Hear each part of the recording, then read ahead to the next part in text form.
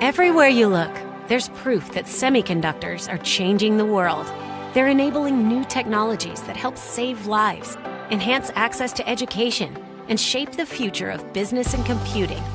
But as semiconductors become increasingly critical to our world, demands continue to grow for them to become smaller, more efficient, and more sophisticated. At Lam Research, we're innovating to meet this demand every day. We create machines that enable modern chip production and push the boundaries of what's possible. We partner with customers to boldly take on the world's biggest challenges while supporting communities and driving greater sustainability. From enabling atomic-level precision to breaking down barriers to collaboration, we're transforming our industry and creating the breakthroughs that make so many other innovations possible. Because at Lam Research, we know semiconductor innovation will change the world in ways we can only imagine. Now, let's prove it.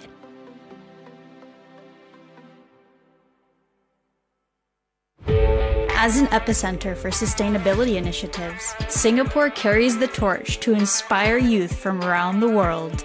STEM innovation, international collaboration, and a shared global purpose unite student-athletes, change-makers, and future leaders from more than 190 countries to compete, collaborate, and cooperate in the most exciting robotics competition in the world.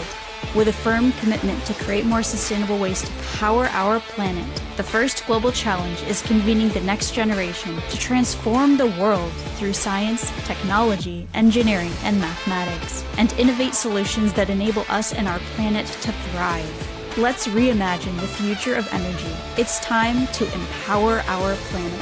Join us from the 7th to 10th of October 2023 at the Singapore Expo in Singapore.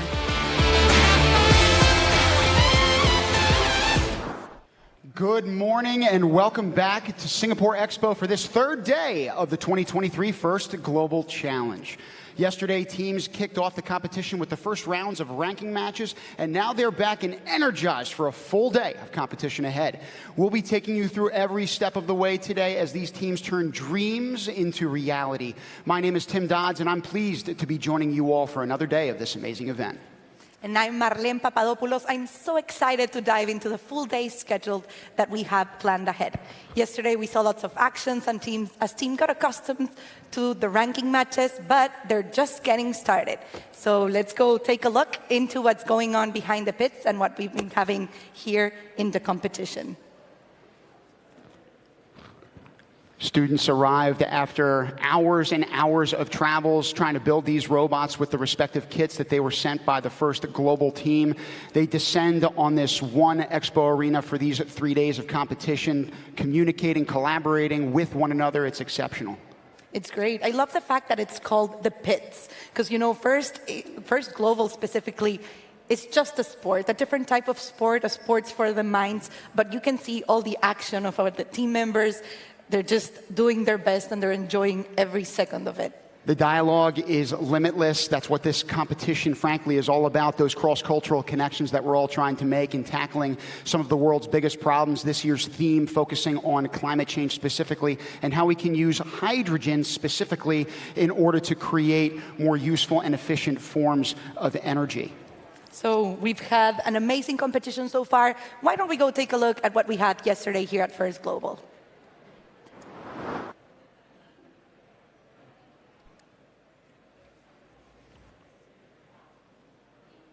Good afternoon. On behalf of First Global, we are pleased to welcome you and the world to the 2023 First Global Challenge at Singapore Expo in Singapore. Starting in 3, 2, 1, go!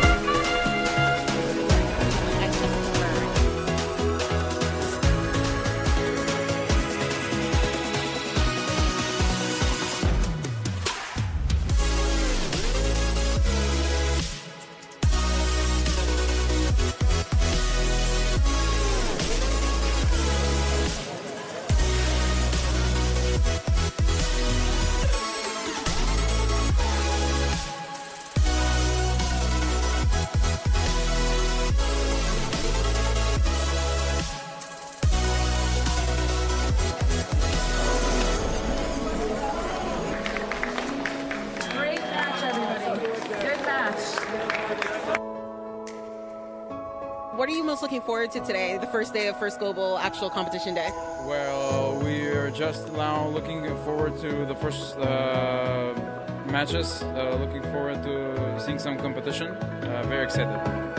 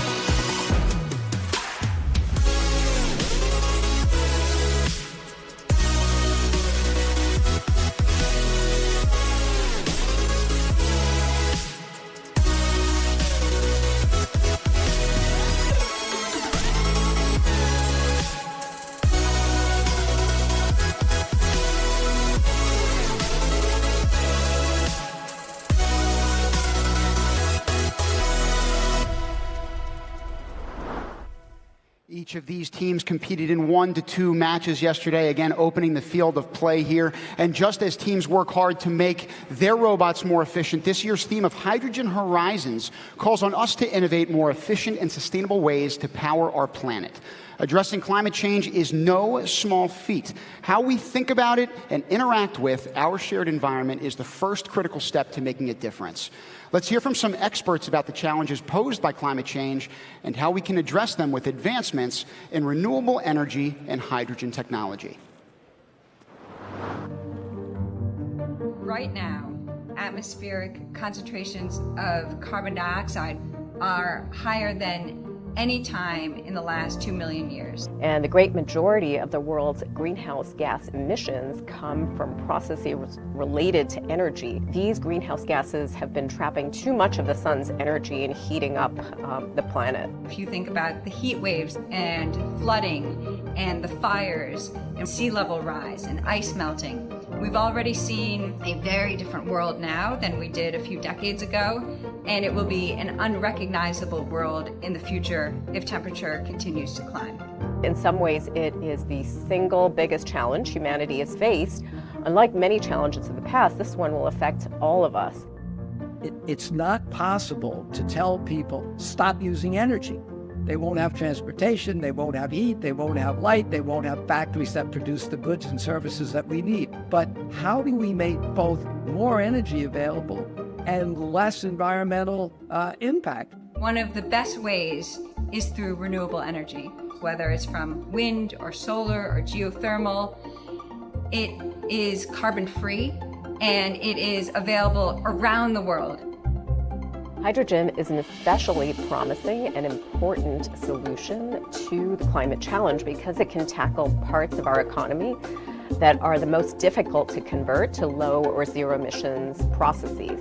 Clean hydrogen can be a powerful and essential tool for enabling the growth of renewable power generation. For example, when the sun is shining, when the wind is blowing, and that hydrogen can then be stored in the bulk for long periods. Then it can be used for other purposes or even converted back to electricity. When you use hydrogen in a fuel cell, all that comes out of the exhaust pipe is water, H2O. Hydrogen Horizons is very much focused on a particularly exciting opportunity to deal with the future of energy in a way that doesn't compromise the global environment. At the highest level, we are saving the planet using hydrogen, and that means overcoming a lot of challenges. The pollution doesn't stop on the arbitrary lines on the globe that call this country A and this country B. Pollution is a global issue. The problem of saving our global environment is going to absolutely depend on cooperation among countries. It's going to take government, it's going to take the private sector, it's going to take researchers, and it's going to take youth and students who are going to be the next generation in charge and already have the power to change the hearts and minds of decision makers today. And I'm hoping that as a result of being involved in First Global, we are going to create a network of kids all over the world that will know how to work with each other to solve our environmental issues by applying science, technology, engineering, and mathematics. We are confident that the skills that you develop in thinking through complex problems, in working together, will model exactly what we need to be able to solve the climate crisis.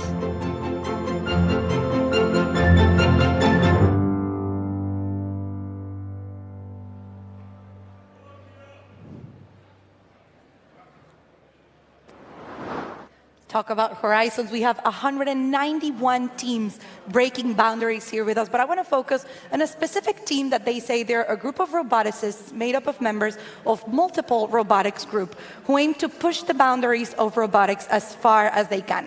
Let's learn more about Team Croatia.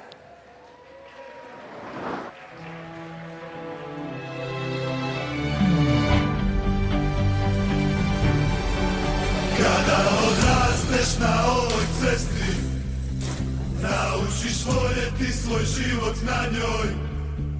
Prvoj se lopti daš lako smesti, na kojoj piše jedinoj ljubavi mojoj.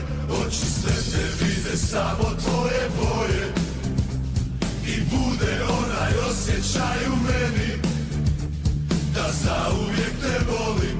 Moja želja to je, ja pjevam glasno, a ti samo kreni. Igraj moja Hrvatska, kad te vidim, ja srce mi gori, srce mi gori.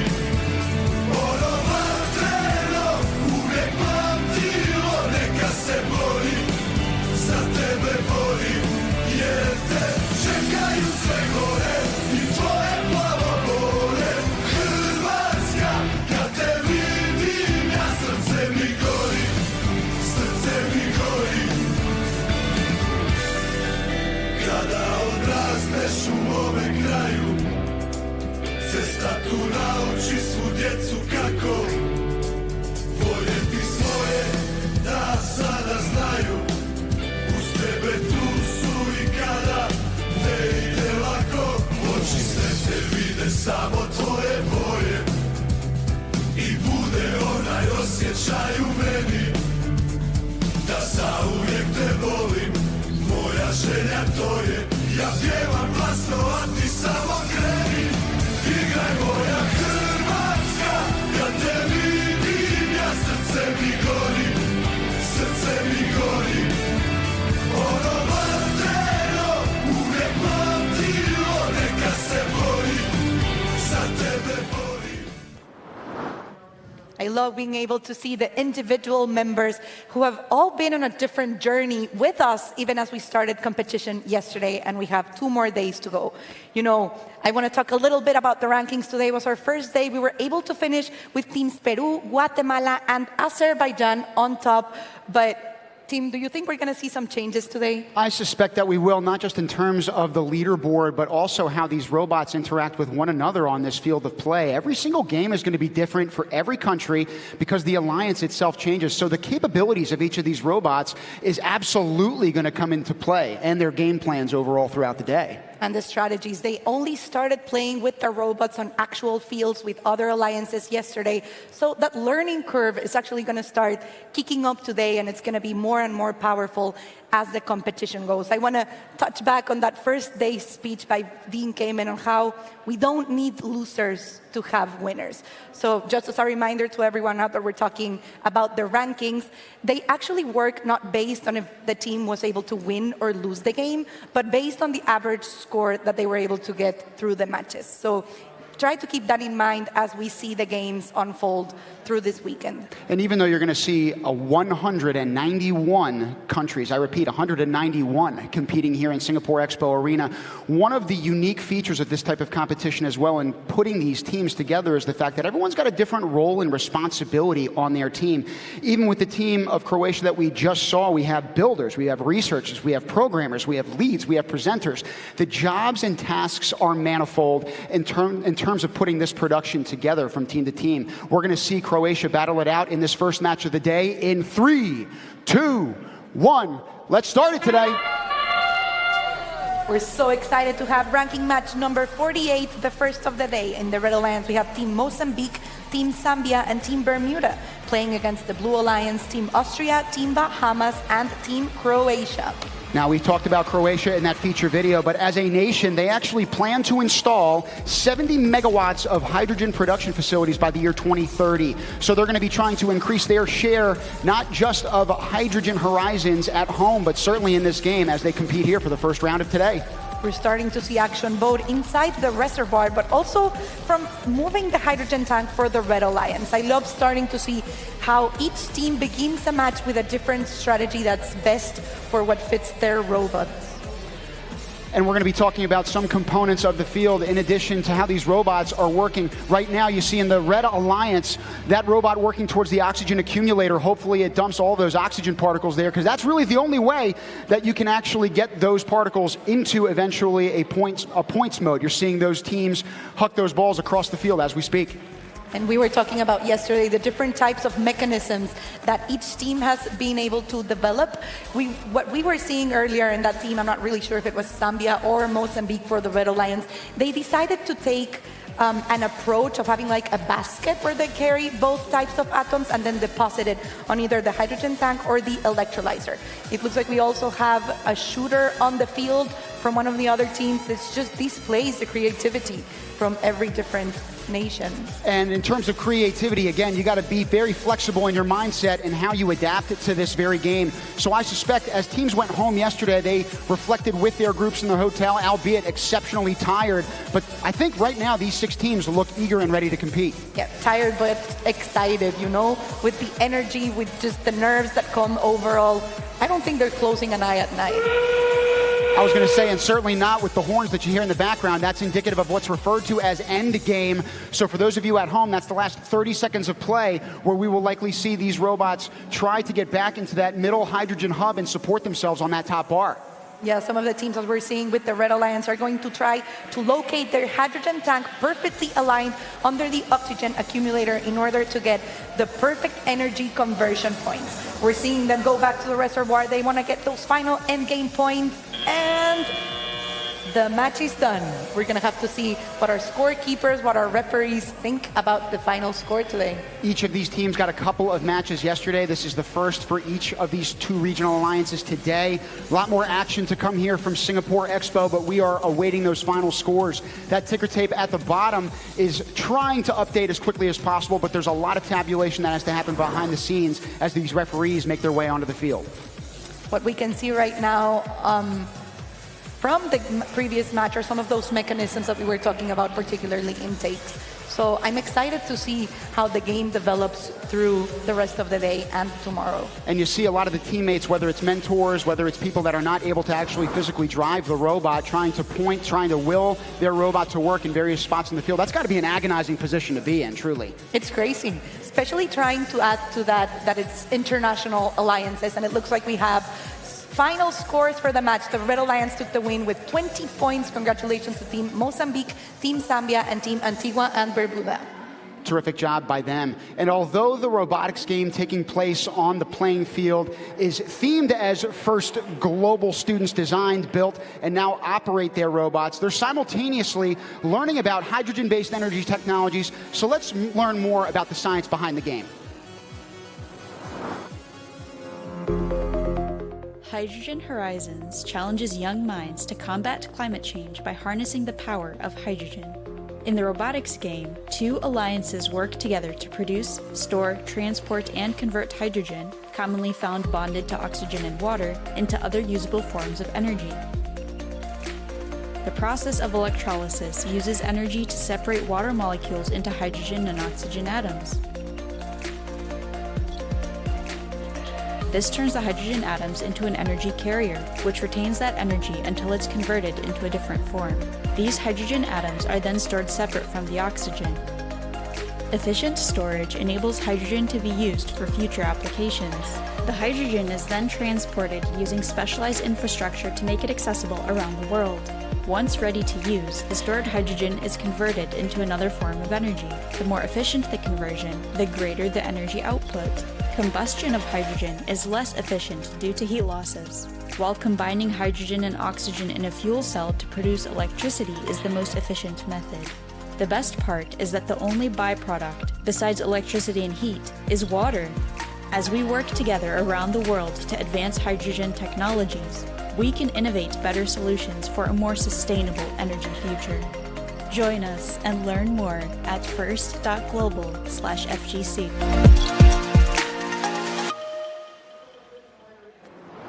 After being able to learn a little bit more about the game, I want to talk about a group of young engineers who have a main goal to foster the development of STEM within the Albanian youth community in order to help their country become an innovation center in Eastern Europe. Let's go take a look at Team Albania.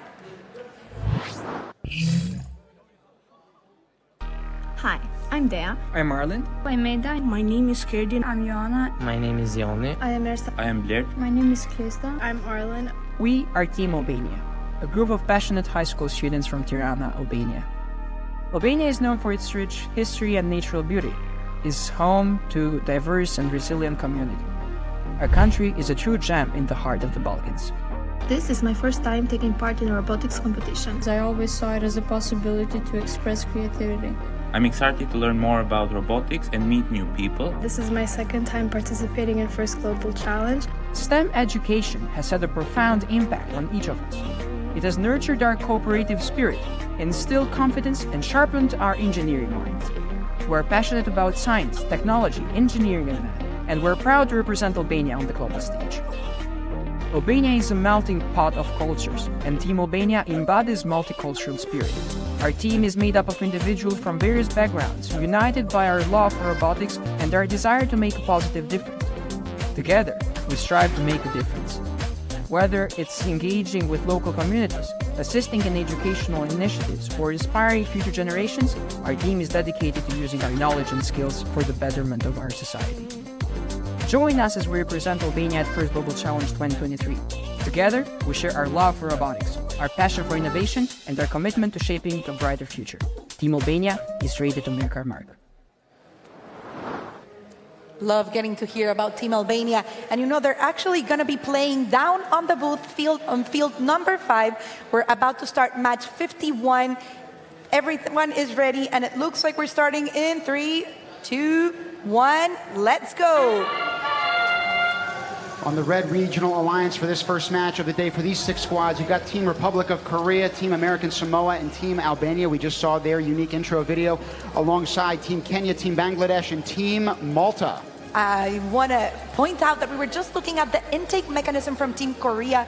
I believe they have a system that allows them to intake what looks to be only oxygen atoms. Just for everyone who hasn't been able to see the game pieces at home, we actually have a different size for both atoms. The green hydrogen atoms are a little bit smaller, and those blue oxygen atoms are larger and a little bit harder to manage. Those are indicative of the chemical formula H2O, so there are twice as many of those green particles as there are blue. We'll see if we can get a replay to you as well of a few different things happening on this field, including those hydrogen tanks. You're seeing teams today start to push them a little bit closer to those oxygen accumulators early on in the match. I think that's a strategy that's evolved a little bit over time, Marlene.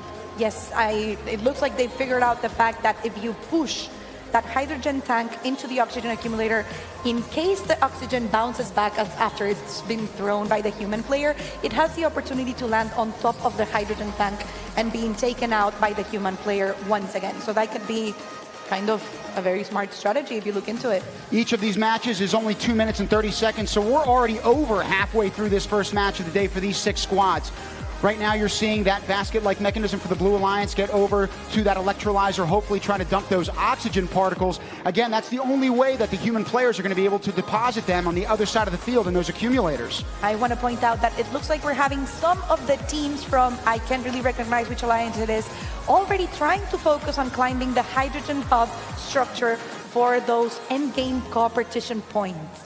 We're going to have to figure out if they're able to climb up into the structure. I am very excited. In addition to climbing, the nation of Albania itself is trying to climb into the future with hydrogen solutions. They're actually set as a nation to have their first hydrogen plant, as per a memorandum of understanding signed between companies Saipem and Alboran Hydrogen. So again, living the mission over there in Albania. Terrific work just in general, and it looks like we already have 4, maybe 5 or 3 robots from our now global alliance of the last 30 seconds heading under to the reservoir boundary. We're going to be able to see in just a few seconds if they're able to get the points. Let's see if that robot is up. It looks like it is. I want to point out that on the last 30 seconds of the match, the regional alliances combine into one single global alliance to prove like energy conversion proficiency and to get that competition bonus points that actually go to 6 teams in the end. And while we're waiting for the match results, we've got replay footage from this event as well. Again, those human players trying to interact not just with one another, but with their robots. You see those intake systems hard at work. That's Team Republic of Korea that we're looking at right now. And then the dumping mechanism that you see trying to put those oxygen particles once more in those electrolyzers. I hadn't really thought about the fact that they have to align their robot into the electrolyzer as well. Otherwise, they're going to lose the particles that they were able to gain access to at the start. This is just so many components pieced into one single game together. Too much to wrap my mind around. I was going to say, and there's plenty to talk about as these elements of the game unfold. The game has evolved from year to year to focus on one of the different grand challenges that we all face as a race of humanity, frankly, and it's a problem that we all have an opportunity to solve as long as we're working with one another in collaboration and cooperation. That's a theme that Dean has really hit on here in this competition. Yes, and can you believe if when you were, I don't know, 15, 18 years old, can you imagine the opportunity of having to spend or getting to spend time with kids from another 190 countries? It's just an insane opportunity for all of them. It looks like we have final scores for match number 51. The Red Alliance managed to get 50 points, which is great for Team Republic of Korea, Team American Samoa, and Team Albania. Our first guest in the booth today with us is Mr. Fu Kam Meng. He is mentor of Team Singapore, our host nation, and the Director of Information Technology, and as a teacher of the Robotics Technology Society at the Anglo-Chinese School Independent. He has been in the robotics scene for more than 20 years and actively helped schools establish their own robotics and STEM programs. He was also awarded the Outstanding Innovator Award by the Singaporean Ministry of Education in 2021. Welcome and thanks for joining us. Thank you. Listen, right off the bat, I got to ask you what it's like to be a representative for the host nation in this year's first Global Challenge. How does it feel welcoming us all to Singapore? Well, it's definitely a great privilege. Well, like what I always tell people, this is a once-in-a-lifetime experience. I mean, FGC doesn't come to Singapore every year, so it's definitely a great privilege and a lot of pride as well. And at the same time, we do understand the great responsibility entrusted to us. Yeah. But that said, honestly, I always believe that Singapore is too small to host a international competition of this magnitude. So it is really amazing that we actually have a first global coming over to Singapore. And I do think that this is going to be great because I believe many people have heard of Singapore, but they may not know who we are and how do we operate and so on. So this is a best opportunity for us to get to know each other too. Yeah. It's great, and you were talking about the challenges of being a small country brings to us. I'd like to know, what does your work helping set up robotics in STEM programs in Singapore, what does that look like, and why did you decide to dedicate yourself to this career? Well, even though I'm a teacher, but I do see myself as a robotics evangelist in education. So I do have some aims. I always believe that I want to expose the students and schools to robotics and STEM and all this. And also at the same time, I want the students to enjoy themselves so much doing it, they didn't even realize they're learning STEM. So that's my main objective. And I do have a very supportive of school leaders and a very dedicated group of students who are passionate and are very keen to share their knowledge and their interests with others. So since Singapore was emerging out of COVID-19 end of last year, we have conducted a 2-day workshop for 40 primary school students. And this year we partnered with another school. We mentored their robotics team and went for competition together with them. We hosted 2 robotics competition. Wow. And also, not the end, in 2 weeks' time, we'll be conducting a series of workshops for our cluster schools as well. So it's going to be exciting. Now, I have to say the years is tiring, sometimes it's hard going, but yet at the same time, it's just so much excitement going on. Yeah. The buzz, the energy. I mean, just look at, Look at the atmosphere over here. Like nothing It's you've ever impossible. seen before. I was going to say it's impossible not to buy in. We really appreciate your buy-in and welcoming us, and we're going to get this next match rolling up here in 3, 2, 1. Let's go.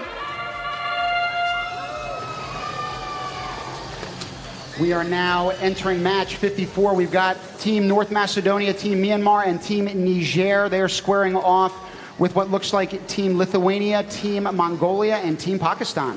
What we're seeing here at the start of the match is those 6 robots trying to head into the reservoir boundary to get those atoms from hydrogen and oxygen representing water, H2O, outside of the field in order for them to be accessible for the robots.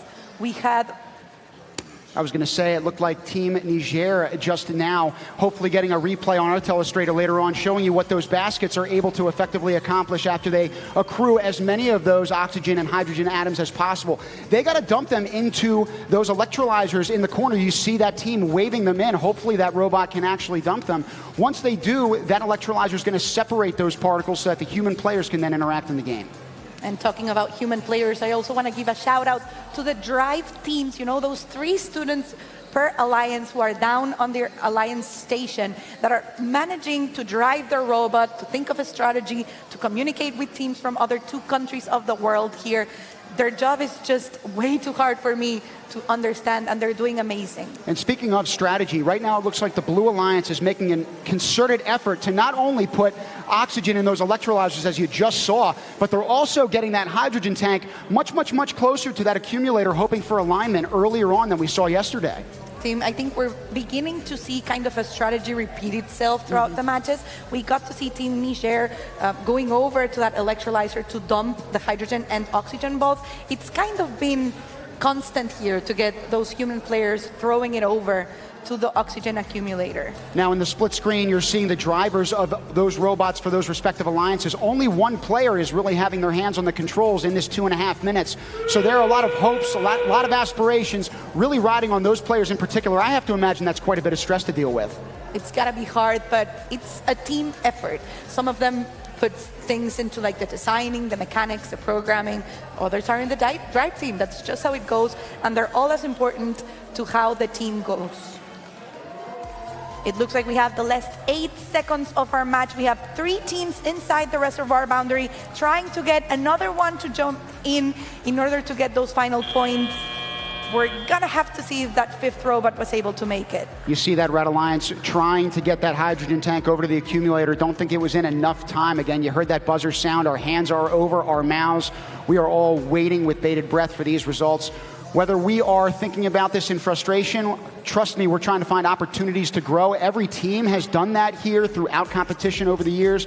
We've done that as an event as well. So again, learning from the trial and error process, that's what we're all about here. Even us, the volunteers, the staff, everyone in general. But since First Global started back in 2017 in Washington, you know, the competition has just been growing and growing, just like the students and the team. And I hope we can keep doing that on the next few years, having you all join us. And right now what we're looking for are teams to join those 3 that we had mentioned at the tippy top of the leaderboard. There are going to be some teams that are looking to make some waves in today's round of competition. Right now, the teams making waves are Lithuania, Mongolia, and Pakistan. Congrats to them. A score of 43-20. Their hydrogen points looked to be the difference maker at the end of the day. In the meantime, though, we've got a field interview ready to rock, so let's take it away. I am here with Team Pakistan. How was that match for you guys? You won it, but like I know you guys are trying to climb at the end. Yeah, so basically what happened was we were trying to move the drivetrain. So in the start, we moved the hydrogen tank to the corner so it's easier to put the hydrogen balls and then escort it into the middle. Then we tried to move the drivetrain. Some balls got stuck and we couldn't turn properly. So in the last 30 seconds, it was harder to go and hang. So because of the turning procedure, we couldn't hang properly, but we got some work done. It's better than the last match, and we hope to improve more. And that's what it's about. Good luck with your next match, and good luck out there. Back to you guys at the booth. Thank you, Melissa. Team Kosovo's goal is more than learning how to build robots, but using this year's theme, Hydrogen Horizons, and the knowledge gained from this experience to help make their country better. Let's learn more about their team.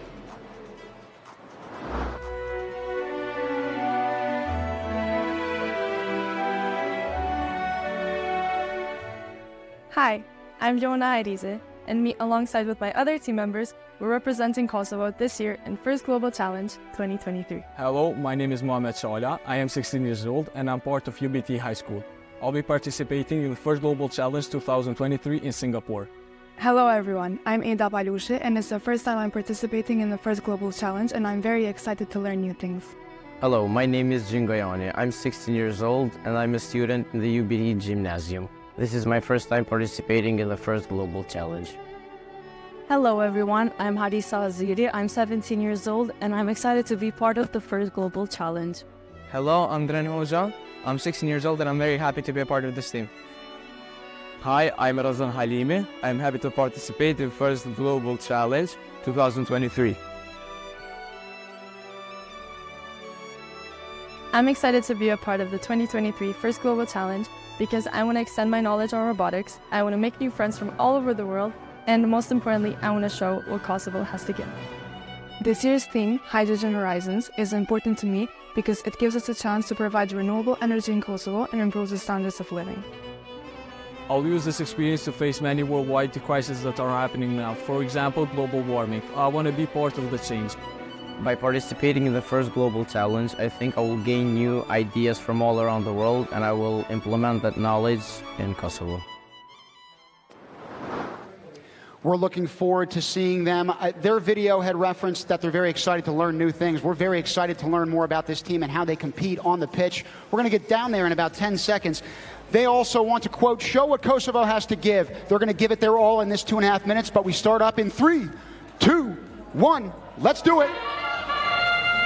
For match number 57 on the Red Alliance, we're going to have Team Nepal, Team Hope, and Team Luxembourg playing against Team Vietnam, Team Kosovo, who we're just learning about. And I want to give a special shout out from the Blue Alliance, my national team, mi Mexico lindo y querido. I love having them on the field today. I was going to say for Kosovo, the actual team that we focused on just a couple seconds ago, they shared a little bit of personal details about us, and I love hearing this. 2 of their team members are into martial arts. One's got a brown belt in karate, of all things. They love instruments. Someone plays the piano in their group, and others learning to play the guitar. They're awesome dancers, apparently. Their robot sure as heck is dancing on this pitch today. We're excited to watch them compete. Yes, you know, they do add the A into STEM that turns it into STEAM, and STEAM is what we get here in this game as the excitement rises up. In terms of excitement, hopefully we'll get a replay later on our telestrator, but you saw with the Red Alliance in particular, one of those team members raising that basket with those blue and green particles into what's referred to as their hydrogen tank.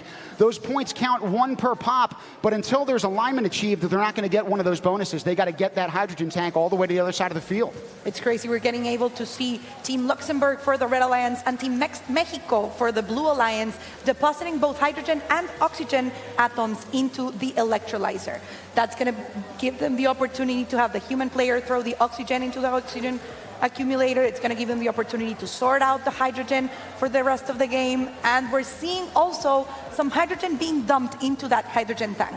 It looks like the Blue Alliance is responding in kind, so both squads doing a great job thus far trying to use those tanks. But you saw with the Blue Alliance, they actually have to remove those oxygen particles from the tippy top. Those they are not allowed to deposit unless they're in what are called those electrolyzers in the corner. Yes, they would have to be all the way at the end of the match. And what we're also seeing right now from, I believe it was Team Mexico, when they're trying to align the hydrogen tank under the oxygen accumulator, it's very hard for them to remove any atoms that could be on the way and preventing them from being able to get perfect alignment. Now, I was going to say the Red Alliance is moving quite rapidly at trying to get that hydrogen tank in the corner. Whether it's partial alignment or full alignment, either one of those two is still going to get a multiplier bonus. The question is just how much. And just how many teams we're going to be able to get inside the reservoir boundaries for those final points that go over to both alliances are now Global Alliance. It looks like we have 2 teams completely held up by the hydrogen hub. I don't think we had seen that before, Tim. Not quite yet, no. Again, every single day, every single match, it's going to look different. That's one of the unique features of this competition, without question. I love looking at the excitement, and it looks like it's going to be quite a high-scoring match for both teams, especially from that, not competition bonus, but the proficiency points from the energy conversions. And even if you are a fan of robotics, trust me, what the best scenes you're going to find from this kind of event are what you're looking at right now. It's those greetings, cross-cultural communication, connection building, something that is happening every single moment, every single day in this arena. If you are at home watching, trust me, it's a transformative experience. Yes, as that team member from Team Kosovo said in the video, they're very excited to make friends from all around the world. And it looks like they're doing it as they change teams in the alliance every match and also back in the pits. We're waiting on those scores as we speak. Again, the pits will take you to throughout the day. That's where the teams are tweaking their robots, working alongside one another. It's absolute pandemonium back there, a lot of noise. It's so much fun, and not only noise from the actual robots, but also visual noise from all the culture that each team has brought into their pits. They have flags going around, they have traditional outfits, and it looks like we also have the final scores for match number 57, just as we discussed earlier. 66 points for the Blue Alliance, but also 59 points from the Red Alliance, and all 6 teams are climbing up on the rankings. We have an interview ready to talk with some of those teams, so let's take it away. Thank you, Marlena. Visual noise, look at this color. This is beautiful. This is Team Venezuela. Now, you can obviously see that Team Venezuela is smiling. Why are you all smiling? Well, basically, we're in first place, so we're really happy. We're seeing our effort and all the hard work we've made, all the journey we had to go, all the challenges, we're being able to recognize this, all of our efforts, so we're really happy. So you're all smiling, you've got all this color, you light up the pits. Have you made any friends here from other countries? Yeah, Tunisia, Argentina, all of Latin America. We are very happy. We have so many friends here, and this is our safe and happy place. Yeah. This is their safe and happy place in Singapore. Well, good luck. You're undefeated right now. Keep up the great work. And back to you in the booth. Good luck, Team Venezuela. But the next team that we're going to look into hails all the way from the Kathmandu Valley. Let's go look at what they have to say. Amidst this global gathering, Team Nepal stands out as a beacon of culture and ingenuity. Vibrant colors of Nepal. Breathtaking landscapes. Diverse culture. Majestic Himalayas. Excellent architecture. Birthplace of Gautam Buddha. Introducing Team Nepal 2023. The first Global Challenge 2023 is a prestigious international robotics and technology competition that brings together young minds from around the world to tackle global issues using innovative solutions. The team's energy is contagious, reflecting the vibrant culture of Nepal. Their warm smiles and open-hearted conversations capture the essence of the Nepali people, known for their hospitality and unity. Nepal's journey at the first Global Challenge embodies the spirit of innovation, culture, and friendship. We are not just representing their nation. We are representing the collective power of humanity coming together to shape a better future. We are Team Nepal. We are coming to spread peace, love, and joy in the competition. First Global Challenge Singapore. Let's win this together.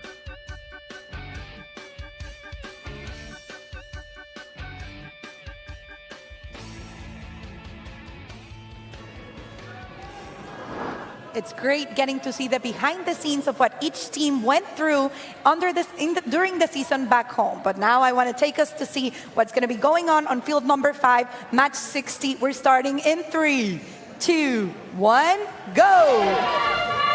In our Red Regional Alliance, we have Poland, Uganda, and Burundi. In the Blue Alliance, we have Team Haiti, Team Kazakhstan, and Team Trinidad and Tobago. Got to give a shout out to Uganda. We will focus on them throughout the day. They are working for their independence today. A very celebratory day, but also celebrating the occasion of just being here on this grand stage.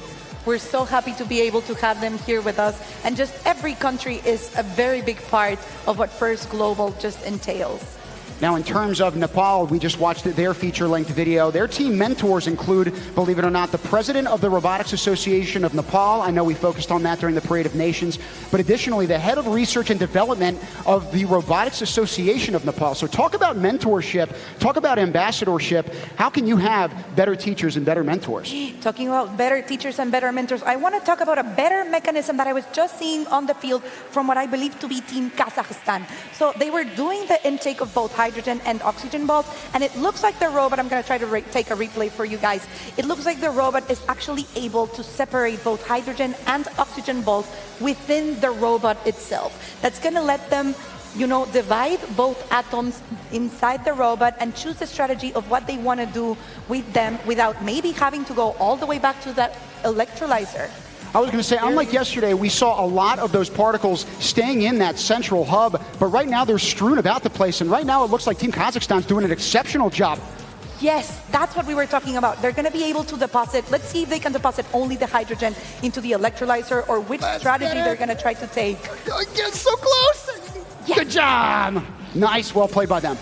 Team, were you able to see that they only dropped the hydrogen into the hydrogen tank? That's going to stop them from having to go all the way either back to the electrolyzer or having to go all the way into their regional zone and have the human players remove it. That's a great strategy. I was going to say, talk about efficiency. You need to make sure that you're maximizing that efficiency with only 2.5 minutes of play. Yeah. That end game being indicated again by that horn. The Red Alliance trying to get that hydrogen tank up into that top corner for alignment. We'll see if they can get it away. We have some robots inside the reservoir boundary. I thought we had seen one robot fall off, but I'm not sure if that's a strategy for how they climb into the hydrogen hub. We're going to have to see how that plays out. Team Kazakhstan again pushing that hydrogen tank to get trying to get the perfect alignment under the oxygen accumulator. This is only 2 seconds left. The match is done. And it looks like they might have stayed just a few inches and centimeters short from perfect alignment on the side of the Blue Alliance. Now, even though we said we were done, I can guarantee you that the referees are not.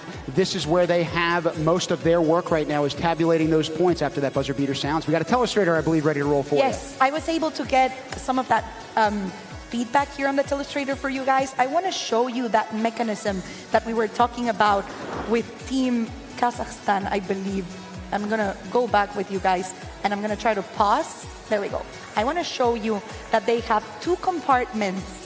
Here we go, a compartment for the hydrogen and a compartment for the oxygen atoms within their own robot, and that gives them the advantage of being able to deposit only one type of atoms into whichever tank or accumulator they decide to do so.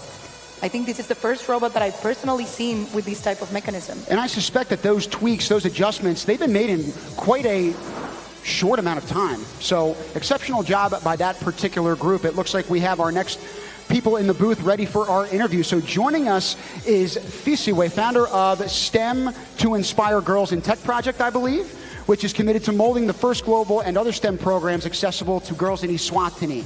One girl at a time, my understanding is. She's also been a First Global Team mentor since the inaugural challenge in 2017. So thank you so much for being back with us. Oh, apologies, I'm working back and forth here. Thank you for being back with us. I was going to say, Mayan Ziwe joins Fisiwe in the studio as the captain of Team Eswatini. There we go, I'm ready to roll. She comes from a small town called Pigs Peak, a place where she said, dreams are considered just dreams, but I've made it my life's mission to change that. So thank you for being here. I do too. I was going to say, Mayan Ziwe, that's a wonderful sentiment that you shared. Can you tell us about the challenges that you faced and Team Eswatini that they've had to overcome to make your first global dreams a reality? Yeah, so Team Eswatini is a team that focuses on diversity. So most of our members come from different backgrounds, and so most of them come from underprivileged communities. So one of our main struggles is food, transportation, and all of that. So what we have done, I have a captain has come up with a strategy whereby we all contribute and we all pay for those who cannot pay for themselves. And I feel like the food part, even though it might be a disadvantage, but at the same time, it has given us a home feeling because we all eat together and we're all united, which gives the whole First Global spirit and stuff like that.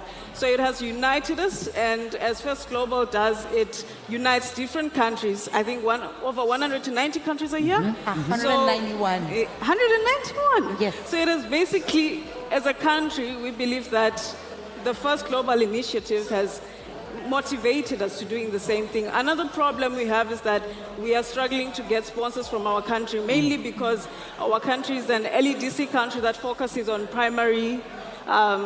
primary sector. So I don't think they have adapted to the whole automating thing, but we're hoping that as time goes on and as First Global has given us the platform to showcase what we can do as the youth of Eswatini, So you talk about the challenges that your team has faced. Yeah. So what I want to hear a little bit about is what you've been able to learn from it and how being a part of the team of First Global has impacted both of you guys. Oh, okay. Thank you.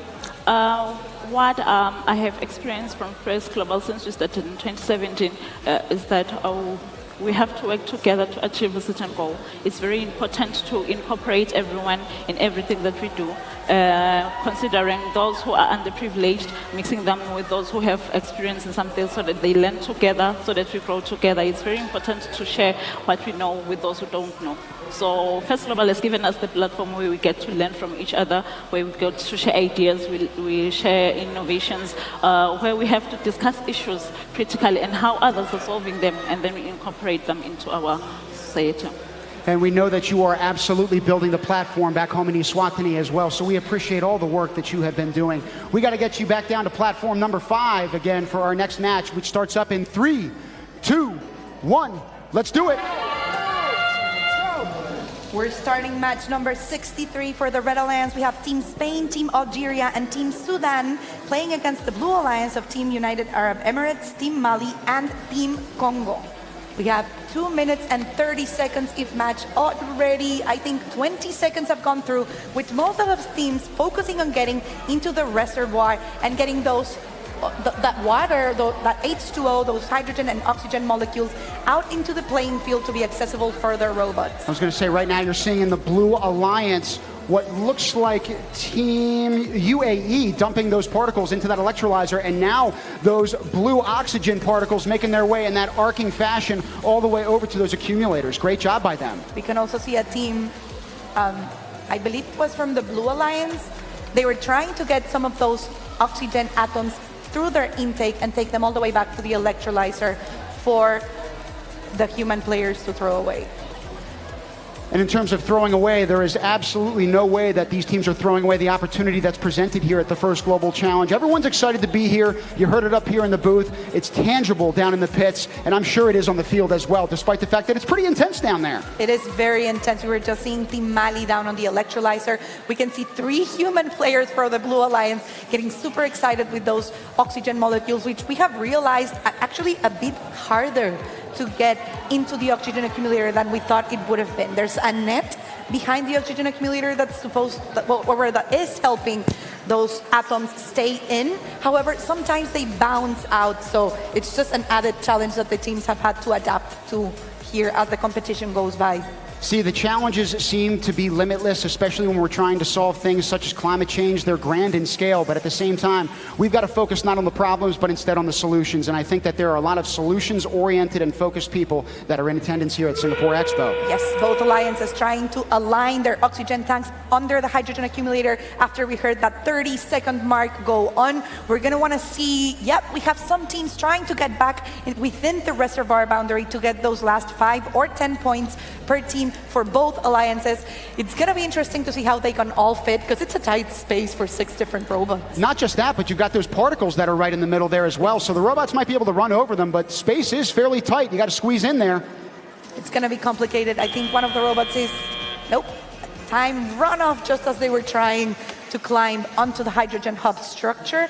But we're going to want to wait for that final score to see how both alliances did, and especially how this is going to help their rankings today. Now, hopefully, in the meantime, we can get our telestrator up to you so we can establish some of the elements of this game so those at home can follow us a little bit. We've talked about the hydrogen tanks, we've talked about electrolyzers, we've talked about oxygen accumulators, but kind of hard to follow at home unless we can give you that visual. So even though it's a replay of this match, again, there are some parts of this field that hopefully we'll introduce to you over time. Yes, and I want to kind of go back into what we have here on the match going on. Let me see if we can get the preview on the screen.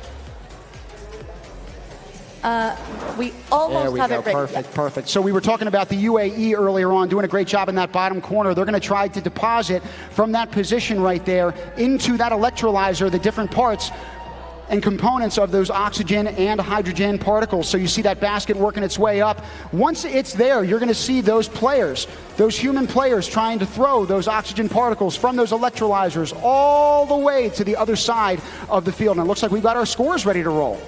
Yep, we have a winning alliance, which is going to be the Red Alliance this time with 33 points against 30 points for the Blue Alliance. So congratulations to Team Spain, Team Algeria, and Team Sudan, who even though they were not able to get on the field, their alliance just did great as well.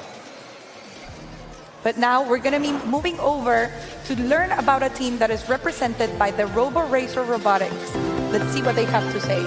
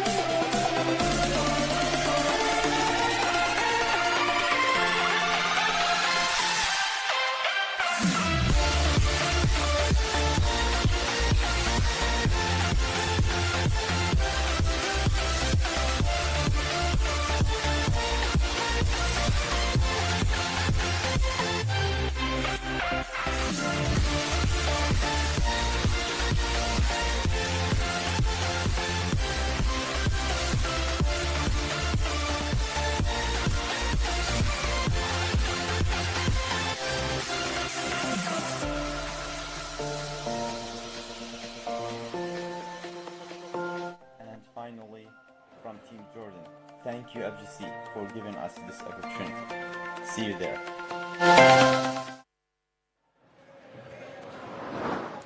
Our host nation's team is composed of students from the Anglo-Chinese School Independence Robotics Technology Society. That's a mouthful. And they believe that bringing the first global challenge to Singapore will reveal a new world of color and perspective. Here's a look at Team Singapore. Hi, I'm Sharon. I'm Bara. I'm Elliot. And I'm Fabian. And I'm Zachary. Together, we are the first Global Challenge team from Singapore.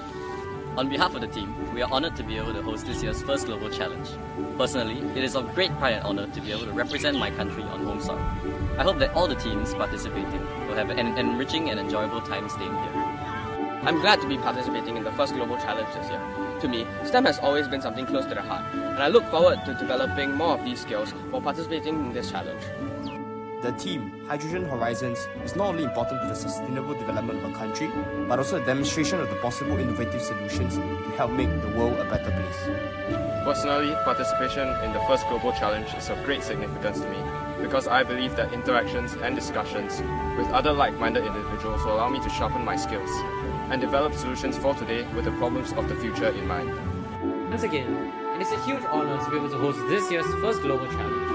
Nothing can be more symbolic of this year's theme, Hydrogen Horizons, than the Marina Barrage here in Singapore. Come join us on this journey as we look forward to seeing everyone here in Singapore this October.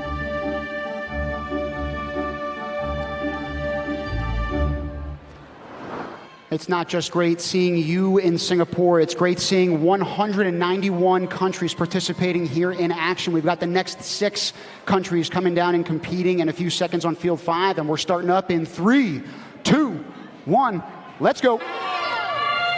We're starting match number 66 for the Red Alliance. We have Team Azerbaijan, our hosts, Team Singapore and Team Cuba, playing against Team Tonga, Team Jordan, and Team Norway on the Blue Alliance. In addition to being our host nation this year in 2023, one quick tidbit about Singapore as a nation is that since 1905, they have changed their time zone 6 times. I imagine they have changed their robot even more times over the past day of competition here. Great job right now by that Blue Alliance working to that electrolyzer. Yes, I also want to talk about how Team Cuba was actually pushing that hydrogen tank all the way from the beginning of the match. It must be a strategy from their alliance that they've thought through. Let's see if it works out on their favor. And talking about time zone changes, team, every single student here, or at least most of us, are just working against jet lag, working against being tired, but the excitement of being in the competition is what is keeping us through. And we're certainly working against time right now. We're already a minute through with only $1:30 left to play. Those intake systems are hard at work right now in that central reservoir, trying to accrue as much water as possible. But we've got to break the bonds of the energy that actually has them together. So again, they could be doing that in the hydrogen tank or in the electrolyzers. It is no easy task trying to get those balls out from where they are, but it looks like we have Team Jordan actually carrying a bunch of hydrogen and oxygen, taking it all the way. We're not sure. We also have Team... I can't really understand which flag it was. I'm sorry, this is just too many moving elements. But the team from the Blue Alliance was able to get hydrogen and oxygen balls into the accumulator to have the human players deposited them or try to deposit them into the oxygen accumulator. Red Alliance, you see that bot in the top right corner, basically using itself as a battering ram, trying to force that hydrogen tank underneath that oxygen accumulator. Right now, it looks like it's partial alignment, but with 30 seconds left, I believe it's probably going to be a scramble towards the center. We'll see how they square up. It's definitely going to be if I was the Red Alliance and the Blue Alliance, and now the Global Alliance that they are together. I just want to run straight into it.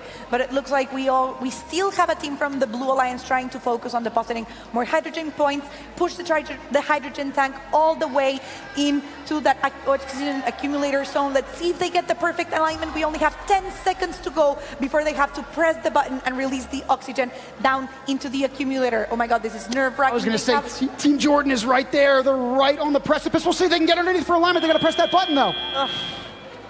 So they might be able to get, I'm not sure what our scorekeepers are going to say, they might be able to get partial alignment because they were able to press the button. I did see the atoms fall down. What do you think? In terms of that, alignment piece, right, we're talking about the proficiency of and efficiency of how that hydrogen is being converted into clean energy, right?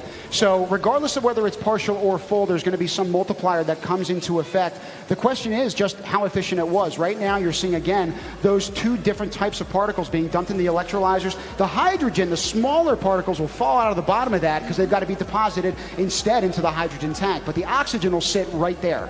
Yep, and when they sit right there, that's when the human players have a chance to throw them all the way across the field to try to find that perfect sweet spot of the oxygen being placed where it should be on the oxygen accumulator. And now that you were talking about, the conversion multipliers, I want to give a special shout out to a special type of volunteers that we have here in First Global, our scorekeepers. They have to count every hydrogen ball, every oxygen ball, and look at what we have here on the results.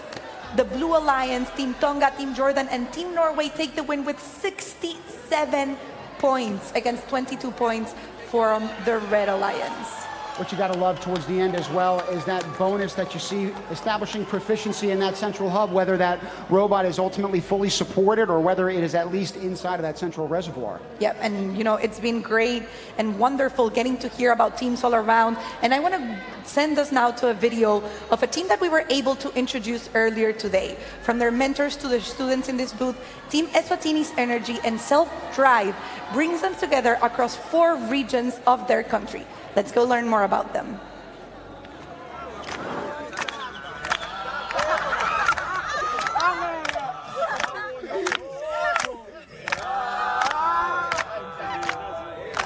Siyani Bingelela. We are the first global team Eswatini 2023.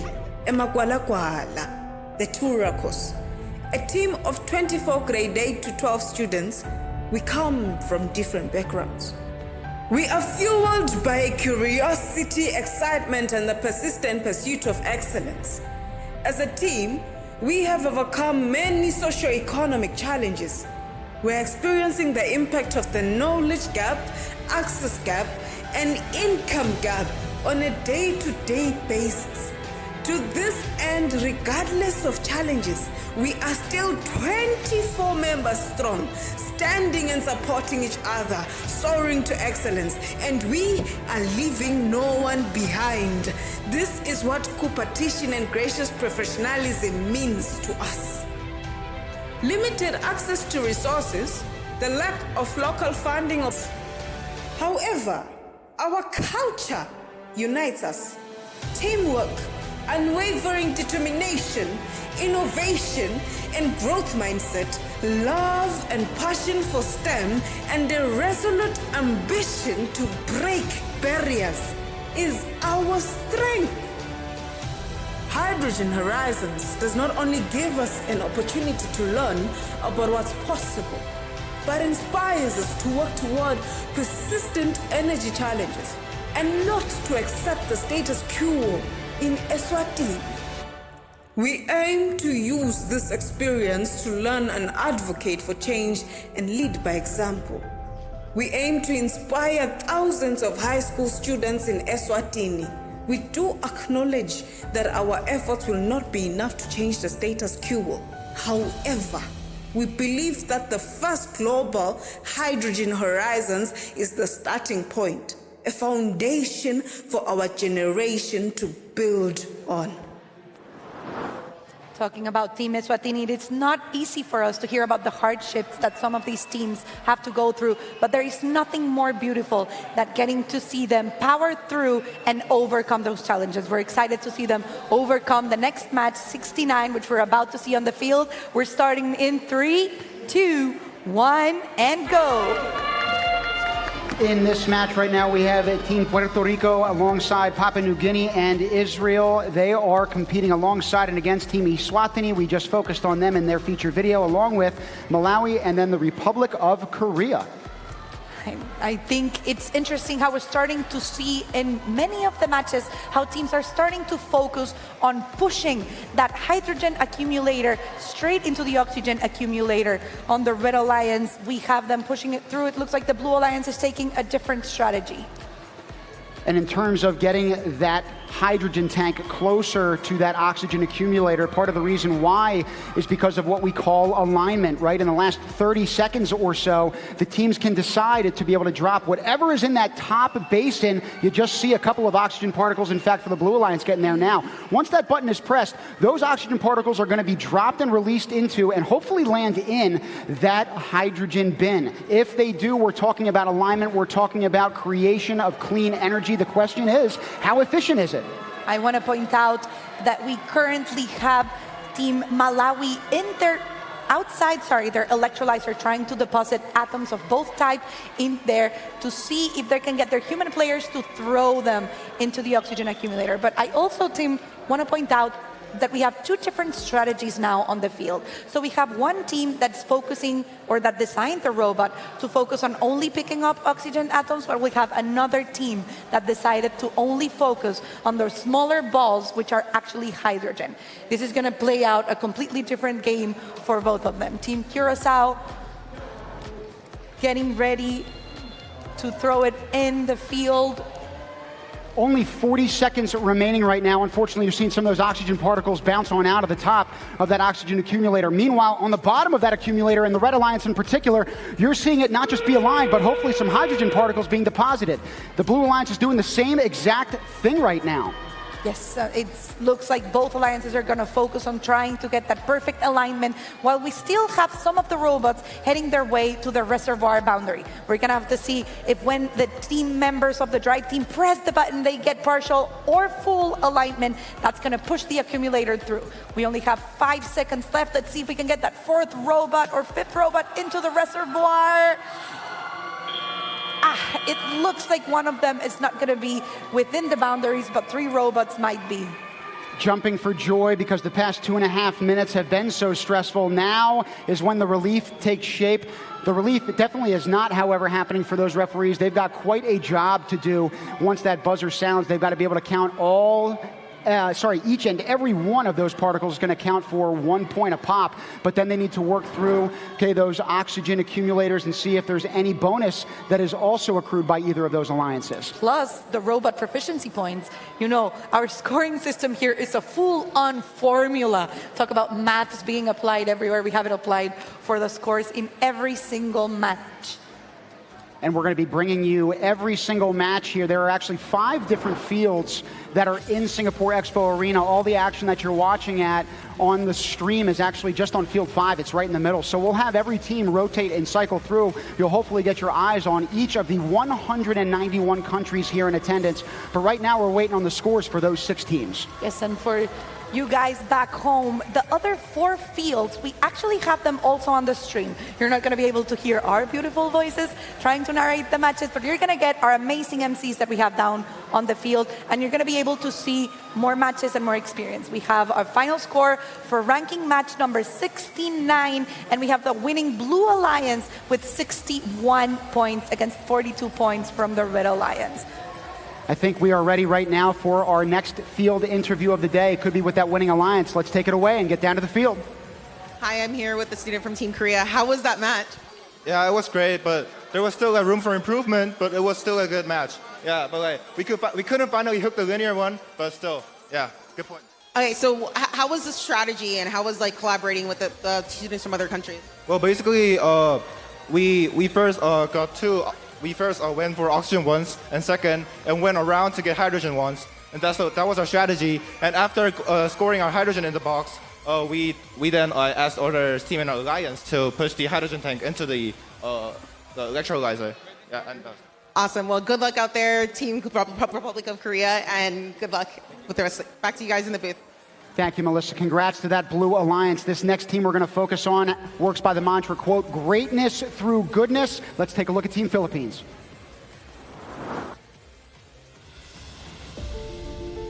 If I were to characterize our team in one word, it would be distinct. Some of our characteristics and skills differ from one another, but I feel that is what makes us work well together. I am excited to be part of the 2023 First Global Challenge because I will be able to showcase my skills in robotics, engineering, and computer science, and also be able to grow both personally and professionally while making a difference. I'm excited to participate in the 2023 First Global Challenge because it is my first time joining this type of robotics competition. I hope to contribute towards solving global issues, not just part of a team, but as a united global community. Cooperation to me is the balance between competition and cooperation, in which alliances play a crucial role in our team's success, fostering collaboration and harnessing collective strengths to achieve common goals. Through my experience in this year's FGC, I aspire to use this platform as a means of creating a better world for everyone in the global community by leveraging technology and engineering skills. With the inevitable precipitation of challenges, we are prepared and determined to take on the journey towards the horizon of a brighter tomorrow. Once more, we are the DYCI Primes. Mabuhay ang Pilipinas! Gotta love those primes, and they are primed for action right now. I myself had to write these down because of how eloquent they were. Talked about leveraging skills, harnessing collective strengths, and how our skills may differ, but they complement one another to make us stronger. We'll see how strong they enter the field of play in their match that starts in 3, 2, 1. Let's go! Match number 72 for the Red Alliance. We're going to have Team Granada, Team Costa Rica, and Team Philippines playing against the Blue Alliance that is composed by the Team Democratic Republic of the Congo, Team Pakistan, and Team France. These robots are flying all over the place, as are our emotions, without question. All of those 200-plus particles hopefully are going to get scooped up by the intake systems in each of these 6 robots. But then, eventually, they've got to be deposited in either of those clear hydrogen tanks that you see basically in the middle of the field, or into those, eventually, oxygen accumulators in the corner. Yes, I wanted to point that out. Once again, we see that same strategy of pushing the hydrogen tank all the way to the oxygen accumulator as the first thing they do in the match. I'm sure these teams must be seeing something that we're not. There's got to be a reason for why they're doing it. Now, I had mentioned this in the Parade of Nations, but Philippines, the team we just looked at, one of the reasons why I love them in particular as a school teacher myself is that they come from one institution, and that school actually uses specifically solar power to power up their school. So their community stands with everyone whose goal it is to save the planet from pollution and climate change. That's our goal today. That's why this year's topic is Hydrogen Horizons and Green Energies here in First Global, to try to focus the attention of these 191 team players on that specific topic. We currently have over a minute for the reminder of the game, which is, I mean, as exciting as it gets. And in terms of excitement here, we have over 200 matches coming at you today. I repeat, over 200 matches coming at you today. This is match number 72 right now. So we're just starting here. Trust me, stick with us. Regardless of where you are, the action is right here, and it sure as heck ain't stopping. And we still have tomorrow to go. We're going to have more qualifying matches. We're going to have playoffs. We're going to have alliances, awards, a closing ceremony. But right now, we have a field that's currently reaching those last 30 seconds of the match. Looks like we just had two robots that were entangled and tied up a little bit. Thankfully, they got separation from one another. All the more important as we get into this last 30 seconds because we're going to try to come back together and get that full support. As the Blue Alliance has their hydrogen tank under the oxygen accumulator, it looks like the Red Alliance is going to try to push it all the way back as well, while the rest of the robots are trying to either locate hydrogen or oxygen or get themselves within that reservoir boundary. Costa Rica looks like they're right on the edge right now. We'll see if they can be supported by the fringe of that central reservoir hub. Only time will tell. Did we get all 6 robots in? I think it's 5. 5? I'm trying to count myself. It just is pandemonium in there. We're going to have to get the help from the students who are down on the field and the scorekeepers to let us know how many robots are within the reservoir boundaries. Because remember, everyone, both alliances would get 5 points from intermediate proficiency. That means that they're within the reservoir boundary by the end of the match. That exchange of congratulations across countries, across teams, across alliances is something that is absolutely remarkable, yet something that happens in every single match here. So again, it's absolutely infectious to be a part of. It's an incredibly emotional experience as well. It's just great. Let me see, Tim, if I have here some feed from the telestrator to show you guys, because I want to show you, yes, I believe we do.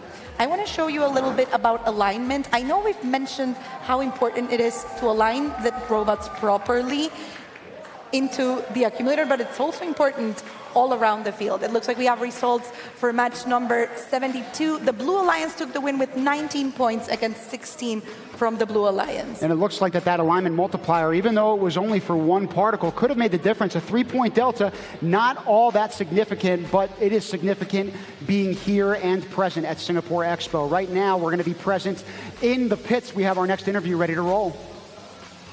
Here, Tim and Marlena with Team Uganda, an all-girls team offering free dance moves, spreading the spirit in the pits, but also it's Independence Day back at home. Happy Independence Day. Are you having fun at First Global? Yes, we are. Are you spreading the independence spirit? Definitely, yes. Okay, so you're offering free dance moves. Can we kick the music up a little bit and you can show us what moves we can actually learn? All right. Here we go.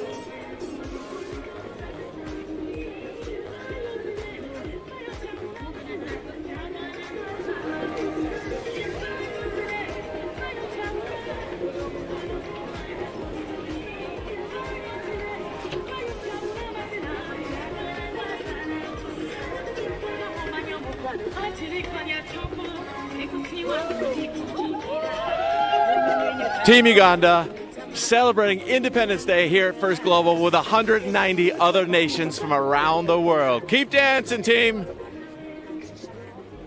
All right, and back to you in the booth.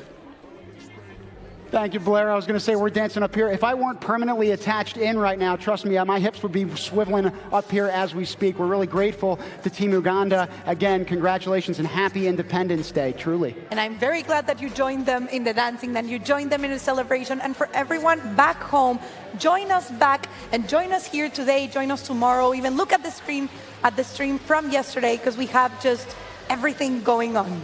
From the pits, to the field, to the competition, to what we're coming to tomorrow. And certainly the matches, right? I feel like that's the central nexus and focus of this entire competition right now. You're looking behind us, all these moving pieces. It is a constant revolving door throughout the day. We've got match number 75 ready to roll for you, and we're going to start that up in 5, 4, 3, 2, 1. Let's do it. We're starting match number 75 with the Red Alliance played by the Republic of China, Team Nigeria, and Team Greece, one of our largest teams here in the competition, playing against the Blue Alliance, Team Georgia, Team Suriname, and Team Venezuela. Now, Marlene, you had mentioned the fact that Greece is one of the largest teams. Yes. I think there were over 50 students that were on that squad back home. I'm not particularly sure if it was 57 or 70 Goodness members gracious. overall.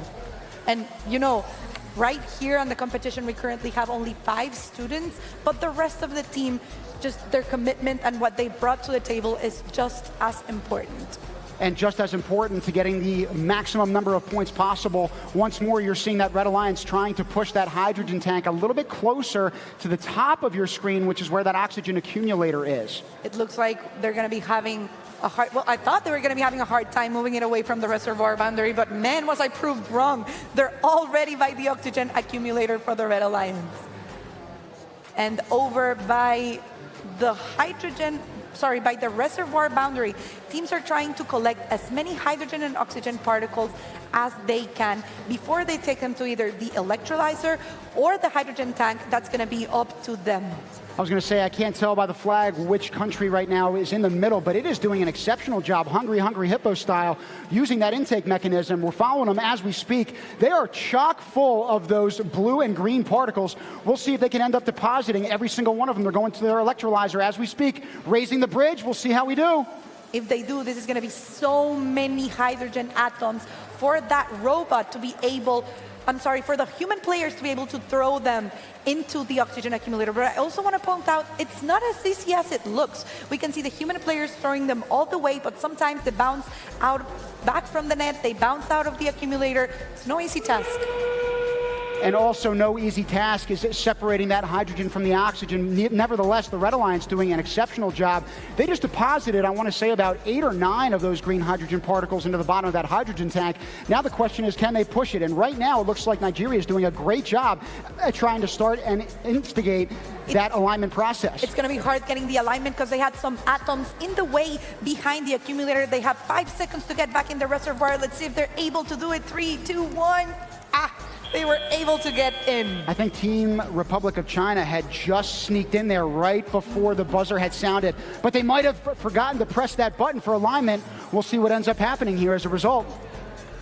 Yes, I mean, really excited to see how many teams were able to get that intermediate proficiency level by getting within the reservoir boundary. But I also want us to take a look back at that hungry robot, as you mentioned, hungry hippo you mentioned, of a robot that was just chiming in all of those hydrogen and oxygen atoms before they were being thrown into the electrolyzer and the hydrogen tank. I was going to say, when we talk about intake mechanisms, we're talking about how these robots effectively ingest all of that hydrogen and oxygen.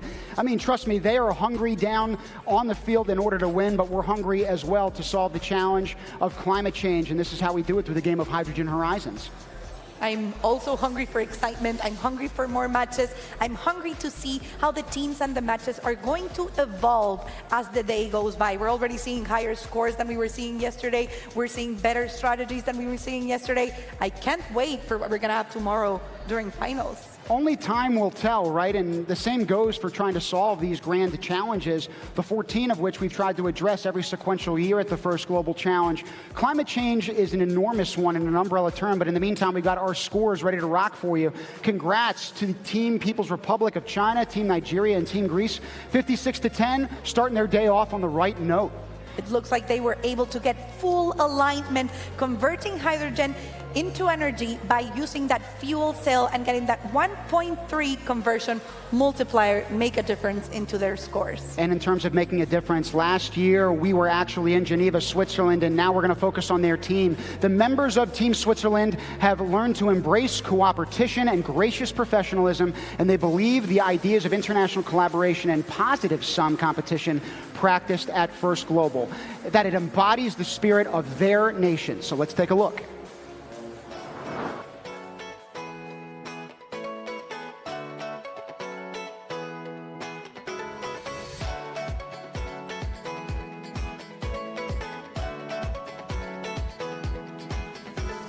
Hi, my name is Lucas. Hello, my name is Christian. Hi, my name is Sven. My name is Yanis. Hi, my name is Rafael. I'm 17 years old and it's my second year participating in the First Global Challenge. I'm really excited to meet new people all around the world in Singapore. I have been doing robotics for 6 years when I finish school, I'm going to study physics. To me, science is very important to improve our lives and to make technological advancements. In order to combat climate change, hydrogen is essential since it's a very clean energy source and a good alternative to fossil fuels. Building robots has always been a part of my life.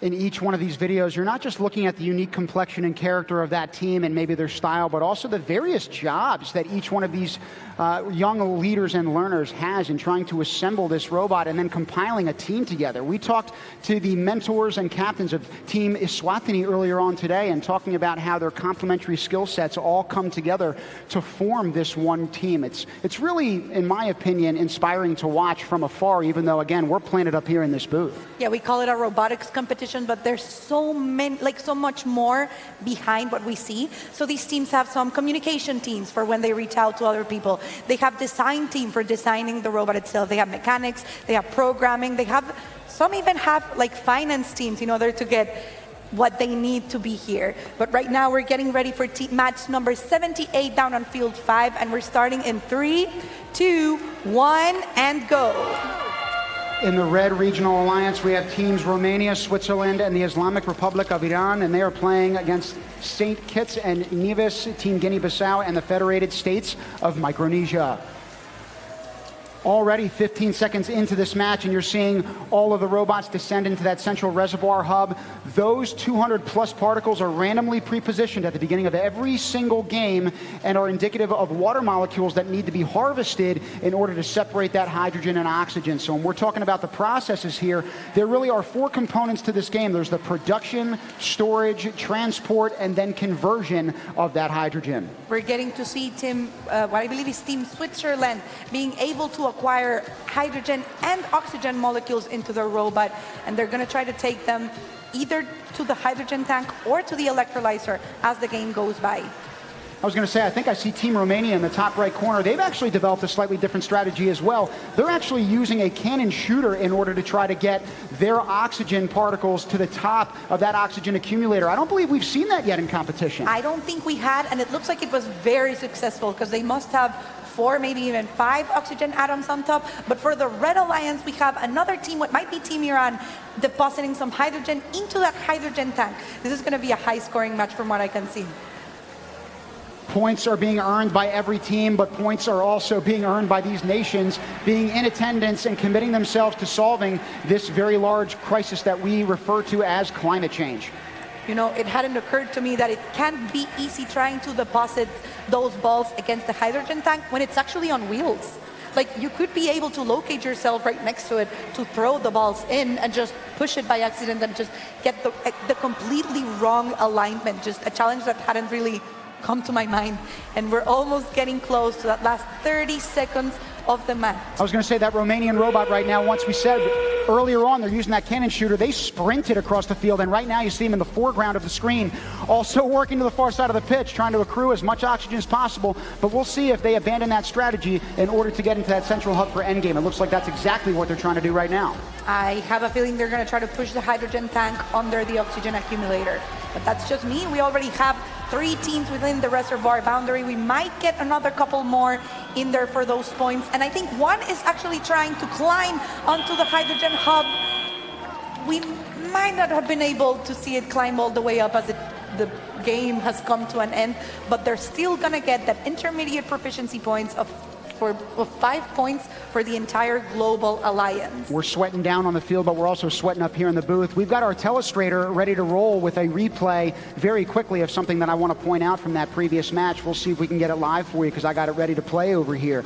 We focused on that Romanian robot in particular. I'm going to highlight them on the screen shortly. In the top right corner, you're going to be seeing them ultimately try to get as many of those oxygen particles into that oxygen accumulator. So even though they're almost cut out of the screen, you're going to see that cannon shooter trying to launch those oxygen particles, again, into what's referred to as that accumulator. Once they do that, in the last 30 seconds, teams can hit that button in order to drop the oxygen and hopefully secure alignment. Unfortunately, it doesn't look like either team at this point in that feature had alignment ready to roll. But again, a lot of different ways you could score points in this game. And it looks, talking about the scores that we have, like our final results for the match, the Red Alliance takes the win with 33 points against 25 points from the Blue Alliance. They weren't able to get that full alignment, but you know, they got 25 proficiency points from the Global Alliance on the last 30 seconds on the field. And in the next 30 seconds, we've got to talk about the Bill of Responsibilities. So, First Global is the world's response to urgent challenges that require a global solution. And the Declaration of Interdependence and accompanying Bill of Responsibilities represent its foundational credo. This year, teams combined their voices to share this important message in one inspiring video. We are but united in purpose. Because we understand the world's problems cannot be solved alone. We believe that all people have special gifts that make them innovators, colaboradores, and change makers. Every person has a role to play. It all starts with you and me. The time has come to declare our interdependence. We are committed to a greater purpose. And when we work together, there is nothing we cannot accomplish. The greatest challenges we face do not stop at arbitrary borders. Global challenges require global solutions. In order to build a more peaceful world, we must embrace our interdependence. We declare the following principles to be true. Throughout history, innovators have risen from adversity.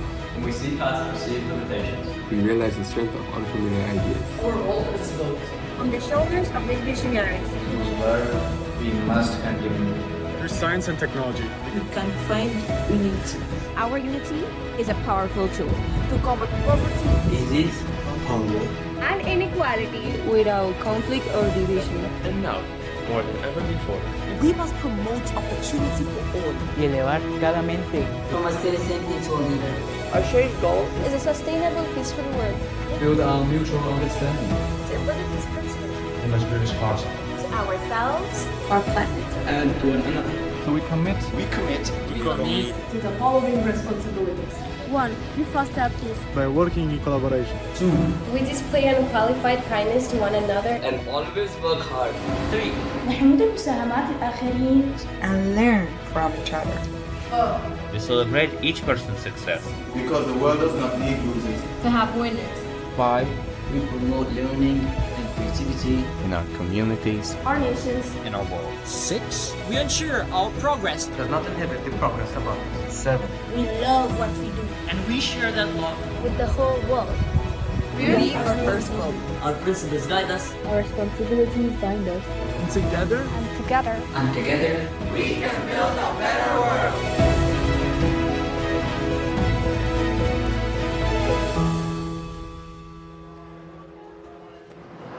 Two very inspiring documents. We encourage you to read them. Check them out on the First Global webpage. This is also where I got to give my mom selfishly a shout out. She has said to me many times that people want rights, but not the responsibilities that come with them. In fact, you got to work for it, and I couldn't agree more. These kids have really worked for it to get here and certainly to create change in their communities. And the quote from the beginning says, innovators have risen from adversity. So we'll talk to you about those stories over time. But right now, the story is on Field 5, where our next game starts up in 3, 2, 1, let's go! We're starting match number 81 for the Red Alliance. We're going to have Team Mali, Team Mexico, and Team Rwanda against Team Belarus, Team Uzbekistan, and Team Somalia. I was going to say, we had referenced Switzerland earlier on, but Mexico, one of the teams competing right now, was our host nation a few years ago. Very gracious in terms of trying to create and spur this international movement. It was one of the first places that we went to outside of the States, and really early in the inception of the process of First Global. Just a shout out to, you know, those speeches from the opening ceremony where the Dean mentioned that the people who join something that's new and something that's uncertain, it's because they have vision.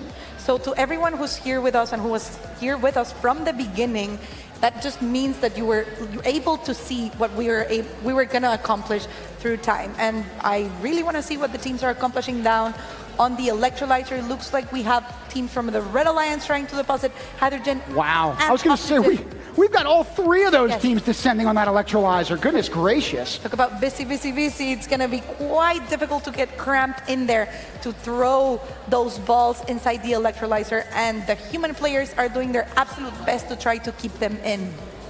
I was going to say the Blue Alliance doing a great job with the human players again, throwing those oxygen particles to their accumulator. Right now, their yield is actually quite high. That's a considerable distance to cover. It's not easy. It's also not easy having the balls stay within the oxygen accumulator and not having them bounce out. So right now we're looking at match number 81. You're also seeing one of those teams push that hydrogen tank over to their accumulator. You also see that hydrogen potentially stored up, but the only way we got points is if they dump it. They just did. Great job to the Red Alliance. It looks like Belarus for the Blue Alliance is trying to align that hydrogen tank under the oxygen accumulator to try to get those final conversion points or conversion multiplier, but we're down to the last 30 seconds of the match. The Red Alliance trying to locate the hydrogen tank perfectly under the accumulator. It looks like it's a little bit to the left on the screen. They're going to try to push it back in. Let's see if they're able to drop the oxygen into the hydrogen tank and get those multipliers in the end. We have 4 robots within the reservoir boundary and only 5 seconds to go. Now, one thing you got to love about both of these squads in that very short time. A team is up. I think we have Team Mexico completely supported by the hydrogen structure. And in terms of fully supported, Marlene, we're referring to all of those 4 wheels being off of the ground, correct? Yes, completely supported by that metal structure that we're seeing in there. That would mean that they get an expert proficiency and 10 points for both alliances on the energy conversion. I'm excited to see the scores. And both squads also did a great job, both alliances, I should say, did a great job at trying to align those hydrogen tanks. I believe both groups ended up getting them underneath those accumulators. The question is, how much of the alignment are we actually going to see? We'll only have to tell when the scores ultimately come out. We're still waiting on those. And also, you know, the alignment, it does help because it gives you a conversion multiplier, but that only expands the points that you got from the hydrogen atoms, from the oxygen atoms. So even though it's important, you still have to focus on getting the balls into the accumulators in order for the multiplier to have a relevant effect into the scores. And it looks like we have those final scores that have been tabulated. So congratulations to Team Mali, Team Mexico, and Team Rwanda, 63-31. Starting their day off on the right note, you see that 1.3 times multiplier with the 8 particles that we had that Marlene had referenced. So great job to them. We are now locked and loaded for our next field interview. Let's take it away.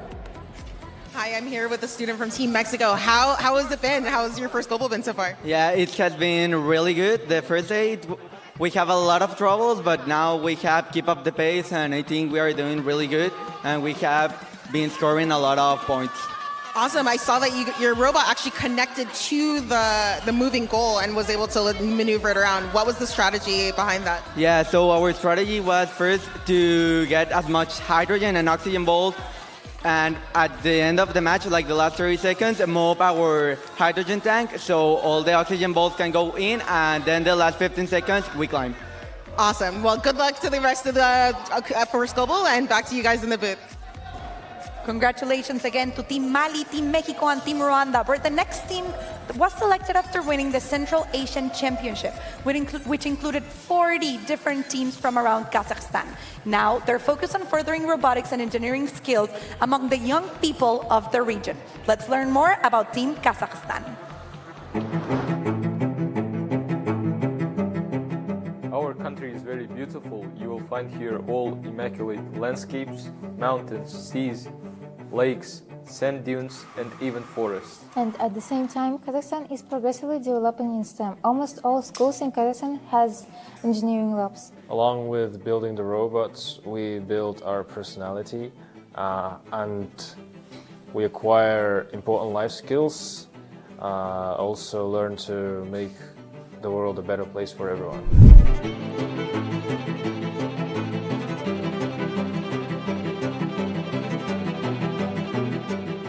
We want to find like-minded peers from all over the globe and make the world brighter together. FGC is not just a competition for us, it is a chance to express ourselves to the world and touch the culture of other countries. We are proud to be part of First Global this year. We have started our journey back in 2017 in Washington. And now on, we have gathered more than 1,000 students across Kazakhstan for our competition. Our championships now also attract teams from neighboring countries, embodying the unifying spirit of First Global Challenge. Proudly, our team clinches the Grand Challenge Award gold medal last year. I am thrilled to introduce the team representing Kazakhstan this year. Meet Nursultan, Damili, Sergey, Nurislam, and Iman Ali, and our mentors Nurdaulet and Begzat. See you all in Singapore!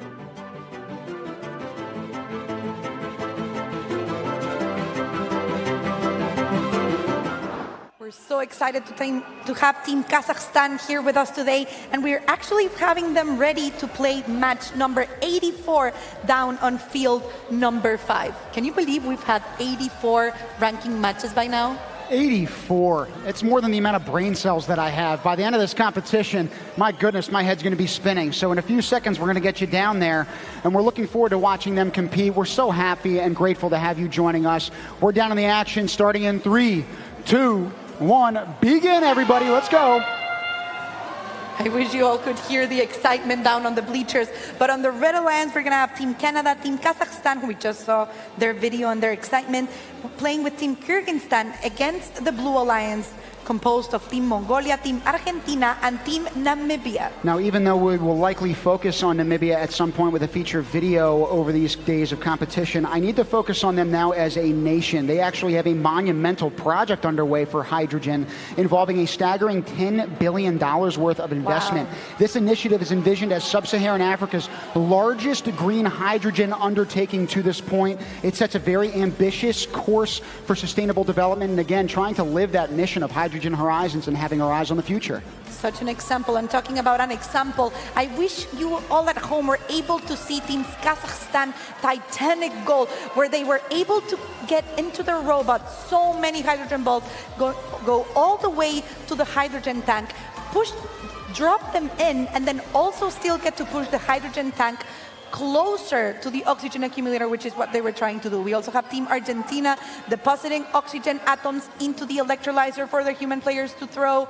This is a very active match that we have going on the field. Things are flying around everywhere. It's not just the robots, it's the projectiles. We're right now seeing Team Kazakhstan, the team we had focused on in that feature video, using that intake system and then filtering out on various levels those blue oxygen atoms and then those green hydrogen atoms. Now they're lifting that bridge, trying to deposit as much hydrogen as possible. Exceptional job by them. Look at that hydrogen tank. It looks like by the end of the match it's going to be completely full, but we only have almost 45 seconds on the field. It's going to be interesting to see if they're able to get that hydrogen tank just perfectly aligned under the oxygen accumulator to get those final points from the multiplier. Team Argentina is not far behind for the Blue Alliance. This is going to be a pretty exciting match in the end. Every little bit matters. We're working for alignment right now. I was going to say, in terms of that red hydrogen bin, it is green, and everyone else is green with envy. I'm telling you, they've done an exceptional job in this round. An exceptional job from Team Kyrgyzstan. I think they've gotten themselves completely supported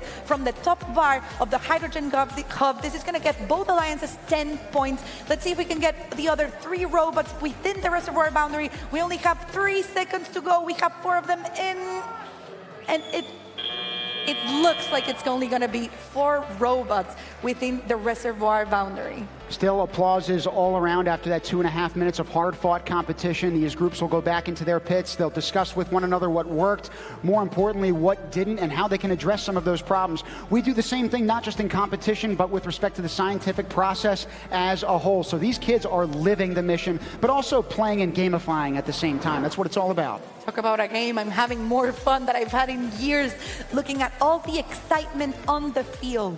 look at the amount of hydrogen inside that robot. I was going to say Kazakhstan did an exceptional job. We're also focusing on them right now. They dumped all those hydrogen particles into that hydrogen tank. Again, each one of those is worth a point, but once they're aligned, that's when we start talking about the multipliers. They got to get underneath that accumulator to do so. And talk about Team Kyrgyzstan. They were able to, I don't know, kind of like a monkey, just hang up from the bar in the last minute. It barely took them any seconds. It's going to give both alliances 10 points. I'm very excited to see the final score and how that came into play. I think we also, at some point throughout this, after our scores, are going to have some interviews lined up for you. So again, we're flipping and toggling back and forth between the field of action, us up here in the booth. We got interviews all over the place. So again, trust me, the stories here are just beginning to unfold. Stick with us throughout this competition. Oh, stick with us because we have so much going on. And I also want to ask or just suggest to the people that are actually here with us on the competition to take a look at the pits. Take your chance and take your time to talk to the kids, to talk about their journey, their experience, to get some candy, some knickknacks. They have some souvenirs here for all of us today because the number of cultures, 191 countries. It's going to be hard to get that opportunity event, but it looks like we have the scores on the screen. I was going to say, going to be hard to overcome that delta. Team Canada, Kazakhstan, and Kyrgyzstan doing an exceptional job. That's one of the few triple-digit performances, I believe, that we've seen in this competition. We saw one yesterday, too, Marlene, if I'm not mistaken. Yes, why don't we take a look at, those scores. But I also think we have someone ready down on the pits for us to talk to the kids. Let's go with Blair. Marlena and Tim, we're in the pits. The pits, yes, are a lot of fun, and there's some delicious food, but it's also a place of work. There are a lot of awards at this competition. Not all are based on the field. There's some technical awards, some spirit awards, and the judges work through the pits and talk to the teams. We're here with Team Romania, where the judges are now interviewing one of the teams. Let's listen in. So explain what we got going on here. What are those? Okay, so just in case the balls are getting stuck here, this will mix the balls so they can enter the shooter. That's what happened. It works kind of like it's servo, it spins around. What is it, like an agitator? Yeah, something like that. Yeah. So in this agitator, you position your hydrogen, your oxygen away. Talk to me about this little angle right here. If you want the balls to to shoot and go exact in the place we want, we have to do this ramp to. I don't know how to say. Get it positioned exactly where you want it to land for position. Okay, perfect. All right, this is what happens in the pits all day long with the judges interviewing the teams. And now back to the booth with Tim and Marlena. Thank you, Blair, for giving us the opportunity to talk with the actual robot experts. We're just a teacher and an accountant doing our best, for the teams and the student members are the actual robot experts when they talk about the mechanisms and about how they design the robot with a strategy in mind overall. And one of the fundamental features, and again, it's unique for the first Global Challenge, we've seen it in some of these videos, some of these kids are entering this arena of competition, and you think about the stakes that are at play representing their home nation, their home flags, and yet some of these kids have no robotics experience heading into this competition. Talk about stones, talk about coming into this with mental fortitude and a willingness to tackle problems and step out of your comfort zone. That's what it's all about here. That's what it's all about, and that's what kids are all about. We're also very excited to see our next match on the field. It's going to be match 87. And we're starting in 3, 2, 1, let's go. As that alarm sounds and as the robots descend, our two regional alliances are going to be complete with Team Hope, Team North Macedonia, and Team Liberia. They are squared up with Team Australia, Team Italy, and Team Turkey. Now, Team Italy, when they came into competition the other day in the Parade of Nations, I heard him screaming Forza Italia. Couldn't agree more right now. They've been flying around in this heated competition. I want us all to take a look into that robot that was within the reservoir. I didn't get a chance to look at the flag. I believe it is Team Hope. They had so many oxygen and hydrogen balls within the robot. Let's see if they're able to place them into the electrolyzer for the human players to throw around. Now, neither of those hydrogen tanks has been pushed to that part of the field that's going to be central and necessary for that, quote, alignment bonus. But right now, it looks like most of the focus and fixation is going to be on still trying to get as much water from that central reservoir as possible. Because as we discussed before, that alignment, yes, it is important because it gives you a conversion multiplier, but if you don't get any hydrogen or oxygen balls, it's practically useless. So I understand where they're coming from, focusing focusing first on the hydrogen and oxygen points of the game, and then I believe they can push those hydrogen tanks to alignment later on. Now, in terms of some of the teams we have on this field, North Macedonia, and again, one of their features is, quote, STEM it like a girl. We are really excited to watch them compete on this field of play and represent the STEM world. Again, something with respect to gender equity that we really need to take a page out of their playbook from. As we can currently see, I believe it is, again, was it Team Hope? I'm sorry, I wasn't able to get a flag very clearly. There's so many things moving around in the field, but we have a team placing what looks to be, only hydrogen atoms into the hydrogen tank. Let's see if they're able to keep the oxygen away. They are. Can you see? That was Team Hope, I'm pretty sure. And it looks like we also have a team from the Blue Alliance doing the same. We're going to have a lot of hydrogen points for the match. These teams have gotten a lot more efficient, folks, at trying to accrue as many of those hydrogen particles as possible. They're being deposited in the right place. Team Hope as a robot right now, teetering back and forth on that seesaw, but doing a great job. We'll see if they're able to pin that hydrogen tank underneath for alignment. They can now hit that button at their convenience. We have a robot from the Blue Alliance trying to clear out the land beneath the oxygen accumulator to try to push the tank directly and get perfect alignment. Let's see if they're able to do it, because we only have 3 seconds left. I hope they're able to get it there. I think it wasn't perfectly aligned. Let's see if they were able to be granted partial alignment for that 1.2 conversion multiplier. I was going to say perfection is going to be really hard to come by. Again, that's synonymous with science. We're just trying to get better. Anything worth working towards is a work in progress.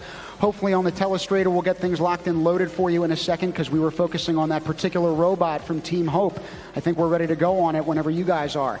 It's just so many different items that we have on the game, on the field, on the booth at the same time. But we want to show you some particular shots. There we go.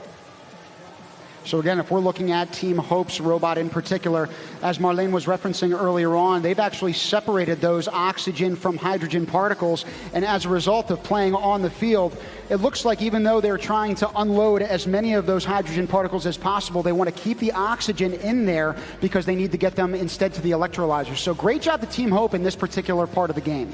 And just, we're so proud to have them here. They're a very special team from all of us here at First Global. But now I want to bring you guys over to the booth, because we have someone very special here with us. Amelia Weiler is a 2023 alumnus from First Tech Challenge Team 18438 Wolfpack Machina, who is representing Team United States of America in this year's challenge. Alongside her first endeavor, she is the founder of nonprofit organization STEM Inspires, which started 35, I'm going to say that again, 35 first Lego Lean teams in Rwanda in the past year. She has elected to take a gap year before starting college, where she will return to Rwanda with 2 of her FTC peers to grow the FLL program in the country and hopefully start Rwanda's first FTC teams. Amelia, we're so excited to have you here with us today. You are definitely an inspiration. And I know that, as we heard earlier, you've done a fantastic work expanding STEM access and robotics into Rwanda. I want to know what first inspired you to work on that. Why is it important for you? Yeah, so I was very fortunate as a child to actually go and visit Rwanda through my young adult years. I think we're having... Okay, go ahead. Yes, so through my young adult years, I was able to visit Rwanda, and I was very fortunate to see some people, meet the people there. And then, as my senior year came around, I believe my family was really interested in the senior capstone. And so, as a senior capstone, I decided, I would return to Rwanda. I had been participating in the first Lego League for many years, and my team had been very experienced. We had participated in the World Championships. And so I knew that was something I was really passionate about and was able to teach others. And so as a way to give back, I decided, okay, we'd go to Rwanda and start First Lego League. So that was really the whole inspiration behind it, was because I'd seen the country ground up and I wanted to see it continue. And most countries know that investing in their students, in their youth, that's the most important investment. And so the country there was really, they embraced what I was doing wholeheartedly. So I was really happy to have that there too.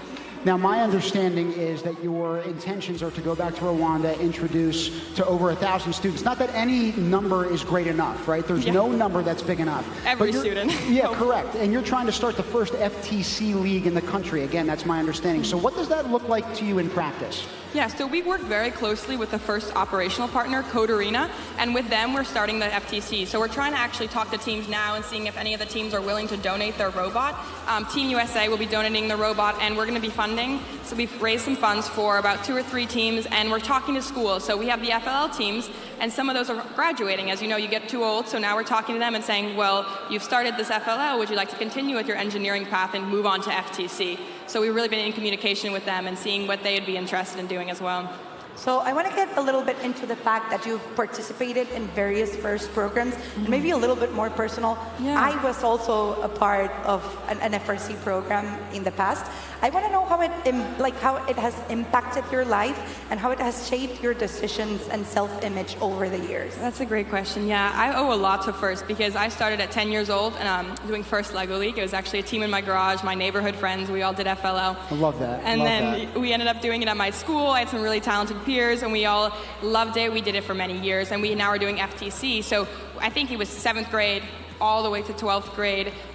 So I did that for many years, and we ended up going to the World Championships for FLL, FTC, and I think, you know, FIRST gives the skill set of every engineer, but it also gives you the competency, the confidence to talk to people, to talk to you guys, and then to go out and kind of give back because you owe so much to this play, because you've learned so much through it. So I felt really motivated. That's why I'm taking a gap year and continuing, because FIRST has really provided me with a platform to continue what I'm interested in and to talk about my passions and to kind of share it with others. So I want to take advantage of that. Well, we're so excited to have you here, share your story with us. And why don't you come and share the booth with us as we go back to field number 5 into match number 90 on the field. We have Team Kosovo, Team Marshall Islands, and Team Ireland squaring up with the U.S. Virgin Islands at Team United Arab Emirates, and then Team Afghanistan. We have only 2 minutes to go for the match, and team, I think it's starting to become common for us to see those 2 divisions of hydrogen and oxygen on the field. Now, Amelia, I'm actually hopeful to keep you in the booth and kind of talk through this match with us, just because I'm eager to learn more about your experience. You said you started when you were 10 years old. Yes. Considerable amount of time. Who was that one person that put that twinkle in your eye to get you really, you know, into this world and moving full steam ahead? Because you're paying it forward yourself and being that person for so many others. Well, my parents, of course, they showed me that I think we watched some videos online. We're like, look at this robotics competition, and I was really interested. And everyone loves Legos. Who doesn't love Legos? So it was really easy to get me and then my friends to get involved, and we started playing. We built a little robot. We had a little table in our garage, and we were building a first Lego League team, and so that's where it really started for me. And what's next for you now? So this next year I'll be back in Rwanda. We're trying to grow the FLL teams, as you said. We're partnered with UNESCO, the Ministry of ICT, and Ministry of Education. As I said, the government really has embraced this. They understand that investing in these youth will pay forward to their own country, because if you, like as you know, if you can invest and you can in these emerging markets, if you can get these students interested in STEM, it's not only going to increase the economy and that's going to make it better, but it's also these students are going to be the next change makers. We've heard it here. Everyone behind me, those are the people who are going to change the world. So Rwanda wants to take part in that, and they know that STEM is the way forward for that. And we are absolutely behind you. So Amelia, again, thank you for joining us in this booth. We got to get back down to the field for the last 30 seconds of this game, because this is where everything really starts racking itself up in terms of stress, anxiety, and certainly, again, all of that tension. Yes, we can see the Blue Alliance. I believe it is Team Palestine or Palestine, trying to push that hydrogen tank under the oxygen accumulator to align it, because they have a bunch of hydrogen atoms in. Let's see if they're able to get perfect alignment. They've pushed the button. It's only 3 seconds left. I believe they're only going to get partial alignment. But still, that would be 1.2 on the conversion multiplier. It looks like this was a very interesting game. I was going to say, and any little bit matters. So whether it's partial or full alignment, regardless of the efficiency, every single point accrued over these original competing matches is going to matter, right? Especially as we determine playoff seedings, which we're not going to cover right now, but we'll certainly talk about later on in this competition. And I also want to talk about, the proficiency points that each team gets by reaching that reservoir boundary or being held by their hydrogen hub in the last 30 seconds. I love the fact that those points go to both alliances, because as we've discussed before, the points are what matter in this competition for the rankings. It's not whether you win or you lose a match. It's the points that you're able to acquire that are going to push you through in the rankings and that are going to get you all the way to those finales, which is where we're all trying to get. And as we wait for our scores, when that ticker tape comes up, you're going to see some numbers effectively next to those countries. That's where their rankings currently are. They could be moving up or down that leaderboard. But again, we're going to see a lot of that fluctuation over the course of today and tomorrow in competition here in Singapore Expo. I believe we have over 300 matches that we're going to be having from yesterday, today, tomorrow, and we have our official scores for match 90.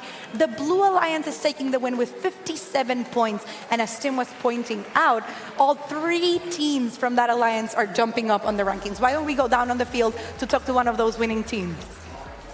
Hi, I'm here with a student from Team US Virgin Islands. This is their first time at the first global event, and you guys just won your match. How are you feeling? I'm flabbergasted right now.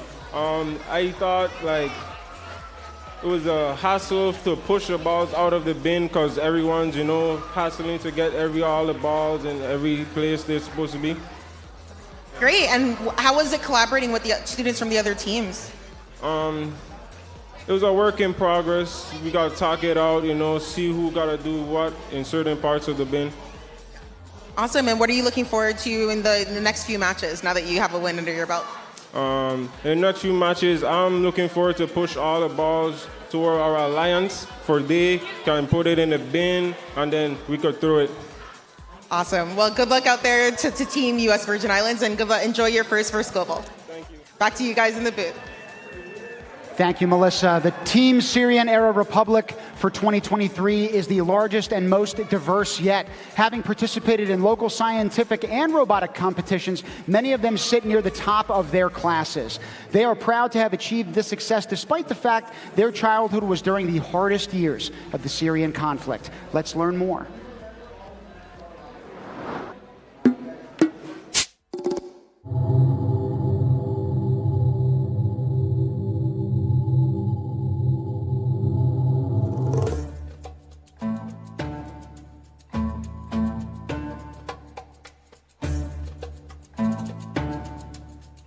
احنا فريق سوريا. فريقنا مكون من شباب مبدعين. ونواجه التحديات بوطننا ضمن الظروف الصعبة. بالرغم من الظروف الصعبة اللي عم نواجهها، عندنا رغبة إيجابية في تطوير المجتمع. عن طريق تعلمنا تغيير شغلات ضمن مسابقة FGC. اللي بتتنوع أهدافها بين الموية والوعوية. وأكيد بفضل ابتكاراتنا وتجاربنا المستمرة. رح نقدر نبني أجهزة ذكية تساهم بحل مشاكل بيمر فيها كوكب الأرض. نحن مو بس شباب مبدعين، احنا اشخاص نؤمن بالتعليم ونشر الوعي. عم نبذل جهد ونغير مجتمعاتنا بشكل ايجابي. نزرع الامل بكل طفل انه فيك تحقق احلامك. من خلال تنظيم ورش عمل ودورات تدريبيه لتطوير المهارات والمعرفه. نحن بنآمن بأهمية التكنولوجيا بتطوير مجتمعنا. مشان هيك عم نسعى لتطوير آلات وبرامج حاسوبيه تخدم حاجات المجتمع. كما انه عم نسعى لزراعه ثقافه رياده الاعمال بين كل الشباب تشجيعهم على افكار جديده. نحن فخورين لانتمائنا لفريق سوريا المبدع، ونحن نضل عم نبذل جهدنا لخدمة المجتمع.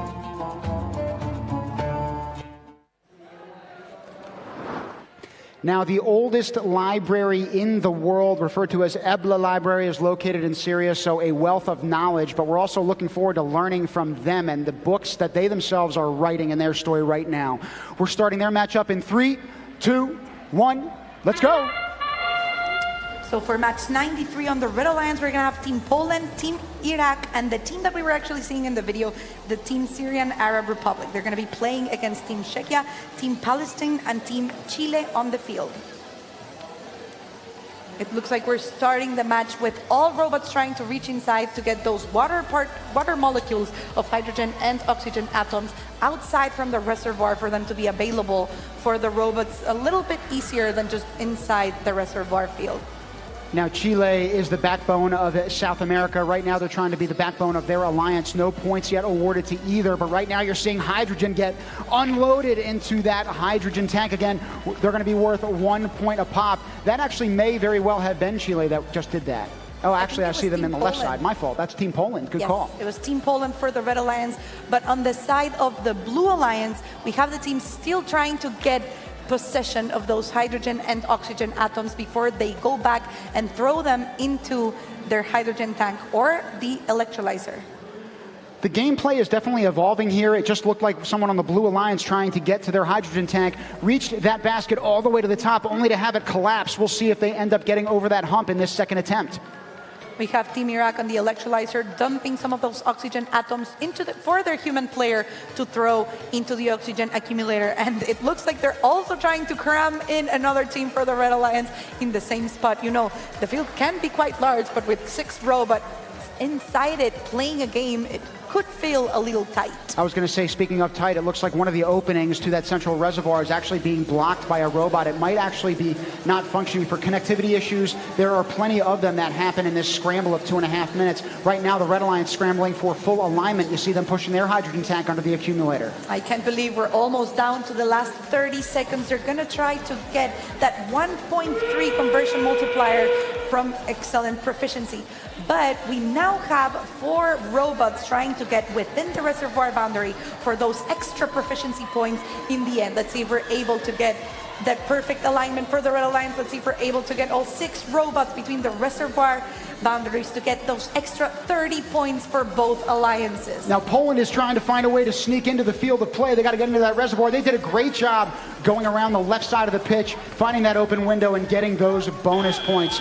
We don't know if they're going to get full support. It looks like it's after the buzzer, but again, great job by them hustling into that center circle. Yeah, we were able to see the Red Alliance press the button for the oxygen balls to fall into the hydrogen tank, but I believe, I don't know, it's going to be up to our scorekeepers to see if they're going to get that full alignment. I also want to point out that I think only 4 of the robots were able to be within the reservoir boundary, because remember guys, they need to be vertically within that land. If they have any part of the robot that's falling out of it, those wouldn't count down as intermediate proficiency. Regardless of the intermediate or high levels of proficiency, trust when I say that these kids, these leaders, these learners, scientists, artists, collaborators, communicators, they are all incredibly proficient at trying to build robots, bring teams together, but even more importantly, bring all of us as humanity together. I love the excitement of the drive teams as they're there, you know, trying to figure out a strategy, because it's hard working, like teamwork is not something that comes easily to everyone and it's complicated, but it's not only working within their own team, it's also working within their alliance, which might have some extra barriers. Now, we've got our telestrator lined up right now, and what you're seeing as I start and pause is Team Poland in particular. So if I reverse this, they went all the way from their oxygen accumulator in the top right corner, trying to make sure that at the very end of play, they're finding any open gaps possible to then get into that final part of the field, aka, oh, sorry about that, I need to use my drawing arrow, trying to go from that corner all the way towards that central reservoir. In the last 10 seconds, they are absolutely motoring to get there, and it may very well have made the difference. Looking at those scores, that definitely is the case. Yes, we have a winning score for the Red Alliance. They managed to get 87 points, boosting the 3 teams up on the rankings. This is going to be great for them as the competition goes by. And I believe as we're here trying to learn more about the matches, there's some action going back in the pits. Why don't we take it back to Blair? All right, we are live in the pits, and not only is this team happy to be here at First Global, but they're happy because it's a holiday. Happy Thanksgiving to Canada. Thank you. All right, it's a big holiday in Canada, so how are you celebrating that away from home? Well, I've been calling my mom a lot, and she's been telling me all the dishes she's preparing and all the family she's with and everything I'm missing out on. So just making you jealous and hungry, okay. And how else? Anybody else in connection with their home? I had a quick call with my extended family this morning to just get in contact with them for Thanksgiving because they're all eating dinner. Yeah, I got some messages from some family at home saying, like, we're watching you on TV, like the whole family, they're out eating dinner at our house, and like they're all watching it kind of like on the screen, which I find kind of interesting. So, and it's a sacrifice being here, but are you having a good time like here, like with all 190 other countries? Oh yeah, it's pretty exciting, but we've never really done anything on this scale before, so it's like... This is an amazing experience that I will cherish forever. And like you're missing like turkey and some pies. Are there any good foods here from around the country, real quick? Yes, definitely. Macedonia has some amazing cheese and this special tomato jam that they put on top, and it's definitely making up for the turkey I'm missing at home right now. All right, great. Thanks. Happy Thanksgiving and good luck in the competition. Happy Thanksgiving to you too. Thank you. Back to the booth. A very big shout out to friends and family who are watching this stream from all the way across the world. They might have some 10, 12, 14-hour difference, and still we have you guys here. I'm sure you're not going to regret it, because we're about to go down to our next match, match number 96, to see the action as it plays on the field. We're going to be starting in 3, 2, 1, and let's go. We just heard about Canadian Thanksgiving and the families that are watching from their house. Welcome to our house in Singapore Expo Arena. We are certainly giving thanks here as well to these 6 teams competing. We have Denmark, Team South Africa, and Team Sao Tome and Principe competing against Team Cook Islands, Team Dominica, and Mauritania. We're starting with a ton of action from the robots trying to get those oxygen atoms outside from the reservoir, but we're also seeing one of the robots of the Blue Alliance, I can't really get a flag, dropping those oxygen atoms, which what they were trying to do is into the electrolyzer for the human player to throw away. As we've mentioned, alignment is no easy task in any element of this game. Nor is it an easy task to be the country of Denmark, who this last year in 2022, according to the Climate Change Performance Index, was actually ranked with the highest achievement in climate protection. Not an easy thing to do, but again, living the mission, trying to, as a nation and certainly as a team here, compete and show the world what we're about and how we can solve the problem of climate change. You were talking about achievements, and we had both Team Sao Tome and Principe and Team South Africa depositing hydrogen and oxygen on the reservoir, and the hydrogen tank, and on the electrolyzer. This is going to be a very interesting match, as we're already seeing strategies play out for the Blue Alliance. We just saw Team Dominica pushing their hydrogen tank into their respective corner with that Blue Alliance.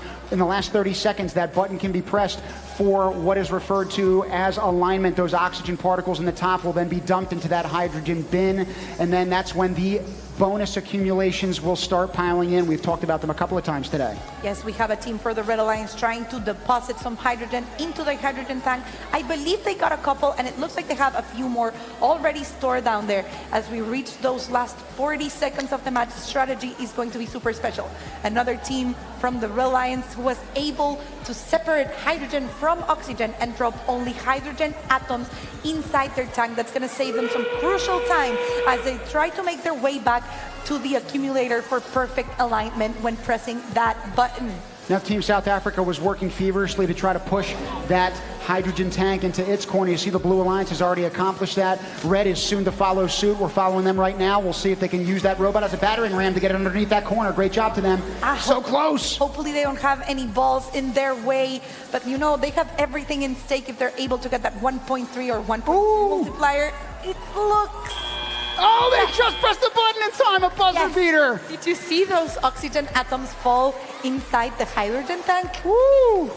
We're going to have to see what our scorekeepers think about that type of alignment. Yeah, or whether they beat the clock out. That was exceptionally close, but showing you that the fight is worth it until the very end. Again, these teams are showing you what they are about. They are certainly not quitters, and that's with respect to the adversity they've overcome in order to just be in attendance here, let alone compete. Yes, we've heard about how hard it was for some of these students to even be selected for the team to represent their country here in First Global. They're already winners, whether of how they're performing in one or other match. I feel like the performances have only gotten better over time as these students have gotten a little bit more comfortable with one another in their workings as a team, and certainly with this building and the pitches themselves. I think you're going to see that comfortability increase over time and the smiles as well as this competition continues to unfold. It's also got to do with the fact that it's not the same thing to practice back home.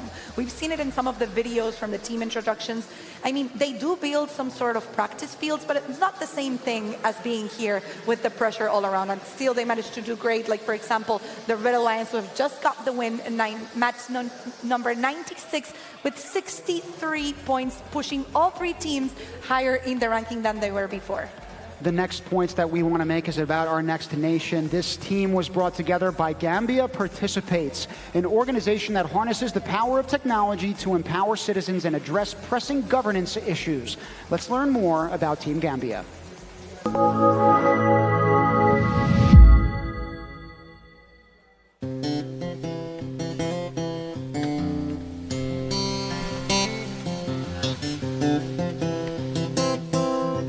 My role in Team Gambia is a statuary and a driver. When I grow up, I would like to be a doctor. When I told my family, they were like, wow, it's a great opportunity for you to achieve your goal, because you are part of the STEM, and it is a very good opportunity.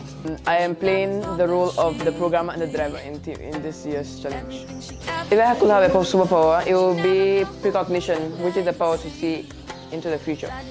If I won a Nobel Prize, I will thank my mentors for supporting and encouraging me in doing STEM. I am a strategist and an engineer in my team. Well, my favorite subjects to study in school are mathematics, English, IT, and TD. I decided to join First Global this year because I believe it will give me so much opportunities. Opportunities like to travel, to experience a lot, and to learn more as well.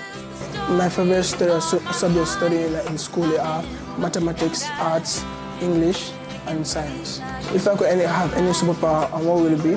I will have absolute copy, so I can be flawless.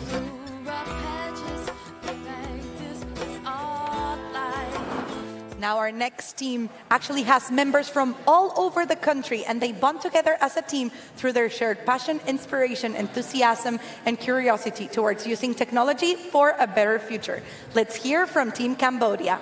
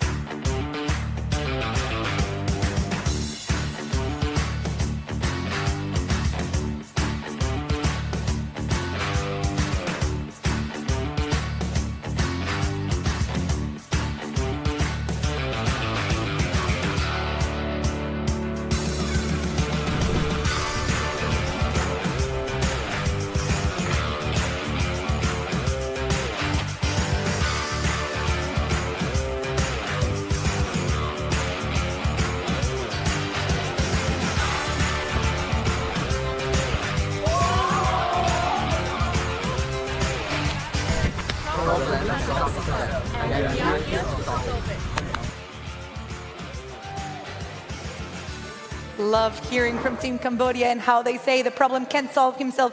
They're here to solve it, and it looks like they're going to be solving it down on the field because we're ready to start our next match. Join us because we're starting in 3, 2, 1, and go. In this match, we have Team Guinea, Team Morocco, and Team Papua New Guinea squaring up with the Team Islamic Republic of Iran, Team Cambodia, and Team Gambia. Now, Cambodia, that footage that we just saw of them playing football, I swear, if their touch is as magisterial on this field, they're going to have a great time here in the field of competition at Singapore Expo. Oh, definitely. Talk about having a good vibe. We were all vibing with the video here in the booth and in the crowd, and it looks like the robots are having pretty good vibe and pretty good results, as well as they're already depositing hydrogen and oxygen atoms into the electrolyzer. And in addition, Cambodia has Angkor Wat. It is a miniature replica of the universe set in stone. However, today and over the next few days, this is the center of our universe and certainly of the STEM world. So we're excited to have you joining us here. We're getting a look into match number 99, and we can see some of those hydrogen atoms being dumped into the hydrogen tank by the Blue Alliance. I want to take a look at the flag to see which team it was. I'm not really sure, but we're down to 1 minute and 20 seconds. About halfway through this match right now, you're seeing those live updates and scores at the bottom, but we are going to have some delay, obviously, with some of the tabulations that these referees no doubt have to go in and see on the field. We just saw Cambodia as the robot with its intake system, hopefully trying to deposit those particles either to the electrolyzer or to the hydrogen tank. Right now, it looks like for the Blue Alliance, that happens to be the hydrogen tank.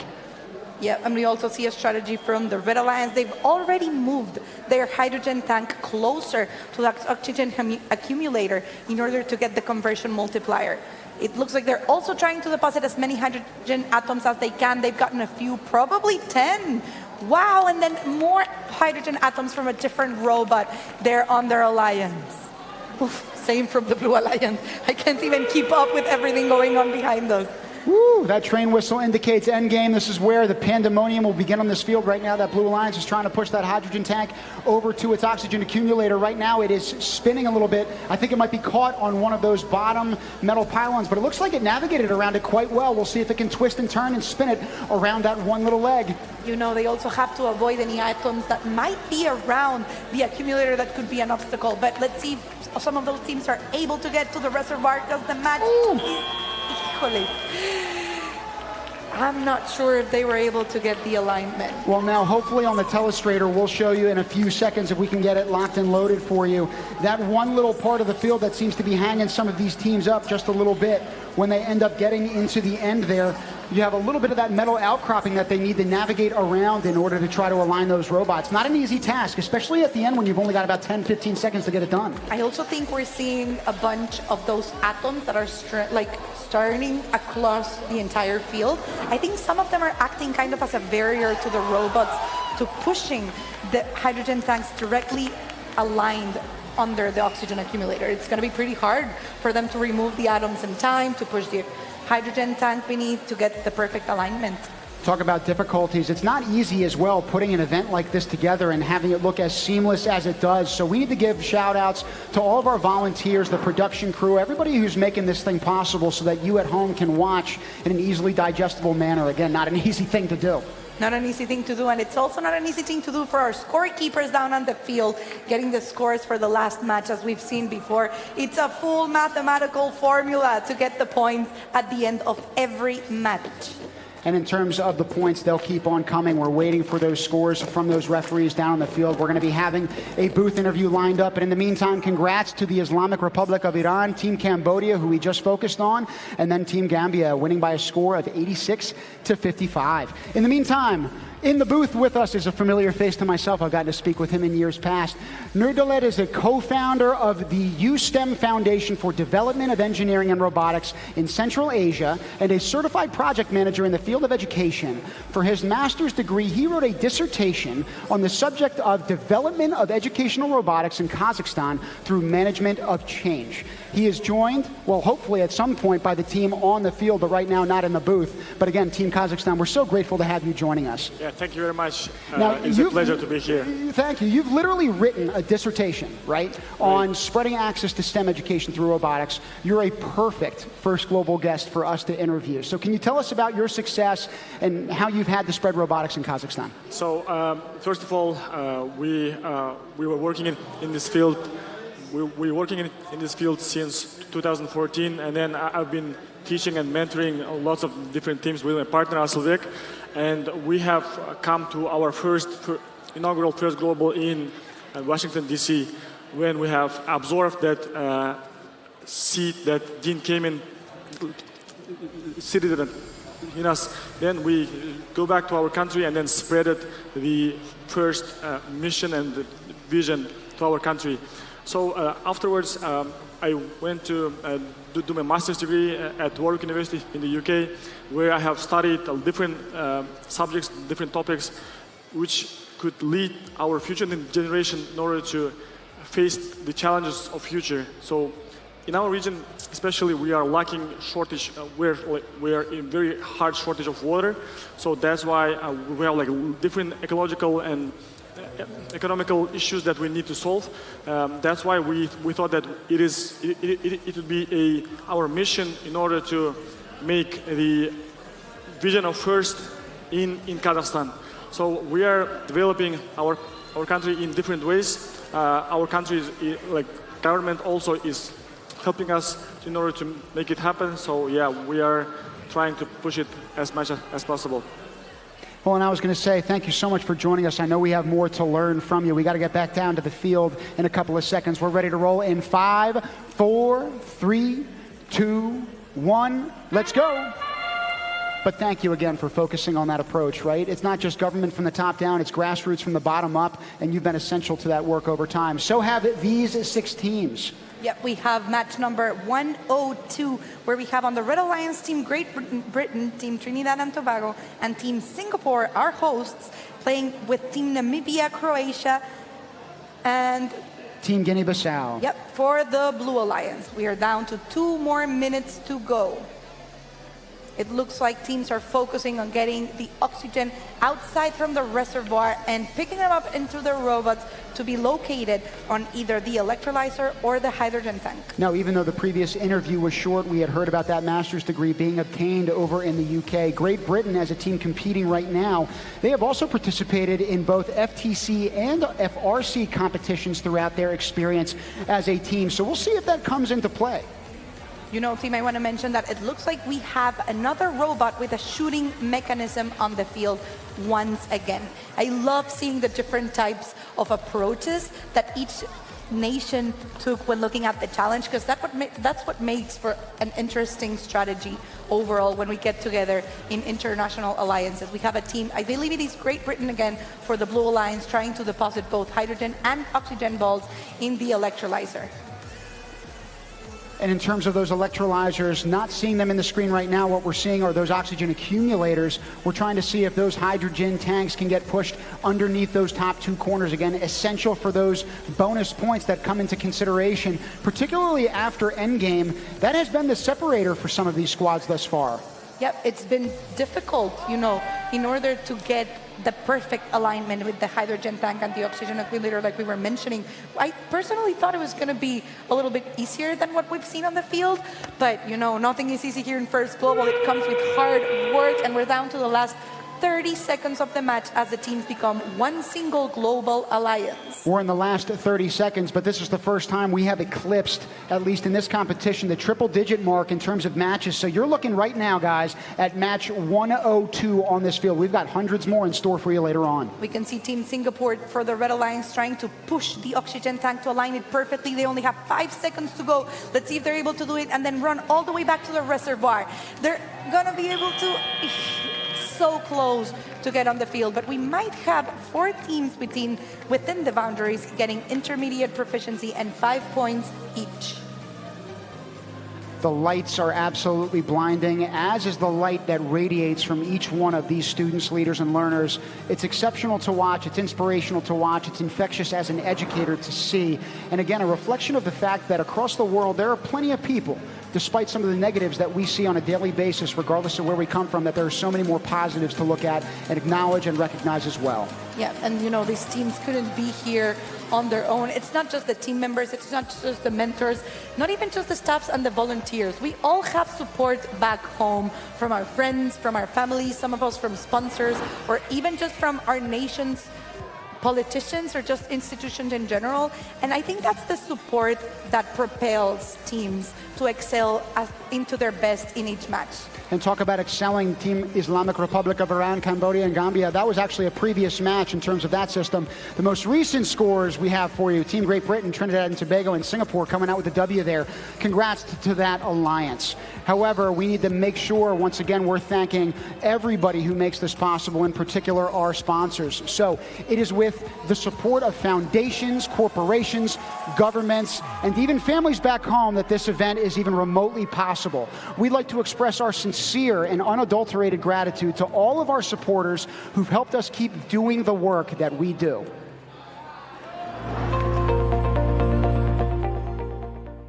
First Global is almost entirely driven by passionate volunteers.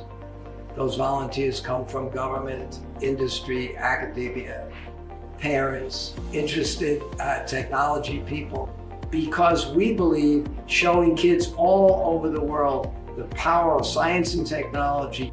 It's all about connecting a global network of kids in a cooperation. They all learn how to communicate, they can work with each other, and they can create some new, really important solutions. I would like to take this opportunity to thank everyone that has helped us create First Global and is helping us to make it available to kids all over the world. Lam Research is proud to be the title sponsor for the 2023 First Global Challenge for the first time in Asia. Around the world, we share your passion for problem solving and your drive to test the limits of what's possible. We wish you all the best of luck. The Bezos Fund is so proud to be supporting First Global because it is dedicating itself to the greatest challenge of our time, climate change, putting the future change agents of the world, you all, to be able to help solve it. What especially resonates with me about First Global is their commitment that every child, regardless of their background, deserves a chance to dream and achieve. First Global isn't just a competition. It's a catalyst for change, a platform for innovation, and an opportunity to shape the future of these brilliant young minds. And the challenges we're working so hard to overcome won't be solved right away, so we will need to have the best team we can muster, and not just this year or next year, but for the next 10, 20, or 30 years. So it's never too early and never too late to focus on STEM education and to inspire young people to use those tools to help us win this long game. We're going to need a really substantial army of passionate supporters if First Global is going to reach its goal. The impact of First Global as it goes and grows will prove to be worth your commitment to helping us succeed.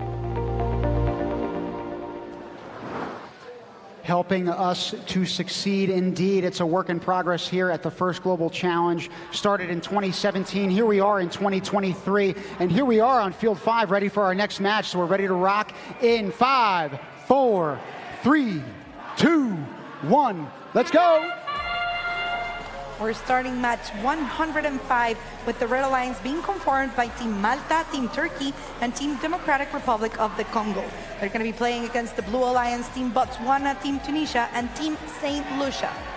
Now, I was going to say, even though they're not competing on Field 5 right now, if you're hearing some white noise in the background, that is coming from the fan squad of Team Indonesia. They're clearly competing on a different field right now and lighting up this arena. So it's only going to get louder and louder as time goes on here. This is so much fun. We were able to see Team Tunisia for the Blue Alliance having already pushed that hydrogen tank all the way to the oxygen accumulator, and then also another team from the Red Alliance, which I really can't see a flag right now, but they're also trying to get that hydrogen tank next to the oxygen accumulator as a strategy that we've seen just kind of common during most of the matches. I think we had in the Red Alliance Team Malta earlier on dumping those two different sized particles again into the electrolyzer for separation. Right now in the left top part of your screen, you're seeing that alignment. So again, elements in multiple ways being scored for that Blue and Red Alliance. That's part of the uniqueness of this game. A lot of different ways you could approach it. Yes, and I want to talk about the Blue Alliance. I believe it is Team St. Lucia who's trying to get inside that reservoir boundary. But for everyone back home, it might not be very clear in the video, but you know, that structure that is the hydrogen hub is actually located in some sort of platform that you can see there that blocks the entrance of the robots on some parts of the reservoir boundary. So it's no easy deed going inside. We have Team Malta again depositing some hydrogen into the hydrogen tank for the Red Alliance. Blue Alliance looks like it's set in this last 40 seconds to start descending into that middle reservoir of the field. They have pre-planned this time so that it's not as much of a scramble to try to get those end game points. Again, if it's supported on the rim of that reservoir, you're talking about 5 points per bot. If you get supported by that top bar with all of your wheels and components off the ground, we're talking about 10 points for each bot. Yeah, but team, it's not going to be as easy getting all 6 teams into that reservoir boundary when you have so many atoms still in there. They're going to act as, I know, you know, like they're going to prevent the robots from being able to fit in there. It's going to be an extra challenge. Yeah, somewhat of a barrier. And right now, as far as barriers, we actually have yet to see anyone break the barrier for the cooperation bonus. We need 5 to 6 of those robots that are actually in there and have achieved some level of support. So again, not really happening in this match, but doesn't mean that we're not winners. No, every single student is already a winner for being here. And I think it's so interesting to see how the strategies are starting to play out differently for each match as they've learned more about the capabilities of the robot, the capabilities of the drivers, the challenges that come along from playing with other 5 teams on a small field.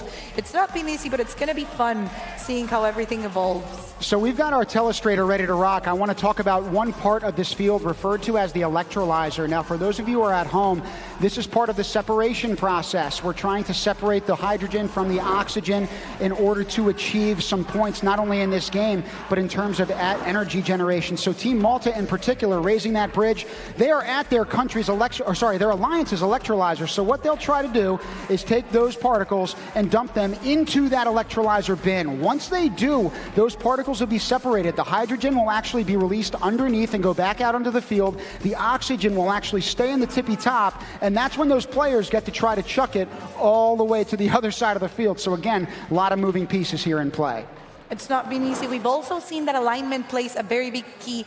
But talking about big keys, it looks like we have a very big win for the Red Alliance. Team Malta, Team Turkey, Team Democratic Republic of the Congo have managed to get 40 points for that alliance, getting that, I believe we got from both alliances the perfect alliance. We're going to go back down on the field to speak to those winning teams.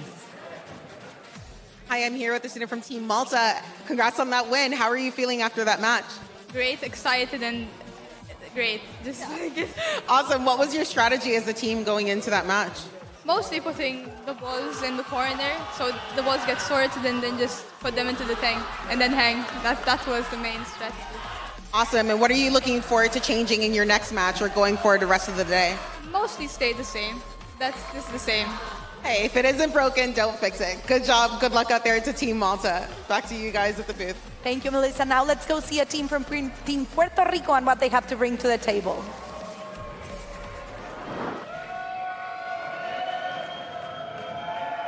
Don't worry about it.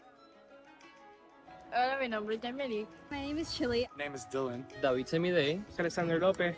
Y nosotros estaremos representando internacionalmente a Puerto Rico. We come from a beautiful island in the Caribbean with varied terrain, and this, in combination with our island's history, has inspired many generations of artists and creators. Este año, participando en la temporada de Hydrogen Horizons, para mí es un honor seguir en los pasos de personas ilustres como lo es Joseph Acaba, Vanessa Aponte Williams, Juan R. Cruz, Amri Hernández. El tema de esta competencia de Hydrogen Horizons es importante porque nos ayuda a buscar energía limpia para todo el mundo. El hidrógeno ayudaría un montón para llegar al tipo de carbon zero que estamos tratando de llegar. And our youth are our future. I've seen firsthand that kids can not only change their community, but change the world. Me siento bien orgulloso de estar representando a Puerto Rico. Porque puedo representar a nuestra cultura, quienes nosotros somos como boricua. Podemos demostrar que una pequeña islita puede ser una cosa muy grande.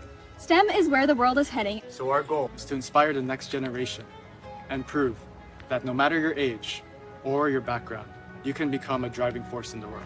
Puerto Rico! I love that quote about becoming a driving force for the world, and I can't wait to see the drivers for this team down on field number 5 as we're getting ready for match 108. This is going to be very exciting. You can see the teams are all ready. We're all on the edge of our seats as we're starting in 3, 2, 1, and go. One thing I loved in that video from Team Puerto Rico was talking about how they've seen firsthand that kids can change the world. That is absolutely true, whether you are just tuning into this challenge for the first time or whether you've been following us since 2017. These kids are absolutely changing their communities and by that nature changing the world as well. They're also changing the strategies for each match. They're changing the game. We can see the, what is it, the Red Alliance? Nope, yeah, the Blue Alliance depositing some oxygen and some hydrogen atoms, or maybe only oxygen atoms, into the electrolyzer. That's going to give them the opportunity to have the human players throw them all around. They might have had some issues, but I'm pretty sure they're going to go back, pick some more, and then just come back around. Speaking of those human players, they come from the nations of Germany, Team Uzbekistan, and Georgia. Meanwhile, we've got Puerto Rico. We just talked about them, along with Kuwait and Team Comoros. I'm excited to see, I believe we have another robot on the field that is able to divide hydrogen from oxygen within the robot, as we talked about earlier. This is going to give them an advantage when trying to deposit either the atoms on the electrolyzer or the hydrogen hub without having to go all the way back. Yep, there we go. That's the team that I'm talking about. I can't see a flag right now as we speak, but it might be Team Comoros. When we talk about paying it forward and how mentors and competitors of past have actually turned into coaches, Puerto Rico is no exception. In fact, they actually have counted on input and support from 4 of last year's bronze medal team members who serve now as assistant mentors. In fact, their primary mentor is a veteran of FGC and FLL. He's also led the 2019 and 2022 FGC team at Puerto Rico as well. Mentors are just the largest inspiration for all of us here in First, and you know that. You're a teacher. You're a mentor. We try our best. Just like the teams on the field, trying their best to get access of those hydrogen and oxygen fields. You know, we're seeing a different strategy from one of the teams on, I'm not really sure if it's the Red or the Blue Alliance, because you know, we're seeing this from afar, but they're actually taking control of a single atom on the robot. I don't think we had seen that before. In terms of not seeing this, I guarantee you, for those of you who are at home, you've never seen anything like this. And if you haven't been to this arena, we hope you join us in years to come. Because again, there's nothing like this truly on the planet. And now, talking about on the planet, I want to talk about on the reservoir. We have, I think, 4 teams within the boundary. It looks like it's going to be, yes, the match is over. It's going to be only those 4 teams gaining the intermediate proficiency points from the energy conversion. But those 5 points from each robot are going to go destined into both alliances as they act as one single global alliance. One single global alliance and one entity that we are as a race of humanity trying to race against the problem of climate change. You see those robots in this instant replay racing across the field, only 2.5 minutes, trying to accrue as much hydrogen and oxygen. You see hydrogen on the bottom, oxygen on the top. Everything on this field is indicative not just of the real world tasks and problems that these kids are trying to solve, but the people in the background, again, who are trying to support us through those problems. And you were talking about 2.5 minutes. Tim, time is of the essence. Not only in the game, but in our world in general. We need to act fast, we need to act now. And that's why First Global is so decided into getting these students, which are actually the future leaders of the world, invested into these problems and invested into STEM in general. And speaking of a winnowing amount of time, we also have the time to give you our scores. Only a delta of 4 points. Felicitaciones, equipo Puerto Rico and Kuwait and Comoros. Great job to them. We are now locked and loaded for our next pit interview. Let's take it down to the pits. Thank you. The pits are well dressed because we are looking good down here. Team Kazakhstan with the shield. You guys look great. How's the competition feeling for you? Thank you. We're feeling pretty confident. Just played our very good match, and we're feeling great, and we hopefully hope to give us good results. Well, it's not just about the competition, it's also about these pits and how well decorated they are, the traditional dress. Look at this shield. But you've got something else going. You're inviting everybody, every team, to do what over here? Can we zoom in on, what is this sign? What is this? It's a canvas for every other team, staff, volunteers to come and draw, to paint anything they want. So our pit is like, the sheet is like a uniting piece that every other team can be part of, so they can draw whatever they like. We had some stuff and judges yesterday drawing some flowers and some other teams drawing their team flags. So yeah, I guess this is what unites everybody here efficiently, and it's fun for everybody, for us to look and for others to be a part of. Yeah. You've got one signature on here I can see. Do you mind if I sign this global painting? Yeah, we invite you to draw anything, write anything, and yeah, you're free. All right, have a great competition, and now back to the booth. Thank you, Blair. We love that shield, but you can't shield these kids from greatness, including this next team. They've got a lot of interests outside of the world of robotics, but despite that, fused a friendship together. So let's learn about Team Bulgaria. Името ми е Александър Алексиев. Виктор Кисьов. Симеон. Марио Илиев. Обичам да игра видеоигри с приятели и обичам да излизам навън. Хобитата ми са кикбокс и програмиране. Тренирам кикбокс от 8 години и обичам да спортувам. Смятам се за позитивен, забавен, до някъде красив. Поставя топките в контейнера И да, до тук сме за момент. Любимите ми предмети в училище са математиката и физиката. И ако печеля нова награда лично, бих благодарил на семейството ми, на хората, с които работя и това основно. Вдъхновяват ме, освен хората, които ще участват в самото състезание, и моите ментори и приятели, които ще ми помагат, и моите родители. Това е важно за мен, защото дава на децата малко по-различна обстановка за учене, нов начин на учене, който до някъде е по-интерактивен. Моите герои са хората, които помагат на хората без да искат нещо в замяна.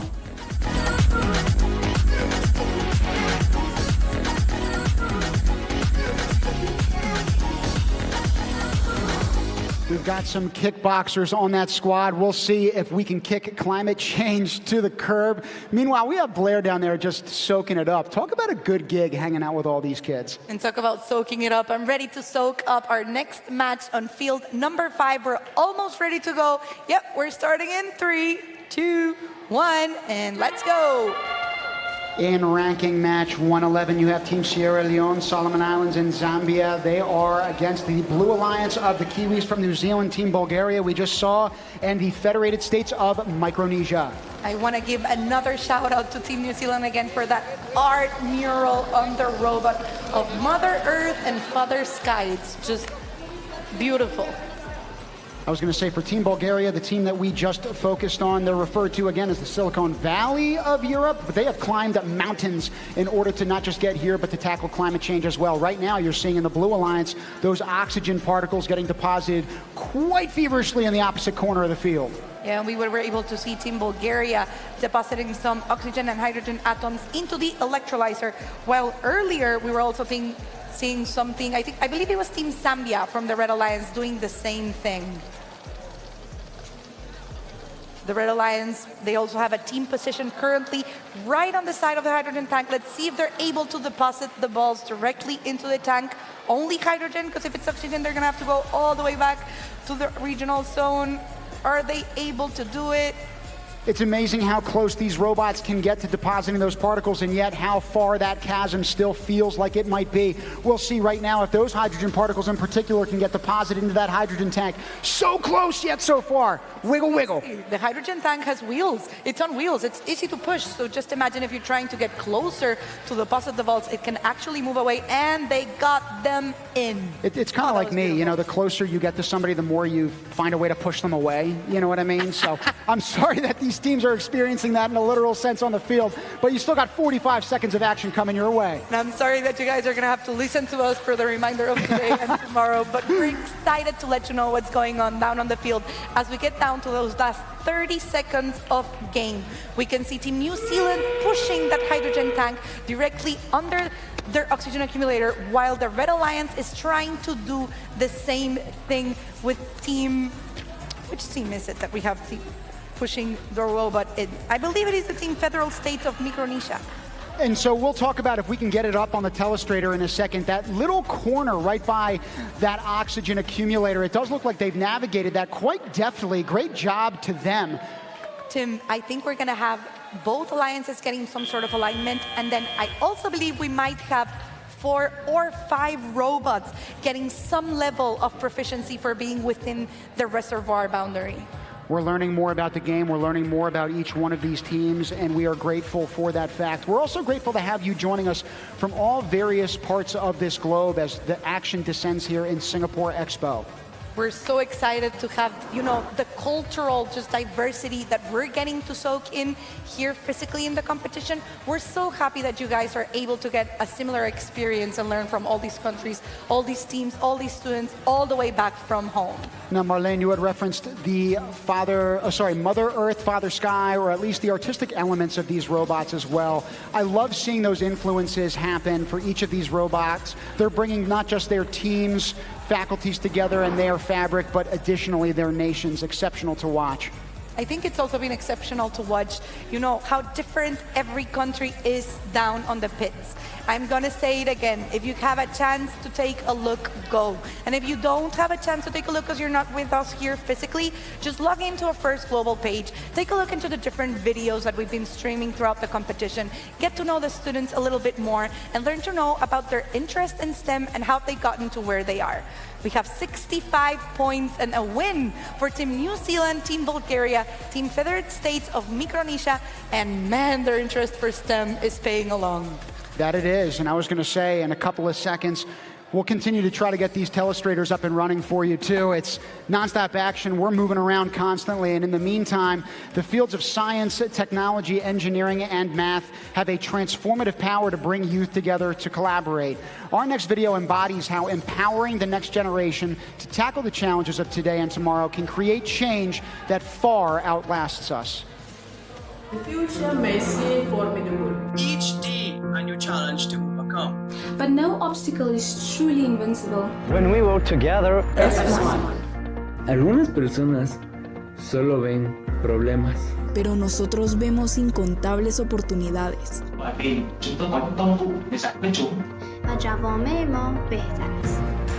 We may be young, but our paths are clear. IT specialist. Teacher. Se trata de algo más que una carrera. STEM es un estilo de vida. Both big and small. 所以不管我们的背景和教养， We are empowered to play our part in improving life for all. Podemos resolver los desafíos de nuestra propia generación. Ensure water purification. Enhance energy creation. Decidir envolve a energia. Revolucionar a educação. Develop sustainable urbanization. Nurture conservation. further transportation, and many other innovations. And in the process, transform the lives and well-being of people from all nations. It now starts with me. With me, sa akin. With me. With me. Y contigo.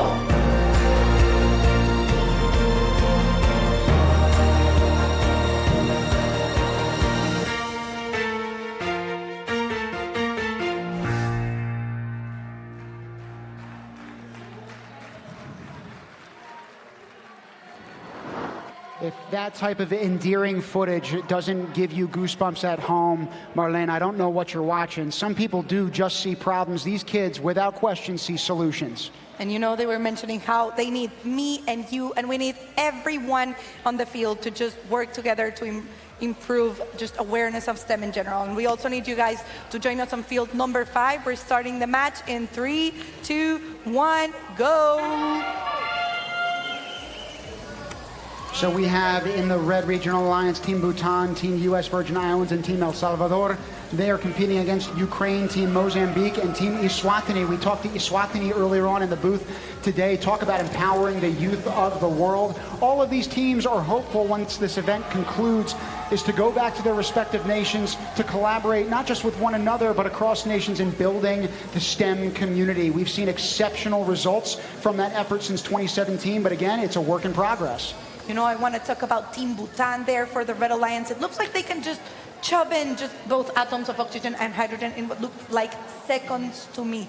And also for the Red Alliance, we saw Mozambique depositing some oxygen atoms already into the electrolyzer. This is a very just like high-paced match that we're seeing. Well, it's interesting to look right now at how that hydrogen tank for the Red Alliance is actually all the way over on the left side of the field. They're going to have to try to navigate and push that piece of equipment effectively all the way diagonally to the other side of the field. We're almost halfway through this match. It's interesting the fact that they had to push it all the way through.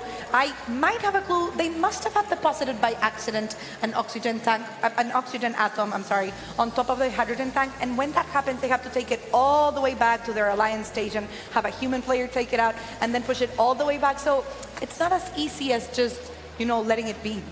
Certainly not as easy as it looks, but taking that first step at times can be easy, particularly if you have models to emulate and follow. Each one of these kids, each one of these mentors, each one of these nations, in and of themselves, are leaders in trying to create and set about that change. When you're mentioning leaders, I really want to see which team is going to take the lead as we see the scores crank up with robots getting ready to deposit hydrogen and oxygen. They missed some of the balls for inches, but we've talked about alignment and how important it is, especially now that we've reached the last 30 seconds of the match. Now you're seeing that Red Alliance trying to force, again, that hydrogen tank all the way from what looks like effectively the Blue Alliance's side to their side. They're doing an exceptional job right now. Good driving at home. Well done. No trouble pushing it in, and now it's the Blue Alliance who's trying to get the hydrogen tank to be deposited right under the oxygen accumulator to drop those oxygen atoms down. Other robots, I believe we have 3 or maybe 4 already trying to cram in within the reservoir boundary. The match is up, and we're going to have to wait to what our scorekeepers and referees have to say on how many teams are going to get any proficiency points. Now, even though we are waiting on those scores, we do have footage on our telestrator ready to go for you, because one of the elements of this particular game that we just saw was an exponentially intense amount of energy spent on trying to get effectively that hydrogen tank all the way from the left side of the field, as you see, all the way over there to the Red Alliance oxygen accumulator. They only had about $140 in order to do that, but yet kudos to that group. They ended up getting that all the way across and ultimately achieving some extra points for those alliances. Great job. I have a feeling we're going to see, that team's efforts play out when we see our scores out next from what they were able to do on the match. And in terms of matches, again, we're only at about the 111s, 115, I think we're at right now. We're only about halfway there. We're not even at lunch yet. But in the meantime, eating up some of that competition is Team Bhutan, Team US Virgin Islands, and Team El Salvador. Great job to them. So exciting to get to see the teams, perform as they should. And talking about excitement, we have a very special guest here on the booth. Ariana Mahase has been a dedicated member of Team Guyana Robotics since the inaugural challenge in 2017 with us in Washington. Her roles include player, mentor, and now coach of Team Guyana. Currently, she's pursuing her MBA and honing her skills on software engineering while serving in the Guyana Defense Force. Welcome. Thank you. We're so excited to have you here. It's wonderful to speak to someone who has been with the First Global from the beginning, especially someone who's transitioned from a student to a mentor. Do you mind telling us just a bit of how impact has impacted your life? And I personally want to know how you've grown with it from a student to a mentor and just the overall experience. Yeah, so when I started in 2017 as a student, I was a student in 2018 as well. First was like an eye-opener for me to innovation and robotics. It was the first time that I learned about robotics, and we were 3 months in, and we went to Washington and we performed so well, and it really goes to show when you're given the opportunities, a country like Guyana, when the youths are given the opportunities, they can do so much with it. It also opened my eyes to the importance of collaboration to solving the world's problems. It's not just Guyana's problems, but we can achieve so much more when we work together as a world. And since then, when I transitioned into coach, since I've been coaching since 2019, that really helped me with my leadership abilities, my communication. And I think one of the important parts of the game is being able to resolve conflicts, communicate among so many different countries, so many different languages. It's really helped me, I think, mostly in my soft skills. You said it was an eye-opening experience for you, and you are opening the eyes currently to the world, as particularly our young women out there who can be such contributors, and everybody should have a seat at that table. Tell us what it means to you to have an all-girls team from your nation being represented here. Yeah, I mean, when we started in 2017, I was the only girl on the team, and I think we've come such a far way to having an all-girls team. And there was not planned. It just happened. The girls came in and they shine, and it's proud. I'm proud of the environment that we've created to have them thrive and want to contribute and be so confident in making a contribution to First Global. Well, I'm very excited and especially love having teams who not only push for STEM, but also who push for STEM for women. So thank you for being here with us. Thank you for all you do for STEM in your country, Guyana. And why don't you join us here on the booth as we go down to the field and see our next match. It looks like we're starting in we're starting in 3, 2, 1, and go. Ranking match number 117. We have Team Czechia, Yemen, and Bolivia alongside Latvia, Slovakia, and Team Hope. I'm so excited, team, to see some all-women's or all-girls team here in First Global, because we always need more female representation on the STEM area. I was going to say, Bolivia, one of the nations competing here in this particular game, has one of the largest dinosaur footprints in the world, found in the Marogua crater. Goodness gracious. They're trying to put their stamp and footprint on this competition as well. They've done a great job so far in these first introductory matches. And when you talk about a good job, I also want to talk about Team Hope, who we can see within the reservoir getting a hold of those hydrogen and oxygen robots and trying to take them. I think, nope, they're going to try to take some more before they go all the way back to their electrolyzer or accumulator. I'm also noting something special on that robot. So we've talked before about how the robots have to start within the measurements of 50, 50 by 50, and then afterwards they can expand. It looks like Team Hope has actually expanded the tank of where they store the hydrogen and oxygen balls, and that's giving them the opportunity of carry more when they're able to go deposit it. Are you seeing that? Well, I am, yes. And I also see a new technique for actually getting the oxygen particles over to that accumulator. A couple seconds ago, we actually saw some underhand tosses from those human players. So I actually, from the booth, have not yet seen that. That could have very well been happening on any of the 5 fields of play behind us, but at least the first time we've seen it here. Yeah, we're also seeing Team Bolivia being able, or trying, I can't see if they're there yet. They were trying to deposit some hydrogen and oxygen balls into, or only hydrogen, into the hydrogen tank, while we have what I believe is also Team Hope for the Blue Alliance. This is going to be a pretty tight match from what we're seeing. Now, in terms of Team Hope, they are representatives of over 65 million people around the world who've been displaced from their homes over the past decade. Talk about real adversity, but they are feeling at home here in Singapore Expo, and it's not just because of the camaraderie and collaboration with all of the 191 teams, but certainly the support which you can hear in the stands. Yep, we're down to the last 13 seconds of the match. I want to be able to see later on if some of those teams from the Red and Blue Alliance are able to get inside the reservoir boundary. It looks like we have 4, maybe 5 teams, or even 6 within. The match is done, and we're going to have to wait for what our scorekeepers have to say on whether they're going to get 4, 5, or maybe even 6 proficiency points from the energy conversion. The fist pumps, the raising of hands in triumph, the absolute adoration, right, that they have for this learning process. Now we're all dancing. Free moves for everybody. We talked about it with Team Uganda earlier on, but everybody's dancing here now on the floor. You mentioned adoration, and I just love when we get the opportunity to talk to people who adore FIRST, who adore STEM, who adore the cause that we're fighting for today here just in general in FIRST Global. Now, Team Slovakia, I believe, was just shown on the screen dumping those particles. Now you see another unit from that Blue Alliance doing the same in the hydrogen tank.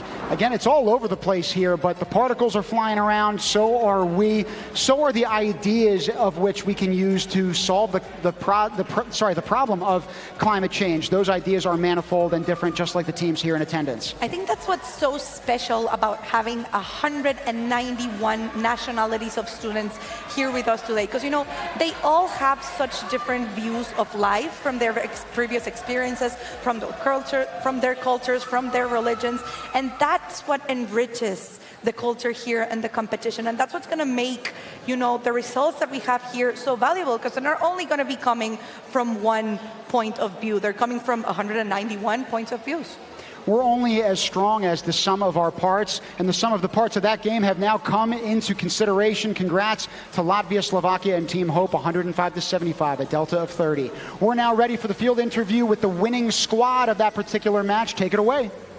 Hi, I'm here with Team Hope. You guys just had an awesome match, and tell me what was the strategy going into that? Yeah, thanks a lot. As this match we won. It's always about strategy. We use our 3D printer to print as mock-up of the field and strategize with other teams to get as best as possible points. And clearly it worked, because clearly you guys are doing success. So what's the strategy going forward, or what are you going to change going next? As the strategy improved, all of these things will be changed to be better. So a lot of balls will get more, and we got more points, and hanging will be better. Fantastic. And what was it like, I guess, strategizing with working with students from other teams from around the world? Yeah, it was a very nice game. We won the game and we have won 5 points. Yeah. Hashtag 12 to the world. Okay, great. Well, good luck to Team Hope, and back to you guys in the booth. Thank you, Melissa. Our next team has members who study in various places across Estonia with distances spanning up to 200 kilometers. Yet the team members' love for robotics is what unites them. Here they aim to showcase the innovative spirit and technological expertise of their country. Here's a look at Team Estonia. Mikkel, Pärtel, Lennart, Ralf, Robin. Meie meeskond koosneb eelmiste aastate veteranidest, kes kõik on FLL-il osalenud. Me oleme eelnevalt mitmes erinevas meeskonnas üksteise vastu võistelnud. Meil on ka väga hea meeskond, sellepärast et meil on ka vanu liikmeid, kes aitavad kaasa mentoritena. Me kasutame siit saadud kogemusi oma teaduse ja tehnoloogiaga seotud ettevõtmistes. Seega saame õpetada, motiveerida ja innustada ka nooremaid enda ümber ja leidma lõbu selle tehnoloogia ja teadusvaldkonnas. Eestis on ikkagi suur osa elektrist toodetud põlevkivist, mille reostus on märkimisväärne. Selle aasta teema Hydrogen Horizons on just sellepärast hea.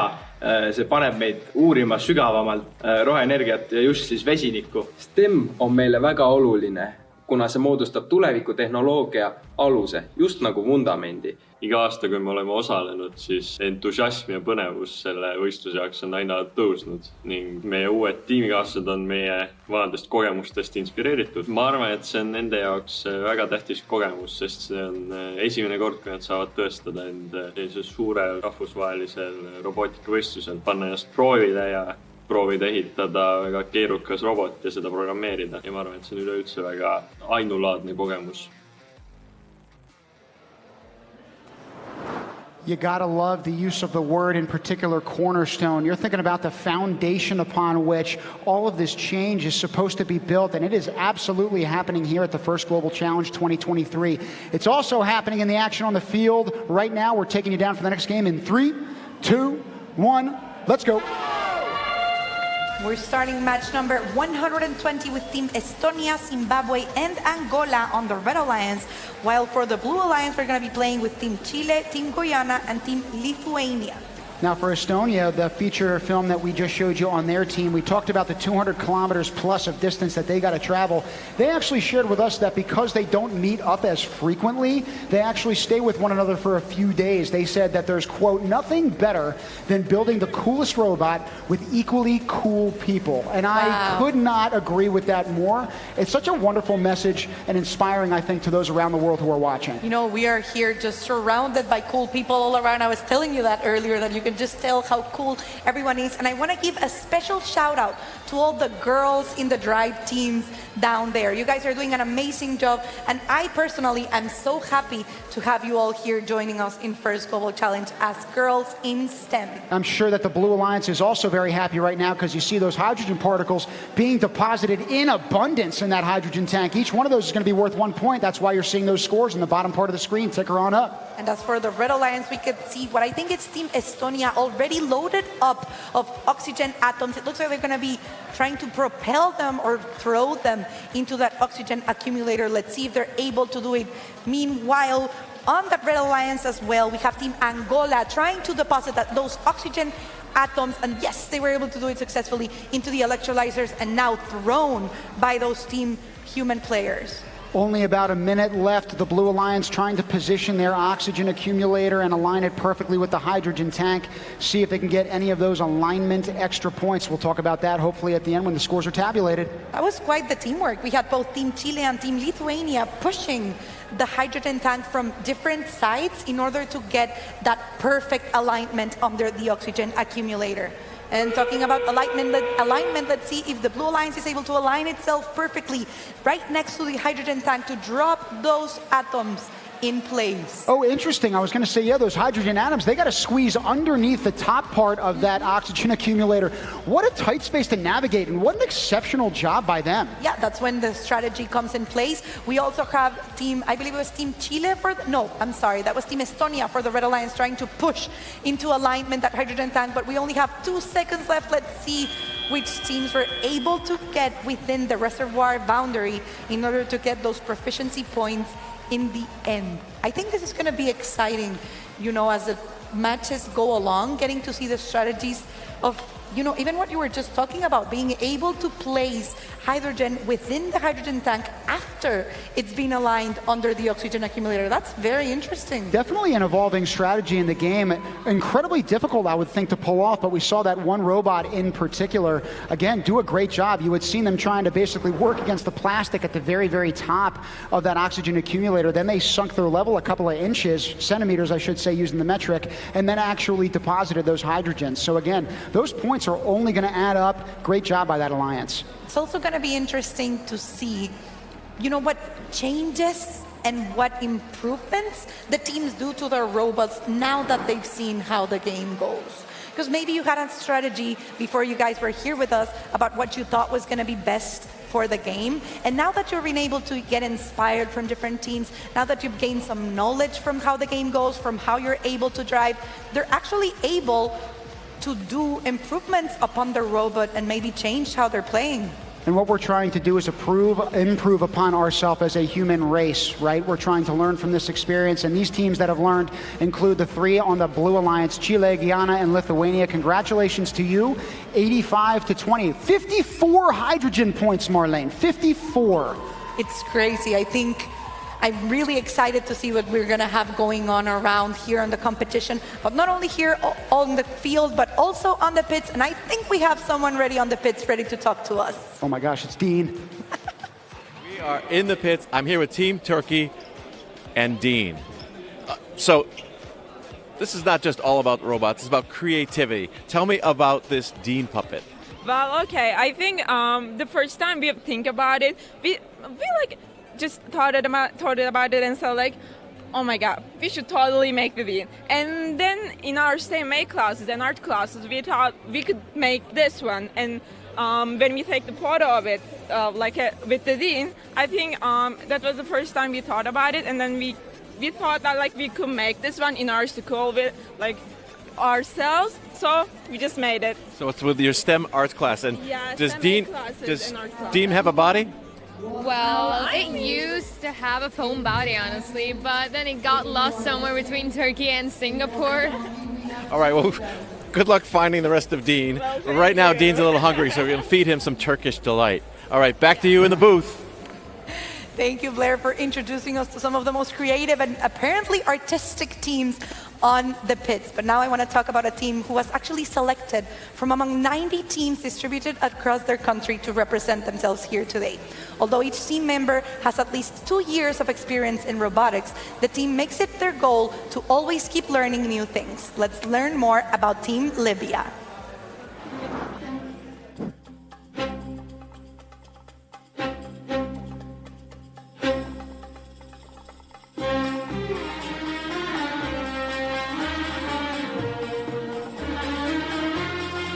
Alternative energy is a better future for us, because we can use this not only for other countries, not only for us, also for the environment. It's better than oil, which creates pollution. We have so many young, eager minds that are ready to pave the way for the future and work on our technological development. نقدر نشوف توجه البلاد باستغرار في الفترة السنين الأخيرة نحو السلم بشكل عام، ونقدر نتوقع أن البلاد تكون من أحسن الدول. Libya, along with several other countries, probably has one of the greatest, if not the greatest, potential when it comes to the future of alternative energies. Libya's basic income now is mostly from oil from the Sahara, though we can change this into alternative energy from the 2,000 kilometers of ocean we have. أنا عن نفسي نحاول نقرأ ميكانيكس ونحاول نغير في نظرة السيستم في البلاد. And I hope to play the role of bringing ideas and helping to execute those ideas to help Libya grow and develop in STEM. Exciting. Hi. Inspiration. I'm a programmer and MTC. I'm on the media team and I help a lot with drawing and design. I'm captain of Team Libya for this year's competition. Team Libya! I love that quote on just getting a different perspective of STEM for the youth. And talking about getting a different perspective, I want to get a perspective of what's going on the field behind us. I believe we're ready to go almost for match 123. We have some more to go, but we're starting right now in 3, 2, 1, and let's go. And in this 123rd match at Singapore Expo, we have only 6 teams competing, again, like we do in every match. We've got Greece, Guam, and Ecuador for the Red Regional Alliance. In the Blue Regional Alliance, we have Iraq, Vanuatu, and Libya. What we're seeing right now is the same strategy that we've talked about all day long, about how most alliances are deciding to push the hydrogen tank next to the oxygen accumulator early in the game. I think I'm going to want to go talk to some teams after today to try to understand the reasoning of why they're doing that. Your excitement, Finn. Yeah, I was going to say, in terms of my reaction, I'm trying to think about that Team Libya video and how hard it's got to be to answer the question, what's one word you could use here? I am out of words to describe how wonderful this experience truly is. It's also got to be incredibly valuable for each of these team members to learn from their first day of competition, which was yesterday, and now into today's gameplay, which we're almost halfway through. We're also almost halfway through this game. A lot of hydrogen particles getting deposited for that Red Regional Alliance. I was going to say that you were talking about just bringing value. Imagine the value that those hydrogen atoms are going to bring for the Red Alliance after being dropped in. We only have 1 minute and 15 seconds of our match, and we're seeing oxygen flying across the field, but we're also seeing robots gaining control of both hydrogen and oxygen atoms. I want to go see where they're going to be able to go place them as the game goes along. Now, with the remaining minute, we need to focus again on Libya and their experience. They were a part of Team Libya for FGC 2020, and they'd also participated in what's referred to as the Global STEM Corps, which is a group of advisors, basically. So they've done that for this past year in FGC 2022. I also want to give a shout out to both teams, Guam and Ecuador on the Red Alliance, who both were able to place hydrogen atoms on that tank at the same time before apparently pushing it over under the oxygen accumulator to get that perfect alignment. We're down to the last 30 seconds of the match. I was going to say, you're going to see those scores starting to populate at the bottom. Even though those scores are working up and down, it's because of these many working components on this field. But right now, the focus and fixation point is that center part of that field. We'll see how many extra points we can get at the very end here for proficiency. They're going to be looking to get some intermediate or expert proficiency. I think we're being able to see that's Team Iraq actually holding itself from the structure of the hydrogen hub.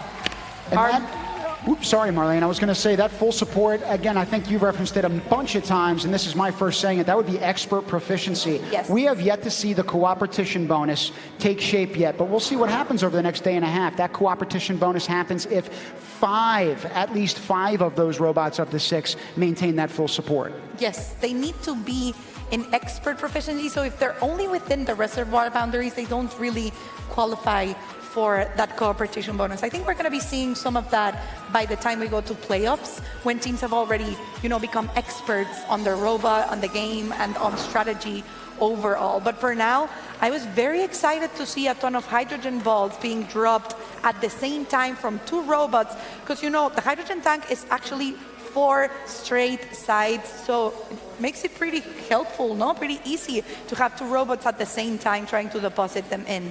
It's also really fun to see the teammates that don't have their hands on the controls who are pointing, so clearly everyone has an objective in mind. They're all trying to communicate in 2.5 minutes. Exceptionally hard to do, not only within a team, but across the 3 teams in a regional alliance. You've got those language barriers you got to take into consideration. Imagine if we were having a hard time communicating here, just the 2 of us, and it's only 2, and we both speak English, just the nerves of the event get into your head. I can't imagine what those kids are going through. They have 2.5 minutes, they have language barriers, but even with that, they were able to get 119 points for the Red Alliance. Congratulations to Greece, Guam, and Ecuador for a great match and for getting 40 proficiency bonus points for both alliances.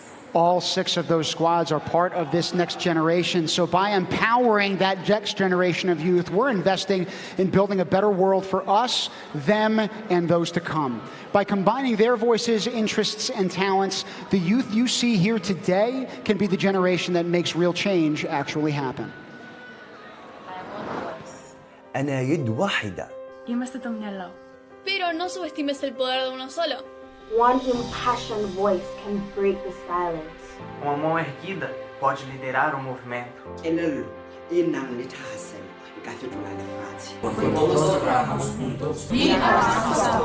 Avem o viziune pentru o lume mai bună. And we are the generation. We are the generation. We are the generation that will make it happen. Con las herramientas de la ciencia. Tecnologia. Desenho e matemática.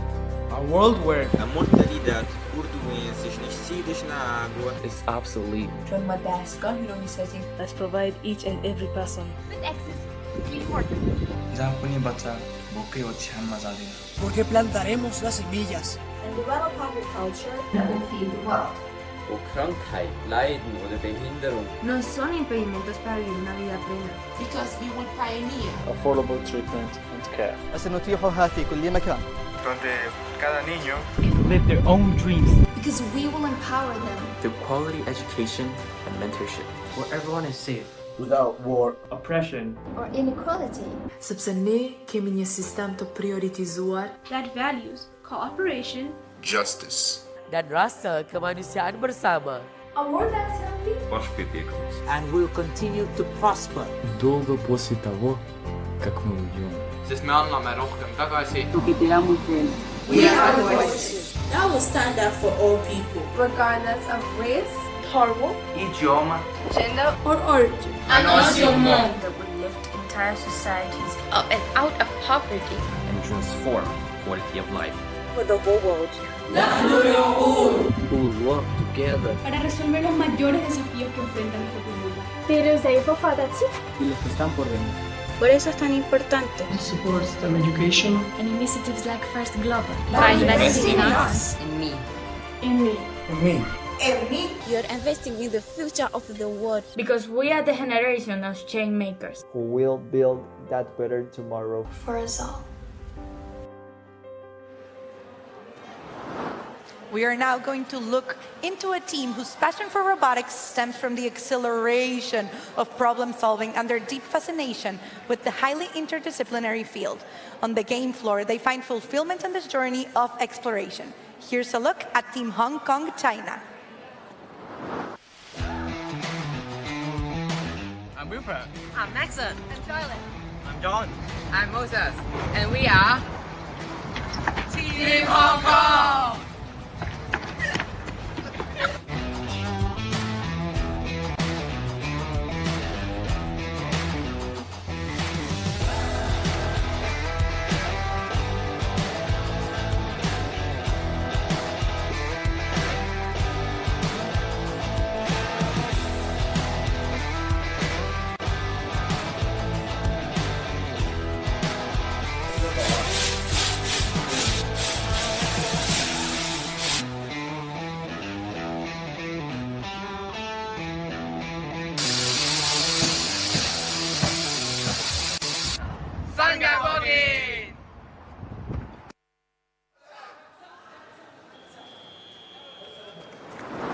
The excitement of that squad can certainly be felt in that short little vignette that we just showed you, but also in how they are competing on the field of play. They've been through all of the different adversities to get here, just like our other 191 teams in attendance, but only 6 are going to be on the next field of play. We're ready to take you down there in 3, 2, 1. Begin, guys. Let's go. We're starting match 126 with Team Egypt, Team Brunei Jerusalem, and Team Australia for the Red Alliance. As for the Blue Alliance, we're going to have Team Luxembourg, Team Hong Kong, China, whose video we were just able to see, and Team Nigeria. We're starting to see, yeah, I believe it is Team Egypt. No, I'm sorry. It might be Team Luxembourg for the Blue Alliance. They were trying to push one of those hydrogen tanks into the oxygen accumulator as a common strategy that we've seen throughout the entire match and throughout the entire competition from what's been going on. Now, one of the countries in this particular match, Luxembourg, they actually lived the mission of First Global just by the nature of the fact that 50%, almost 50% of their population doesn't even have Luxembourgish nationality. So you're talking about different languages, different cultural identities being shared even within the confines of that one nation. The same goes for this kind of competition where the alliances are changing every single match. Yes, we're looking currently at Team Australia as they're trying to gain access of those hydrogen atoms, within the reservoir. And you know, this is a collaborative match, and this is a collaborative competition, as you were saying, Tim, because the intention of First Global is to have the teams just communicate with each other and to get the students to understand what it's like to work with people from different backgrounds and different nationalities. That Australian robot working feverishly, spinning around, doing that 360, trying to actually work with a 2-point push. And now it's got that bridge working its way up, doing a great job unloading those hydrogen atoms. Each one of those is going to be worth a point. We'll see if it's worth more if their alliance can push it. Now, what teamwork you just saw there. We're going to hopefully get a telestrator replay of that locked and loaded. You saw Australia dump those hydrogen particles in, and then one of their teammates, I believe it's Egypt, trying to push it over into that oxygen accumulation corner. Great job communicating between those two countries. I believe it was Egypt too, but I actually want to take a look at that robot that's right next to the hydrogen hub, propelling or just throwing those oxygen balls into the oxygen accumulator. I can't really get a flag, as you know, the cameras are just spanning all around, but that was some pretty cool technique. The technique isn't just limited to the actual mechatronics and robots that are out here. The technique is also applied to the kids who are physically throwing those oxygen particles across the pitch. Things are flying around this arena, including all of the anticipation and buzz that we feel for these squads. Great job to both teams. And talk about flying, I think we also have maybe at least one robot, was it, that we saw actually holding itself and flying up from the floor by being held on the hydrogen hub. That would give both alliances expert proficiency points on the scores. That would be 10 points for both of each. I think this is going to be a very exciting sight to see at the end of the match when we see the final scores. Now on the telestrator, we've got ready to roll for you again some of that teamwork that we saw from both teams, Australia and Egypt, in one of those alliances. So without further ado, you saw Australia earlier on doing a great job after unloading those hydrogen particles. You then see Egypt taking over the work of trying to get their hydrogen tank all the way over to that corner underneath that oxygen accumulator. So great job with those two robots in particular, partnering with each other at trying to get those extra points. Great job to them. It's all about teamwork, because, you know, it's alliances who are working here together. Even if you have one robot that works excellently and that can do every task that the game entails perfectly, you're going to need to cooperate with those other teams. And it looks like the Red Alliance, it paid off. They were able to get 73 points and gain the win. So congratulations to Team Egypt, Team Brunei Darussalam, and Team Australia. That is for sure teamwork. And now joining our team up here in the booth is Jamie. She is a principal at Belize High School and serves as the mentor for Team Belize. In her work, she prioritizes the importance of education as a means to empower students, striving to identify unique strengths and talents to create opportunities for students to apply their learning in real-life settings. In her own words, her, quote, approach to education is grounded in the belief that every student has the potential to succeed. Thank you so much for joining us today, Jamie. We appreciate it. Thank you. Mucho gusto de tenerte aquí con nosotros. All right. I was going to say, ever since your team's participation in 2018, you've been working really hard to expand the robotics program throughout Belize.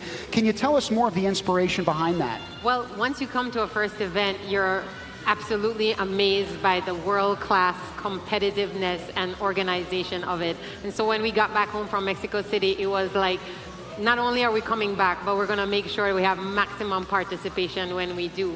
And so what that looked like was we roped in the information technology teachers, and we got them as champions.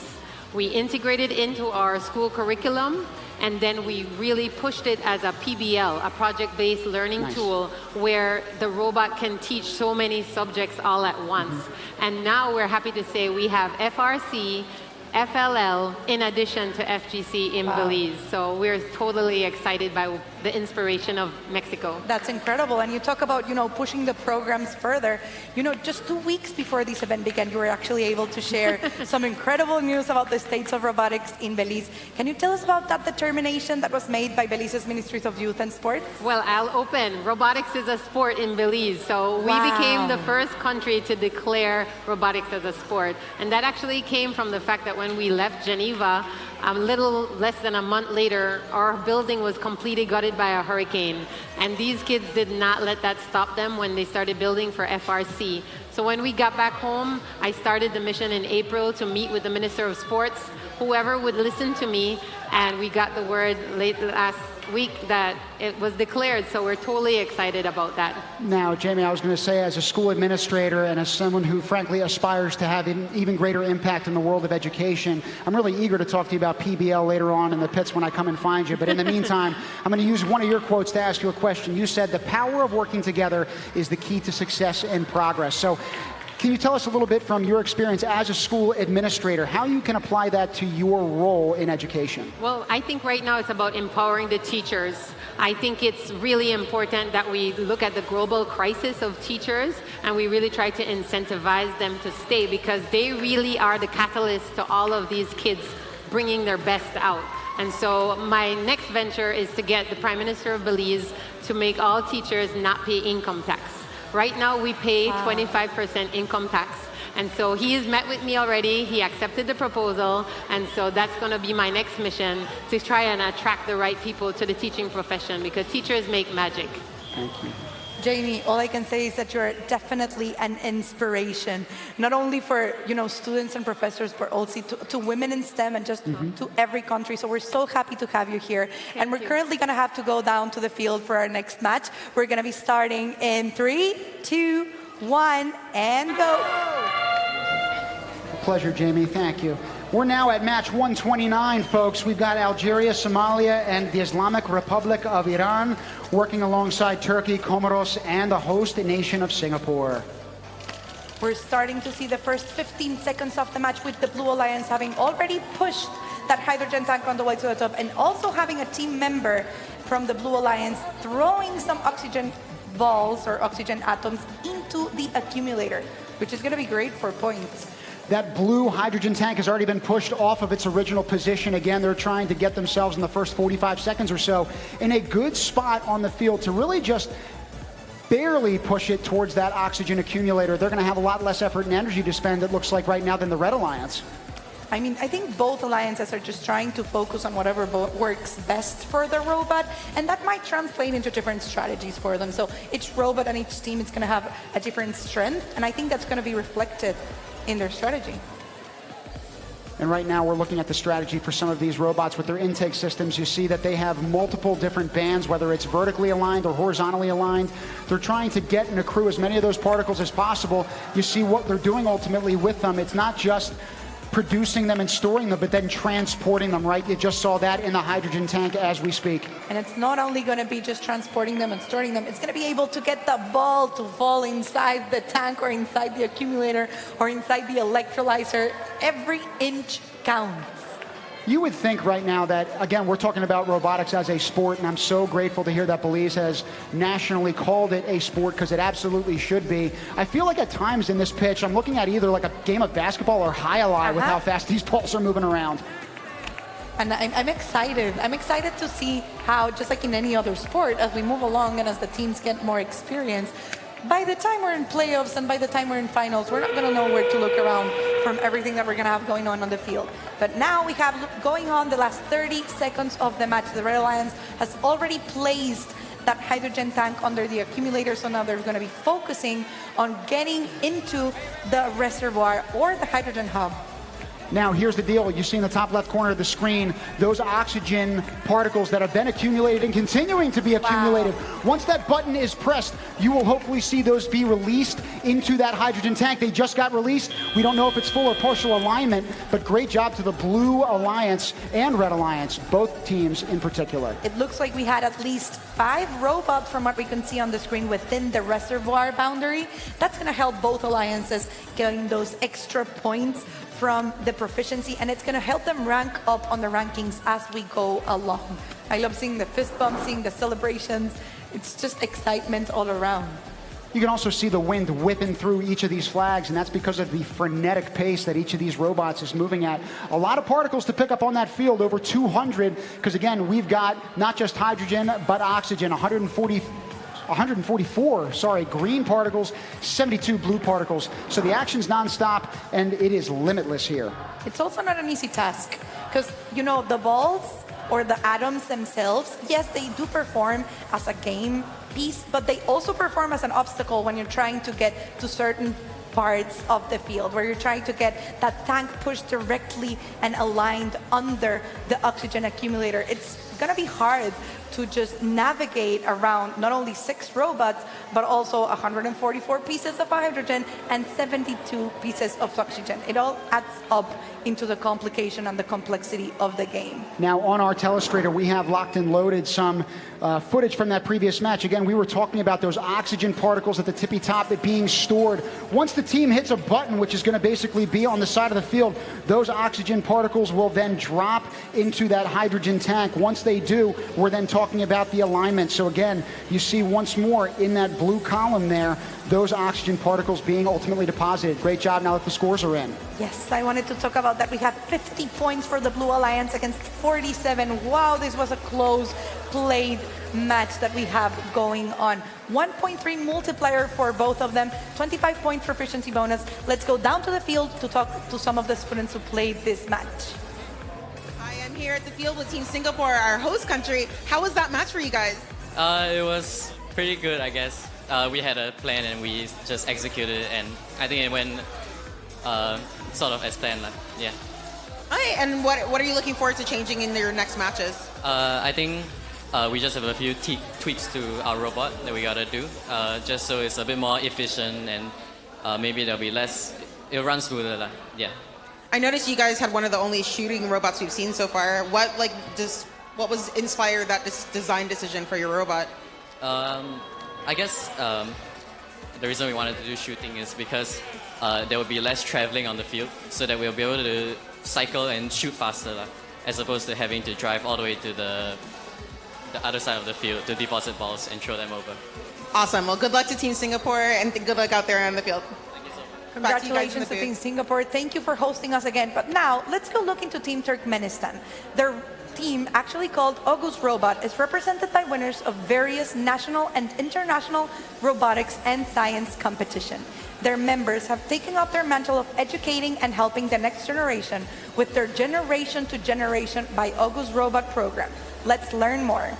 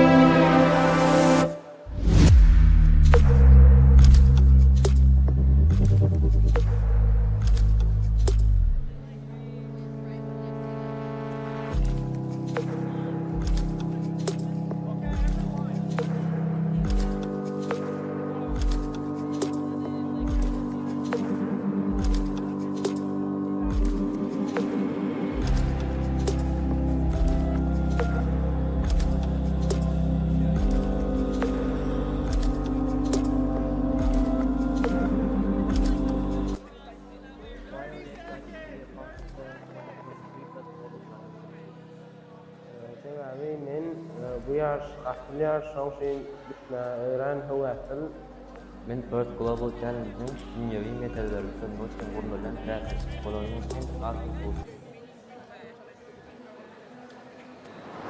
The students are excited to solve global issues, and I'm excited to go down on the field and see them play on the next match down on field number 5. Everyone get ready, because we're starting in 3, 2, 1, let's go. As they charge into that central reservoir to get water, we've got Cambodia, Turkmenistan, and Eswatini, alongside Zambia, Mauritania, and Mongolia. Now, Turkmenistan was the team we just focused on, and when we talk about grassroots organizations and then going back home and trying to spread the word and work of STEM and increasing its presence in our world, Team Turkmenistan, after returning home from the first Global Challenge in 2017, did their first ever robotics week in Turkmenistan. So again, that is the work from the ground level that gets this thing in motion. It's incredible. I mean, it is what spreads the word of FIRST and technology, just STEM in general, around their countries, and that's what we're striving for with all of the teams in general. These teams are striving to emerge before lunch today with a W in the win column. We're 45 seconds in right now, and it looks like we have someone from the Red Alliance doing a great job depositing those oxygen particles. It looks like we're now trying to deposit them into the accumulators, having a little bit of a difficult job doing it, but needless to say, the job is not done. We were also seeing Team Mauritania from the Blue Alliance being able to get access of some hydrogen and oxygen balls, while on the Red Alliance, I believe it is, we saw Team Turkmenistan depositing hydrogen on the hydrogen tank. Back-to-back action on these two different hydrogen tanks. Both alliances doing an exceptional job trying to put that hydrogen inside. You'll notice that they trickle down to the very, very bottom of that tank, and that's because of the conversion process. Eventually, oxygen will be re-added into that picture. I believe we have Team Eswatini for the Red Alliance also trying to deposit some oxygen atoms into the electrolyzer, but you know, we have just action all around. The Blue Alliance was already able to get that hydrogen tank located under the oxygen accumulator. A lot of those oxygen particles and hydrogen particles have been vacated from that central part of the field, so hopefully there's room to navigate in this last 30 seconds, and you'll indicate it by that train horn that you heard just now. You know, that's what we were just talking about, how the field, the game pieces can act just also like as an option for them to score points like we're seeing for the Red Alliance, but also as an obstacle to either locate the hydrogen tank perfectly aligned or just to get into the reservoir area for those last seconds. The Red Alliance trying their best to locate it, particularly under the hydrogen tank on time, but they only have 4 seconds left. Let's see if they're able to push it through. Team Eswatini was right on the cusp right there, really hard with the wheels that are on the bottom of that hydrogen tank to get it to do what you want it to do. But needless to say, that is science in a nutshell, right? We got to come back to that process, learn from our experience, good or bad, and try to promote ourselves into the future with excitement. And as our driving teams, like the drivers down on the field, are gaining experience to play, they're going to get much better at how to learn all the nicks and tricks of how to move the robot precisely the way that they want it to. I love getting, sorry. Oh, no, not at all. I was going to say we had a previous little clip there loaded up, but we also have it on our telestrator right now. Again, Cambodia doing an exceptional job. Once those hydrogen particles go into that hydrogen tank, they're going to go through those slits at the tippy top. Oxygen would actually be contained within that top section. But because these hydrogen particles are smaller, you're going to see them dip to the very bottom. Each one of those, again, is worth a point, and then we talk about alignment later on. And we've mentioned before the importance of robots being able to contain only hydrogen and oxygen balls in different containers, because if they happened to throw an oxygen ball into the hydrogen tank, they would have to go all the way back to the Alliance area, and they would have to get one of their team members from the drive team, they'd have to remove the oxygen ball, throw it back out, and it would just lose so much time. So that's why it's very impressive to see teams with those types of mechanisms. And you know, now that we have our final scores, it's also very impressive to see the final scores of 66 points for Team Cambodia, Team Turkmenistan, and Team Eswatini. We now have a pit interview locked and ready to roll for you, so let's take it down to the pits. Blair, it's on you. Thank you, Tim. I am here with Team Kenya, and they had a great journey here. How long did it take you to get here? 13 hours. 13 hours. So for some of you, it was the first time on an airplane, right? Yes, it was my first time on a plane. First time on a plane. First time leaving your town, leaving your country, leaving your continent. And what do you think of Singapore? It's a really nice place. I love the buildings. It has a really nice environment, and the weather is a bit too hot, but I'm enjoying the place either way. Yeah. It's really warm here, isn't it? It's not a bit too hot. It's really warm. So Singapore is like famous for its architecture, and you're like, as engineering students or studying engineering, what do you take from that? We take that as humans, we're able to change whatever we see. We're used to having tourist attractions or things that make us happy as natural things, but then we have the ability to create things that marvel. You stand at a building and you keep staring at it and you're like, we can do this, and we can do it back at home. We don't have just to come all the way to say this. It's inspiring, and it shows us as humans we can do so much. We can be the makers of our own world. That's great. Well, we've got one more team member, a little bit quiet, but we'll try to get a few words out of him. What do you have to say? I love Kenya and I love Singapore. Go Team Kenya!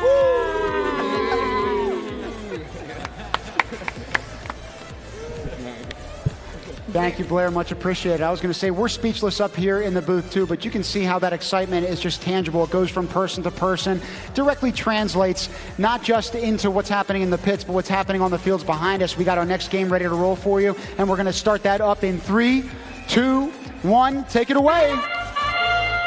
For match 135, we're going to have Team Yemen, Team Kyrgyzstan, and Team Malta for the Red Alliance, playing against Team Fiji, Team Guinea-Bissau, and Team Mauritius for the Blue Alliance. Already only 15 seconds in, and we can already see teams gaining access and gaining control of some of those hydrogen and oxygen atoms, especially for what looks to be the Red Alliance, I believe.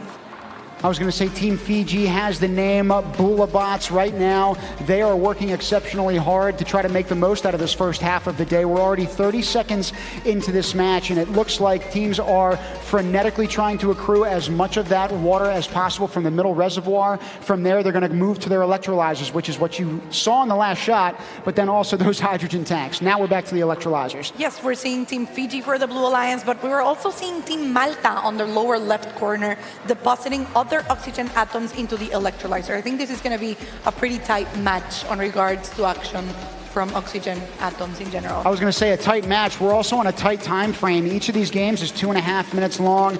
This is match number 135, and we're going to be getting into the 200s today at home, folks. So again, the action is really just starting here in Singapore Expo. And it's going to keep on going for the rest of the day today, for tomorrow with more qualifying matches. We're going to have playoffs, we're going to have awards, we're going to have a closing ceremony. And we also have down on the field number 5 for the Red Alliance, Team Malta, depositing both hydrogen and oxygen atoms into their electrolyzer. We can now see the human players throwing them away. I think some of them bounced out. It's quite an art getting them to stay in. Now, once those green hydrogen particles are dumped into that electrolyzer with the oxygens, remember, they're going to get dumped back out through that sieve-like feature that you currently see with those gratings at the bottom right and left quarters of your screen. They're going to then re-enter the field of play with the objective of teams scooping those and then getting them back into the hydrogen tanks. I believe we're seeing Team Fiji again, that were making their way towards the electrolyzer. But now that the 30-second mark has sound, we have all 6 robots that appear to be trying to get onto that hydrogen hub. We have one robot. Wait, are we having robots trying to climb? Yeah, we have. Is it Kyrgyzstan? Yes, Team Kyrgyzstan is being held up entirely by the hydrogen hub. Now we've got what may be all 6 robots that are at least within that hydrogen hub towards the end. We'll see what the proficiency points look like at the very end of this, but very tight space in order to squeeze into. And I was going to say, I think this might be one of the first matches where we've seen that happen. I believe it is. I don't think we've had any other match where we had all 6 robots within that boundary. It's going to be interesting how that affects the score overall and how it could propel all 6 teams on both alliances up on the ranking, whether they win or lose the match in the end. I'm definitely not envious of these referees. Again, you're talking about games that are millimeters and centimeters. The margin of error is just that slim. But we're also talking about the same with respect to climate change. There's only so much time that we have left to solve and address that global crisis. That's what we were talking about earlier before. And I also want to point out how the fact that they're playing in international alliances is also kind of a reference to the fact that for climate change, we're going to have to work together as nations. We've mentioned earlier before that climate change doesn't see like, oh yeah, your national border is here, I'm just going to stick to the other side because you're doing well while your neighbor isn't. They're actually going to have to work together as countries and as one single world to fix a problem like this. So it's very important that we get a team like the one we had before of regional alliances. And we're going to find out which regional alliance ended up emerging victorious from that particular match here in a couple of seconds. It looks like we got it by a 1-point margin, Team Fiji, Guinea-Bissau, and Mauritius. I also want to mention that 35 bonus proficiency for both alliances that is going to propel all 6 points up, Bingo. all 6 teams up on the spot. But the next team that I want to get us talking about is a group of tech enthusiasts highly motivated to participate on the world stage. Whether it's biking an hour and a half, you heard that right, an hour and a half to get to practice each day, or organizing their own student-run fundraising events, the team members of Team Pakistan have proven their passion that robotics is real. Here's a closer look.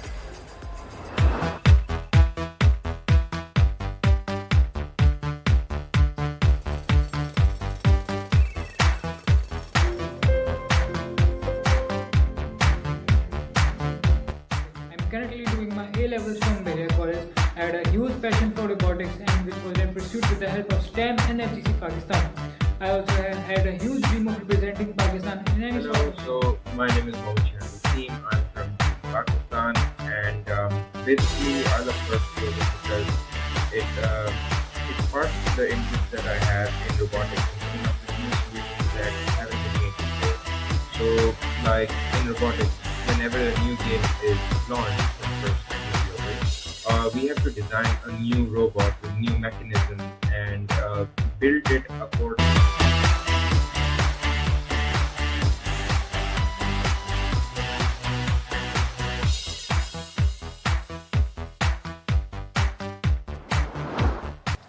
Talk about putting the effort into it and putting the work into achieving what you want. That hour and a half bike ride is just so inspirational. I hope that we're able to see the team also putting the work down on the field, because we're about to see them play on their next match. I was going to say, I love that image of them flexing their muscles. They're absolutely doing the same with their bot and the power that STEM has to play in addressing some of these crises and challenges. But right now we got the challenge of this next game starting up in a couple of seconds. We're getting going in 3, 2, 1. Let's do it, everyone.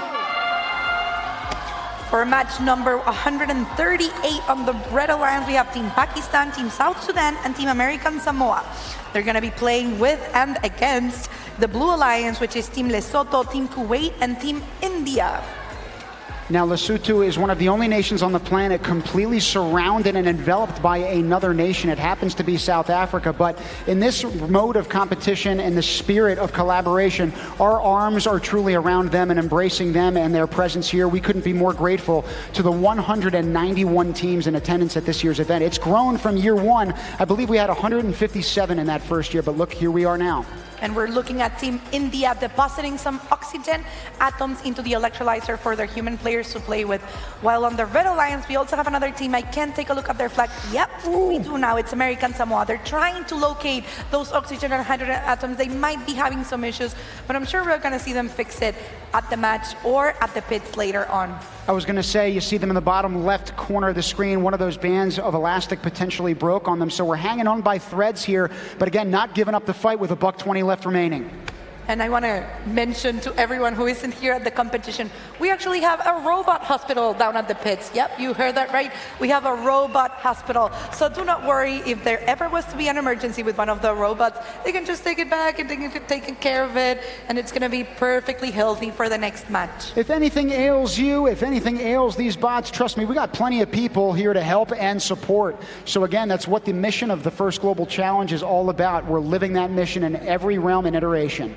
We're looking at Team Lesotho currently trying to push that hydrogen tank under the oxygen accumulator as we approximate the last 30 seconds of the match. Also approximate are those scores at the bottom. So you see them being manipulated. Sometimes they'll go up, sometimes they'll go down. It's part of the complexity of this game. Again, referees trying to tabulate points from every which corner of this pitch.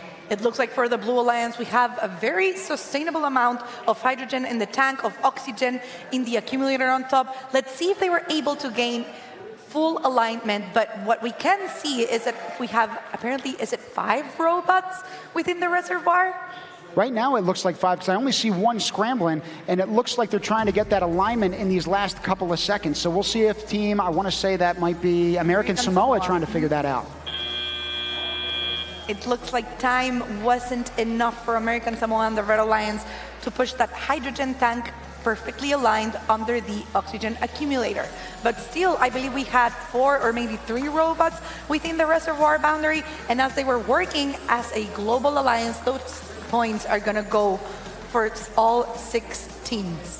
We said a couple of matches ago, I believe, Marlene, when the scores ultimately came up, that, like you said, both teams are going to benefit. I think it was 30 to 35 points in one of those matches. So regardless of whether you emerge victorious for, let's say, a particular contest that you're competing in, those points still very much matter because you're technically competing against every other nation that's in their own respective matches. All those points add up. Yep, and you're playing with points, and I really do want to make that very evident, or I just want to make it clear for everyone back home.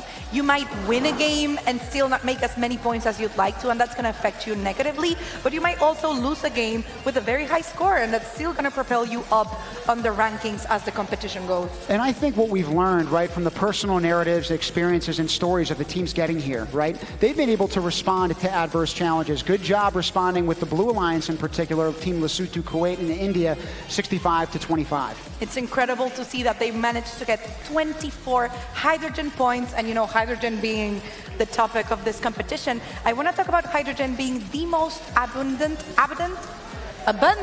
there we go, being the most abundant element in the universe because it can be cleanly created and reused. It's considered an important element here, especially for clean energies. And why don't we go take a look into how hydrogen is helping the world create carbon-free energy future. Hydrogen is the most abundant element in the universe. The majority of hydrogen exists in water, which is made up of 2 hydrogen atoms and 1 atom of oxygen held together by chemical bonds. To produce hydrogen from water molecules, the atoms must be separated using energy to break these bonds. This energy input can come from renewable sources, such as solar and wind, which means hydrogen can be produced without adding carbon to the atmosphere. Regardless of the energy source used, some energy is always lost in the conversion process. The ability to create and release these chemical bonds makes hydrogen an ideal energy carrier. It can be stored and transported in gas or liquid form to meet energy needs, or converted into different forms of energy with water as the only byproduct. Electrical energy can be produced when hydrogen is combined with oxygen in a fuel cell. This is the most efficient method of conversion. Hydrogen can also be burned to produce heat. However, this method includes combustion heat losses. What's amazing about hydrogen is that it has the highest energy content of any fuel by weight, about 3 times more than gasoline. And because hydrogen can be cleanly created and reused, it is an essential component of the world's carbon-free energy future. With hydrogen being able to be cleanly created and reused, I can tell you that these teams are cleaning the field up and cleaning up their approach to this game as well. So we're going to be polishing this up over time. We're into our last match before lunch, and we start this up in 3, 2, 1. Let's do it, crew. For match 141 on the Red Alliance, we're going to have Team Greece, Indonesia, and Sweden playing on the field. As for the Blue Alliance, we're going to have Team Malawi, Team Austria, and Malaysia. Indonesia was on one of the side pitches earlier on when I referenced them and their fan squad earlier today. They are absolutely making their presence known. Hopefully we'll get a shot out to the crowd so you can see those flags waving with absolute pride. Their team is beaming with it here as well. I want to talk about Team Malaysia. I think we were seeing their intake earlier before, and it looks like they have an intake system that's very particular about the size of the ball, making them able to sort out and only get those hydrogen balls and then deposit them, of course, at the hydrogen tank. That's a pretty smart move for not getting them mixed up. I was going to say smooth moves all around. We've seen it dancing with the pits with Team Uganda. We see it on the robots with the 360s constantly. We're spinning around and pivoting on a dime. It's a lot of fun to watch. And even though we are just getting towards lunch, again, the action here in Singapore Expo is really just starting. Especially with the crowds, we can hear them cheering behind us. If you guys at home cannot, I promise you it's so exciting getting to hear people just getting into it, getting excited with us. And it looks like the teams are also getting into their strategies as we look into it. Now we saw one of those elastic bands, I forget which team it was, it actually came off of that little system it had with those rotating I would say, circles. I don't even know what the technical term technically for it is, but again, still had a few bands that were able to move and manipulate those oxygen and hydrogen particles. So even though it's harder likely to accrue those particles, does not mean that the job is over or done. We're seeing the Blue Alliance deposit a hydrogen atom into their tank. We were also seeing earlier the Red Alliance doing the same for theirs. It looks like both are going to stride into pushing those tanks perfectly aligned under the oxygen accumulator before we hit the 30-second mark. Wow. Red Alliance looks like it's off to a very strong start, as you can see from their score, as well as the amount of green that is in that hydrogen tank. As endgame sounds, you see one of those teams, I believe it's Indonesia, pushing it towards that oxygen accumulator. All they got to do is press that button. We'll see if those oxygen particles drop. I saw that there was an oxygen particle in the way from perfect alignment, so we're going to have to see if they're able to get it in order to have that 1.3 conversion multiplier. The last 10 seconds, and they're trying to get all 6 robots to fit within that tight boundaries. Let's see if they're able to do so. We only have 3 seconds to go. Singapore, I was going to say, bumping their way, or not Singapore, apologies, Indonesia bumping their way in at the very end. Talk about playing until the last absolute second. We'll see how it factors into the points after the referees sweep the field. I'm very excited to see if the Red Alliance was actually able to drop those oxygen atoms into the hydrogen tank and convert with full alignment, which would have been a fuel cell, you know, the most efficient way of converting hydrogen into electricity. They're waving to the cameras. They are raising their hands. Ultimate success. All our hands are in. That's what the teamwork is all about here, crew. Great job. 3, 2, 1, go. I can't wait to see what the scores are going to be, but I'm pretty sure the excitement is more than enough for those students as they're having the time of their lives. I was going to say, we're having the time of our lives as well in this booth. Marlene, I'm so grateful to have you joining us back from Mexico City. It feels like it's been the blink of an eye since we were there. It really has been, but you know what? Having standed aside from First Global and coming back this year, the change has been phenomenal. Like, you can already see a culture in between the teams, between the students, the volunteers, the staff, even the sponsors have now like gained experience and just the culture of First Global within themselves in general. So even though it's only been, what, 6-7 years that First Global has been around, the legacy that it now has created is something never seen before for me. And in terms of the legacy, right, each one of these students is going to try to put their imprint on stamping a legacy of their own when they return home. And across this globe, we've got people that understand the importance of paving that path forward. And so while First Global has done it for these teams, they're going to do it eventually on their own. Congrats on the triple-digit figures from Team Greece, Indonesia, and Sweden. Exceptional job by that alliance. I also want to talk about both alliances getting perfect alignment and a 1.3 conversion multiplier. This is kind of a game for us to watch before we go out to lunch. I was going to say, and while we're at lunch, we're going to be certainly ingesting some food, especially us up here in the booth. We need our energy.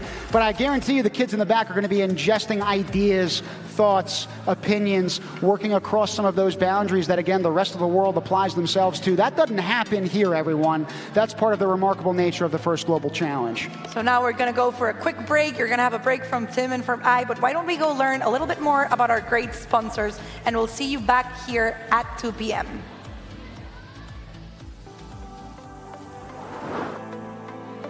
Everywhere you look, there's proof that semiconductors are changing the world. They're enabling new technologies that help save lives, enhance access to education, and shape the future of business and computing. But as semiconductors become increasingly critical to our world, demands continue to grow for them to become smaller, more efficient, and more sophisticated. At Lam Research, we're innovating to meet this demand every day. We create machines that enable modern chip production and push the boundaries of what's possible. We partner with customers to boldly take on the world's biggest challenges while supporting communities and driving greater sustainability. From enabling atomic-level precision to breaking down barriers to collaboration, we're transforming our industry and creating the breakthroughs that make so many other innovations possible. Because at Lam Research, we know semiconductor innovation will change the world in ways we can only imagine. Now, let's prove it.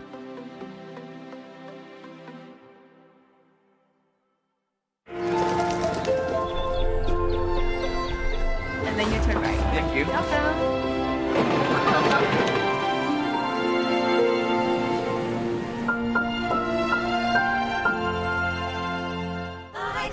You think you know Singapore? Then what's this? And this. And this.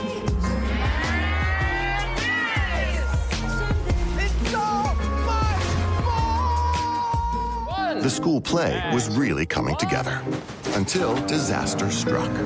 Luckily, replacement costumes were shipped with FedEx, which means Mr. Harvey could picture the perfect night. FedEx can help you be ready for what's next. Passion to exist.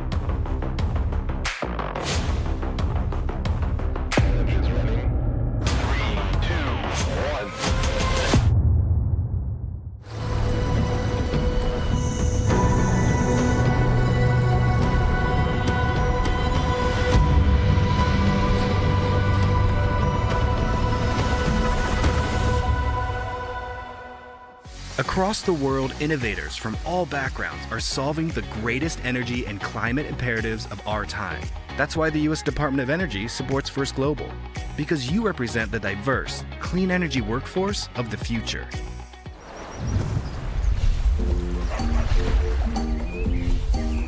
Every day, we get 24 hours to change the world.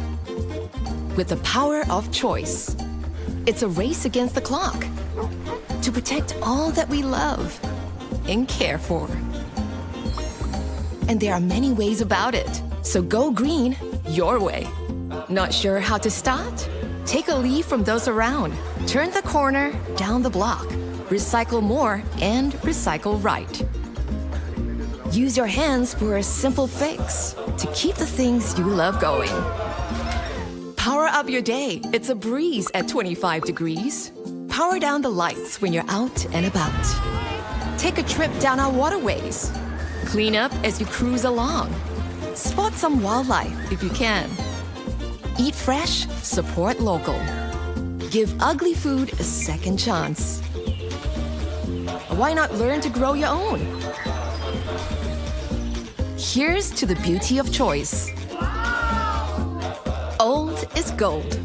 Make things last. A few more stitches, and it's as good as new. Go green in style. Go green your way. Make a difference and reuse that bag. Clean up each time you eat or drink, just as you would at home. Wash up, don't let it run. Recharge under the shower. Short and sweet.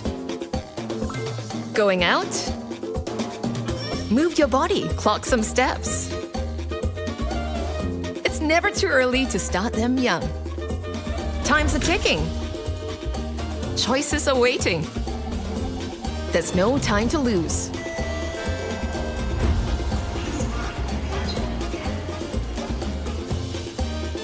You have the power to choose. Go green your way.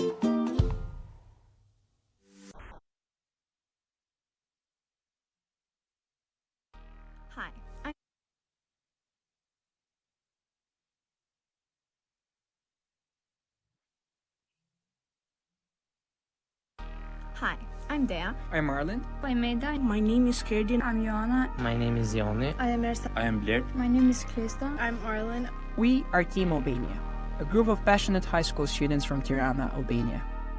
Albania is known for its rich history and natural beauty. It is home to a diverse and resilient community. Our country is a true gem in the heart of the Balkans.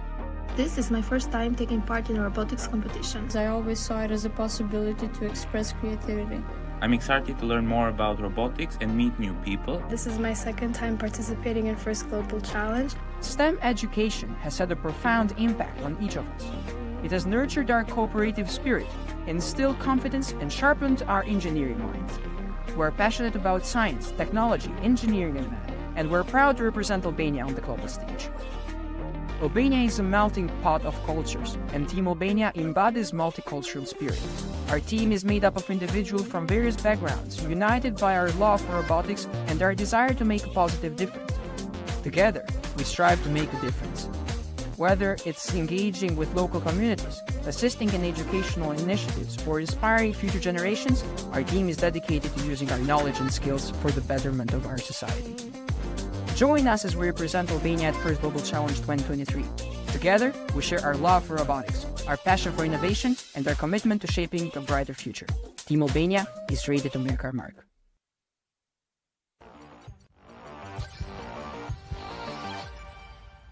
Yellow, green and blue, colors of the vast scenery of Algeria that highlight its diversity.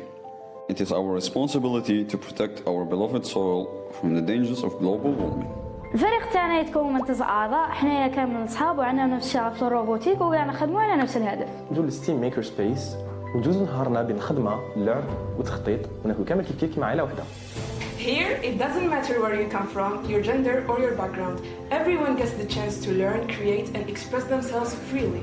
شخصيا FGC عاونتني نطور مهاراتي الاجتماعية والتقنية. أحسن حاجة هي كيفاش نخدموا كامل كيف ونتعاونوا باش نخرجوا روبو ميكانيزمز في القمة. وما ننساوش نهار الاوبن داي وين علمنا الشباب تاعنا على روبوتيك وشاركنا التجربه تاعنا مع FGC ونهار درنا اعمال تطوعيه باش ننفعوا المجتمع تاعنا. This year's theme is important to us because Algeria strongly relies on fossil fuels. We aspire to fight climate change and build an eco-friendly country that prioritizes green energies like hydrogen. For me, STEM is vital because it allows you to save people, cure diseases, solve world-threatening problems and live more comfortably. We are excited to be part of the 2023 First Global Challenge. To connect with the world. Represent our country and live our dreams. Team Algeria!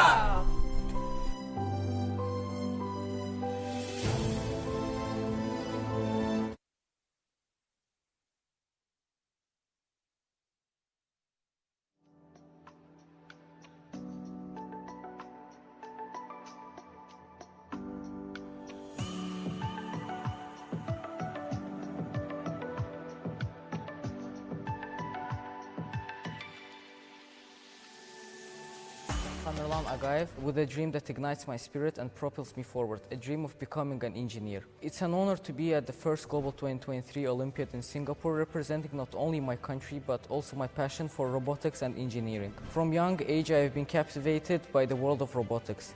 The complex dance of gears and circuits has always fascinated me. I am Nureddin. I love robotics, and as robots evolve, they will bring more benefits to our lives.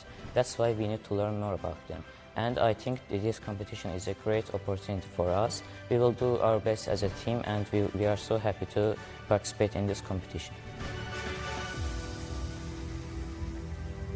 Hello everyone, my name is Banu. Today I'm here to speak on a topic global challenge. We want to emphasize the necessity and significance of tackling global concerns in just 2 minutes. Unprecedented problems in our world touch everyone, regardless of geography. These issues include poverty, pandemics, inequality, and climate change.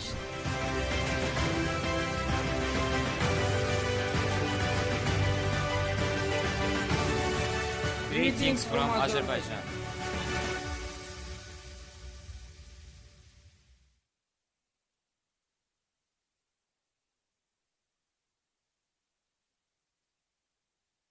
STEM is important to me because I see it as a revolutionary step towards the future.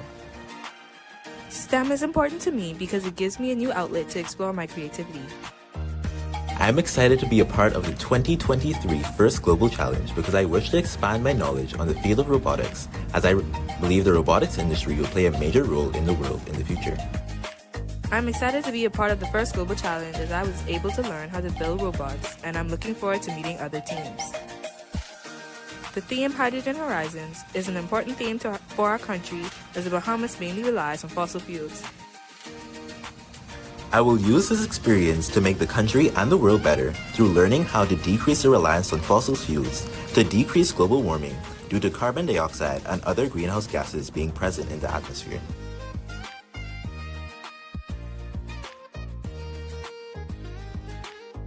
This year's theme applies to Belize because we're looking into more alternative ways to grow green energy. Our main power here is hydropower. But with hydropower, we can become more long-term and effective. We can improve our land, wildlife, and natural resources. Some of the challenges that I may face during this competition are lack of communication, improper time management, and becoming burnt out. With the workload that's upon us, proper time management and communication are crucial to the completion of the task efficiently. I plan to properly communicate with other members and mentors, ensuring that everybody is on the same page and in the loop at all times. I think robotics and FGC as a whole can impact the world in many ways. The first one being that we as students get to learn STEM education and can implement it in our daily lives. With that, we also have the actual challenge, or the game itself, that deals with hydrogen horizons, where we as our community can come together and learn more about renewable energy and thus impact our world. So this experience on a whole helps us as kids be able to shape the future for the future generations. While participating in the first Global Challenge, I expect to expand my social bubble and learn a lot more about other countries around the world. I also expect to gain more knowledge on robotics. Because I'm growing up in a world where renewable power is significantly more needed. We are harming the environment through our coal power plants, and with hydrogen power, we can strive for a better future and a more clean environment.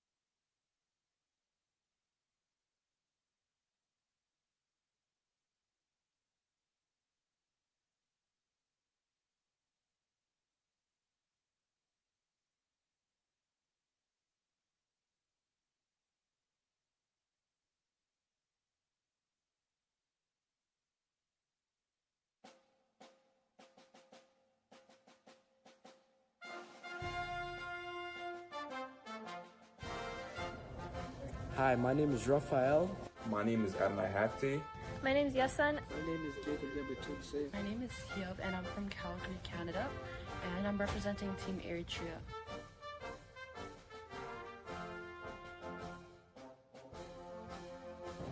It sparked my interest in technology and robotics and gave me the opportunity to try different things. Participating in First Global Robotics has helped me develop a greater understanding of universal climate issues.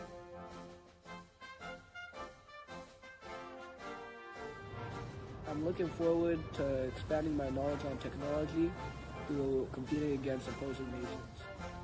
I'm looking to understand more about hydrogen horizons and how it can assist our world in becoming a better environment to live in.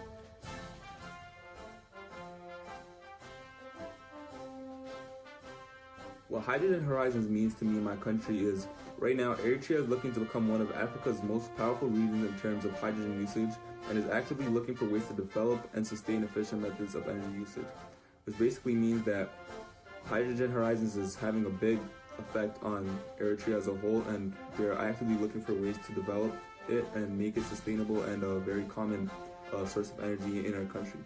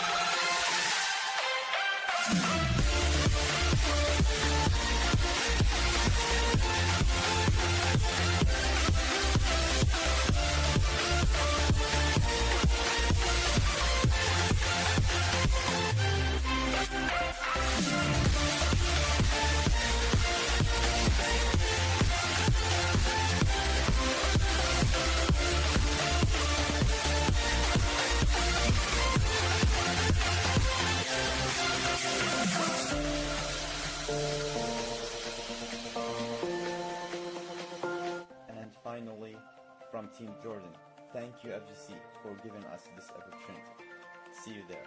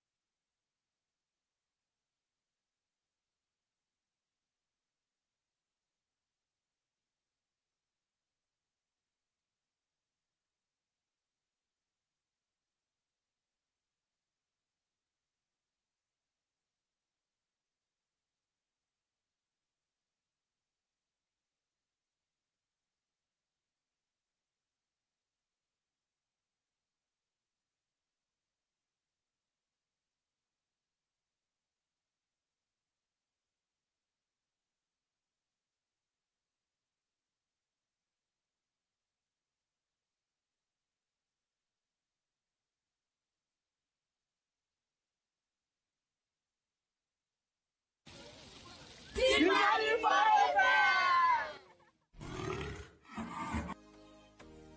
Tieni togo Fatumata Konate ne fer globally team Mali kuma la selade aywa an ka baara bɛnnen no urbe dilanni la o baara in kɔnɔna la pour que baara ka se ka kɛ ka ɲɛ an kɛlen no ka groupe kila groupe 4 ka fara capitaine kan n'u b'a kɛ 5 ye a groupe fɔlɔfɔlɔ o ye mécaniciens ye minnu b'a to urbo yɛrɛ bɛ se ka dilan ka ɲɛ minnu bɛ urbo dilan filanan o ye programmeur ye minnu bɛ programme kɛ n'an b'a fɔ o ma ko code français la min b'a to urbo bɛ se ka mouvement ni fɛnw kɛ sabanan o ye pilote ye minnu b'a to urbo yɛrɛ bɛ mouvement kɛ k'a pilote ka ɲɛ a bɛ taa ni ka segin ni mouvement caman ba kɛ naaninan o ye i n'a fɔ ne yɛrɛ ka groupe o ye an b'a fɔ o ma porte parole kumalasela bamanankan na First Global kɔnɔna la urbe dilan dɔrɔn tɛ anw ye denmisɛnnin jɛkulu ye an bɔra yɔrɔ caman na ka fara ɲɔgɔn kan nka sisan a kɛra i n'a fɔ ko famille First Global kɔnɔna la an bɛ taa an bɛ visite caman kɛ o visite ninnu yɛrɛ bɛ ɲɛ anw ma cogo min na a tɛ se ka fɔ ka ban ne bɛ First Global mɔgɔw fo ka barikada parce que olu de kosɔn Mali jeune caman bɛ yen nɔ talent kun b'u la mais u kun t'a dɔn ko o talent b'u la olu kosɔn u sera k'u ka talent exprimer ka fɛn caman kɛ u yɛrɛ ye dans les jours à venir fɛnɛ u bɛna se ka Mali dɛmɛ yen.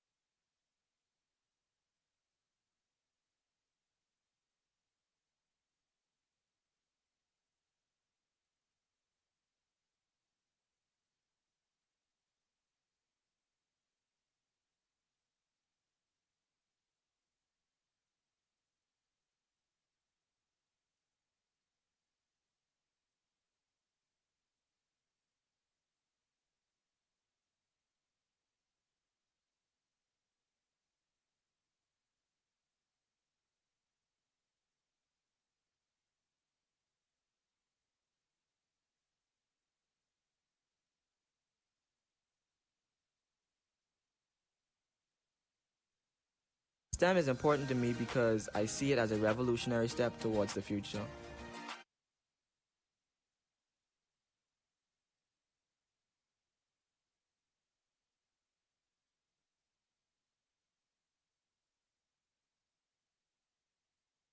From the heart of West Africa, where stories echo on the Wemade River, comes a tale of energy, spirit, and innovation. There is energy in water, energy in our work, and STEM is our path. Hello, moi je m'appelle David. Hello, je m'appelle Karine. Hello, je réponds au nom de Fiona. Hello, je m'appelle Pouyon Junior. As Beninis, future leaders and problem solvers, we see our modern lands, vast resources. Au Bénin, nous avons un climat chaud. Nous avons accès à la mer, cela nous permet d'avoir plusieurs types d'énergie. We feel the opportunity. Cette année, notre challenge porte sur la production de l'énergie. Hydrogen Horizon. The hydrogen theme, it's not just a challenge, it's a call from our ancestors, a promise to our descendants. Nous sommes donc prêts, motivés à relever ce défi et nous irons jusqu'au bout. We're not just here to compete, we are here to ignite innovation, to harness energy, and to share our story.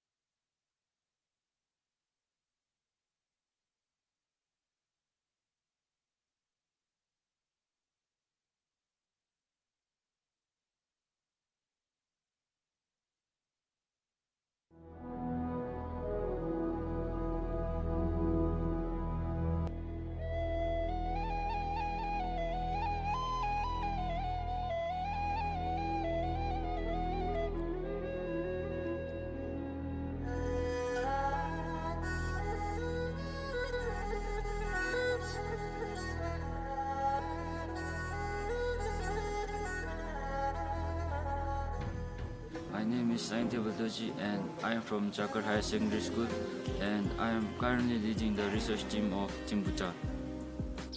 Kusazampula, my name is Namachudin.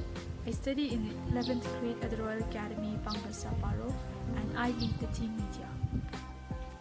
Hi, my name is Donobu and I currently study at Testia High Secondary School and I am leading the programming team of Team Bhutan. My name is Karma Kyazan and I am from this Central School. I am currently leading the research team for Team Bhutan. Hello, my name is Jamanamo and I am a member of Team Bhutan and I lead the banking team. I think STEM is important to me because I think it helps me develop some problem solving, creative thinking and critical thinking skills which I think are essential for me in the later parts of my life. STEM is important to humanity because it is used to solve some of the world's most pressing problems like healthcare and protecting the environment. I am passionate about technology and to represent our country in a global stage is an opportunity of a lifetime. I am interested in working in the hydrogen fuel project that could give our country an opportunity to diversify the energy source in meeting the increasing energy demand. This year's theme perfectly aligns with a national value, which is cross-national happiness, which makes us the champion of environment.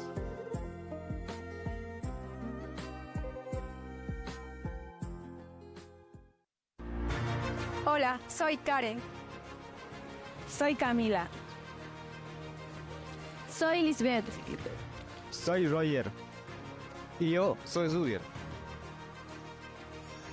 Y nosotros somos la Selección Boliviana de Robótica. ¡Wow! 5 jóvenes fuimos seleccionados de 3.000 participantes para representar a Bolivia en la competencia de robótica más grande, el First Global Challenge Singapur 2023. Esta es la experiencia más importante de mi vida y al igual que mis compañeros siento un gran orgullo de representar a millones de bolivianas y bolivianos. Esta competencia nos inspira a pensar que el acceso a la tecnología es equitativo, que tenemos que demostrar nuestras habilidades sin importar nuestra edad, el género o el lugar donde provenimos. El mundo está cambiando y este tiempo es nuestro. Consideramos que somos la generación TIC del Bicentenario de Bolivia. Hemos crecido con la tecnología y sabemos que podemos generar una revolución con ella. Estamos a pocos días de llegar a Singapur. En ese tiempo hemos construido una hermandad, una comunidad con un solo objetivo. Feliz Global Challenge. Vamos a alcanzar este sueño.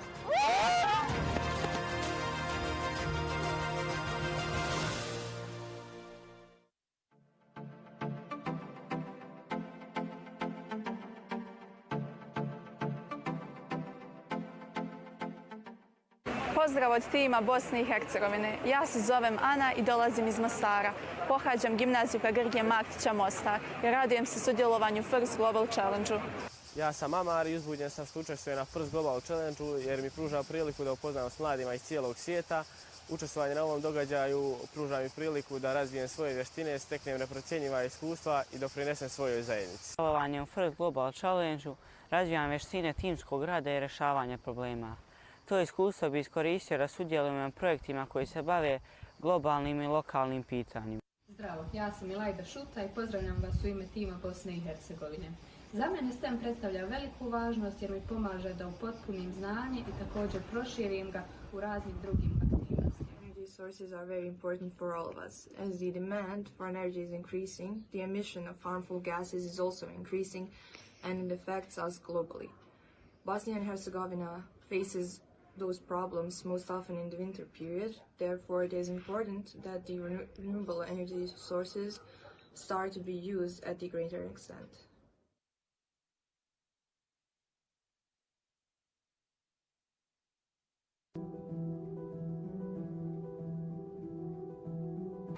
Hello, my name is Dr. Adrian Shibana. I'm a member in First Global Team Botswana. My role in this team is I'm a programmer, and what robotics has taught me is that it's made me aware of the problems that we face day to day in the society, such as global warming and how we can overcome them. Hey, my name is Oratile Moyo. I'm a multitasker for First Global Team Botswana. Through robotics, I'm discovering and exploring the STEM world. Robotics has helped me discover what I want to do in terms of career, and it has also helped me to work with other people. Thank you. My name is Omada Michelle Monemi. I'm the spokesperson, builder, and programmer of the Team Botswana First Global Robotics. Robotics has actually taught me how to work with people with different perspectives. My name is Orakile Tsetsako. I'm the captain for First Global Team Botswana. I help in the innovation and structural designs of the robot. Robotics has taught me to empower the youth behind me to be involved in STEM projects. My name is Courage Ruben from First Global Botswana, and robotics has impacted my teamwork as I have learned that we set aside our differences and put together our commonalities to work for one goal. Hello there, my name is Suzanne Mateu, the manager and mentor for First Global Robotics Team Botswana. My role basically is to arrange all the needed materials for youngsters to design, build, program, as well as test their robots.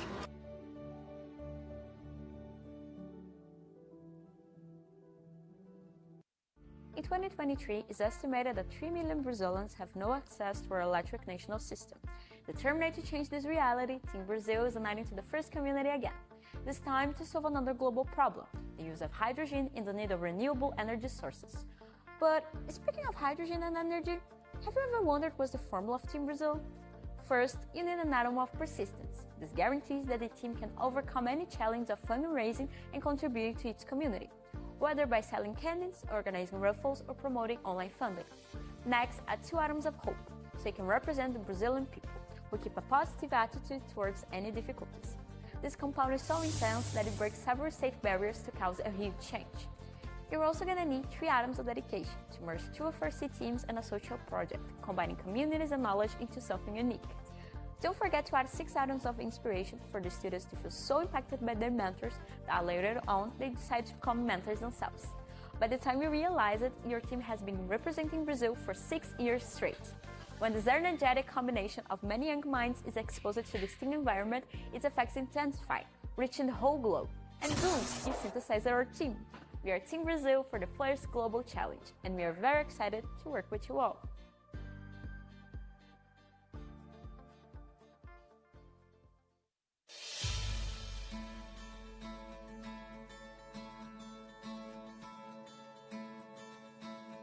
Hi, I'm Zulasmi. Hi, I'm Ivo. Hi, I'm Kila. Hi, I'm Noha. And we are Team Brunei Darussalam. Brunei Brunei Darussalam is a beautiful country located on an island in Borneo. We have beautiful landmarks, a rich culture, friendly people, and vibrant traditions. The Kaplan, the largest Western village in the world, provides regularly with the traditional way has been preserved for centuries. Brunei is also graced with natural wonders. We got rainforests, pristine waterfalls, and diverse wildlife. Brunei's culture is deeply rooted in Islamic traditions. The country is known for its magnificent mosques such as Sultan Omar Ali Safieddin Mosque. And we are excited to share it with you in this first global competition event. It's nice to meet with everyone. We hope this year's competition will be more exciting and fun. Let's go Team Brunei!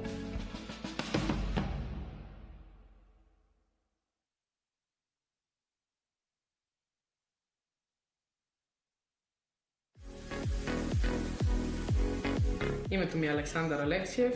Виктор Кисьов. Симеон. Марио Илиев. Обичам да играя видеоигри с приятели и обичам да излизам навън. Хобитата ми са кикбокс и програмиране. Тренирам кикбокс от 8 години и обичам да спортувам. Смятам се за позитивен, забавен, до някъде красив. Поставя топките в контейнера и да, до тук сме за момента. Любимите ми предмети в училище са математиката и физиката. И ако спечеля нова награда лично, бих благодарил на семейството ми, на хората, с които работя и на основно. Вдъхновяват ме, освен хората, които ще участват в самото състезание, моите ментори и приятели, които ще ми помагат, и моите родители. STEM е важно за мен, защото дава на децата малко по-различна обстановка за учене, нов начин на учене, който до някъде е по-интерактивен. Моите герои са хората, които помагат на хората, без да искат нещо в замяна.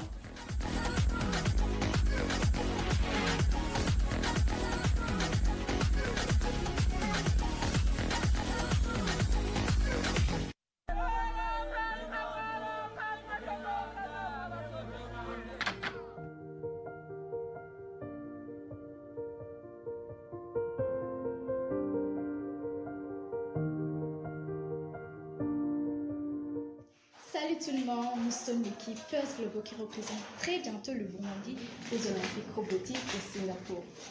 Cette rencontre internationale ravit en nous le sens profond de collaboration et l'enthousiasme de créer la différence dans notre communauté.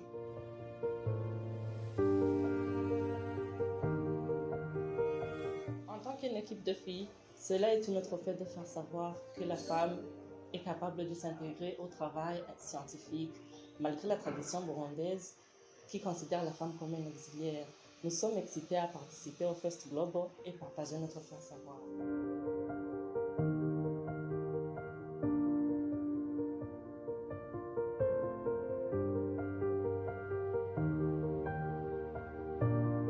L'initiation du programme Fest Global est une démonstration de l'unicité dans la diversité.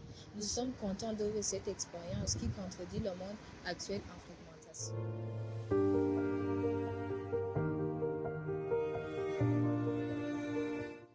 Nous partageons les techniques et les savoir-faire que nous estimons importants et nécessaires pour résoudre les défis communautaires comme la production de l'énergie utile pour le développement durable et résilient.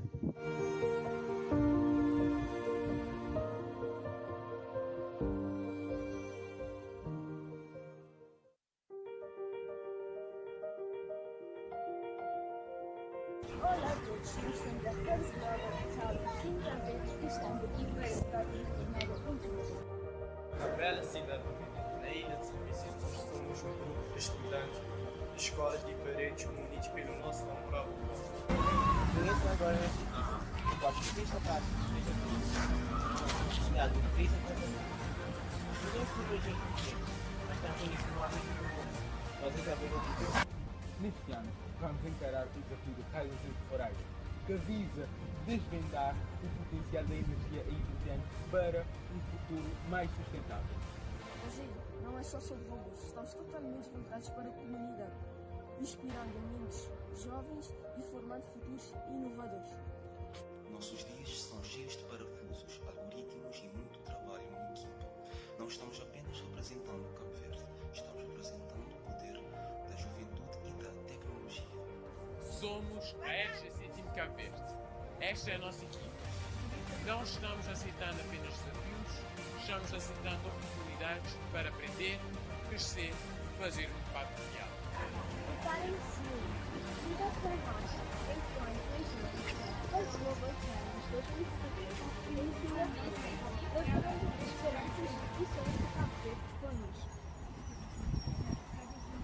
Vamos iluminar esses Hydrogen Horizons e inspirar o futuro onde a tecnologia e a inovação reinem o mundo.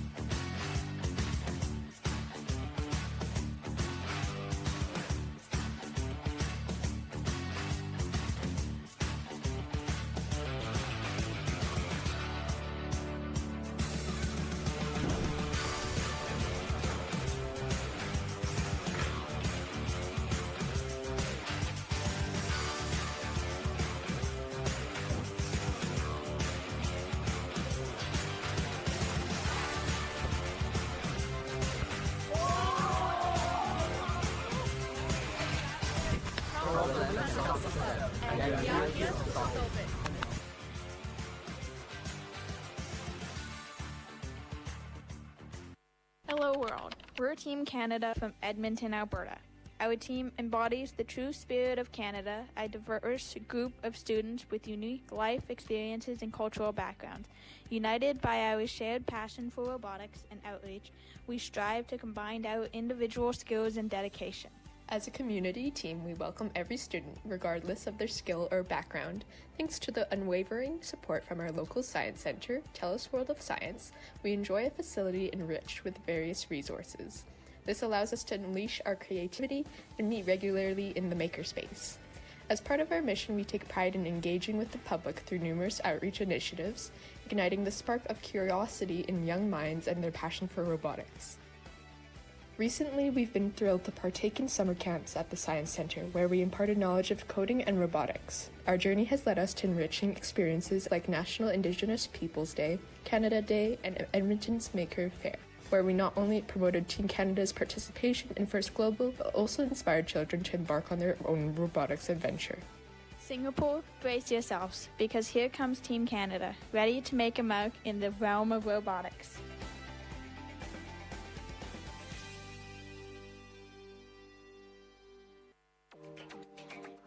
Hi, my name is Isaiah Miles. I attend the John Gray High School here in the Cayman Islands.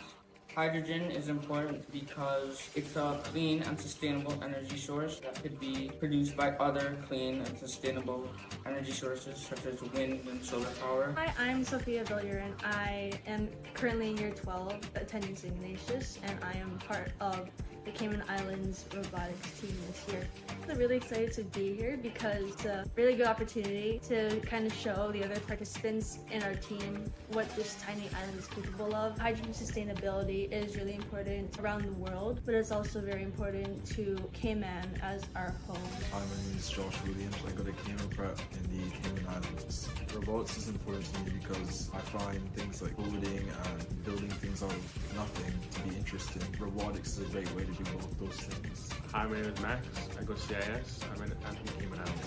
We're constantly looking for more sustainable power sources because currently fossil fuels are currently damaging our environment irreversibly. I don't know I want to be like First Global gives me good experience. Hydrogen has different tiers of usability. What we're looking for is the top green layer of hydrogen, which we can use to make power sources. My name is Amai Zahal. I'm 15 years old and I'm a year 11 student at CCC. Being from a small island, it's difficult to stand out. Participating in First Global this year has given me the opportunity to be a role model and to stand out.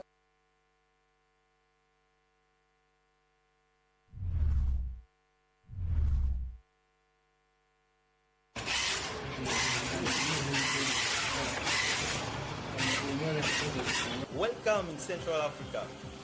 So we are here in the robotic room and we have already started working on the 2023 challenge. Actually, this is a wonderful team made up of those beautiful girls here with me. We have Christina, we have Maria, we have those 3 young boys. You have also Heritier, Deogracia, and Boris.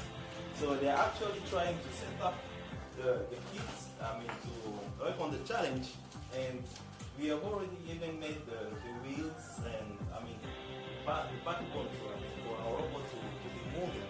So Boris can talk to you about a little bit. Good morning, my name is Boris and I'm going to show you the first part of our robot. So here we put the wheels of our robot and he's currently able to move forward and backward. And that's the first mechanism we have built for our robot. Thank you. Hi, my name is Maria and I'm a participant of the Robotics Club. Here we're preparing the first global competition and I hope we will win this. Okay, that's it. We have a wonderful team. Central African, say Yay! And the Robotics Club.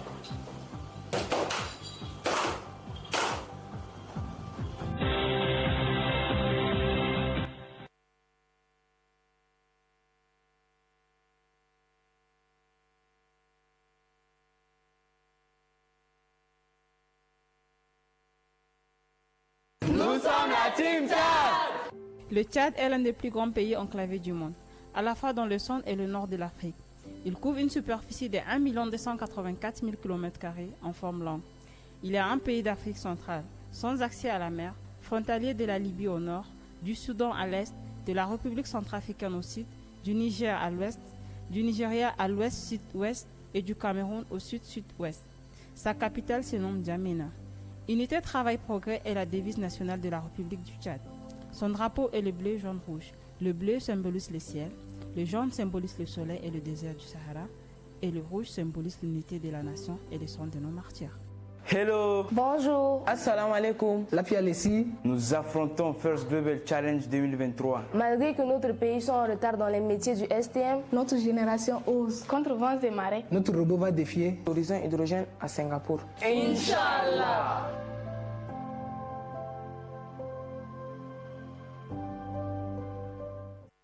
Hola, somos Team Chile. Para mí es importante para poder representar más a mujeres en este mundo tan dominado por los hombres. Para mí el STEM es importante porque nos permite crear oportunidades en diferentes áreas. Creo que el STEM es importante porque nos prepara para enfrentar retos de un mundo cada vez más tecnológico y globalizado. Para mí, las STEM son importantes ya que me han abierto muchas puertas y me han dado muchas oportunidades de aprendizaje y de experiencias nuevas e innovadoras, sobre todo con el mundo de la tecnología. Para mí participar en estas instancias es importante porque ayudamos a motivar a otras personas y así todos podemos caminar juntos hacia un mejor futuro. ¡Nos vemos en Singapur!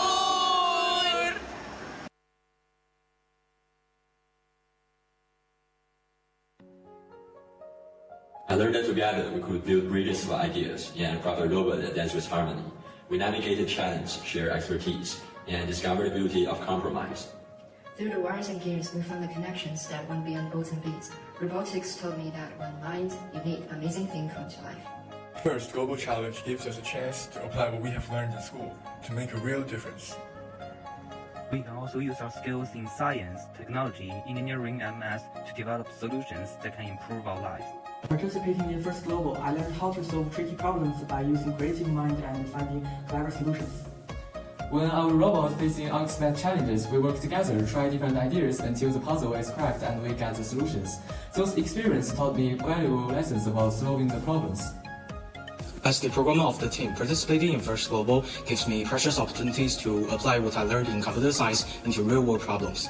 Taking part in First Global inspired me to learn more about engineering and also gave me practical skills that I can bring into my daily life and academic pursuits. FGC fosters cross-cultural exchange, letting us immerse in global cultures and view issues from diverse angles. When students of different backgrounds unite, creativity thrives. We bring our unique perspective to the table, tackling challenges with innovative approaches. And it is this diversity that prompts us to shatter conventional thinking and bring impactful innovations.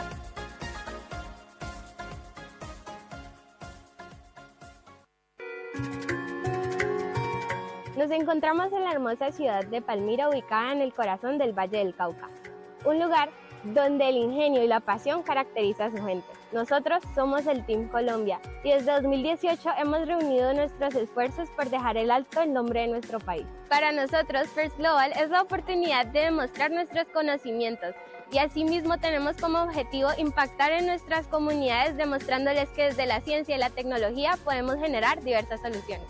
Cada miembro de nuestro equipo cuenta con habilidades únicas y una pasión inquebrantable que nos inspira para crecer juntos. Como equipo, creemos firmemente que desde la ciencia y la tecnología podemos generar cambios positivos en nuestra sociedad. Queremos inspirar a las futuras generaciones para que sean los protagonistas de los cambios que se viven en un mundo que se transforma constantemente. ¡Somos Team Colombia!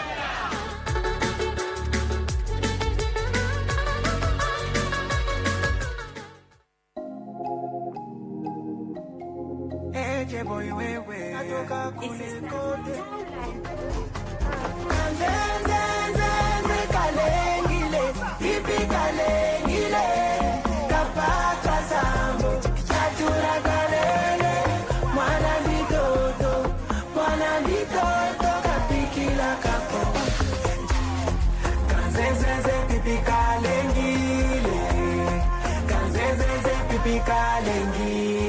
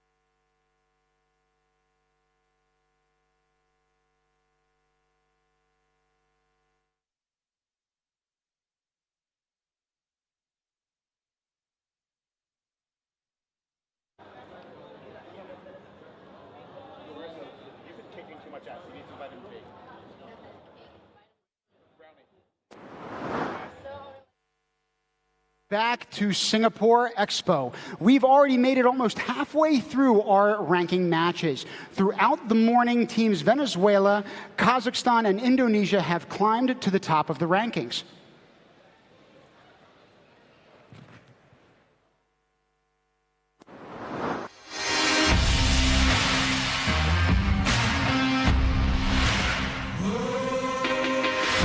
dream of a world where everything is powered by renewable energy.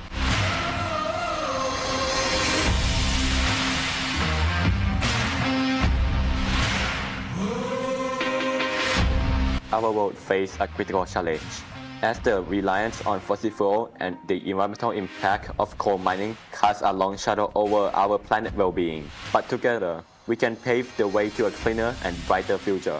Our journey starts with a collaboration. Sharing knowledge knows no bound.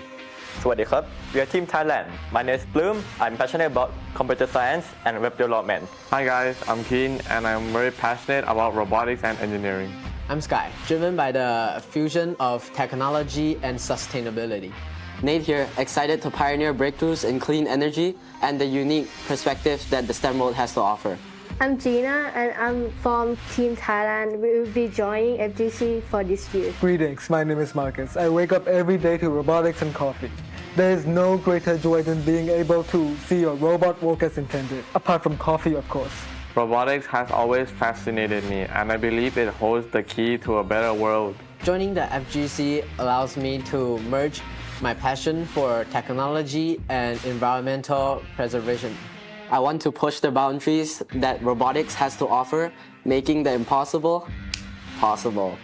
I'm a competitive person, but I like to make friends, and also I think that is the most thing that I'm really excited in FGC. So join us as we harness the potential of hydrogen, shaping a sustainable future for generations to come. Together, we're powering change, creating the generation that will revolutionize the world.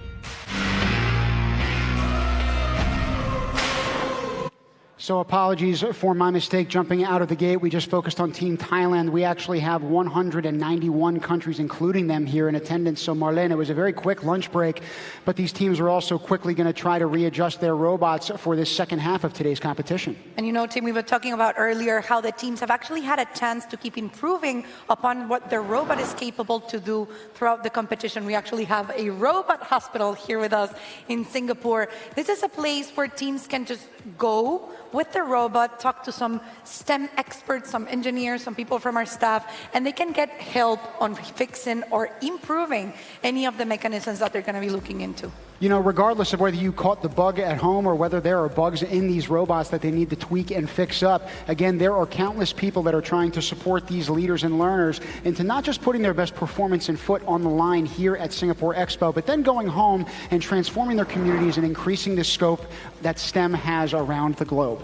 And it's just such a stand for collaboration, because what we're going to be able to see in the robot hospital is not just individual teams trying to do the best for themselves. It's actually going to be a collaborative effort into trying to improve the other teams as well, because you never know when they're going to be on your same alliance. You never know when they're going to be on the same match, and you're going to want to reach that cooperation bonus. And it's going to be all influenced by the robots around you. And I can tell you that, you know, we were breezing through the pits. Realistically, I was on a wind sprint. That's why I'm sweating right now, running past team after team.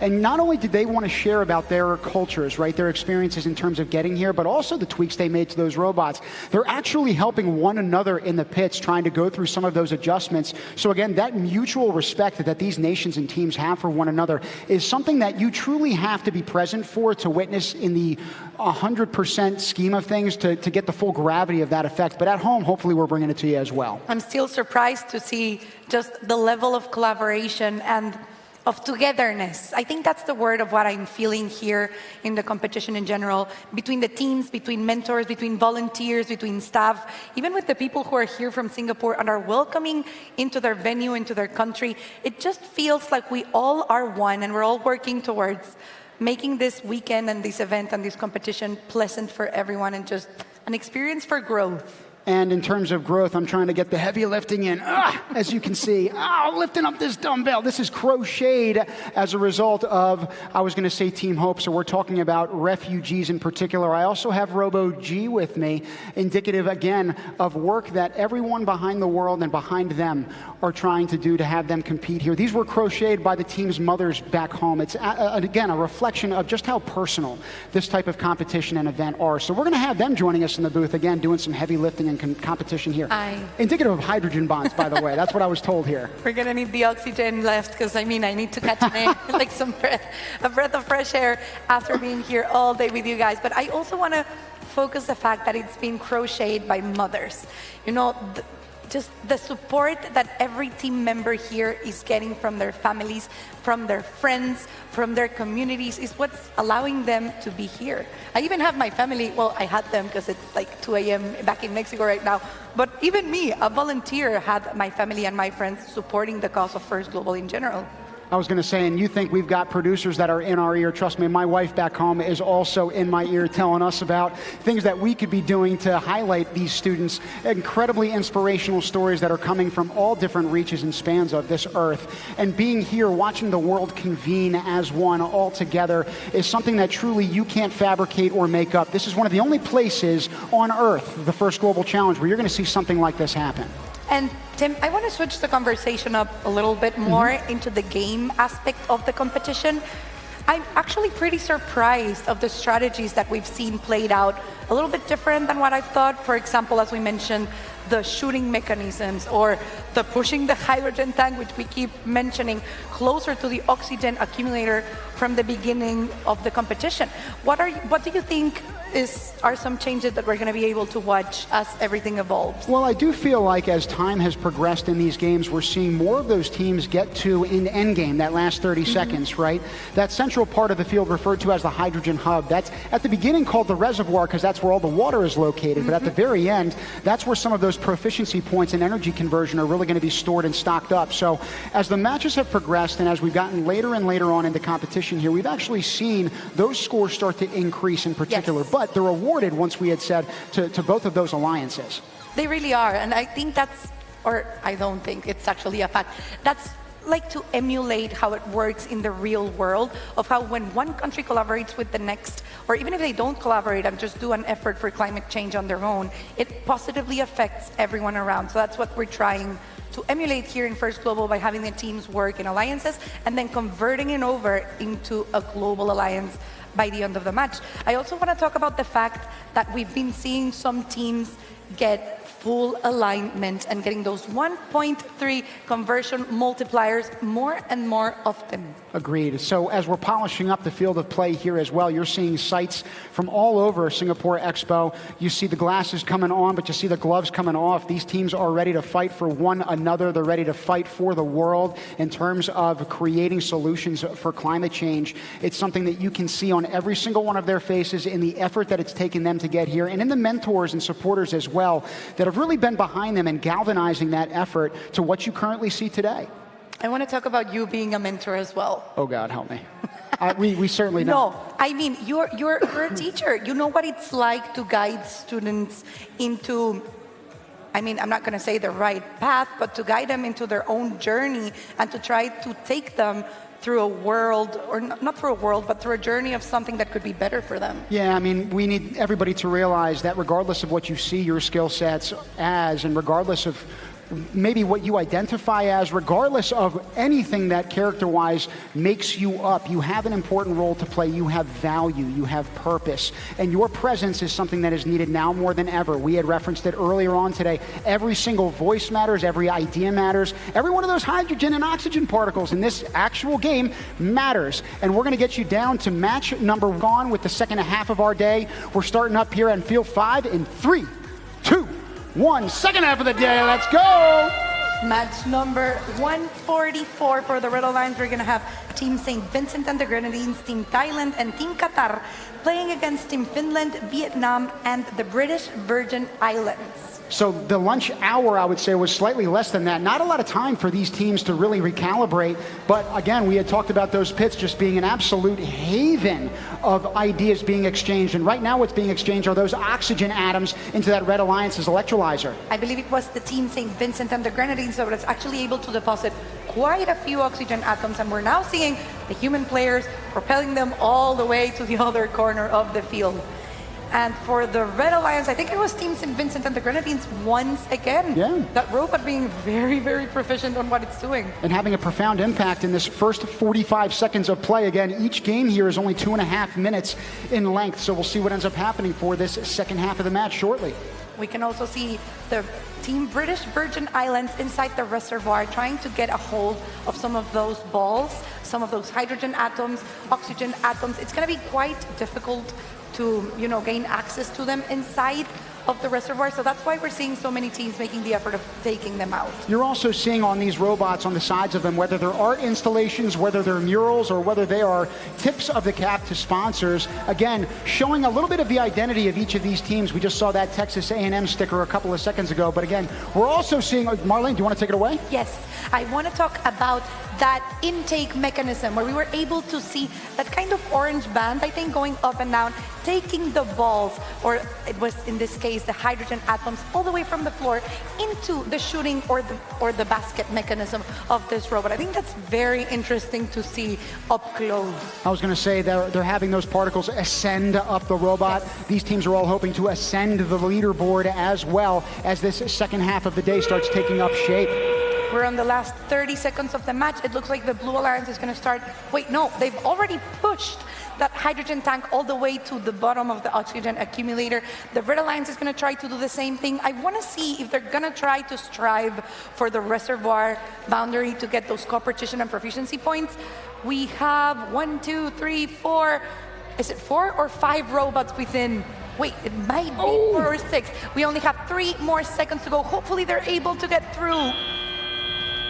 I was going to say a feverish pace to finish the match. We'll see if we can get the telestrator up and running for you to indicate as to why it was such a challenge in that endgame situation, trying to get those last proficiency points.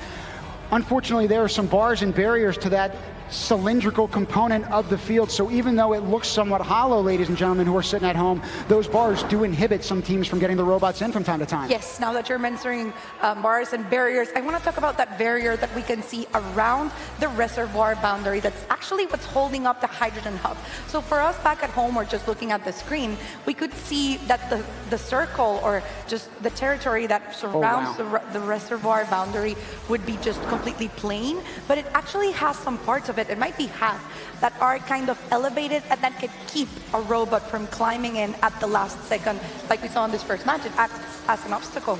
I was going to say some of those adjustments made the robots. Again, we're seeing an even match number 1, so I can only imagine and suspect at this point what we're going to see in this second half of the day.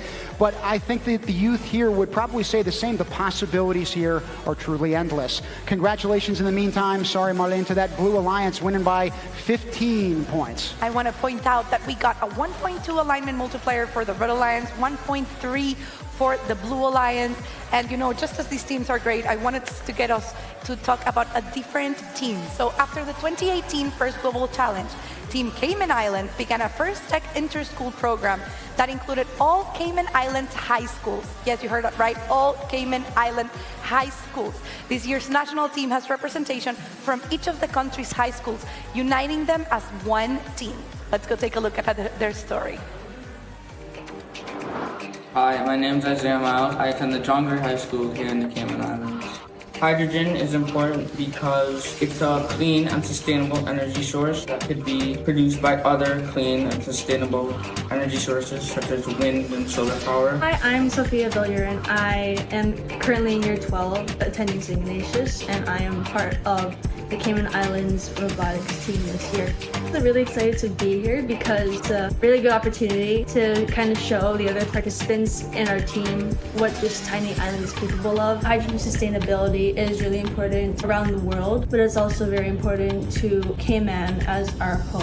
Hi, my name is Josh Williams. I go to Cayman Prep in the Cayman Islands. Robotics is important to me because I find things like coding and building things out of nothing to be interesting. Robotics is a great way to do both of those things. Hi, my name is Max. I go to CIS. I'm in Cayman Islands. We're constantly looking for more sustainable power sources because currently fossil fuels are currently damaging our environment irreversibly. I don't know I want to be in the car, but First Global gives me good experience. Hydrogen has different tiers of usability. What we're looking for is the top green layer of hydrogen, which we can use to make power sources. My name is Eliza Hall. I'm 15 years old and I'm a year 11 student at CCC. Being from a small island, it's difficult to stand out. Participating in First Global this year has given me the opportunity to be a role model and to stand out.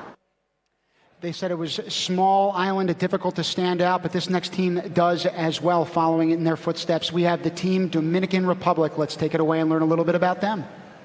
Muy buenas a todos. Hello to everyone, the First Global community.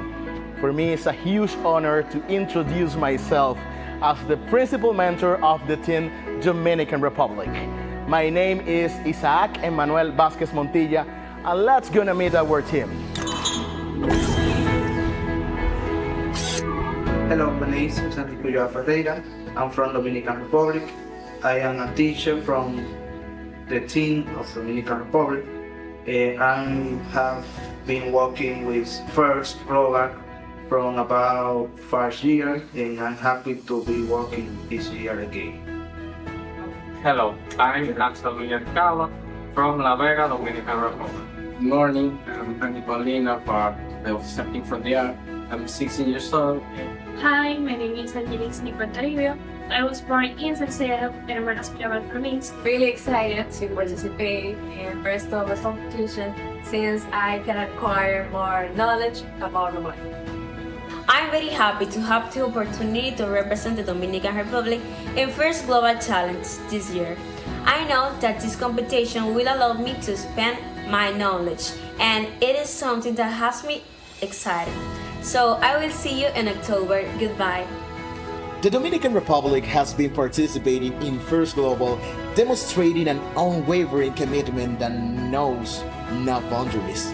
By sharing their skill and enthusiasm, this team of Dominican youth not only represent a bright future in STEM, but also opens the door of the Dominican Republic to the world on the stage of First Global.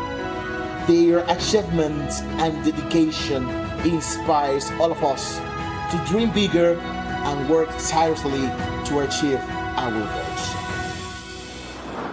Now we're going to be watching both of those featured teams competing in this next match, number 147. We got a lot more stories to share about those two in particular, but we got to get down to the action.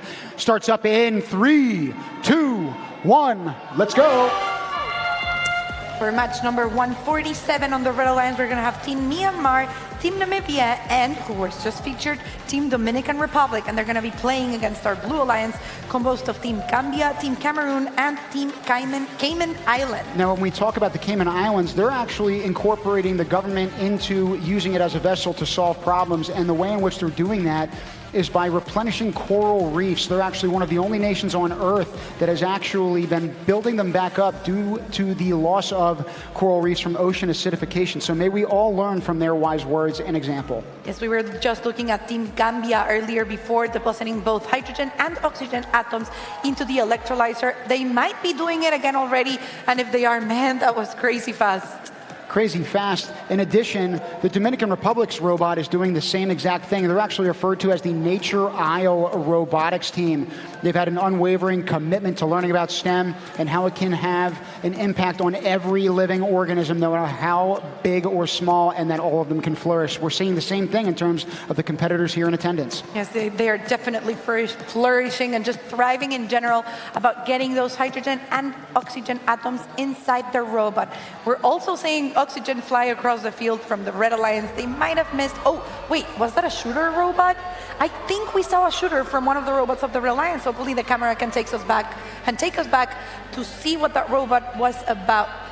And in terms of that Red Alliance, they were by the electrolyzer, kind of like eyes that are opening and closing, eyelashes. They have those oxygen particles that are being deposited. We might actually have entanglement there with two different robots in that bottom left corner.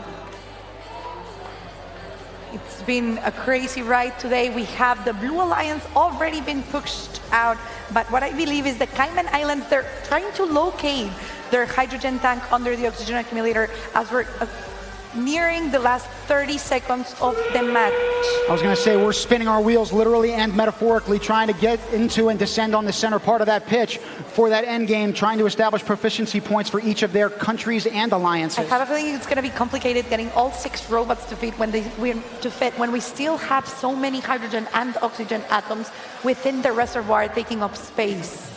Only got about 10 seconds left in which to perform on this pitch, and all 6 teams are certainly up to that challenge. They're all fighting to the end, folks, including that Red Alliance trying to get alignment. They did press the button just in time. Woo! I'm not sure if that's going to count as partial alignment or full alignment, but we might have it for both the red and the blue alliance from what we were seeing here on camera at the end of the match.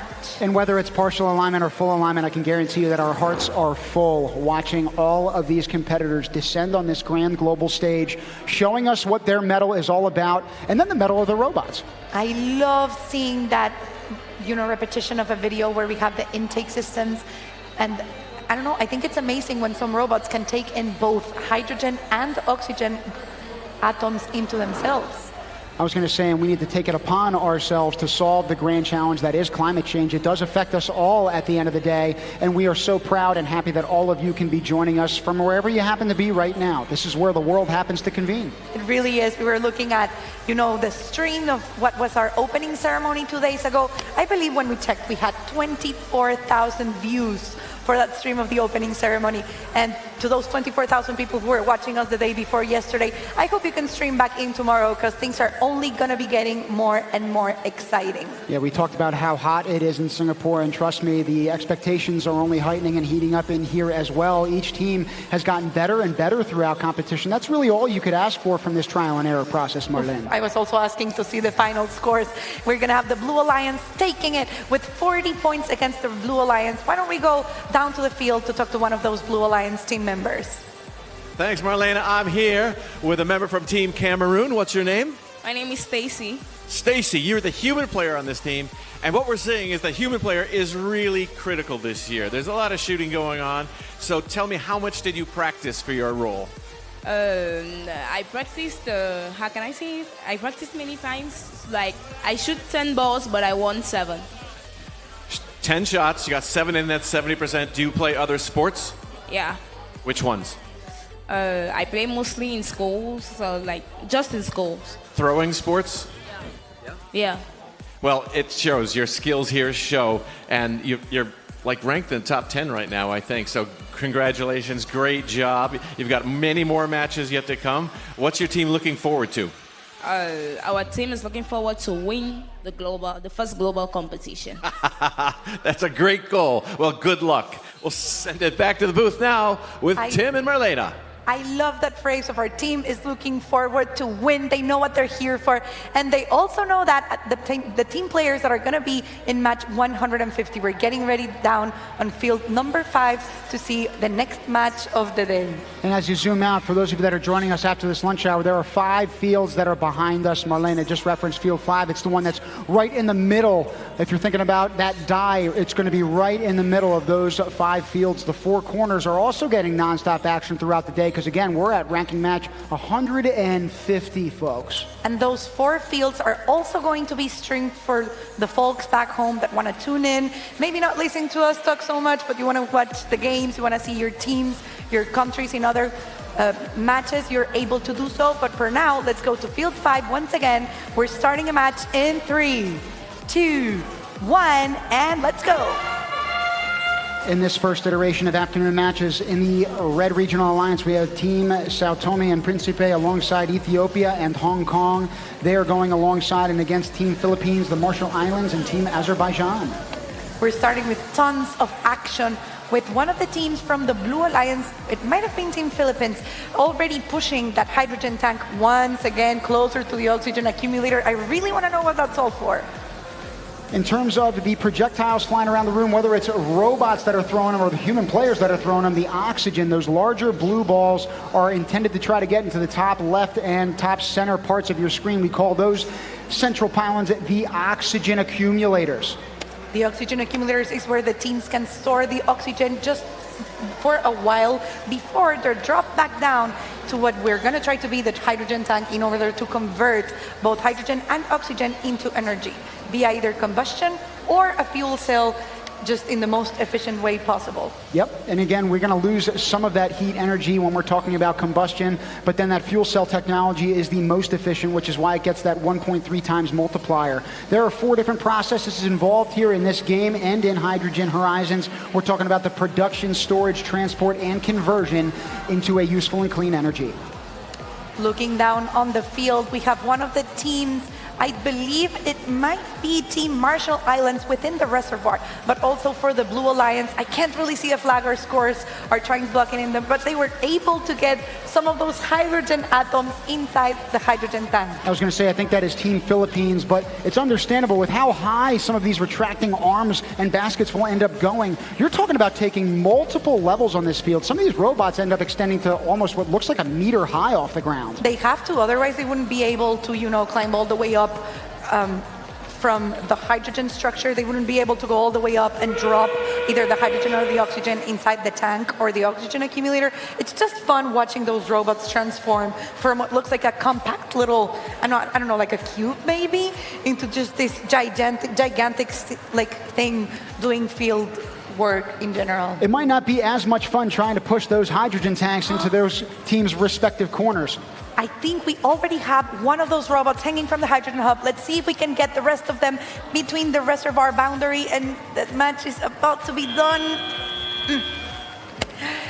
It looks like that was a close call. Do we have a robot right now that has some of its wheels? It's unbelievable. Yes, the wheels are on the side. The robot is in the air. Well, not in the air. It's holding from the reservoir hub structure. But you know what I'm saying. Yeah, the acrobatics here are endless. We said it with the human players in the Parade of Nations. Now we're saying it with the mechanical robots that they have out here. Look at that intake system from Team Hong Kong. It looks like it has claws. Am I right? Yeah, digging claws into the competition here and certainly sinking their teeth into this game. Every team has been polishing up their performance thus far. We're just waiting on the scores right now. We're waiting to see how those hydrogen and oxygen atoms being placed into both the tank and the accumulator just played out on the stores. But I'm also excited to see how many points they were able to get from the proficiency levels at the end of the match, because remember, those points are going to be going to both alliances, to all 6 teams, and that's what's going to crank their average up, and that's what's going to take them up our rankings as the competition is progressing. So the word I really have yet to emphasize is something that Dean Kamen really has internalized in this competition. It's referred to as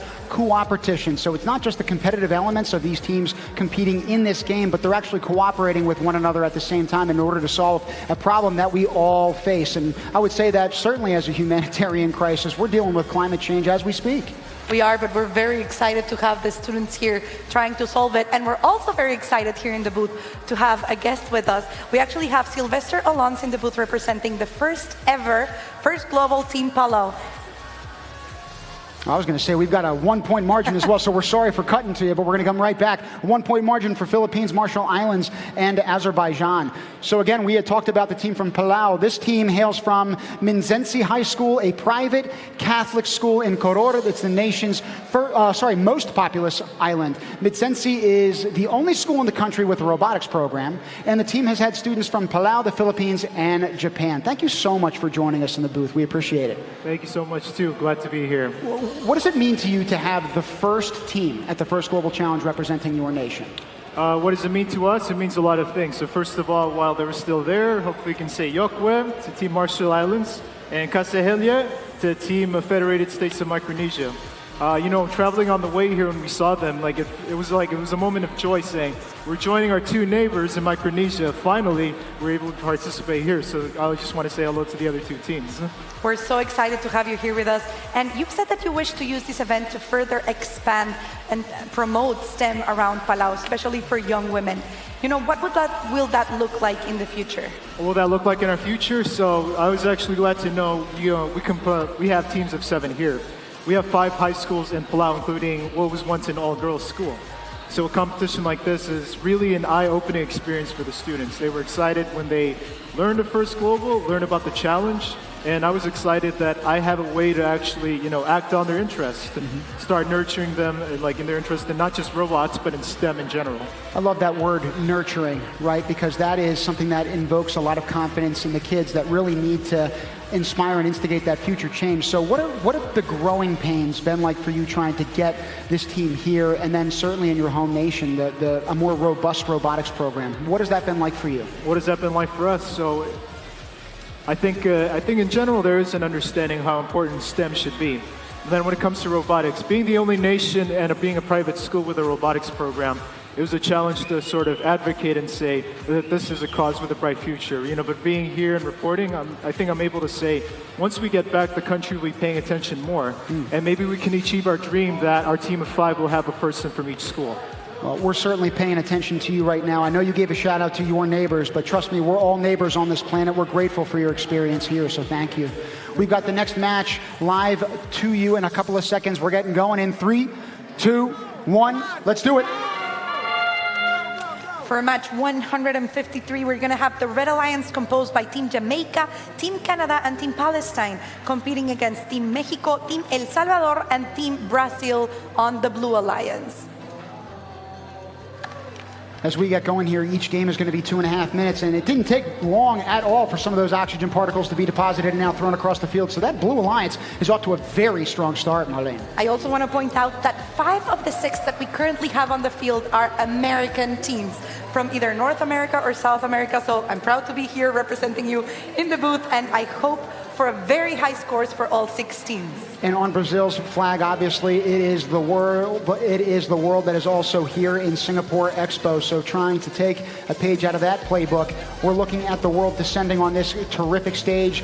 The host nation of Singapore has done a wonderful job having us here, and we're excited to bring this action to you. We're looking into the Red Alliance. I believe they're trying to use a strategy of pushing that hydrogen tank closer to the oxygen accumulator from Team Jamaica, but we also have Team Mexico on the other side for the Blue Alliance, aligning into that electrolyzer to deposit both types of atoms and have their human player throw it all the way out. So we just had Sylvester up here talking about how it's Palau's first time here competing, but that's not the case for Jamaica. Jamaica is one of those countries that's actually had quite an esteemed rounds of success and a history in this competition.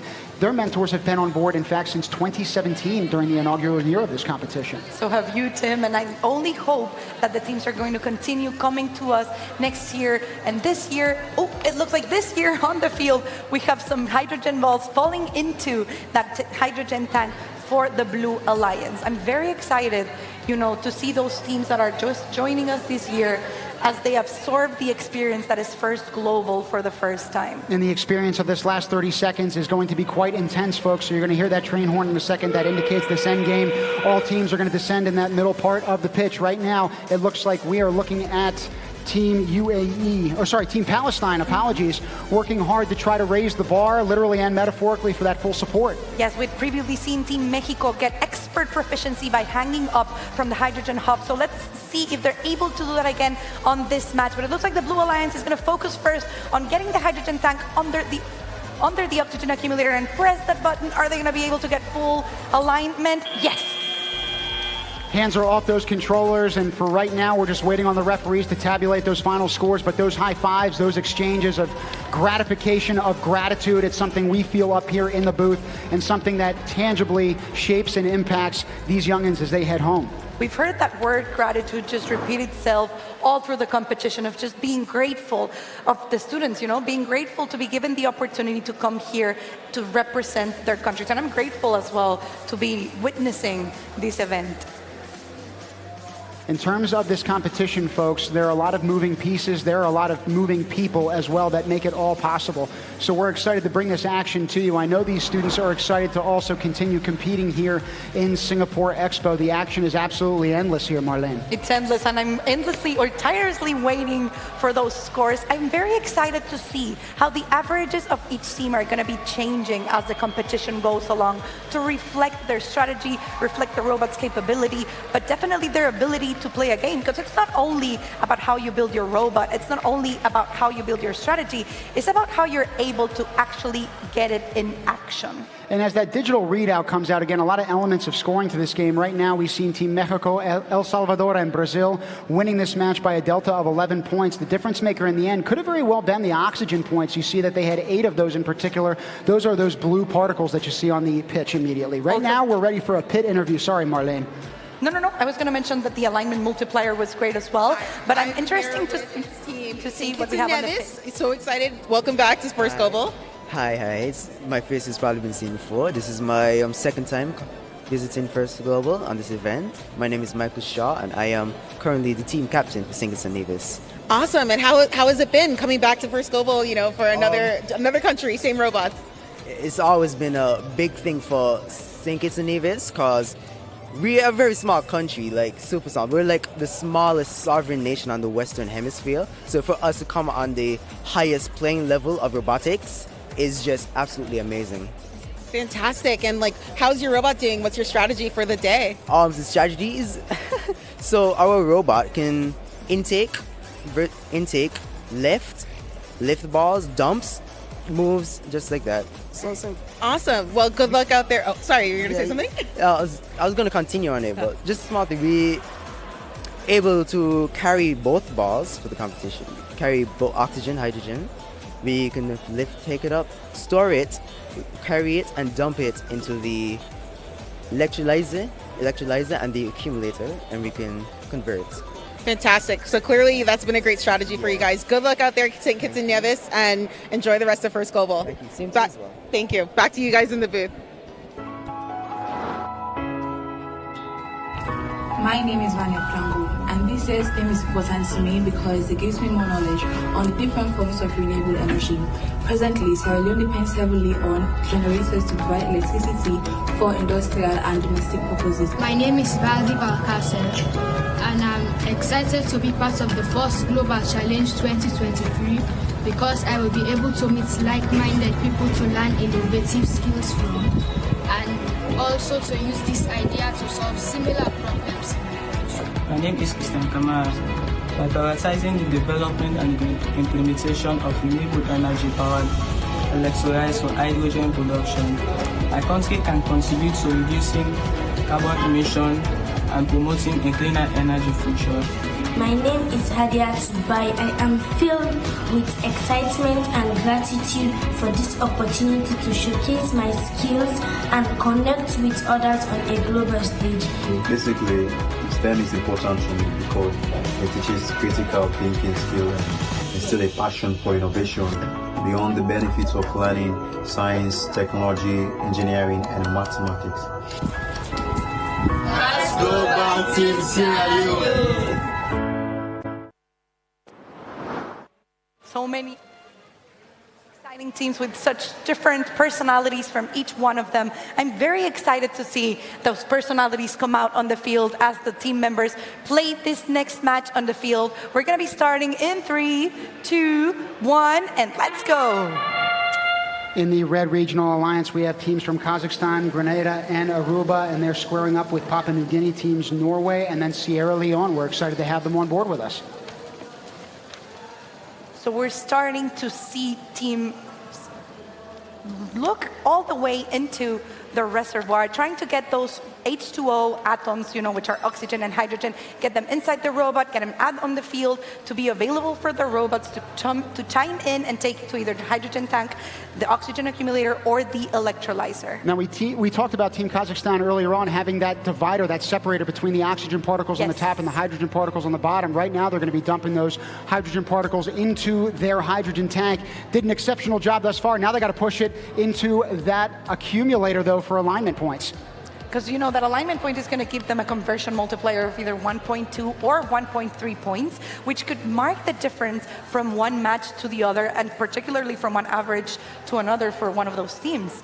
We currently have what seems to be Team Sierra Leone for the Blue Alliance, trying to drop some of those hydrogen and oxygen into the electrolyzer, missing a few, but I'm sure some of those got in for the human players to be thrown all the way across the field. No, I was going to say Team Norway has the most Winter Olympians and medals of any nation on the planet. They're looking to repeat that offense here, certainly at the 2023 First Global Challenge. They're looking forward to trying to take home the hardware. Talk about Olympians. We have an Olympian-style competition here with, I think, more nations being represented, 191 nations on this edition of First Global Hydrogen Horizons 2023 here in Singapore. And both of these alliances are winners. All of those nations that are in attendance are winners. You think about the narratives, the experiences of them building a team, overcoming relative adversities, all of which look different to some iteration, but they're all here. That's what they have in common, and they all want to make a change. We earlier saw Team Papua New Guinea drop some hydrogen balls into that Blue Alliance hydrogen tank. That's going to push them some points. But actually, both alliances have pushed their hydrogen tanks into that alignment spot in order to be able to, successfully convert the energy. We're seeing quite a large delta on the bottom of your screen. Hopefully the Blue Alliance can overcome it, but we're going to see some of those scores automatically tabulated, not just now, but after that final whistle blows. Do all 6 finally get that support? We'll see. Oof. I'm nervous. I'm excited to see what our scorekeepers are going to say about that sixth robot that was almost able to get into the reservoir boundary. We're going to have to wait and see if it was completely held up from the reservoir, platform, or if it had actually some other base on the regular field. In that case, they wouldn't be able to get that sixth intermediate proficiency. And even though we're going to wait for the results, one thing we can't wait for is addressing the problem that is climate change. It affects all of us. It's something we all have a part to play in. It's not just something we contribute to, but more importantly, we contribute to the solutions as well. So hopefully we'll get those scores up to you in a couple of seconds, and we're also going to have a new interviewee in the booth we're excited to introduce you to. That Kazakhstan robot, again, has done an exceptional job over these first 2 days of competition, Marlene. I'm very excited to see, which teams are going to get the win, but not only the win, because as Dean Kamen mentioned that first day, we don't need losers in order to have winners. So I'm just excited to see some high scores and to see all 6 teams climbing up on that rankings before we have our alliances elections tomorrow. And we are incredibly excited in the meantime to introduce you all at home to Governor Chris Sununu. He is the 82nd governor of the wonderful state of New Hampshire and is currently serving his 4th term. He graduated from the Massachusetts Institute of Technology, I'm sure you're familiar with it, with a Bachelor's of Science in Civil and Environmental Engineering, and worked for a decade in the field. As the governor of the state where First and First Global actually began, he has been in this for a long time, and as a supporter of the program, we're thankful to have him on board, and we're looking forward to having you join us today. You bet. Thank you so much. This is exciting. It is exciting. I'm surrounded. As an engineer, even though I'm a governor, I'm an engineer from MIT, so I feel like I'm surrounded by my people. These are my peers, not the politicians. I consider these kids more my peers than anything else. But it's great. You see all the excitement. You see all the teams all over from folks from all over the world. So just to we're the home. New Hampshire is the home of First Robotics for the past 30 years. So when Dean came and said, hey, what do you think about going to Singapore? It was a no-brainer. I said, let's do it. Let's get there. Let's show whatever support we can, because it's not just about First, right? It's about what this does for kids, the opportunities, the doors it opens for these kids as they go through the entire education. It's pretty awesome. Oh, sorry, Marlene. It really is great. And, Governor, I wanted to ask you, you mentioned that you're the home of First headquarters. Yeah. First was born where you are. How does it make you personally feel to see a New Hampshire program grow truly global? It's amazing. I mean, it really started with, couple dozen teams in our tiny little state. It's grown to be worldwide. Virtually every single country represented here, this week. And so one thing we try to do is say, okay, we're really proud of it, but what are we going to do to kind of up the game? How do we live to that example, right? So a few years ago, we said, hey, any team in any school in New Hampshire that wants a team, we're going to help provide the funds to make sure they had it. Last year, we kind of took it to the next level. First has their new XRP, which is really cool. This is one of the new introductory robots of First Robotics. And we didn't just say any school that wants one. We said we're going to simply put it in every classroom. Wow. Every single classroom in the state now has access to an XRP robot. It's kind of that introductory that opens a bigger door to First Robotics, which opens a bigger door to STEAM and science and technology and math and soft skills and team building and kind of, the skills, which, I think are lacking a little now, but this next generation, making sure they have those interdependent skills, those teamwork, bridging a gap, problem solving, knowing you can't win every time, right? Having to find failure and then fix failure, right? All of those are amazingly important skills, whether you stay in engineering or not. Well, even if the skills are lacking, as you say, I can sure as heck tell you that the hunger is not, right? Oh, here it's amazing. This is the example for the world, right? These kids are setting an amazing example for the entire planet to be like, well, how do I get more of them? Because everyone needs, last time I checked, everyone needs more employees. Everyone needs more skill sets for these young people. So you have, the other part is all these businesses that are here, kind of looking at these kids going, yeah, there's a freshman in high school. Let's go get that guy. Let's go get her. Let's go get him. Let's bring him into our business, again, to make it all grow and happen. And as you bring us into the small state of New Hampshire, but we know that there are some big initiatives coming out of that state. Tell us how you've been leading that charge. Well, that's it. So look, even though we're a small state, just as you said, you can be big, you can be bold and lead by example. And as a governor, we work with all the other 49 other governors in the country. And so when we see something that works, we can bring it to those other states. And we can be a little more nimble because we're smaller.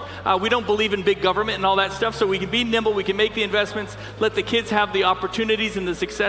And as far as I'm concerned, when it comes to education and opportunities, you can never do enough. You got to challenge yourself to be bold, do something a little different, get them out of their conventional shells, right? So I talked to some reading teachers that got these.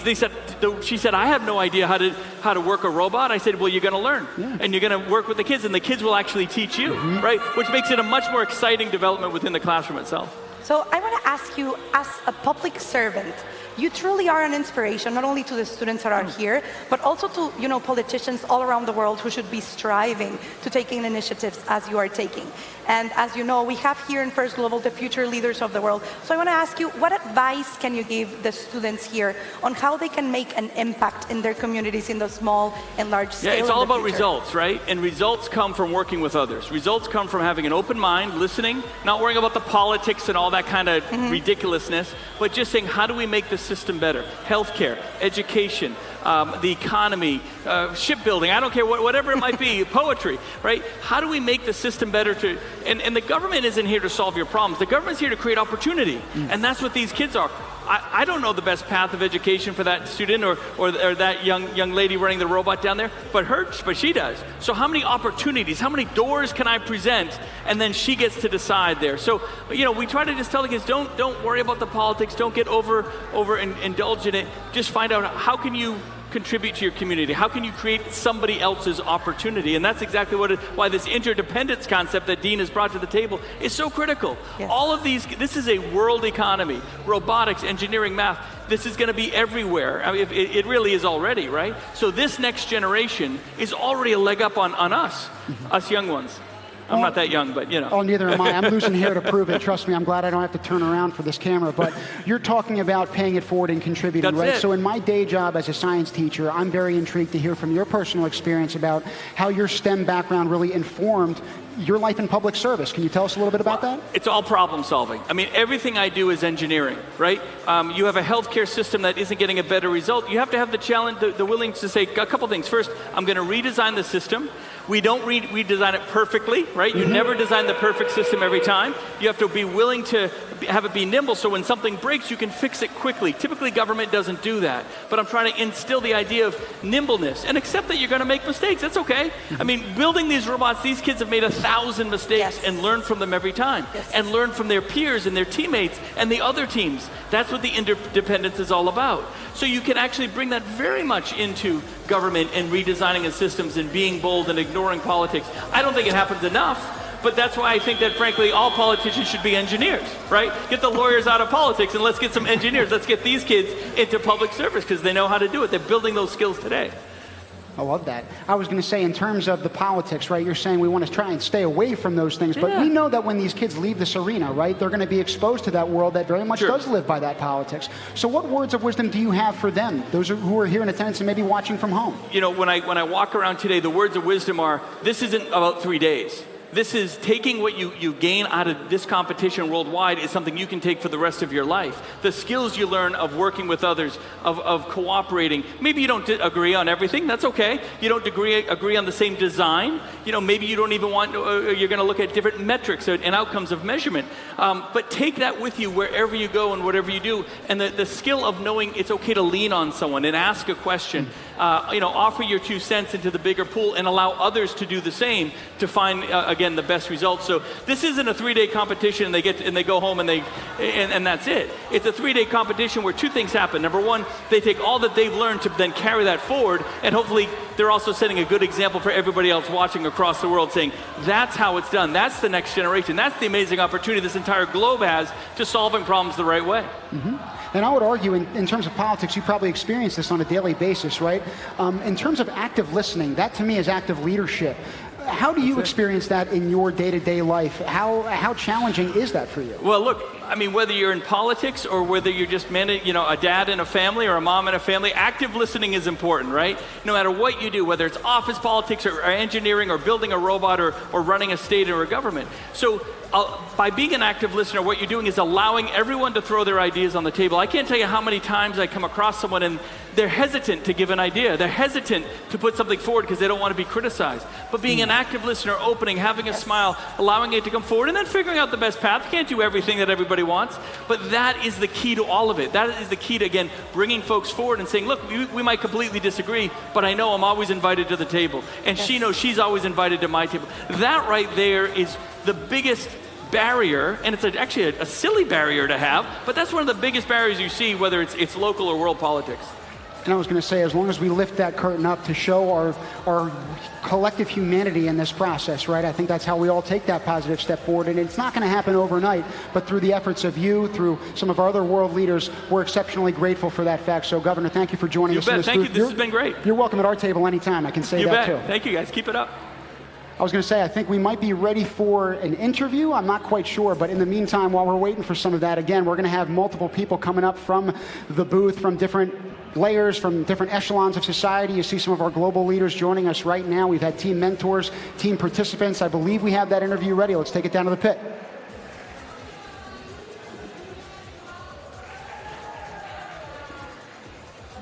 Oh, apologies. Pit's not ready to roll. But we are still up here. Governor Sununu, I was going to say, I know that you're trying to look at dodging our questions as well, but we got plenty more for you as well. I love taking questions, but like I can't. At the same time, you just want to go and watch. Yes. You just want to watch the competition. I don't know how you guys face Bingo. forward the whole time. I just want to keep turning around and watching and start cheering. It's a struggle for some of these kids. up here. It really is. It's really great. You know, when you're walking around the pits here too, you can see all the different teams. This is the other thing I think this year's competition is really amazing. I love that you have the cooperation amongst the teams battling other teams. So it's not just one team versus one team. It's 3 or 4 teams versus 3 or 4 teams. Everyone kind of comes together. It's really awesome to see. Well, it's really awesome to have you here with us. And Governor, I want to invite you, you know, as you're a part of this and you're a part of First Global just in general, why don't you help us count down our next match down on the field? Love it, love it. We're going to get going in 5, 4, 3, 2, 1, go. There we go. We're starting with match 162 down on field number 5 after having an amazing talk with Governor Chris Sununu. You know, he's the type of politician that we need just all around the world. Truly an example. Well, and being here and being present, I believe, is a testament to that fact. So you can call it a small state, but again, they're making big waves over there in the United States and hopefully the world in years to come. And as big waves the teams are doing down on the field on match 162 for the Red Alliance, we're going to have Team Croatia, Team Syrian Arab Republic, and Team Burkina Faso playing against the Blue Alliance, composed of Team Nicaragua, Team Lao People's Democratic Republic, and Team Kosovo. We're seeing those intake systems hard at work. We're spinning our wheels literally and metaphorically, trying to accrue as many of those oxygen and hydrogen particles as possible. You'll notice, though, even as they're being dumped, these particles are going to be strewn all over the field. So, Marlene, you'd actually referenced how alignment is really hard because some of those particles actually squeeze underneath those oxygen accumulators. They do, and you know, the robots are built to intake those particles, but they're not really built to intake them from every side of the robot. So placement is going to be very complicated just as they go around the field in general. But currently we are seeing what looks to be 3 different robots. I believe that's Team Burkina Faso trying to take in some of those oxygen and hydrogen atoms in from the hydrogen reservoir. Only 1 minute remaining in this match, number 162. We're excited to see what happens over this last minute of action, but right now it seems like teams are realistically trying to get to their respective oxygen accumulators. They're trying to push those hydrogen bins underneath them as quickly as they can. I love seeing those atoms fall down into the hydrogen hub and being pushed on the oxygen accumulator, but I also love to see the drive teams excited, to see the drive teams doing their best for those last 30 seconds of the match, trying to amp up the scores. Right now, only that left side of that central hydrogen hub looks very vacant. We're going to see who takes that space first. We're also going to see who takes the cake here in this match. It's also going to be complicated fitting all those 6 robots inside the reservoir, having all of those oxygen and hydrogen atoms within that same territory, because they're going to take up space. But it looks like for the Red Alliance, we might be having some sort of alignment. For the Blue Alliance, we're going to have to see. This match is about to be over. Let's see if we can get that 5th robot within the reservoir boundaries. I was going to see, you see that basket for that robot on the top left corner of the screen. They were trying to get the entire part of that robot underneath that little plastic barrier at the top, but it does look like at least the feet and wheels of that robot were planted inside of that reservoir boundary. And Tim, I want to go back to the conversation that we just had with Governor Chris Sununu, because I'm very excited. As a teacher, how do you feel about the fact that in one of the states in the US, every single classroom is going to have a robotics kit? Well, I do love the fact that even though the response from the teacher is, I don't know how to do this. I mean, you could look at these kids. Do all of them know how to do this? Absolutely not. But they have the confidence from whatever individual, whatever corner of the globe that inspires them to take that stab at it, right? To take that chance. And I think that unless we're willing to do that, we're not going to see progress. And so I'm grateful to see leaders like him telling those educators, hey, listen, we can all learn. In fact, if you're trying to teach our young learners, guess who's got to be a lifelong learner? Teachers. I'd consider myself one. I've been learning since 2017, since this first Global Challenge began. I'm also very grateful to have the students that we have here with us today in First Global be able to see the example of a politician that strives for action supporting FIRST, not necessarily FIRST, just science and STEM in general, as an education and just overall in the state. And that Blue Alliance is educating us right now, certainly on how to compete. Congrats to Team Nicaragua, Team Laos People Democratic Republic, and Kosovo winning 39-28. We have some multipliers, 1.3 on one side, 1.2 on the other side, but we also have our pit interviews ready. Let's go down to see what's going on. Hi, I'm down here in the pits. Obviously here at First Global, it's all about the students, and obviously the people supporting the students are the sponsors and the different organizations. So here we are with the SUT, the Singapore University of Technology and Design, who brought a bunch of their robots here to display some of the actual applications that the skills that these students are learning here at First Global can then apply and go to university and go and work for these organizations to actually build industrial robots and change the world with the skills that they are learning as middle and high school students. So huge thanks to the Singapore University of Technology and Design and the National Robotics Program of Singapore for the ride and for the robots. Back to you guys in the booth. Thank you, Melissa. For everyone here in the Singapore Expo, make your way to those companies and learn more about the expos that we have going on here. But I also want to take you to learn more about one of the teams here in the competition. They're hailing from Windhoek, the capital city of Namibia. Their members are deeply committed to their roles on the team. You know, they seek to foster a culture of exchange and unity that reflects the value of togetherness, peace, and diversity, embodying the spirits of their country. Let's take a look at Team Namibia.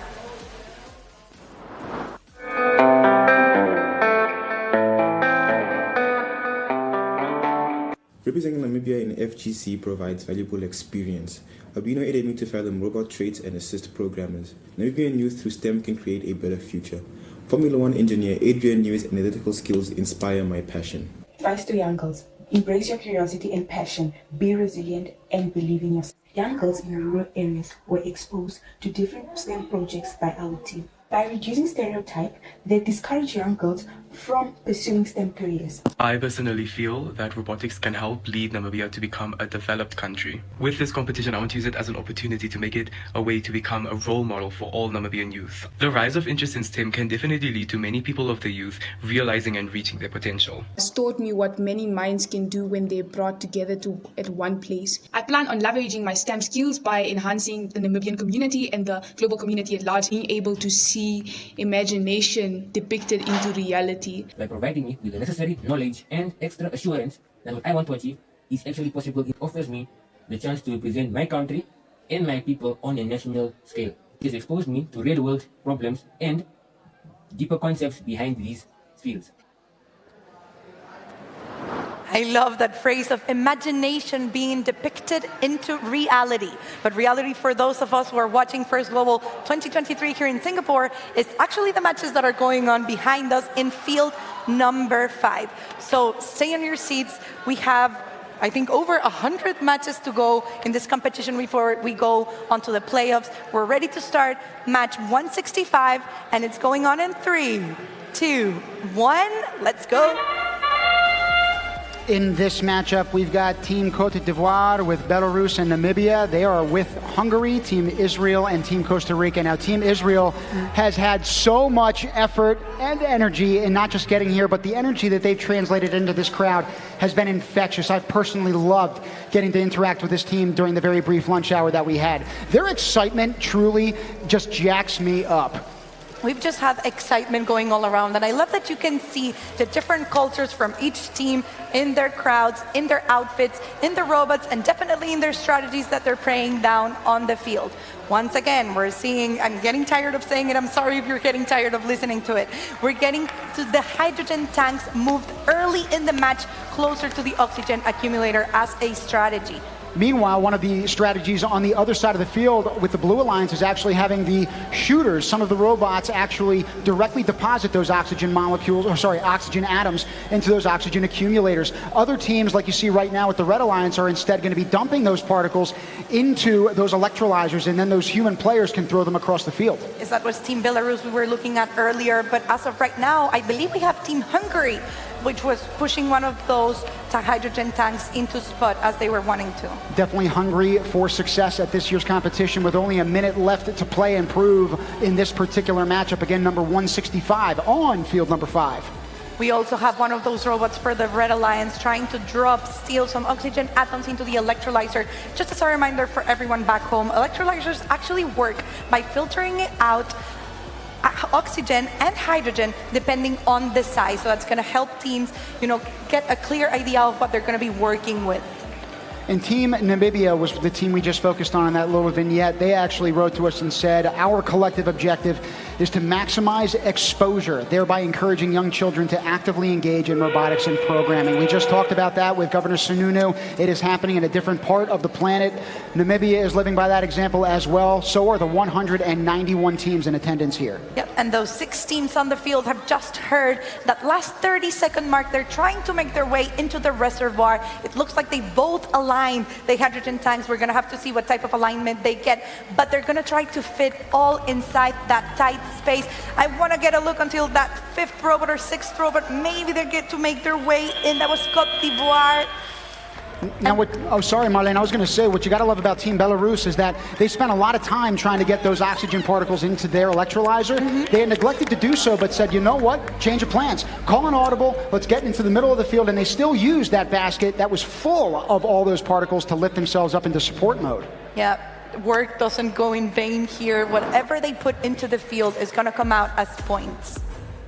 And as you can see here in those replays, we're getting a look at one of those intake mechanisms that, as we've been talking about, is able to admit both of those type of hydrogens, no matter of the size, which is going to help them having to just both of them going all the way to the electrolyzer and just being able to throw whatever they wish. As if this task wasn't hard enough for one robot to do at a time, you've got to remember the fact, folks, that they're trying to navigate this field of space with finite space. Again, 5 other robots that are trying to do the same thing. So you're talking about a game plan that has to change on the fly, despite the fact that the rules don't change at all. So again, that's why every game is going to look somewhat different here, Marlene. Also, because it's not just their team on the field, they have other 5 teams and 2 teams in their alliance that they have to talk with, including that language barrier. And just imagine, Tim, you get the opportunity to work with an alliance. You match with them perfectly. You get a great chemistry, and that's it. For the next month, you're going to be getting a new alliance. You're going to be getting some new teammates. You're going to have to try to build that chemistry again every single match, at least until we get to our playoffs tomorrow. And even though both of those alliances certainly had chemistry in that last game, as the scores make their way to you in the digital readout, we're going to see which of these teams feels just slightly more confident heading into the second half of action here from Singapore Expo Arena. I can tell you that our voices have been going all day, but these robots have been as well. Congratulations to Hungary, Team Israel, and Team Costa Rica with a compelling 110-point win. Our next guest in the booth is Brett Kugelmass. He is the founder and CEO of Last Energy, a developer of micromodular nuclear power plants. A visionary entrepreneur and engineer, Brett has been a leading voice on the essential role nuclear energy plays in achieving deep decarbonization and energy security for the near future. He's familiar with the competitive robotics scene as a first alumnus himself. Thank you for joining us today. Thank you for having me here. Tell us about that experience from becoming, and you're in an arena full of students right now who are competing in the first global challenge and with robots that you also worked at that age. So can you tell us that impact of being in first, what it had on you? I mean, listen, it was the start of my career. It is, I mean, now it seems like a straight line path. I mean, first I did FIRST Robotics, then I got an internship at NASA building robotics. Wow. Then I got a master's degree in mechatronics, which is another label for robotics. And then I went on to start a robotics company after that. So yeah, I mean, FIRST obviously set me on my career trajectory. And I was going to say, working for NASA, you're talking about building robots. That's of the highest order, right? You're at the apex of your game, so we appreciate you being here. Yeah. And also, Brett, I want to ask you, so you said you first became an engineer and then decided to go and become an entrepreneur as well. So I want to ask you, how have you fused those two callings into your career? Well, I mean, when you think about the life skills that FIRST teaches you, sure, you're learning multidisciplinary engineering, but it's teamwork as well, right? And on top of teamwork, it's leadership. Yes. Okay? And then, I mean, you just mentioned it before, you're doing inter-teamwork, intra-teamwork, collaborating with other alliances too. That's the real world, okay? That's what you're gonna have to deal with for the rest of your life. So yeah, not only do I attribute like the beginning of my engineering skills to FIRST, but also all of the entrepreneurial skills came from working on these teams down here as well. Yeah, I was going to say a lot of soft skill development, right? And that's something that's so tangible and useful in the real world. You've seen that in the wealth of success that you've achieved, no doubt, in different sectors, right? But now we're talking about the role of robotics specifically in scaling the production of secure, decarbonized energy systems. Can you tell us a little bit more about that? So robotics is a broad field that, once again, is multidisciplinary. And so all technologies moving forward are going to be a combination of software, electrical, hardware. So you bring it all together. Yeah, you could call it robotics, but you could also call it all technology for our future as well. Well, thank you. I greatly appreciate you being here. We have so many more questions to ask, but we're limited on time as well. We got to get you back down to field number 5 for our next matchup, which starts up in 5, 4, 3, 2, 1. Let's go, folks. We're starting match 168 over on the Red Alliance. We're going to have Team Algeria, Cambodia, and United States of America. They're going to be playing against the Blue Alliance, which is composed of Team Tonga, Team Kyrgyzstan, and Team Trinidad and Tobago. We've seen Team Cambodia out here actually a few times today, Marlene, and I would say they've gotten better and better each time. Please make sure to look at them specifically. They're in the foreground right now, ingesting as much of that hydrogen as possible. You know, going back to that interview with Brett just right now, I want to focus of how, he mentioned he became an engineer and then became an entrepreneur. We're going to need both disciplines to address the challenges posed by climate change because it's very complex. So I just hope our students are, taking all that in and getting inspired from all of those heroes and just role models in general. Well, and seeing that success in so many different sectors, but using STEM all the while to be successful in those different realms, it shows the true scope, breadth, and power that technology really can have in imparting change in the future and success on a career-based level. You were talking about success, just what we were looking at one of the robots of the Red Alliance deposit a bunch of hydrogen atoms into that hydrogen tank. I'm excited to see how, that robot, let me see which one it is. I think it was Team, might have been Team Kyrgyzstan, I'm not really sure. Well, but I was going to say, with how quickly the action unfolds here, it's nearly impossible from us in the booth to be able to tell who's who. Especially, looking at it on camera, just like they were saying before. I wish I could just turn back and look at the game with my own eyes. But we're looking at it from a different perspective, just as you all back home. And in terms of the perspective here, I would think that every single competitor is grateful to be in this arena of competition, but at the same time, grateful to have the opportunity as well to be leaders in their communities when they go home from here. Again, there are a lot of eyes that are on them from remote parts of the globe, but additionally, they have the example to try to set when they end up trying to impart even more change and more interest in STEM. We were just looking at Team Tonga from the Blue Alliance deposit some of their hydrogen into their hydrogen tank. And after that 30-second mark, I think we're going to start to see both alliances trying to push them right onto the oxygen accumulator before they head back into the reservoir. And in terms of water, everyone's making it rain out here right now. I'm telling you, the points are coming quickly, folks. And right now, we're looking at the last 5 seconds. We'll see how those scores update in the last bit of this match. We have a team down on the reservoir. It might have been Team the US, the United States of America, as they were trying to climb up. We're going to have to wait and see for those scores. They might have gotten that expert proficiency. I was going to say that's the team from Cambodia, I believe, right now. Smiles abound from ear to ear, rightfully so. Again, that robot in particular has had a tremendous showing in this field of competition. Can you imagine all the work that they put into this project for months and weeks, and these matches are the culmination of all of that. So, I mean, it explains the nerves and it explains the excitement that we're seeing from the drive teams right behind us. And every single one of these mechanisms, folks, when it happens at home, right, when they're unloading some of those hydrogen particles, when they end up nailing that bucket from the projectile for the oxygen particle to go to the accumulator, it is a massive accomplishment to talk to these robots, to program them, to design them, to build them in order to do this, right? That is such confidence-inducing for such a confidence booster, effectively, for all of those kids that are engaging in this process. So again, hopefully over time, trying to build some of that momentum into the forward and into the future.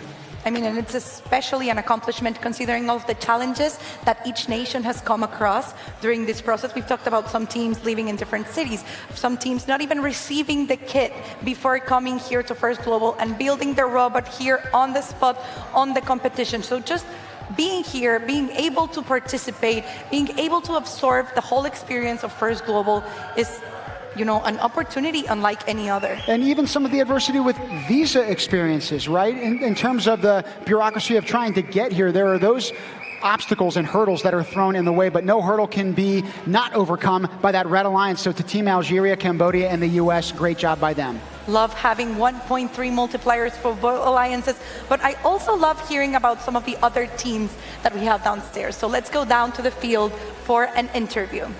Thank you, Arlena. I'm here with a member of Team Cambodia. What's your name? My name is Lai Chung. Hi, Mom. Hi, Interstem. I'm Lai Chung. You see me? We are webcasting around the world. Hi to your mom. Hi to the sister. Now, you guys have a great lift and a dump mechanism. Tell me about that. Yes, of course. And we, as you can see, we have two filter. So we got oxygen and hydrogen, but we are aiming for more hydrogen and as much as we can. Now, you said earlier, in one match, you got a red card for a penalty. What was that for? We don't really know that it's only the human player that can press the button, the conversion one. So our driver is the one who pushed it, and we got unlucky, and then we pressed the button and we got 0 for that match. But it's okay, we learn from our mistake, and this is our core value of our school, E to STEM also. That's great. And you said you were the one who pressed the button mistakenly, and now they don't let you do it anymore. Yes. Of course, now I talk to my human player that 30 seconds, you must be here. You are the one who pressed it, not me, not again. So you learn from your mistake. Great job in that match. You've got plenty more matches coming, and hi to mom and sis at home. Back to you in the booth. We love the excitement. Congratulations again to Team Cambodia. But our next team is represented by the ASA RoboGators from Asunción. Their team hosts an annual National Robotics Workshop and scrimmage promotion, STEAM education as part of spreading access to the first tech challenge to as many schools as they can. Let's take a look into Team Paraguay. My name is Elias Etigarribia. Hello, my name is Cesar Diaz. My name is Jakub Usanivaras. Hello, my name is Daniel. My name is Gabriel Usanivaras. One word to describe our team would be energetic. Enthusiastic. Powerful. Efficient. Victorious. Alliance round, 4 robots at the same time. Here we go. Taking a cup, putting it into the junctions or going into the terminals. This is a whole new stage of power play. We believe that our social impact projects open the opportunity for local students to participate and have the taste of an international event by sharing ideas, tactics, and a lot of their creative side by connecting each other through robotics. Each member of our team has had a vast experience in STEAM events as well as local and international robotics competitions. In November of 2020, I also had a robotics scrimmage for local and international students, including a workshop for the international students and then the competition. Then following that, in June of 2023, we had a second robotics scrimmage with local students run by the ASA students, and then the next day a competition. And soon we'll have our November 2023 robotics scrimmage, local international students, plus workshop run by the ASA students, and a competition also run by the ASA students. We are Robotics! We love having Team Paraguay here with us, and I love having American team with us. I'm very excited as we're going to see them play in match number 171 down on the field. We're starting in 3, 2, 1, let's go. As we get this match underway, we have Burundi, Spain, and Paraguay, who we just mentioned, alongside Czechia, the Democratic Republic of the Congo, and Australia. We're starting this match with, I believe, all 6 robots hailing in to that reservoir in order to try to get water out of it to get those both molecules of hydrogen and oxygen available for their robots. Now, for the team of Paraguay, their country actually has the lowest carbon emissions per capita in South America, but they'll certainly be looking to take the highest scores away from this year's event. It just occurred to me on the Red Alliance, we have 2 Spanish-speaking teams. I think that might be of their advantage. Hopefully, Team Burundi can join in the conversation. Well, and right now it looks like the advantage is not necessarily to that Red Alliance because their hydrogen tank looks like it's pinned actually between a few robots and in the Blue Alliance's corner. So we'll see if they can get it to the far field, or far part of the field, sorry, for the alignment center. We were previously looking at the robot of the Democratic Republic of the Congo, trying to get access to those hydrogen and oxygen balls. But now on the screen, we can see their teammates, Team Australia, depositing some hydrogen and oxygen into the electrolyzer. I was going to say that's the team from down under, but they are definitely going over that lip as they try to get that oxygen into the top of the electrolyzer. That's when those human players can start throwing them into the far corner, as you can see in the bottom right corner of your screen. I love seeing those robots that have 2 different compartments for the different type of atoms inside the robot itself. I feel like it saves them a lot of time, but you know, I'm not a strategist, so we're gonna have to see how it plays out as the competition goes. Now, as we talk about small things paying a big difference, it's amazing to think, Marlene, we're talking about the energy crisis, we're talking about climate change, and yet some of the positive impacts that we're gonna have as a global community are focusing on things like atoms, the absolute smallest particles and building blocks that we have across the globe. Yes, and you know, just as you mentioned about things making a difference, everything does make a difference. I'm very excited that hydrogen has gotten such a very big focus today, because as we've heard before and as we've been mentioning, creating energy from hydrogen only produces water as a byproduct. So it looks like it's going to be a very ideal alternative for us and a very large focus, as it should be. I was going to say, these kids need a water break as well after this 2.5 minutes. I'm sure that their throats are absolutely dry from some of the anticipation building into this first matchup for them of the afternoon. This match is about to be over. It looks like that Blue Alliance is trying to get what might be full or partial alignment. We're going to have to wait and see what our scorekeepers have to say about that. It looks like both alliances, or the one global alliance, was able to get 3 robots with intermediate proficiency within the reservoir boundary. That's going to be 15 points, according to me, as I say, but it's going to be the final word of our scorekeepers, like always, but it would be 15 points for both alliances just from that proficiency conversion points. Now, Paraguay was in that recent game. Again, they're known as the heart of America, or Corazón de America, and I know that their hearts are beating quite rapidly right now, waiting on these scores, as are we in the booth. I also want to mention that, you know, we were seeing on screen Team Spain. We've talked about how they only had 2 weeks to build their robots. And I'm sure they're not the only team that had to do it under a time constraint and are still doing amazing. Under the clock in terms of the build process, but also under the clock in terms of trying to accrue as many points as possible. The absolute chaos that ensues on each of these 5 fields is something we can feel up here in the booth, despite the fact that we don't get to watch it from up here. We wish we could. I mean, I feel like we're going to watch it play out as the competition goes. I'm very excited to see how those rankings are going to start changing as matches play by. You know, this morning we had what I believe was Venezuela, Peru, and what was that third team? Pakistan, maybe? It could have been Pakistan. Yes.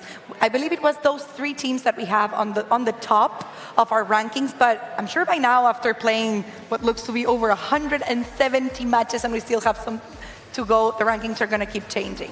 As they do right now with the official scores that are now in, so congratulations to that Blue Regional Alliance. We got a pit interview ready to roll. Let's take it away. Hi, I'm down here in the pits with Team Bosnia and Herzegovina. How's your first global been going? It's awesome. It's a really awesome thing to be here. It's really awesome thing to arrive in Singapore. Okay, and how's your robot been performing? It's quite impressive how our robots work, so it's also quite impressive that we met people from all around the world. We share our experience and knowledge, and other people share theirs. Awesome, and what do you think about Singapore? Is this your first time here? Yeah, it's my first time here in Asia at all, and I think it's really impressive and amazing city. Awesome, well, good luck to you guys out there, and enjoy the rest of your first global. Thank you. Back to you guys in the booth. Thank you, Melissa. Wonderful to talk to that team, but now we got to focus on our next in the form of Colombia. So over the years, our next team has created a multi-school program to inspire children to become passionate about science and technology, with the eventual chance to apply for the first global team. Here's a look at Team Colombia. Nos encontramos en la hermosa ciudad de Palmira, ubicada en el corazón del Valle del Cauca. un lugar donde el ingenio y la pasión caracteriza a su gente. Nosotros somos el Team Colombia y desde 2018 hemos reunido nuestros esfuerzos por dejar en alto el nombre de nuestro país. Para nosotros, First Global es la oportunidad de demostrar nuestros conocimientos y asimismo tenemos como objetivo impactar en nuestras comunidades demostrándoles que desde la ciencia y la tecnología podemos generar diversas soluciones. Cada miembro de nuestro equipo cuenta con habilidades únicas y una pasión inquebrantable que nos inspira para crecer juntos. Como equipo, creemos firmemente que desde la ciencia y la tecnología podemos generar cambios positivos en nuestra sociedad. Queremos inspirar a las futuras generaciones para que sean los protagonistas de los cambios que se viven en un mundo que se transforma constantemente.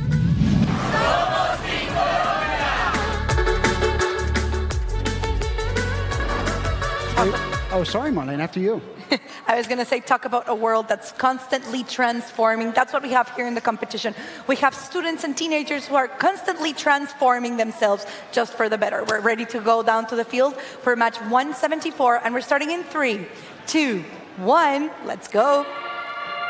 That video I talked about making others protagonists, but right now Team Colombia are the protagonists of this matchup of their own. Right now they are with Team Ecuador and Mali and against Team New Zealand, Serbia, and I believe South Sudan. Yes, we have 2 minutes and 15 seconds left of this match. We're just beginning, but it looks like we have Team New Zealand already depositing both oxygen and hydrogen atoms into the electrolyzers. From what I'm seeing, it's been one of the most used tools throughout the matches. And I believe it was referenced in that video that we just saw, again, that ingenuity and passion which characterizes its people of Colombia. You see the same here in these 6 teams competing, and right now that Red Alliance getting those oxygen particles very well dressed and into that top electrolyzer. You're seeing the hydrogen filter out underneath. Team, we've talked about the preparation that the students have done for the robots, for the strategy, for the programming, you know, the electronics, but we haven't talked about the preparation of the human player to throw those oxygen atoms all the way across the field. I know I couldn't do it. I couldn't, even if I tried. I was going to say, we came back from the lunch break. We had our crocheted hydrogen set over here. We got to give it to those kids to get the heavy lifting in. We're halfway through this match right now, but the scores, trust me, are only going to build from here. We're hoping that that one team of Mali can dump those oxygen particles. It looks like they successfully did so. And then on the other side, we have Team South Sudan for the Blue Alliance, who are trying to get ready to deposit what looks to be the hydrogen tank into the oxygen accumulator, or under the oxygen accumulator. I've started to see a little bit over time as well the use of some of those nets in the back to try to land those oxygen particles into the accumulators. Earlier on, you saw quite a bit of them hitting those partitions in the bottom of the plastic and actually bouncing out. So teams have certainly addressed that problem, and we're seeing higher efficiency in that conversion rate as well. It's a learning curve, like we've mentioned before. Just as the robots are learning, or they're learning how to move the robots around, the human players are also learning how to throw those oxygen atoms all the way across the field and having them stay within the accumulator. Last 30 seconds of the match. I was going to say accumulating points over the course of the first 2 minutes. Now we're looking for the final 30 seconds and what it has in store. Everyone's working for those proficiency points. It looked like Team Ecuador, a human player from Team Ecuador, had the hand ready on the button to press for the oxygen to drop into the hydrogen tank with perfect alignment. I'm going to have to wait and see how it goes, what our scorekeepers have to say, and if those robots get to the reservoir, we're going to have quite some points for both alliances. All these teams as well are getting much, much quicker and more adeptly getting inside of that reservoir and hydrogen hub at the end. They're navigating those various bars, whether they're vertical or horizontal, as well as the other robots trying to get in there. I'm seeing that full support come into effect a little bit more and more over time, Marlene. Yes, because they're learning. And, you know, just as the games are going to get more exciting, our jobs are going to get a little bit harder as we go through the weekend, because they're becoming experts at the game, experts at the robots, experts at generating strategies with teams from other 2 countries. It's just been a whirlwind, and we're just getting started. It really is. I can only imagine what it's like for the young athletes who are competing on that field of play. It's nonstop action up here in the booth, but nonstop action on those fields of play as well. I have to imagine that there's a lot of excitement and emotion that comes with being one of the competitors here? You know, I never had a chance to participate on First Global, but I did get a chance to participate at First Robotics competition when I was a student, and I can't even describe the excitement. Well, in addition to being a student, Marlene, then you were hosting events, right? You were emceeing events and getting the crowd absolutely into the action here. So you've had a bunch of different roles in this world, and we're excited to have you in this one with us this year. I have, but nothing as exciting as being a student and seeing your work on the field. You know, it's always nice being a volunteer, being staff, being able to just kind of, you know, put your grain of rice, that's how we say in Spanish, into the cause. But being the one who's on the field and being representing your country, I don't think there's anything like it. Well, I don't think there's anything like the feeling of also emerging victorious from these matchups. So New Zealand, Serbia, and South Sudan feeling pretty good about themselves right now. But again, both alliances are winners in our eyes. Of course they are. And as we're steaming ahead into each year, First Global participants return home with much more than the robot and medals. For example, they head back empowered and inspired by their experience in last year's challenge. For all-girls team passed forward their experience by hosting STEM initiatives within their own communities. Let's go take a look.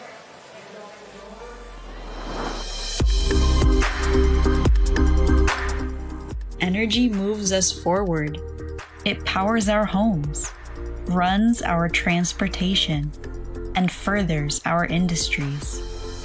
And as our societies continue to grow, so does our dependence on energy. Yet more than 80% of the energy we use comes from non-renewable sources, which means they're limited, and relying on them will hold us back. These sources have helped us get where we are today, but they're the largest contributor of greenhouse gas emissions, making them harmful to our health and the health of our atmosphere. By evolving traditional sources of energy production, we can reduce their negative impact. And through advancing energy that's clean, accessible, and sustainable, we can improve the health of our planet and enjoy a better quality of life. Renewable energy comes from natural sources that are continually replenished, including the sun, wind, heat within the earth, and water. Despite the abundance of these resources, in the past 10 years, the amount of energy generated from renewables has only increased by 4%. But the renewable energy sector is continuing to grow, and with the right investments, could account for more than 38 million jobs by 2030. Now is the time to innovate the solutions that will ensure a cleaner and more equitable energy future around the world. We need to develop ways to more efficiently generate and use energy, and invest in enhanced methods for carrying and storing it, including hydrogen-based energy technologies. We must ensure solutions are cost competitive and accessible to all societies, and secure the full life cycle, from the source materials and equipment production all the way to end-of-life disposal, to ensure these solutions are truly green. Together, we can create more sustainable ways to power our planet. Join us for the 2023 First Global Challenge, Hydrogen Horizons. This year's game truly is an example, and it's going to have all of us learning how to work together to work towards that climate change issue that we're having, but we're also going to be working together looking at the match down on the field. It looks like we're going to be starting in 3, 2, 1, and let's go. In this matchup, we have Gabon, Team El Salvador, and Cabo Verde alongside Niger, Kenya, and Team Latvia. I love that we're starting to see what was apparently Team Niger on the field, getting some of those hydrogen and oxygen atoms directly from the reservoir. And one of the personal stories about that team from that nation of Niger, it includes the areas of Zinder and Agadez, which are roughly a 7 hours drive distance one way from one another. And yet those are the distances that these teammates had to travel just to work and collaborate with one another. So talk about truly getting over hurdles and obstacles. That was just to be with their team, let alone build a bot. Talk about the desire of getting it done. We were also seeing Team Latvia there on the field. But it looks like, yeah, their teammates on the Blue Alliance are trying to deposit some of those oxygen atoms into the electrolyzer. so many different elements of the game, just as there are so many different elements of the competition overall. And so many different ways it can unfold. You just saw in the middle of the field those pre-positioned balls, all of which are 200 plus in total, going to be different throughout every single match. So they're getting shuffled and ushered back and forth by these robots as they're trying to put them into their intake systems. I want to talk about the fact that they have to change strategy every match, but not just because the fact that they're working, you know, different team. Sorry. Are they stuck? Oh, no, I was going to say Team Latvia just did an exceptional job, very, very efficiently dumping all those hydrogen particles in. We've seen a lot of teams get really close to that edge and have a few spill out along the way. They actually did kind of what is referred to as a honeycomb dunk back home. They took that basket and physically put it inside of that hydrogen tank in order to make sure all those green particles made it in. You're right, and it looks like afterwards they pushed it all the way through to the oxygen accumulator to already gain that alignment. We're getting close to those last 30 seconds, and the Red Alliance looks like it's going to start doing something similar to what the Blue Alliance was doing earlier before. And even though it might be similar to what they were doing before, I can tell you every single game looks like it's changing right now for us. We've only got 20 seconds to find out what the outcome here is going to be. We've got endgame and all of those bots descending into the middle of the park. We'll see how many proficiency points each of those two alliances can snag. Time is running out. Let's see if we can get those last 3 or 4 robots joining us on the reservoir for those cooperation points.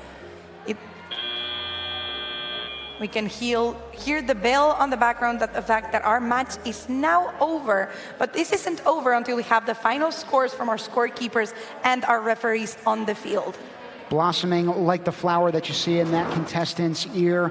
All of us are absolutely opening ourselves up to change and what we can do when we are working alongside one another. So these teams are living by that example. And we are, as a global community, this was Latvia again, trying to work with that honeycomb dunk like I referenced earlier on. Great job by them. Team, I want to give a special shout out to a team that we haven't really mentioned here in the competition, but I was just seeing some volunteers from them on the fields. Robotics. The kits that we are using here on the competition are actually by Robotics. They helped us during the design of the game. We have them here helping us on the field, on the competition overall. They've been a key partner for First Global Challenge 2023, and I mean, nothing like them. And I was going to say, in terms of partners, you see them all over the field. We've got another one in the booth joining us in a couple of seconds, and we'll introduce him. But we got to get these scores to you first, folks. Again, leaderboard is going to be changing throughout the day. It's quite fluid and dynamic. That's a result, again, of 191 teams coming in here and squaring off with one another. Especially considering that, those rankings are coming from the average of points. And, it's a good thing that now that we have the scores for match number 177, we have a 62 points for the Blue Alliance. Congratulations to Team Niger, Team Kenya, and Team Latvia. In the booth right now, we have a selfless individual known as Kevin Self of Schneider Electric. Schneider Electric was founded in 1836. It's a global leader in the digital transformation of energy management and automation. So our next guest, Kevin Self, leads Schneider Electric's relationship with both First Global and First Robotics, where Schneider Electric sponsored 85 teams this past season. His work with First is a family affair. Kevin and his wife, Louisa, have been involved for more than 2 decades in sponsoring and mentoring teams. They have 3 sons who are all First Robotics alumni and have also mentored First teams. So talk about a family affair. Thank you for joining us. Thanks for having me. I was going to say, I'd like to start with the personal, because your passion for First and robotics in general is just so abundantly clear. What does First mean to you, and why have you made it such a big part of your life? Yeah, to your point, it is a family affair, and when our 8-year-old son 23 years ago came home and said, we're having a robotics team and you're the coach, that's how it began.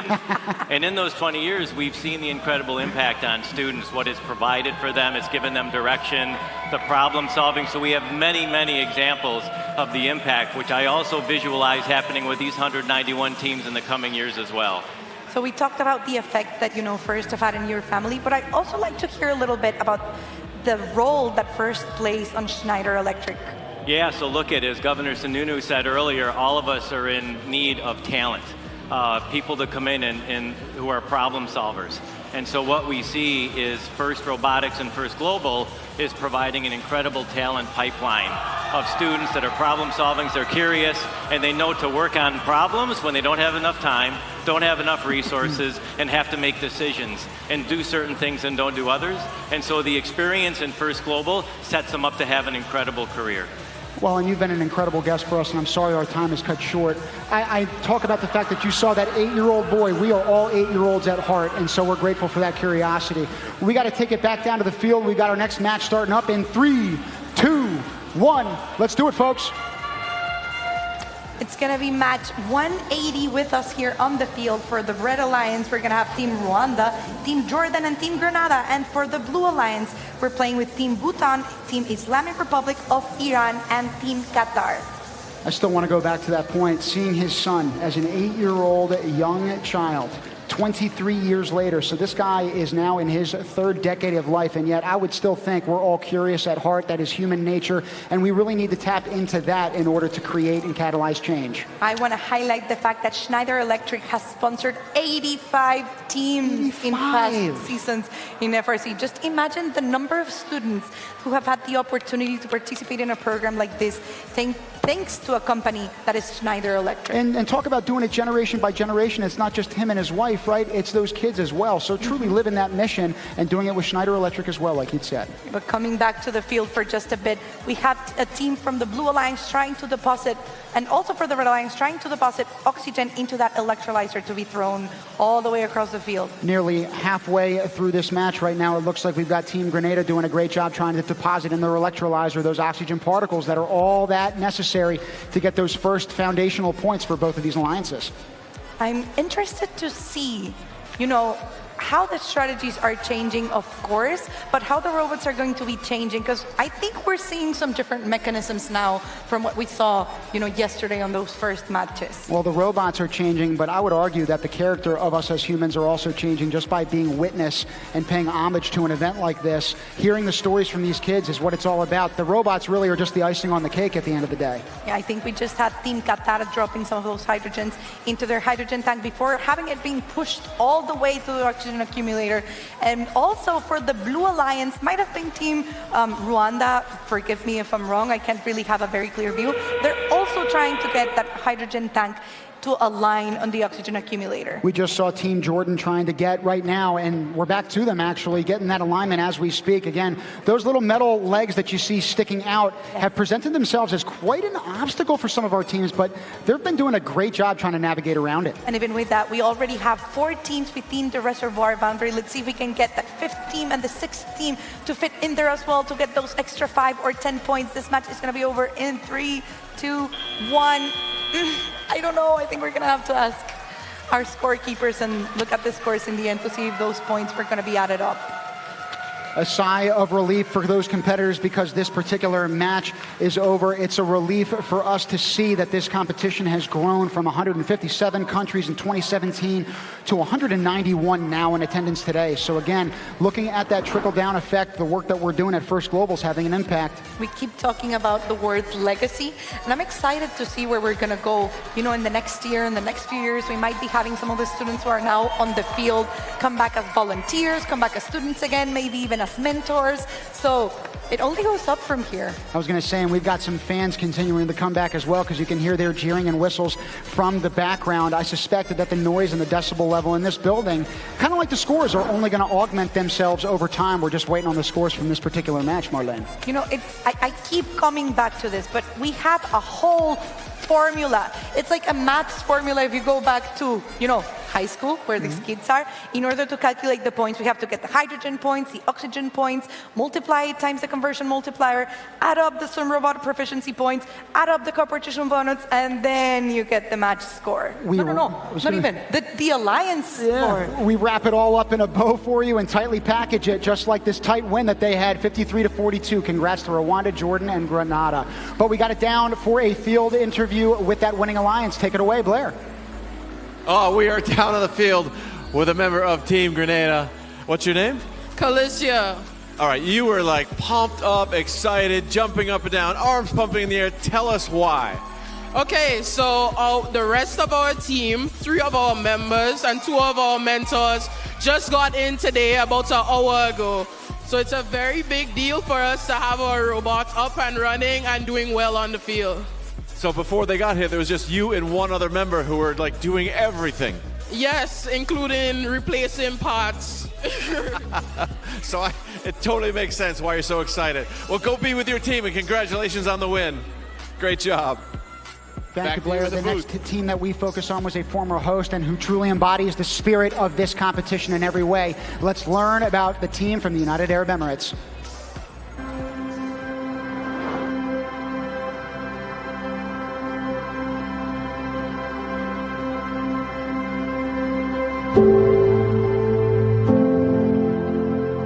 Hi, it's Nisa. Hi, I'm Arjun. Hi, my name is Pranav. So this year's theme is Hydrogen Horizons, and it means a lot to me because I'm a very environmental friendly person. The UAE is also taking a lot of initiatives, like they're using more renewable energy sources and they're trying to become more sustainable every year. I'm thrilled to be part of 2023 First Global Challenge because it offers a platform to collaborate with brilliant minds worldwide. I'm excited to be the part of 2023 First Global Challenge because mainly I'll get to learn a lot of stuff. Coding, building a robot. Another point is just the communication and speaking to people. And in general, going to Singapore sounds great.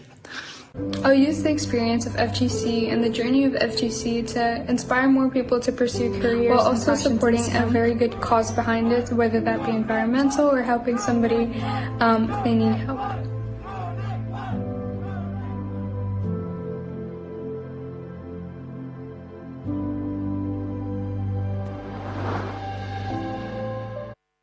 Is hoisting the hardware. They're looking to do the same thing here at FGC 2023, but right now we got some live action down on field number 5. We're going to get rolling here in 5, 4, 3, 2, 1. Let's do it. We're starting match 183 for the Red Alliance. We have Team United Arab Emirates, our previous hosts, as Tim mentioned before. We have Team Mauritius and Team American Samoa. And for the Blue Alliance, we're going to have Team Central African Republic, Team Iraq, and Team Mexico. Talk about feats of engineering, the Burj Khalifa, which we saw a few years ago, and in the last image of that particular video, it rises to new heights, as does the robot from the UAE host nation. Great job to them depositing those oxygen particles. And as for inventions, I just want to point out that the fact that you guys are looking at us on a colored screen is thanks to a Mexican engineer who actually invented colored television. So thank you and you're welcome. I was going to say thank you, all of you at home, joining us here live in Singapore Expo. It's nonstop action. Regardless of where you are or what time it happens to be, the time is now for solving climate change. Yes, we have Team United Arab Emirates on the screen depositing some oxygen. We're trying, yep, there they go, depositing some oxygen atoms into the electrolyzers and then having those 3 human players for the alliance throw it all the way to the oxygen accumulator. On the other side, we have Mexico with what looks to be some artwork in their robot as well. Now, again, a unique feature of the First Global Challenge is that these teams competing, 191 in total, have various levels of experience in robotics. They're also various sizes in terms of the population of those countries. You've got teams like Team American Samoa that are squaring off against Team Mexico. Drastically different, and yet we are all human at the end of the day. We are the same. I love seeing those hydrogen and oxygen balls being dropped into their hydrogen tanks for both alliances. The Red Alliance trying to get those, but the Blue Alliance has actually had to drag their hydrogen tank all the way into the regional zone to get some of those, taken out of the hydrogen tank because they're not allowed to be there. A couple of seconds ago, and just there, you saw that team member taking those oxygen particles actually out of that hydrogen tank. The reason why is because that's the only way they need to put them back on the pitch. They are not allowed to put those into that oxygen accumulator. The only way they can is if it ends up making its way over to the electrolyzer. So we'll see if we can get you that on the telestrator in a couple seconds. Last 15 seconds of the match. We already have 3 teams within the reservoir boundary. Let's see if we're going to see, I want to see if we're going to get some of them to be completely supported by the Hydrogen Hub and get those 10 points of expert proficiency. We only have 3 seconds to go. Almost getting that 5th robot or 6th robot in. Oof, it's going to be a close one. I can't really see. I don't think that robot is going to count as intermediate proficiency, but still we have other 4 robots who might. It's not just a close match, it's also close quarters, close proximity that all these robots are in that very last part of this game.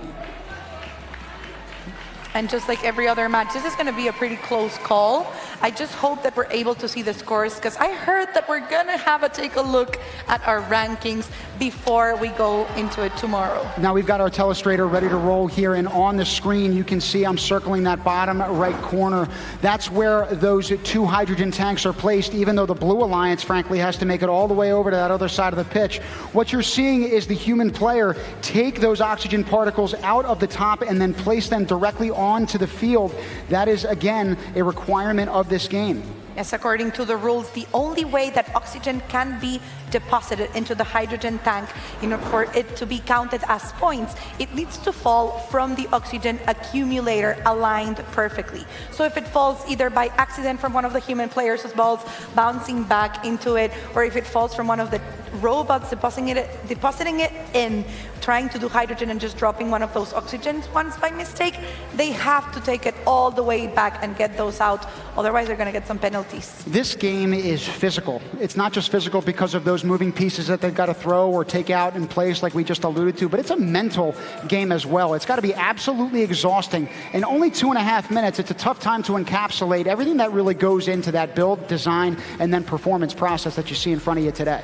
To that, add all the emotional, strength that it takes to be here, to perform, to represent your country.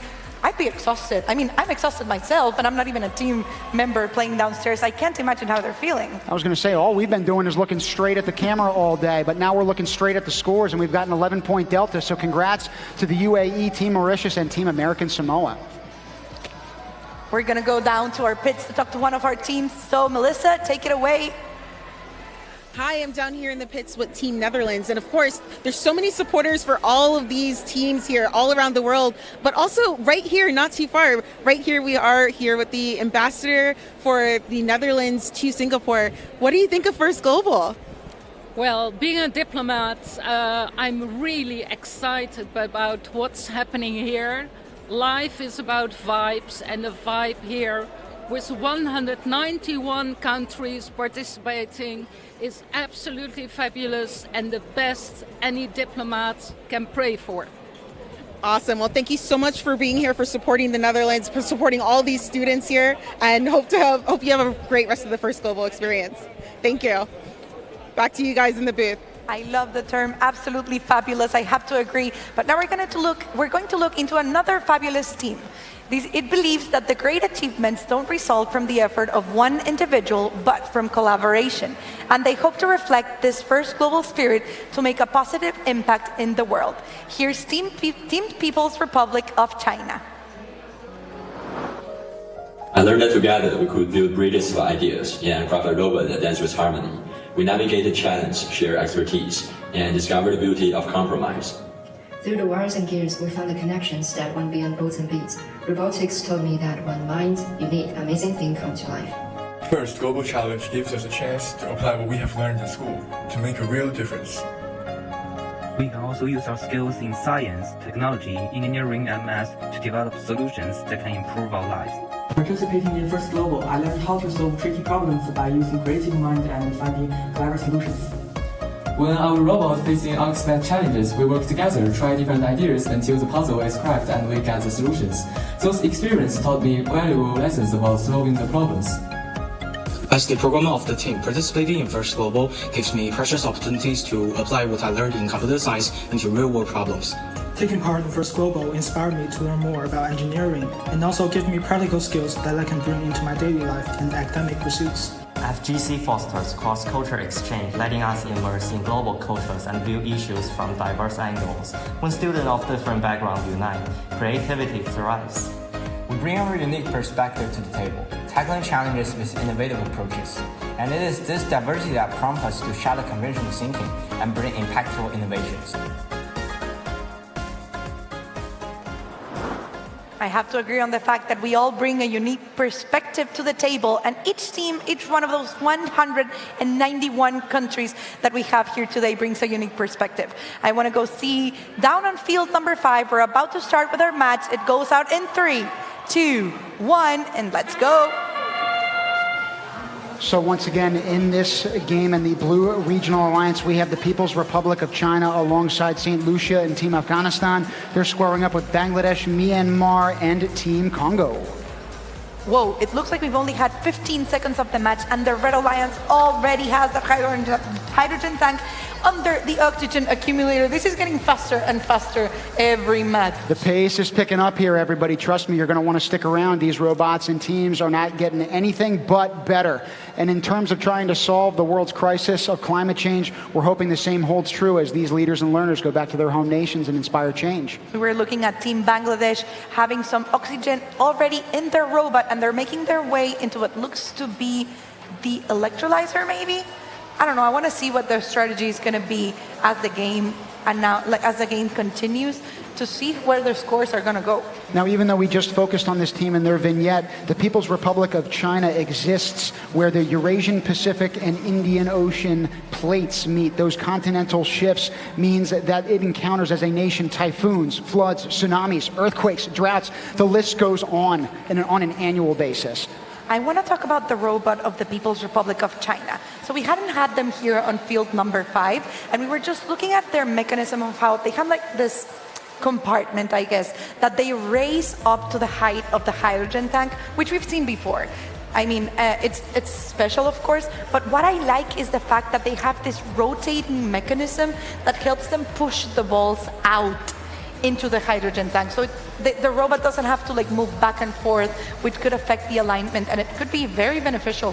I was going to say, very adept work as well with those Omni wheels, so they're navigating the field of play exceptionally well. I think I was saying earlier on for the People's Republic of China, right? Typhoons, floods, tsunamis, earthquakes, and they are absolutely rocking and shaking this house with their robot. They've done a great job so far. Are you looking at the field? We are on the last 30 seconds, and I can already see one robot being completely supported by the hydrogen hub structure. That's going to be at least 10 points for both alliances and for the 6 teams in this global alliance as the game comes to an end. Now, the other way that we could have points for both alliances is what's referred to as the cooperation bonus. It's a hallmark of this competition, yet something we have yet to see. We have, again, the People's Republic of China for the Blue Alliance trying to get the the hydrogen tank to align under the oxygen accumulator perfectly. We're going to have to see if they were able to press the button on time, and that's going to be visible as we look at the scores when we get the conversion multiplier, whether they were able to use, the hydrogen and the oxygen to generate combustion, whether they were able to get full alignment and activate a fuel cell to generate energy. This is going to be interesting. Interesting is an understatement. We're also interested to see how these scores end up materializing. Again, even though you saw at the bottom of the screen when the clock struck 0, those 2 scores are likely going to be changing over time as a result of all the work that these referees are now doing, even though we're watching highlights as we speak. Were you able to see the mechanism that I was talking about? I did. It rotates its way out, and so it lets those hydrogen or oxygen balls, either way, fall out more precisely into the area that they're trying to get them to. I think this is going to come into play as the competition goes along in giving them more precision on what they're trying to do. It's a solid approach, and right now the approach of Team Venezuela, Kazakhstan, and Indonesia speaks for itself. Right now, those are the top 3 on our leaderboard. We're going to continue to give you these graphics. I'm sorry, I'm doing it with the mirror image right now. So right now, margins are pretty slim between 3, 4, and then those other teams remaining, but again, we'll probably see things shift over time here. Yes, and as we've talked about it before, this is the first time that we're seeing the actual rankings on screen. So you can see some scores that might be a little bit confusing if you don't know how the rankings work. So what we're doing is we're making an average of the teams' scores throughout their games, not counting their lowest score, just to give them just a little bit of grace there. But that average is going to put them in a ranking from high, like all the way up down to the bottom, and that's what's going to bring them up as the matches go. We actually have the results for 186. The Blue Alliance is taking the win with 102 points, and what you guys see on the right after the number is the positions that they were able to climb on those rankings thanks to those match. For example, the team of the People's Republic of China was able to climb 3 places on the rankings just because of those high scores during the match. It's very interesting. And right now we are going to be climbing into our next group's vignette in the form of Cyprus. So as a team, our next group believes that the most important thing that they can do is to spread the ideals of FIRST and then to inspire other bright young minds to pursue robotics and STEAM. Here's a look at Team Cyprus.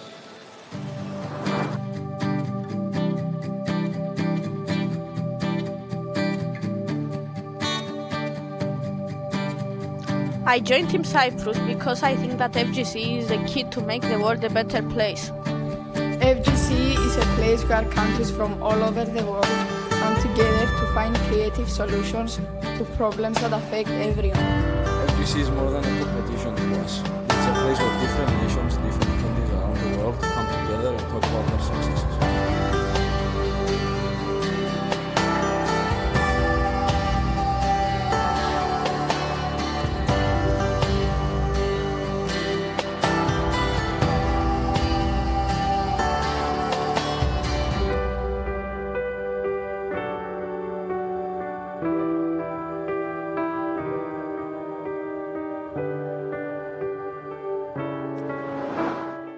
Love that phrase of FGC is the key to making the world a better place. And now we're going to take a look into a different team that firmly believes in the power of education to inspire and empower individuals, both within the FIRST communities and beyond. The team strives to impart their knowledge and expertise to others to ignite their curiosity and passion for robotics. Let's go see Team Germany. My name is Annalisa. I'm Jimin Lee. I'm Mahia. My name is Ben. I'm very excited to see my own team and my own friendships grow and hopefully make an experience of a lifetime. Well, I personally am looking forward onto the building process of the robot because you will always find problems which you have to solve somehow. And this is just a very fun thing to be in a team and try to find a solution for difficult problems you wouldn't have imagined even existed before you start into them. Through FGC, I have come to know many cultures from many different countries and around the world. We had a lot of online meetings with other teams, for example, Team Tunisia or Team Guatemala, and I've made very fun experiences with them.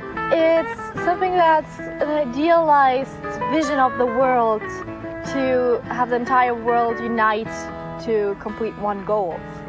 Of my team, I do like that they like to cooperate with each other and can also do activities besides FTC. And as a mentor, I do have to say I'm quite proud of them.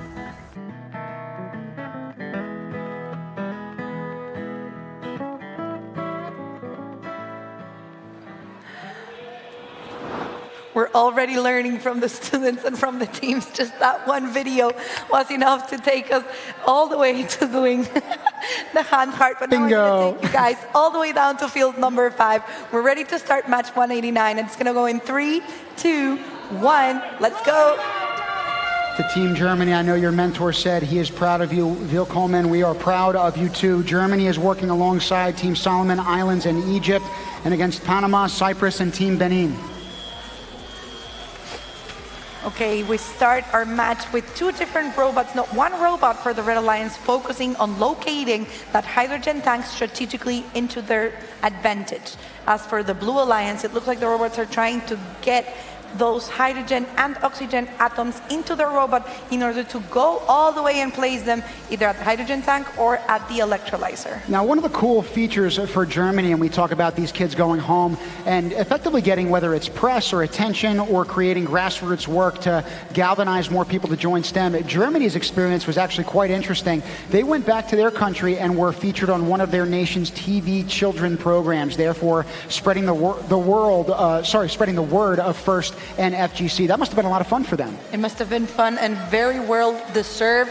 I believe that every student team, every one of those 191 teams deserves a spotlight for what they're doing here, representing their countries and just outdoing themselves. And right now, the spotlight is on Hydrogen Horizons, again, trying to use a clean energy in order to address the climate crisis that we all, unfortunately, are facing in the modern day. The way that we change that is by inspiring these leaders that you see in front of you right now. Talk about leaders. We were seeing Team Solomon Islands for the Blue Alliance and Team Cyprus for the Red Alliance actually positioning hydrogen or oxygen, I wasn't really able to see, into that hydrogen tank, scoring the points. It looks like they're going to be, amping up the score as we go. Team Germany last year had actually achieved the quite remarkable feat of earning and clinching the prestigious Albert Einstein Award in bronze. So great job to them, but I suspect they're looking for either the silver or gold here in Singapore. I was taking a look into Team Solomon Islands, as you can see it on the screen. It looks like they might be having an issue with what could be a chain, I guess, that it's kind of falling off from the robot. They're going to have to take a trip to the robot hospital, from what I think, but we'll still have 17 seconds where they can get some extra points in the end. Ooh, we see that pliable plastic. Hopefully they can get underneath that top layer in order to deposit, again, those hydrogen particles. They need to get inside of that hydrogen sink. Oh no, we just had a tip over. It looks like they were trying to get the points into it, and it just the equilibrium was it was quite too difficult to maintain. As the robot expand all the way to the top, they're not expanding up to the sides, so that equilibrium point on the robot, it's going to keep changing. I think it's going to be hard to maintain a robot steady as they move. I was going to say that plastic seemed to push back just a little bit, but you know what? These scientists push back as well against any of the challenges or adversity that is laid in their path. Trust me, they find workarounds despite the winding road that at times progress can be. They have gone through every single twist and turn, and that fallover is no exception. We were seeing handshakes, we're seeing celebrations from both alliances. And remember, everyone, it doesn't matter if you win or if you lose. What matters is the average points that you have done throughout your matches. So as long as you focus on scoring all that you can and not on blocking, not on defending, just doing your best, you're going to climb up those rankings. And additionally, what we're trying to look at is what that team from Germany had alluded to in their video, and I wrote it down here. We want to see our team and our friendships grow. Well, it looks like that got them the win. They got 33 points there on the Blue Alliance against 20 points for the Red Alliance. And now we're coming back here to the booth with you guys. We have joining us here with us for our next interview is Caroline. She's a computer scientist, entrepreneur, and the founder of Apps and Girls, an award-winning nonprofit that invests in girls and young women as potential tech entrepreneurs, creators, role models, and leaders in the sub-Saharan Africa. Not only has her work been recognized locally and internationally, but Caroline also founded the original Team Tanzania 2017 and serves as a mentor for Team Uganda 2023. Caroline, we're so happy to have you here with us today. Thank you. So I happen to know that Apps and Girls was founded in your living room using borrowed laptops. Can you tell us a little bit more about how the nonprofit has grown over the years and what kind of work does it do? Okay, thank you for having me. It's a pleasure.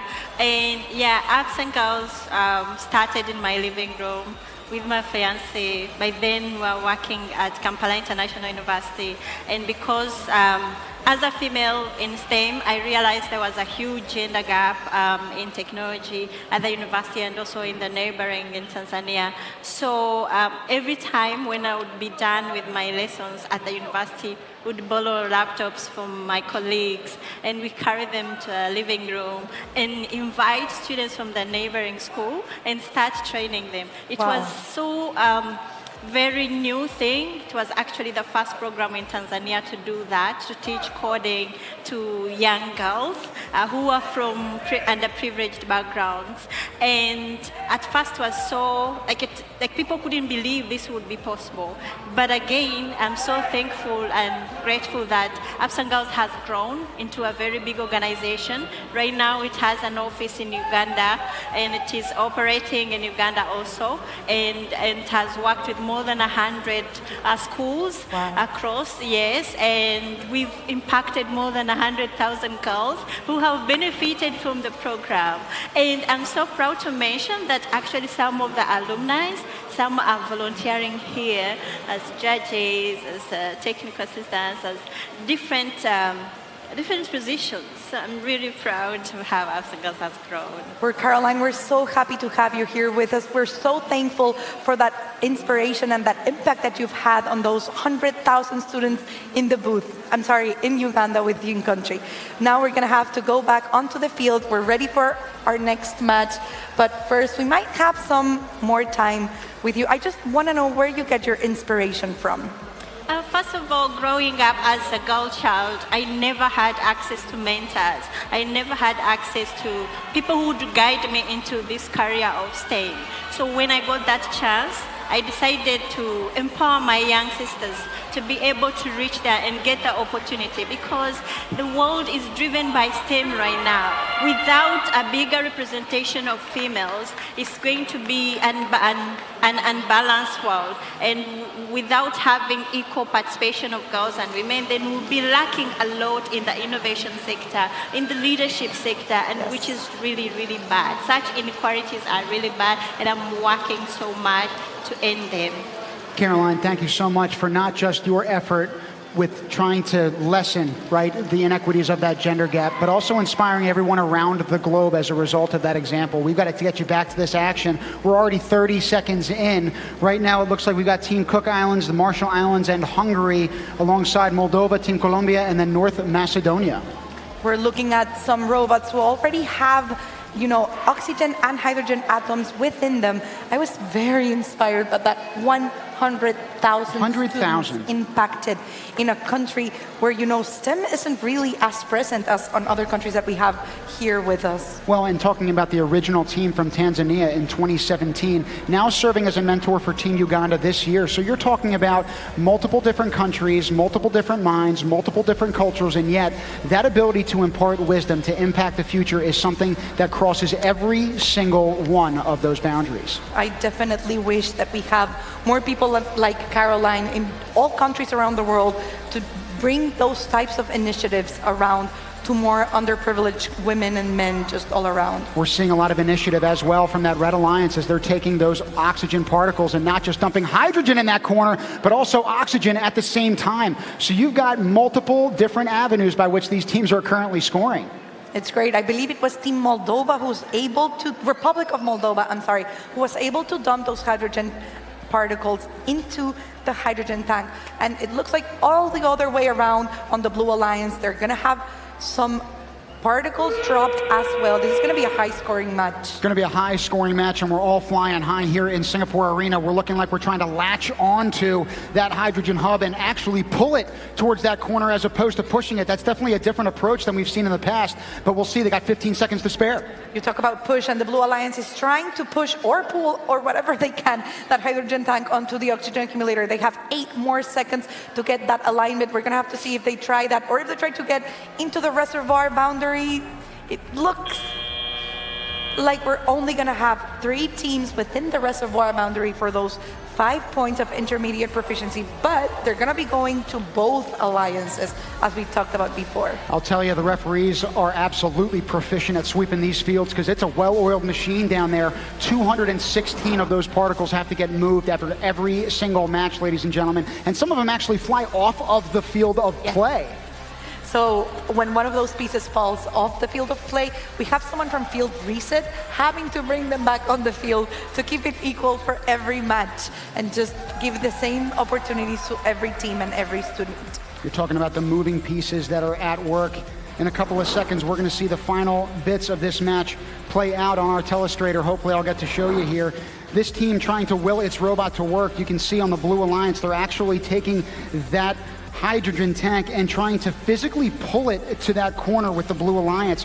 Great resilience by them trying to get it there. And again, trying to be inventive in any which way possible in order to achieve those points in the waning seconds of each match. So it's pretty interesting that you mentioned pulling the hydrogen tank all the way into the oxygen accumulator, because we talked about having the teams push it through, but the hydrogen tank actually has some, what would you call them, like crevices, I guess? Yeah, small openings, yeah. Where they can, the robot can actually hook itself into and then pull it back all the way to where they are. But team, are you looking at those tight scores over for both alliances? We have a win from the Blue Alliance for 55 points over against the 54 points on the Red Alliance. It looks like we have one of those teams of the winning alliance down on the field. Let's go take a look.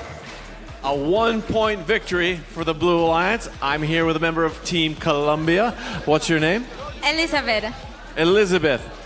That was a sort of a frustrating match for your team because your hopper had a lot of balls in it, didn't it? Well, some balls got stuck like in our storage, so we couldn't climb. We even got like the time that we need to climb, it was like more than what we had. So we struggled with it a little bit, but we tried our best, and I think that that's more important. And you said you didn't get to practice much before you got to Singapore. Yeah, well, actually, we struggled a little bit with time and school, so we're like a little bit confused. We're practicing now between the matches, but it's okay. We're trying our best. You are trying your best, and you're probably about halfway through the matches. Good luck in the rest of your matches. Thank you very much. All right, back to the booth. Thank you, Luver. It's great hearing from Team Colombia after their great match before.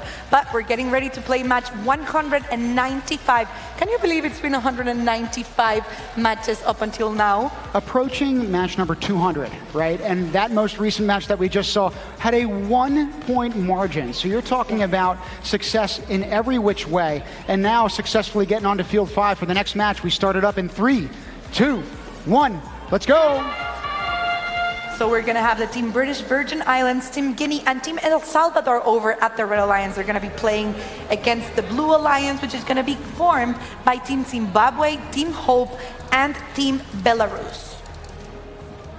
Starting to see all robots trying to get in there to get those atoms out onto the field. Again, Team Hope getting both those oxygen and hydrogen. It looks like they were having some issues on keeping them within the container of the robot. They're going to just have to, get some more down from the field into the robot. And Team Hope specifically represents so much more than one nation. All of these other countries out here are representing their country's colors and flags, but Team Hope is representing the more than 65 million people from around the world who've been displaced from their homes over the past decade. So talk about standing for a purpose and platform. Yes, I can honestly say they're a team that we all have a special, I don't know, a cariño, we would say. Like, we care for them. They're a special team here in the competition, and we love having them every year. And you can tell that they're fan favorites, given that everybody is swarming their pit during any which break, trying to learn from their experience. All of these teams right here are just transcending the knowledge of STEM, but also sharing their thoughts, ideas, opinions, experiences with one another. And again, it's something that they'll all walk away from transformed. So I want to talk also about Team Guinea, who we have on the field. So they actually have ex-First Global student mentors who are also participating as students, as volunteers this year. So it's going to be interesting to see if having that ex-First Global experience under mentors is going to, play to their advantage as they design the robot and just the strategy overall. Talk about an advantage. We got that big bread basket at the tippy top trying to unload some of those hydrogen particles, and it looks like they're doing an exceptional job for the Blue Alliance right now. Goodness gracious. I tell you, it was a very smart strategy, expanding not only to deposit the balls like all the way at the top, but also expanding to be able to fit more of them. A multi-prong approach, again, from that Blue Alliance. We'll hopefully get the Telestrator replay up and ready for you afterward. You just saw the dumping of those hydrogen particles, and then the latching on with that bread basket getting into the corner underneath that accumulator. The Red Alliance trying to push their hydrogen tank all the way to get that perfect alignment. We have both tanks which would look to be correctly placed. We're going to have to wait and see if they get full proficiency or intermediate proficiency. That looks like Team Hope in the foreground, full of hope as they finish this round of play. We just need to wait for the scores from the judges, but there are high fives, celebrations, smiles, and dances all around. And a reminder to everyone, the scores that we see on the screen, well, yeah, they might be an indication of how the teams are doing in the beginning, but we still have to add the conversion multiplier, the sum of the robot proficiency points, the cooperation bonus, for us to get a clear understanding of what the final result is going to be like. So we are ready to roll on our Telestrator. As I had mentioned earlier on, you saw that very large basket at the tippy top for that Blue Alliance in particular, unloading those hydrogen particles, doing an incredible job, not just in the original part of this match, but then using that bin to actually latch themselves onto, as you can physically see, that component of the hydrogen tank as they try to then usher it towards that oxygen accumulator. A great job by that crew. And they even managed to get the other robot out of the way. Talk about teamwork and just working together to get things done as they should be. Time is always of the essence on these games, and so getting to, remove any, maximize your points potential. We're also trying to maximize the amount of action that we bring to you here. There are 5 fields, but we can only focus on 1 at a time. The other 4 you're going to be able to pick up on other live streams, so check out that First Global webpage, please. We'd appreciate it. Make sure that you do, and if you happen to log in, we also have some other resources that could be interesting for you. So right now we have the final scores. We have a win by the Blue Alliance with 79 points. Let's go down to hear an interview on how everything is going. Hi, I'm here in the pits with Team Jamaica. How are you guys doing? How's your first global? We're doing great. Thank you for asking. This experience has been definitely a great one. We've traveled to the other side of the world to come represent our country, and that's like a once-in-a-lifetime experience, and we're really excited to be here. Absolutely. You guys have a national competition to actually figure out who's going to be on the team. How does it feel to know that you guys are representing literally the entire island here? It's definitely a great feeling. I'm pretty sure we're all proud to be here because starting the first global season, we've had 30 students from 5 parishes for island, and being a part of the 6 students that were chosen to be here is definitely a great feeling. Wow, amazing. So what's been a highlight of this first global Singapore experience? How about you? Definitely like the cultural exchange, like meeting other teams, getting to know them, getting to know their cultures, all of that. For example, Puerto Rico showed us how to dance the salsa the other day. Argentina has been sharing with us snacks from Argentina. It's just really cool. Fantastic. Good luck to you guys, Team Jamaica. Let's have more of that and enjoy the rest of your first global. Thank you so much. Back to you guys in the booth. Thank you, Melissa, for that look into Team Jamaica. We love hearing the students' personal experience and hearing what they have to say themselves, other from what we see in the video, just from their experience overall. And from island nations such as Jamaica and the many others that are here in attendance, trust me when I say that you are not on an island at all, wherever you happen to be. We are a global community trying to solve a global problem.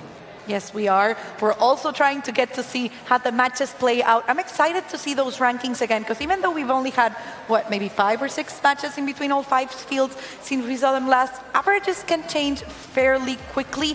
And, teams can climb up or down from just one match to another. And these matches have been happening fairly quickly, folks. We are now approaching, like we had said earlier on, match 200. So think about that. Non-stop action here in Singapore Arena. You're seeing teams filter in and out from the pits, getting ushered very quickly onto the fields by volunteers. You got Robotics in the background trying to make things move seamlessly. And then the referees that are cleaning the pitch after every single match.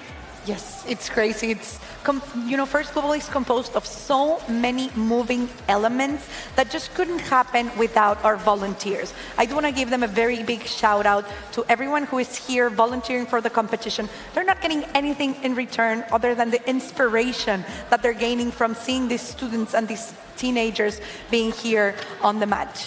And we've got about 10 seconds left before we get you down to that field 5 behind us. You see those lights that are getting tuned up right now. We're tuning in in 3, 2, 1, let's go! For match 198 on the red lines, we're going to have Team Rwanda, Team Lao People's Democratic Republic, and Team Algeria. They're going to be playing against Team Peru, Team Lithuania, and Lesotho. Now, in that first regional alliance, we're talking about Algeria. They call themselves, quote, Innovators Unleashed. They're going to try to unleash some havoc in this 2.5 minutes of competition. I want to mention that, Team Lesotho, they have a Girls Coding Academy, and Vodacom Lesotho Foundation has held events to encourage women in STEM back in their countries ever since 2021.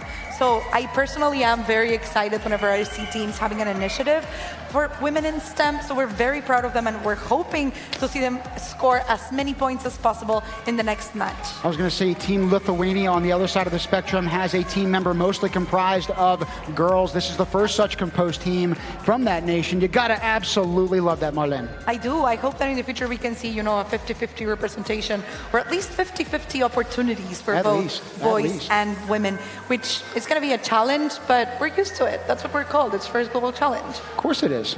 And we're absolutely trying to meet those challenges with equal parts grace and grit, just like these 6 teams have done for the first half of this match. We have about a minute left to play here, though. We're looking at Team Peru taking in some of those hydrogen atoms into the robot. Let's see if they're going to try to locate them on... Yep, it looks like they're going to try to go straight ahead into the hydrogen tank. They're raising it up, and they're all going in. Those are each going to be 1 point times their conversion multiplier if they're able to locate them properly. Now, there were two things that I actually wanted to highlight from Peru. Earlier on, you saw a couple of those green hydrogen particles that actually had a tough time getting up the robot. Part of the reason why, despite the very fast pace at which those cylinders and wheels are turning with the plastic, is because those hydrogen particles are smaller. If it were oxygen, they'd likely get up that robot a little bit faster. But then you saw them put all those hydrogen particles that they'd already stored into that hydrogen tank. So great job by Team Peru. It's no easy task, and it's also no easy task getting all those 6 robots to fit within that reservoir boundary in only 30 seconds. It looks like we have one team already climbing all the way to the top. It might have been Team Algeria, I believe, for the Red Alliance, and those points are going to be going to all 6 teams in this match.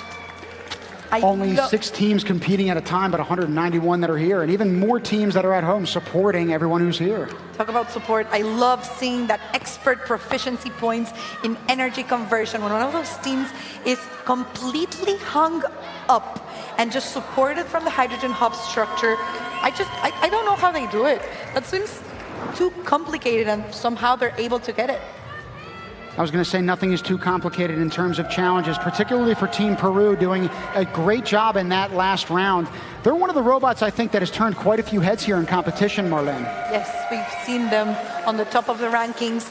I'm interested to see how they're going to play out as the competition goes, if they're able to stay on top, if they're going to have to, modify the robot as things go to improve their strategy.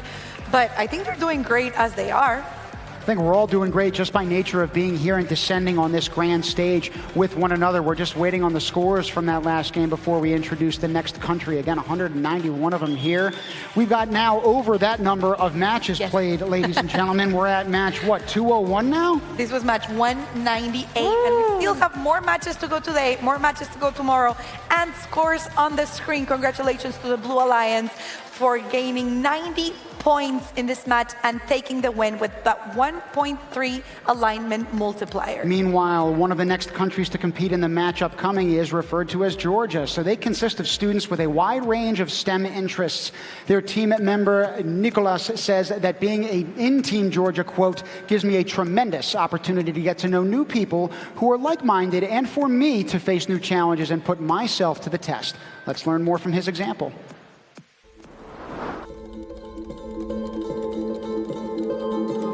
Well, Ilya is my brother, so I know him since his birth. And I met Nika in school. He's like one of the most active students in our school, participates in many projects. And ironically, I met him at one of the such projects. I met him in the World Robotics Olympiad, where we were in opposing teams, but we quickly became friends, and that's how I met Irina. The last member is Nino. I met her also in another project, in a hydroponics project, where we were one of the winners. And later we visited CERN, that was our prize, and there we became friends. What do we do for fun? Well, hard to say. Is testing self-made robots fun? What about climbing? Jumping how to hold the adrenaline rushing in our floor?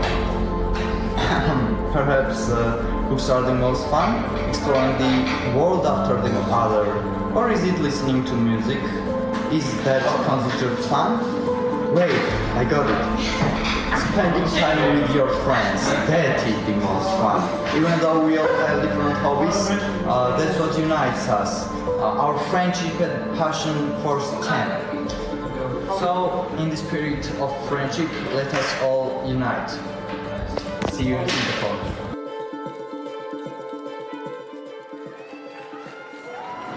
I love that team's video. They're showing just a little bit of levity in there. You saw the hair of Medusa, all of that plastic. I suspect that you were probably seeing some things similarly in the pits with their goofiness, but we're also seeing them light their hair on fire as they get here in competition for the final rounds of today. You know, they come from the land of wolves. They're here to do whatever they need to take the win, to take the gold. We're almost ready to start a match. I want to see them play. We're starting down in 3, 2, 1, let's go. In this match, number 201, we have Somalia, Croatia, and Cuba alongside Estonia, Team Malaysia, and like we had just seen, Team Georgia. Only 10 seconds have gone by and there's already so much movement on the field. Both alliances trying to work again on their hydrogen tank from early on the game. I believe it's Malaysia for the Blue Alliance trying to do so. As a self-proclaimed space nerd myself, I love anything that has to do with celestial bodies, space, and rocketry. I loved seeing them light some of those up in the Team Georgia video, and they are certainly taking a liftoff here in competition in Singapore Expo. And now we have Team Cuba on the field. And I want to mention, that they were brought into the robotics world by a team from Canada. So when we talk about the inspiration and about spreading the word of robotics in your community can go out into another country. For Team Canada, there was no boundary, and thankfully to them, now we have Team Cuba playing with us on the field. And to that point, Marlene, I couldn't agree any more with you. Expanding upon it, I mean, we are one global community, right? So we're going to try to face these barriers outside of the walls of Singapore Expo and recognize that fact and share our common and collective humanity with one another. Oof, talk about barriers. The height of that hydrogen tank is just way too nerve-wracking for me to see robots extend all the way up to try to drop the balls inside it.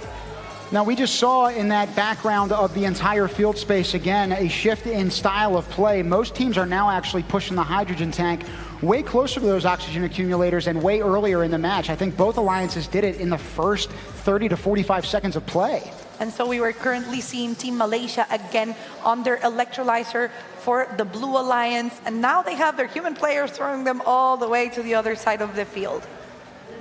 The Red Alliance has already aligned that hydrogen tank in the spot that they want to strategically. Hopefully they can get, perfect alignment. I was going to, oh, sorry, Marlene. No, as we've reached those last 30 seconds, this is when it's going to be important for them to place them perfectly, press the button at the right time, and leave enough time to head back to the reservoir. Now you're seeing some of those retractable hooks and arms try to get above that top bar. Once they latch on, they're going to actually try to pull that robot structure fully up. If it is off the ground level, it is what we call fully supported, which illustrates the highest level of proficiency points. We have one robot. Oh my God, it looks like it was completely hanging from the hydrogen hub and then kind of fell down after the match ended. We're gonna have to see what our scorekeepers can look into, because it may be still, supported by the hydrogen hub and not touching the surface of the bottom. And listen, even if they slipped, I get it. I mean, I got sweaty palms up here as we're watching this action. So even though the robots might not be able to emote, I'm sure there's still stress that's put on them as well mechanically. Let's hope they get those 10 points from the expert proficiency. And if not, 5 points is also great. As a reminder, both alliances are going to be getting those proficiency points in energy conversion. We're throwing oxygen particles physically. We are also throwing various ideas out there in order to address this climate change crisis. But this crowd says it all. This participation level and the energy in the building also says it all. And the scores on the screen say a lot as well. We have 50 points for the Blue Alliance. All three teams are going to be climbing up on the rankings. Congratulations to Team Estonia, Team Malaysia, and Team Georgia. From mentoring our first global teams to overseeing the playing fields to managing team needs, it's our volunteers who help make great things happen both on and off the field. Let's hear more from some volunteers who help make this event possible. Volunteering is the giving of oneself to others. And frankly, I've been involved with First Global since its infancy, and in that time I've seen it grow into what it is today because of the countless and innumerable people who have had an immeasurable impact on making this a reality through sheer will and love and care and commitment. And that to me is inspiring. Volunteers are the beating heart of First. It shapes my life because now when I get up every day, I know that I'm not only shaping the local communities around here, but also I'm shaping global communities. Also being part of something that's greater than myself, because it's a huge community around the world that's sharing their love of knowledge and their love of robotics and their problem-solving mentality. I got to meet all these wonderful kids, and the impact that we had of just interchanging with the kids. They got a chance to see a different part of the world, and it really, really opened my eyes. As a matter of fact, it helped me set some new goals for myself. you're giving kids around the world the opportunity to share their stories, to share their identities, and to have them feel valued, and to let them know that they have a purpose, that they have a role to play, that we all play a part in something bigger. Robotics is a common language. A student that's maybe the same age as me has that same capability, has that same drive. We're sharing knowledge so that we're able to provide that same opportunity to all students around the world. Interacting with the global students is an unbelievably rewarding experience. I had no idea how much passion it would generate. Helping today's youth learn how to communicate, collaborate, and solve big problems is needed more now than ever before. Volunteering is meaningful for me because I know that I'm helping to inspire the next generation of problem solvers who will solve the problems in their community in the future. Volunteering have changed my life completely, and that left a big mark in my memory and in my heart. This is more than a competition. This is a way to help and save our planet through STEM. We all have the same target. It doesn't matter if you are in a team, if you are a volunteer, if you are a staff member. We all want to live in a better place. That's the reason why we are here. That to me is what we are about as a community. That to me is what we are about as a volunteer group. And frankly, I'm just grateful to be one small part of that much bigger picture.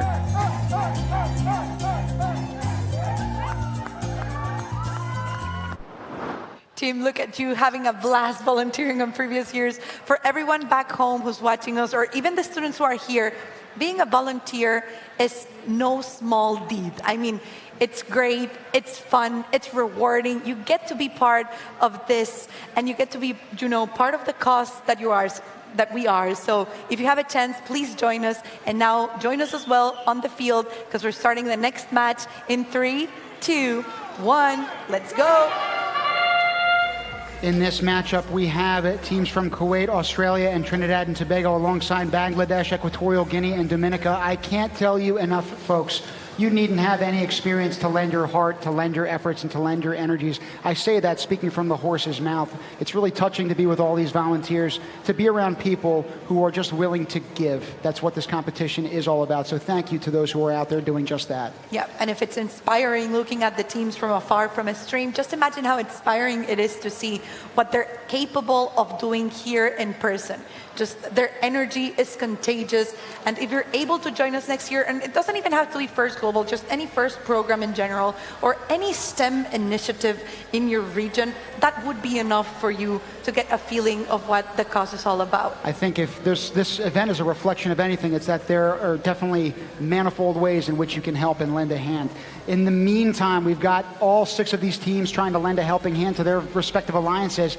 Right now, it looks like Team Australia doing an incredible job isolating those oxygen particles in particular so they can start throwing them into the accumulators across the way. And they're getting away back to the reservoir to gain more of those atoms, either hydrogen or oxygen, and place them as they should. That's for the Red Alliance. As for the Blue Alliance, they've already pushed their hydrogen tank all the way back to the oxygen. We're next to the oxygen accumulator, which is a strategic spot for the match, and as they're trying to score points. Marlene, you mentioned pushing, and I couldn't agree anymore. It's also in the nation of Dominica as well. Talk about this team pushing. Half of this team had no prior robotics experience. That did not deter them whatsoever in terms of being here. And as a result, 80% of their team has reported improved STEM scores at school because of what they've gained from these types of experiences. Wow, that's like quantifiable.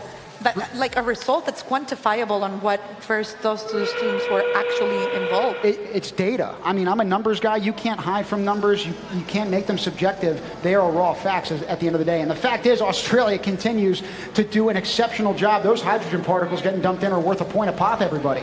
Yeah, that hydrogen tank is going to be completely full by the time they push it back. We only have 11 more seconds. Both hydrogen tanks trying to be aligned. We also have some robots within the hydrogen hub. Let's see if the reminder 2 robots are able to get there in time to get those extra 5 points. Oof. You're seeing applauses and hearing them as well at the buzzer, and it's likely because of those proficiency points that are hopefully scored. In addition to that conversion multiplier, we'll see if each team hit that button in the point after that 30-second mark. I'm also wondering if that last robot that moved inside the hydrogen hub or the reservoir boundary, I believe it moved like just a little bit after the end siren. So we're gonna have to see what our scorekeepers think about, you know, in regards to whether those points are going to count in the final score or just won't be able to. I was going to say we're also curious about what our next guest in the booth thinks, and we're going to ask a few questions in a second, but we're still waiting on scores from this game. Again, we're over 200 games in now, folks, over 200. We've got many more in store for you, even though today is starting to draw to a close. Trust me, we're still opening things up here in Singapore Expo. And we keep talking about science, technology, engineering, mathematics, and we're actually applying mathematics down on the field with our scorekeepers who are trying to calculate the final score for both alliances and the score that's going to go into their average as we calculate their rankings. So tomorrow we're going to have our competition move along. After we finish with our qualifying matches, we're going to end up with 8 alliances made up of 4 different teams that are going to play like a playoff tournament. After that, we're going to have finals, we're going to have winner teams, awards. It's going to be a whirlwind. I was going to say, and I think after all of that, regardless of where everyone shakes out in this ranking system, we're going to be celebrating. Right now, we're celebrating Kuwait, Australia, and Trinidad and Tobago. Exceptional job to both of those alliances. And now back to the booth. Our next guest is Keegan, the co-founder of Orbtronics, a graduate student of MIT and an alumnus of First Global Team St. Lucia. He has participated as a student in the inaugural First Global Challenge in 2027. Orbtronics is a technology company born out of his experiences at First Global, focusing on providing software, engineering, and STEM education services across the Caribbean. Keegan, we're so happy to have you here in the booth with us today. Thank you for having me.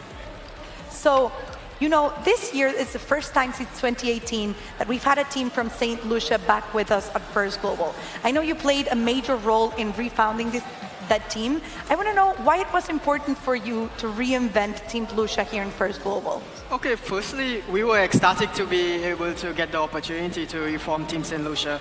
I think it fell very well with what we're trying to do at Orbtronics, and our goal and mission is to accelerate technology in the Caribbean. And when First reached out to us, I think us being able to give that opportunity to the young students of that same opportunity that we had when we were growing up, that gave us the idea for starting Orbtronics, because we saw the great impact it had on us. It showed us that even though we're from a small island, we could have a global impact. We wanted to give the students that same opportunity.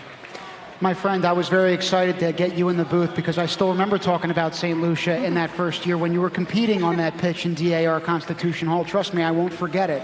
And thinking about the time since, you know, that competition in particular had a major impact on your life. To my knowledge, it allowed you to get scholarships to attend MIT. Can you share some info about that with us? So, yeah, I actually remember your voice very clearly and also hearing it now.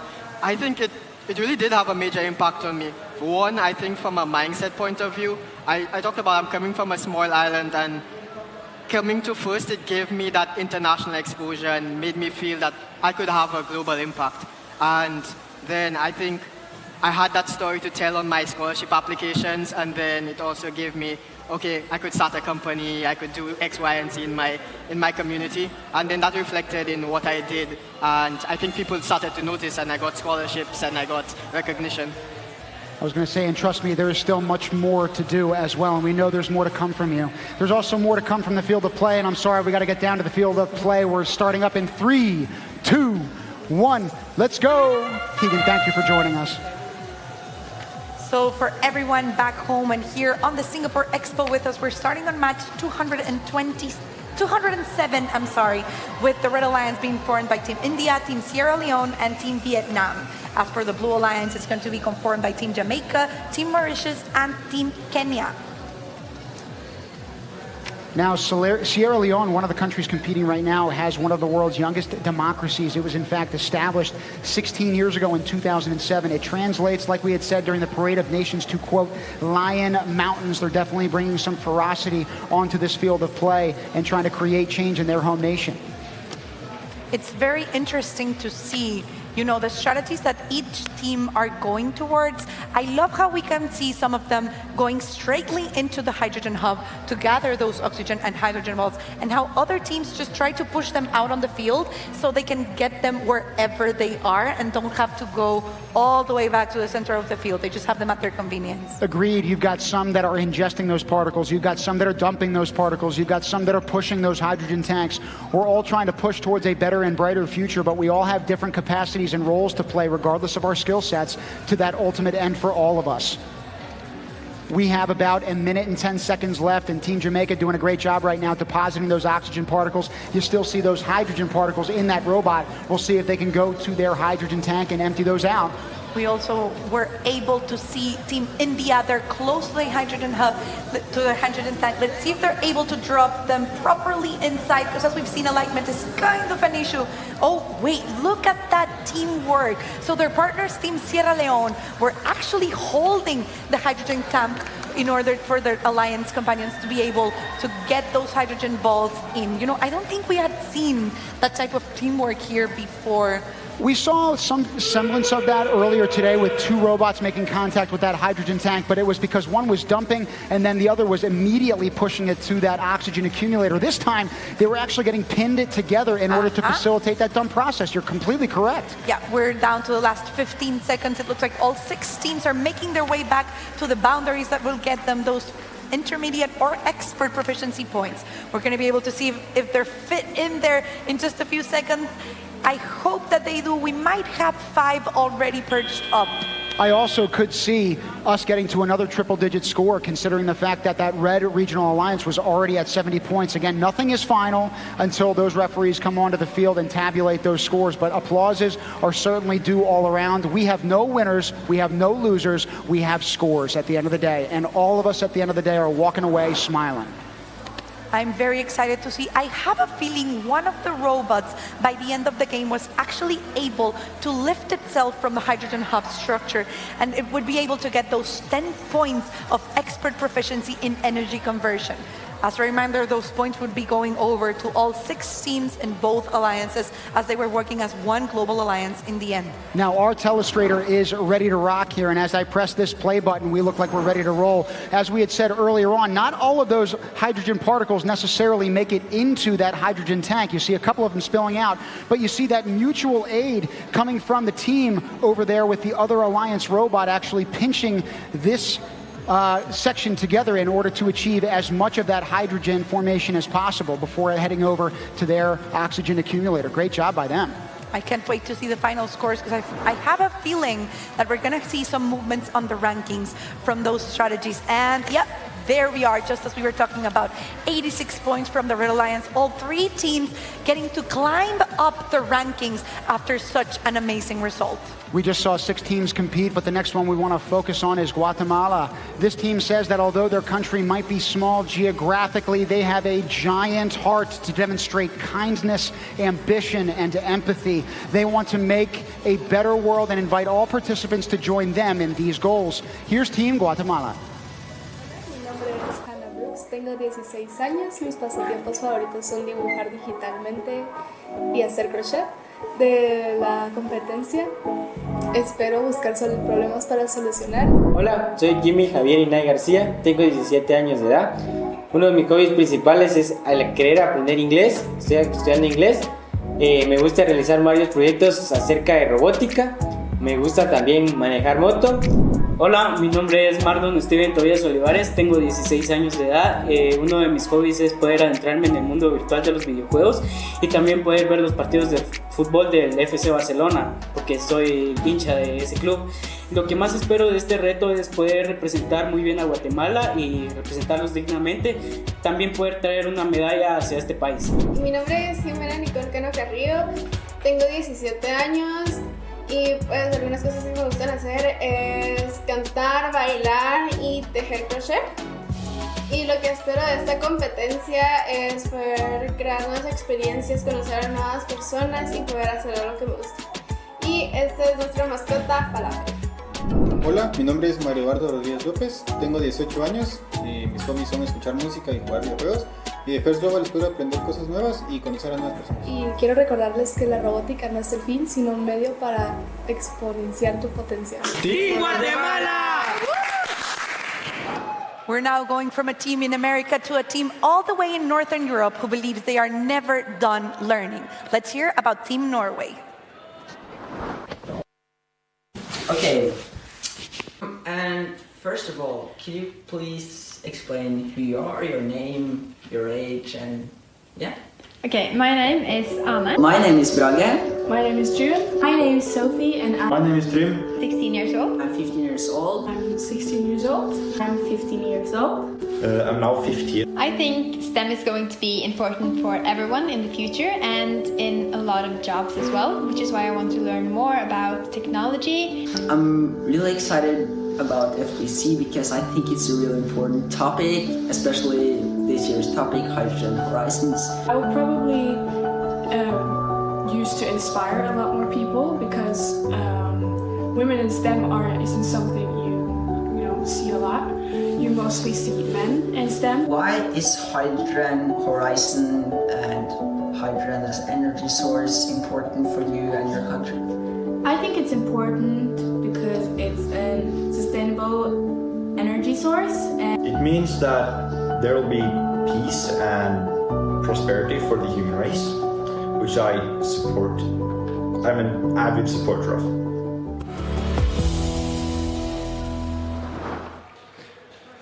We had those two nations back to back. I think we had Team Equate first. So even though they're Barca fans, listen, we're fans of them.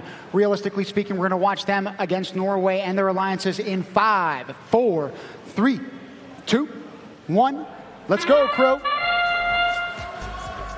We're starting match 210 with Team Bolivia, Team Comoros, and Team Guatemala, who we saw the spotlight on earlier, on the Red Alliance. As for Team Blue Alliance, we're going to be participating with Hong Kong, China, Team Norway, and Team Indonesia.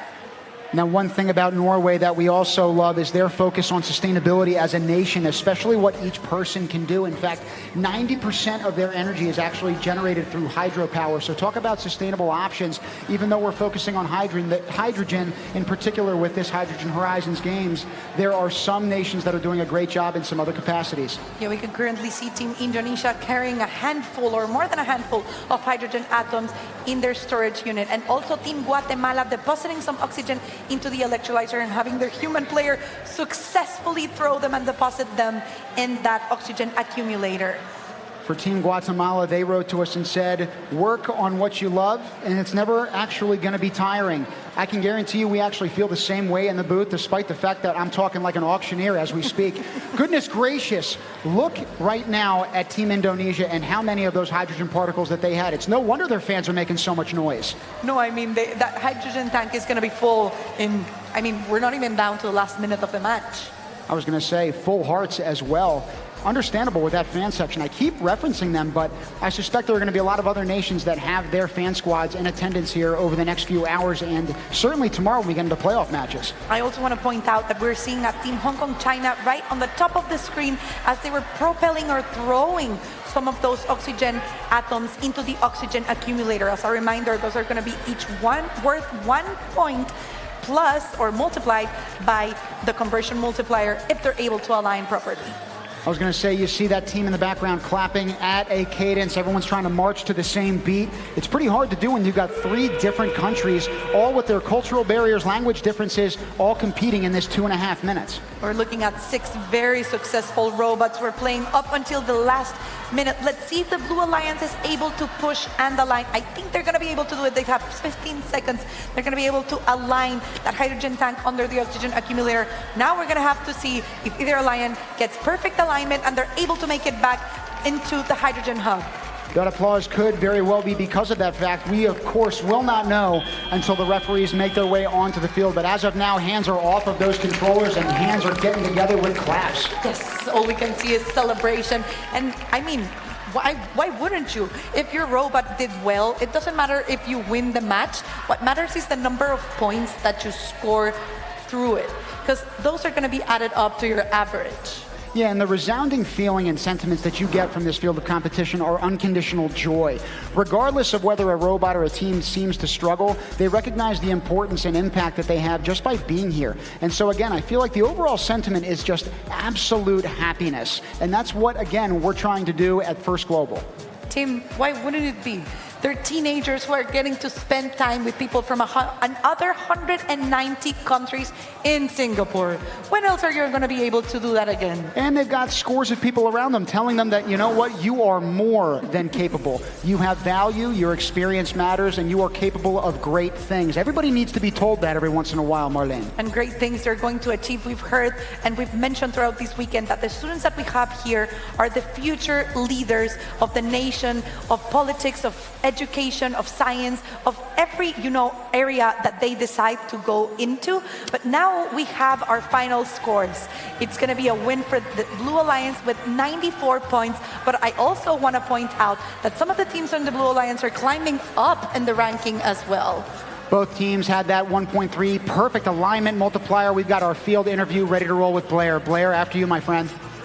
Thank you, Tim. I'm down here on the field with a member of Team Indonesia. What's your name? My name is Muhammad Taufik. Also, everyone call me Taufik. Okay, Taufik.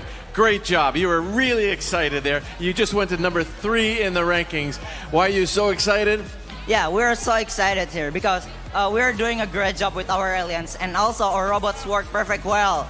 And we make our strategy we are focused on the hydrogen, and our team is focused on the oxygen, and we try to get much point as fast and as much as possible. And we're focused on the hydrogen because one of our aliens is literally doing good with oxygen, so we're take a deal with that. In our alliance is pushing the ball to us, so our team, our robots can take all the ball from the other direction. So it's really a good strategy for us. Yeah, it was very impressive. Tim and Marlena were very impressed by the intake and your storage and the way you scored. And we're going to send it back to them in the booth. Congratulations. Congratulations indeed. Thank you, Blair. This next team is a group of students whose dream it is to contribute to the Brunei Darussalam of tomorrow. So let's learn a little bit more about that next day from them.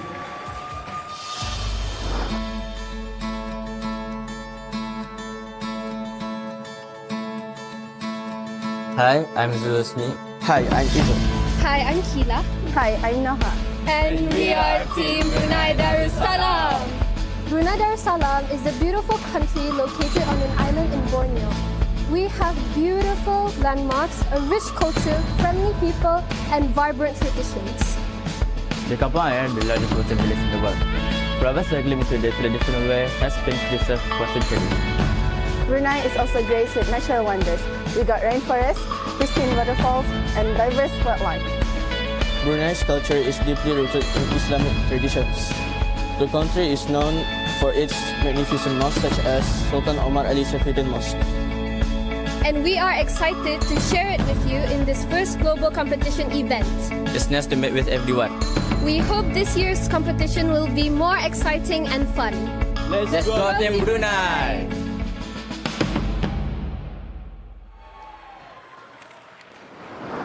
Team Brunei, it is nice to meet everyone, but it sure as heck is also nice to meet you personally. We're looking forward to watching you compete on the next match, which starts in about 5 seconds on field 5. So we are ready to roll in 3, 2, 1. Let's go!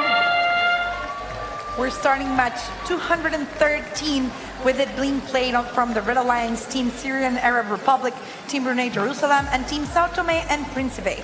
And on the other side, on the Blue Alliance, we have Team Venezuela, Team Djibouti, and Team Malta. Now, like some of the other countries in attendance, Brunei is a natural gas-rich country that has actually, instead of looking at just that resource, which is quite easy to do, I would argue, and low-hanging fruit, they're opening a hydrogen demonstration plant in the western part of their nation with the support of Japan. So there's a real real-world example, ladies and gentlemen, of that cross-cultural communication and bridge building happening between nations. And Tim, I just want to make, a specific shout out, or not a shout out, but just a comment of, I want us to take a look at Team Venezuela as they're playing on the field, because as we've noticed, they're quite high up on the ranking by now. We might be able to see them tomorrow playing on playoffs as well. I can tell you personally, they're also quite high up there in the amount of octane that they bring and the energy that they bring. They might be one of the loudest pits in the world that I have ever seen in this competition since 2017. I love that energy.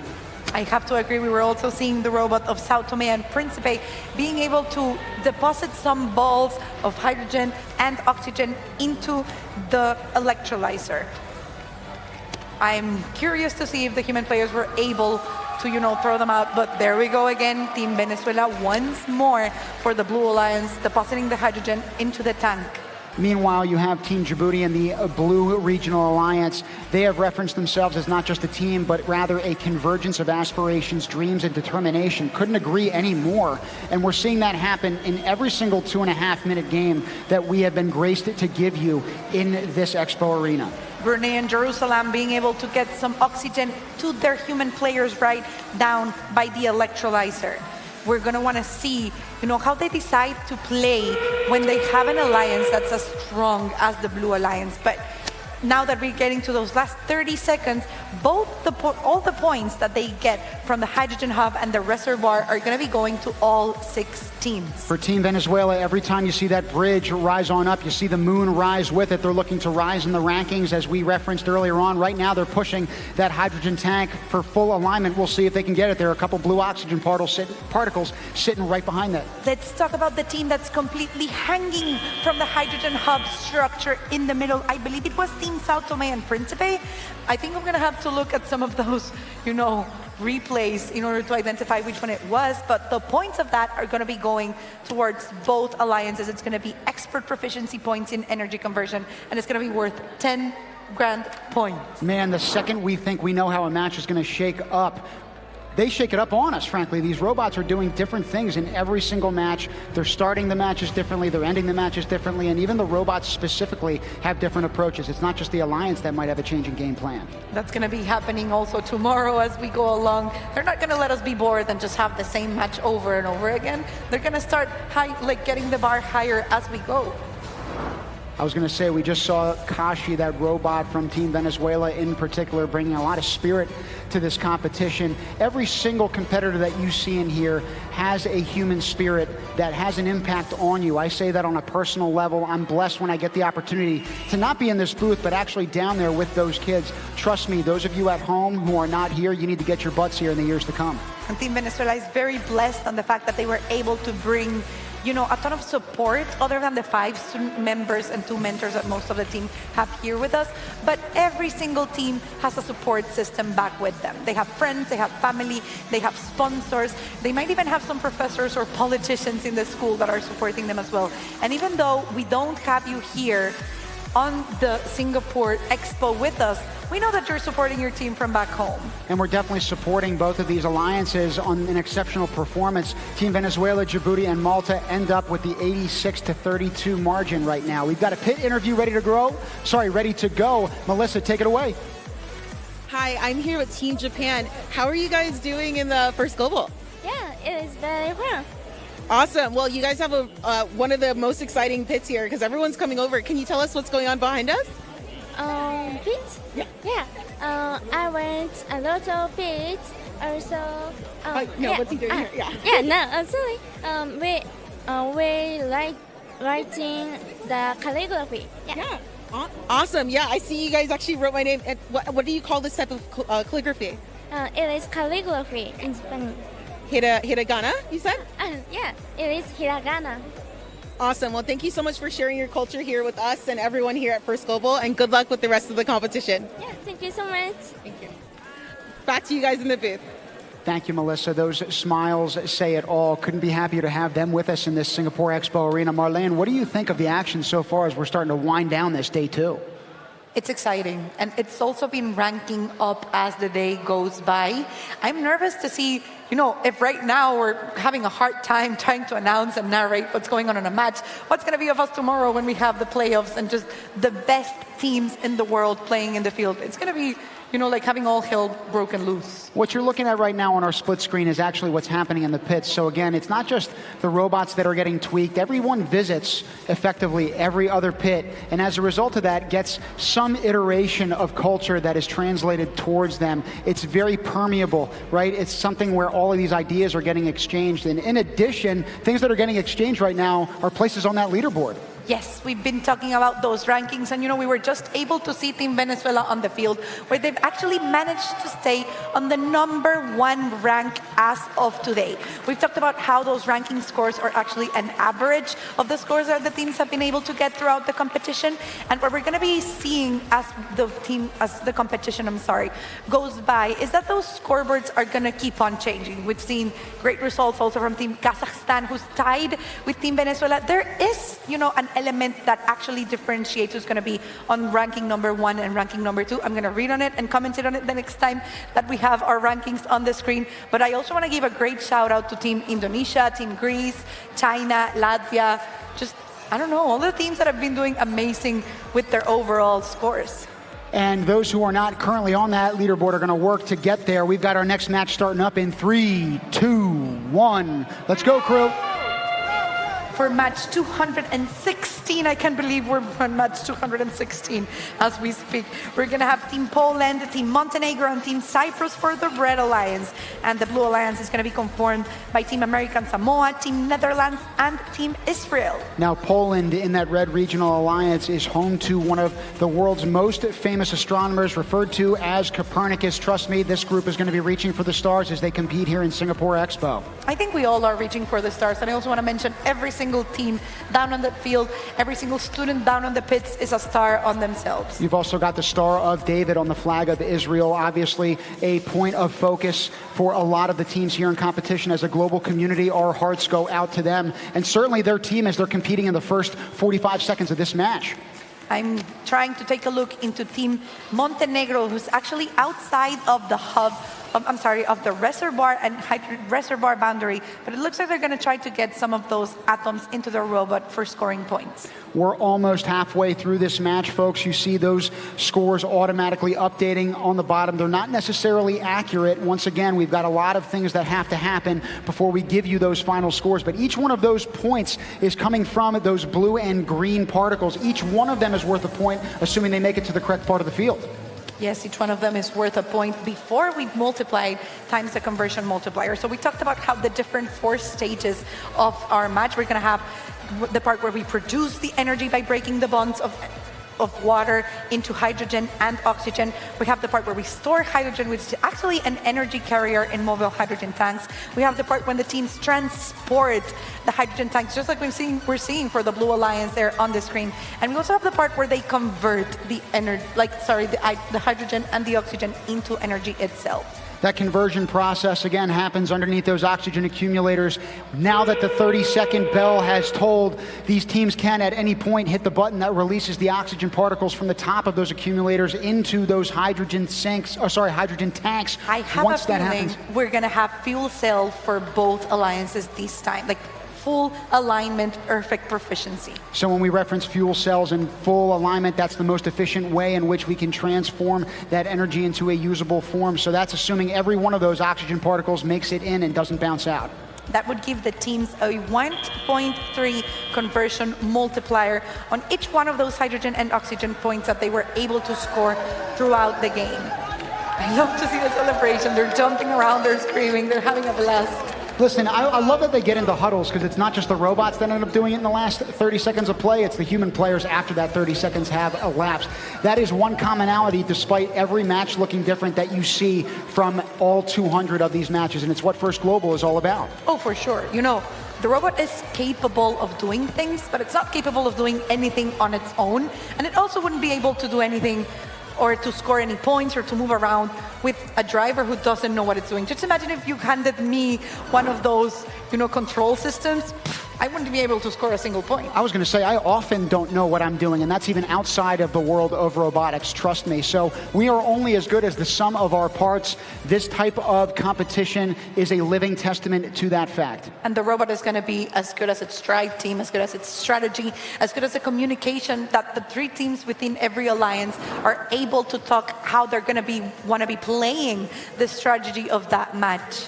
And we're waiting to get the scores from that particular match to you in just a few seconds. Again, the leaderboard cumulatively that we also saw earlier on is likely going to shift a little bit as a result. Again, we're taking the averages from all of these opening games, dropping that lowest score, doing some gracious professionalism here, something that First Global is also well known for. Yes, and tomorrow we're going to have the top 24 teams on the ranking, actually divided into 8 different alliances that are going to be playing in playoffs. And as for the 4th team on each alliance, it's going to be randomized.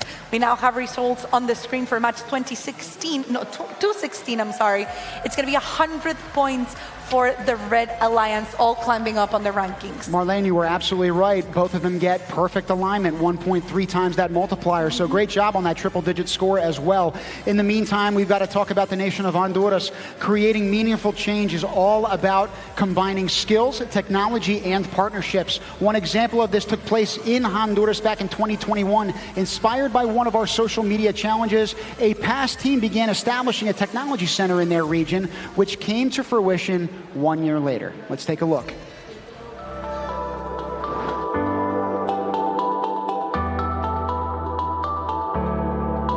El impacto que ha tenido First Global a mi comunidad ha sido muy positiva, ya que mucha gente se quiere unir al equipo nacional de Honduras y quiere aprender sobre STEM y la robótica. Somos un equipo de un país en el cual las oportunidades de desarrollarse en la educación STEM no son las mejores.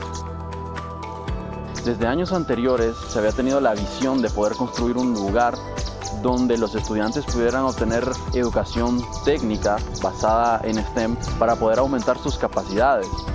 Entonces, uno de los puntos de inflexión que hubieron durante el año pasado fue uno de los retos en los cuales un requisito fue tener contacto con las autoridades.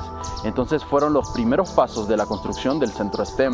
El equipo nacional de robótica Honduras se contactó con el ingeniero Nelson Márquez, ministro de la Secretaría de Desarrollo Comunitario, Agua y Saneamiento. Se llegaron a consensos como trabajar de la mano con el equipo de robótica en futuros proyectos como los que se van a emprender en el año 2021. Se hicieron las gestiones y ahora se tiene correctamente el centro STEM construido con ayuda gubernamental y con la ayuda de la gestión de nuestro patrocinador, que en este caso es Hombro a Hombro.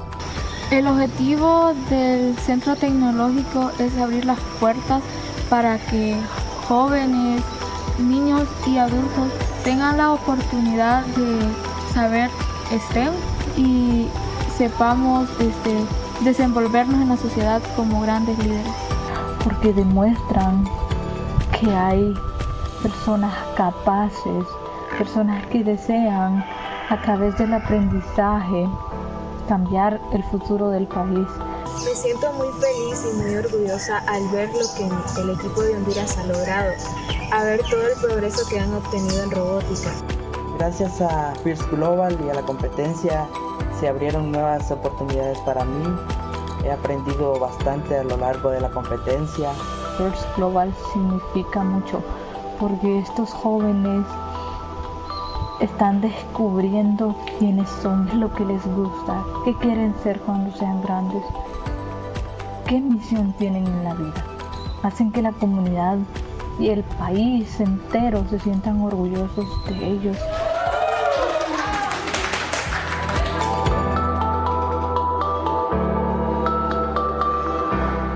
I love the words from that team, particularly that young lady who is saying, we are looking to discover ourselves. We're looking forward to seeing what we can discover from this team in the next 2.5 minutes. This game starts up in 3, 2, 1. Let's go, everyone. In this match, 2:19, we've got Slovakia, Papua New Guinea, and Haiti squaring up with Sudan, Zambia, and Kyrgyzstan. Each match, 2.5 minutes in length. We're already 15 seconds in. Right now, we're already getting that blue hydrogen tank, it looks like, pushed towards that oxygen accrual zone, trying to make sure that the exchange process is smooth. Right now, you're seeing those projectiles in the form of oxygen getting thrown across that pitch. Team with team talking about that same strategy being repeated over and over again. It's got to be prime location, I guess, for the teams to get those hydrogen and those hydrogens into the hydrogen tank as we talk. We talked about the intake systems earlier on, and it looks like Slovakia very much has one of those as they're depositing those oxygen particles into their electrolyzers. But I actually saw previously inside of that hydrogen hub some robots pushing those particles out of the zone in order to get accrued. Another strategy that has unfolded here on the pitch. I mean, there's endless possibilities of the type of mechanism you can develop, the type of strategy that you want to take, what you want to focus on the game. And that started months ago when the teams actually decided what type of the match or what part of the game they wanted to take as a priority. Team Kyrgyzstan doing a great job depositing those hydrogen particles, keeping in that bin at the top, as you can see in the bottom corner of your screen, going towards the electrolyzer, trying to deposit the oxygen. So a two-pronged approach by them. Great job, Kyrgyzstan. It also looks like we have Team Slovakia once again depositing some oxygen for their human players at the electrolyzer. We'll see if those balls, once they're thrown across the field, can actually stay in those oxygen accumulators. Again, sometimes they're going to be bouncing out. This action is endless. There's stuff flying all over the field. I'm not envious of those who have to clean every field up after every match. Definitely not. Team Zambia was trying to align to deposit some of those points into the Blue Alliance's hydrogen tank. Each one of those hydrogen atoms is going to be worth 1 point times the conversion multiplier that they're able to get from the alignment. We're down to the last 20 seconds of the match. Both alliances trying to place those hydrogen tanks in perfect positioning for dropping that oxygen down into it and then make their way back into the hydrogen hub. Slovakia, as a nation, has the most castles in the world per capita. They're trying to be royalty here in 2023 at Singapore Expo. By climbing that leaderboard, we'll see if their robots can climb in endgame. So now that the match is over, it looks like we were able to get 3 robots into the hydrogen hub area within the reservoir boundary. That would mean 15 points for both alliances and all 6 teams, which could honestly help them a ton on the rankings that we were talking about. And they're also talking with one another. You see that cross-cultural communication happening, not just within one team, because all those kids have different roles and responsibilities, but then between countries as well. Again, it's one of the hallmark features of this type of competition, and you're not going to see it anywhere else, folks. Can you imagine having to play a game, play a strategy with someone who not only you've never met before, but also probably doesn't speak the same language that you do? That's kind of crazy. I was going to say, and think about all of the stress that individuals have faced just to be on this stage. So you're trying to, with, I would say, a lot of fragility, but also durability at the same time, achieve something together. That's not an easy task for adults to do, let alone teenagers. And yet you're seeing it here on a daily basis, on an annual basis at the First Global Challenge. That's why we have them here. So we want to teach these kids, which they've already learned for sure. They could teach me now how to do it, to work with people and to work with other young men and women from different nationalities, from different beliefs, from different cultures, different customs, to just how they can work together for one particular goal as a whole. We can all have different credos all we want, but in the end, we all have the same character. We recognize that there is a problem, and there is that common sense, like I said, of humanity. I think I've referenced it so many times today, and it's going to be a theme that, frankly, I'm not too tired of preaching. It's something that we could all learn from more and more, and I think First Global as a platform has done just that here. I mean, it's taught us definitely about culture, about challenges, but I've also learned a lot about what the teams are able to do, even though they're just students. And we have the results for ranking match 219 with 40 points that Red Alliance is taking the win. We're down, ready to go down in the pits to learn more about what's going on. Hi, I'm here in the pits of Team Malaysia. How has your first day at First Global been? Yeah, it's been great. We have been had a lot of matches, and it was spectacular because we got a lot of teams to meet, we connect with people, and we also try to test our robots, and it was wonderful. Everything is wonderful here.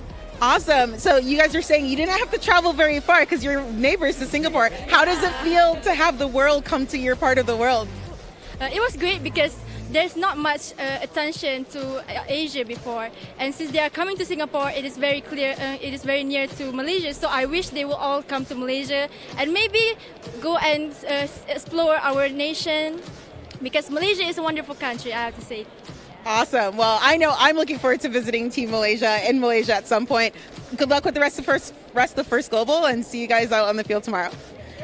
Back to you guys in the booth. Thank you, Melissa. It's great seeing, you know, the excitement of having the first global challenge actually down in Southeast Asia. You know, we've had it before in America, we've had it in Europe, we had it in Dubai, but we're now ready to just, you know, expand just all around the world. And we're also ready to go down to the field. We're going to have our next match in just a few seconds. I'm excited. I think you should be excited at home as well, because we got 6 new robots that are coming in, 6 new nations. We'll highlight them in a second. This is match number 222, folks. Again, we've got hundreds more coming at you in store, including those playoff matches tomorrow. But right now, we're still competing in what are called our qualifying matches. So we'll go over the structure later on, but there are still a lot of moving pieces just to determine from that leaderboard who's going to be competing at the end of tomorrow. This next game down here on Field 5 is ready to rock, and we're going in 3, 2, 1. Let's go. For match 222, we're going to have Team Mauritania, Team Uganda, and Team Madagascar for the Red Alliance. As for the Blue Alliance, we're going to have Team Uzbekistan, Tunisia, and Togo. And Togo, by the way, means House of Sea in the Yui language, and they are bringing down the house here in terms of the competition. They've grown with every game. I can say that we've grown as individuals watching them as a team compete. It's something that has an effect on everybody, regardless of your role. You were talking about Team Togo. They're actually on screen right now, I believe. They were able to get some oxygen and hydrogen. They're going to take it all the way to the electrolyzer. It's been a pretty key element of the field. And also with the human players, we've seen them a ton for points scoring. We've also mentioned Uganda quite a few times. It's their Independence Day today, and we are incredibly proud of their all-girls team as well. Very pleased to see them. They said that they had free dance moves earlier on in the day. I think Blair was down there for a pit interview. We're dancing up here for them as well. Just a small highlight on Team Madagascar. I don't think we had them here on field number 5 before. And this team is pretty unique as characteristics that they have with them. 90% of the animals and wildlife in Madagascar cannot be found anywhere else on Earth. Talk about being special. And Madagascar might have just lost its flag right there, but they have not lost hope in winning this particular matchup right now as an alliance. They're trying to acquire as many of those oxygen particles as possible to deposit them once more in those human player zones where the electrolyzers are. Yes, we're going to be seeing tons of strategies play out. It looks like it's been pretty popular, you know, focusing on getting the oxygen to your human players. But I think as the teams gain more experience with the robots, with the field, we're going to see that evolving into different things. Even though the robots themselves might have omni wheels to make it easy to pivot, to rotate, and then move forward, those hydrogen tanks are not as easy to manipulate and move. Yes, they have rollers on the bottom, but they are quite finicky, as you can see.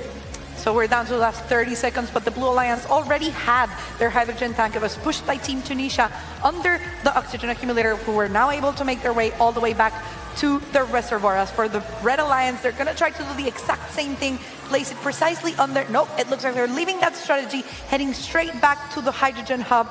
We are going to have the teams, it looks like 4 are already in them, and the points are going to be spread out equally for both alliances. Now, Marlene, part of the reason why they might have abandoned that strategy, hopefully we get it on the telestrator in a second, but it looks like you got something for me in the meantime. Yes, were you able to see how one of the teams, I wasn't able to get a flag because it was just so fast on the last second. One of the robots actually elevated in that last second, gaining expert proficiency in points in energy conversion. So you're seeing some instant replays right now. We were talking about Tunisia at the very end, trying to get that alignment. Looked like they abandoned that plan at the last second. Doesn't mean that they're not going to be getting some much needed points in these final matches of the day for all 6 of these squads. For all we know, there might have been the robot that was able to get up on the sky supported by the hydrogen hub.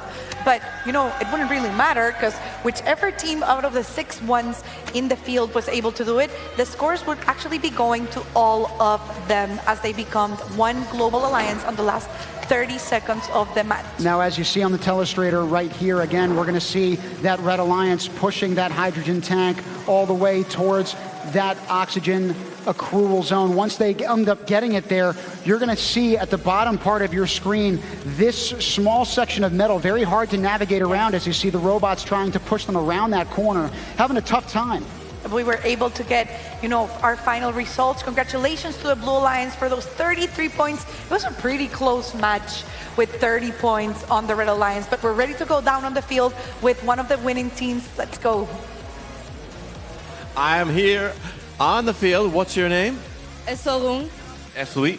Tell me about the win. She's from Team Togo. Tell me about that win. We're very happy because it's a win that we're expecting a lot. We really discuss about the strategy with the other country. Now, have you noticed improvement all throughout the tournament?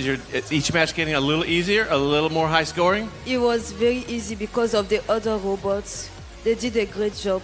Oh, so teamwork, spreading the love, good for you. And how many more matches do you have? I think that was the last one. Last one today. Yes. There's more tomorrow? Yes, more tomorrow. All right, good luck tomorrow and great job on that match. We'll send it back to the booth with Tim and Marlena. Thank you, Blair, for that interview. We're always so excited to get to hear about the winning teams and the excitement of all those students who were able to just, make all of those points. And the next team that we're going to focus on comes from Bosnia and Herzegovina. They come from a city called Mostar. It's a city known for connecting and preserving various cultures, historical periods, and valuable monuments. Now, however, the team is set on creating their own history on the playing field. Let's take a look.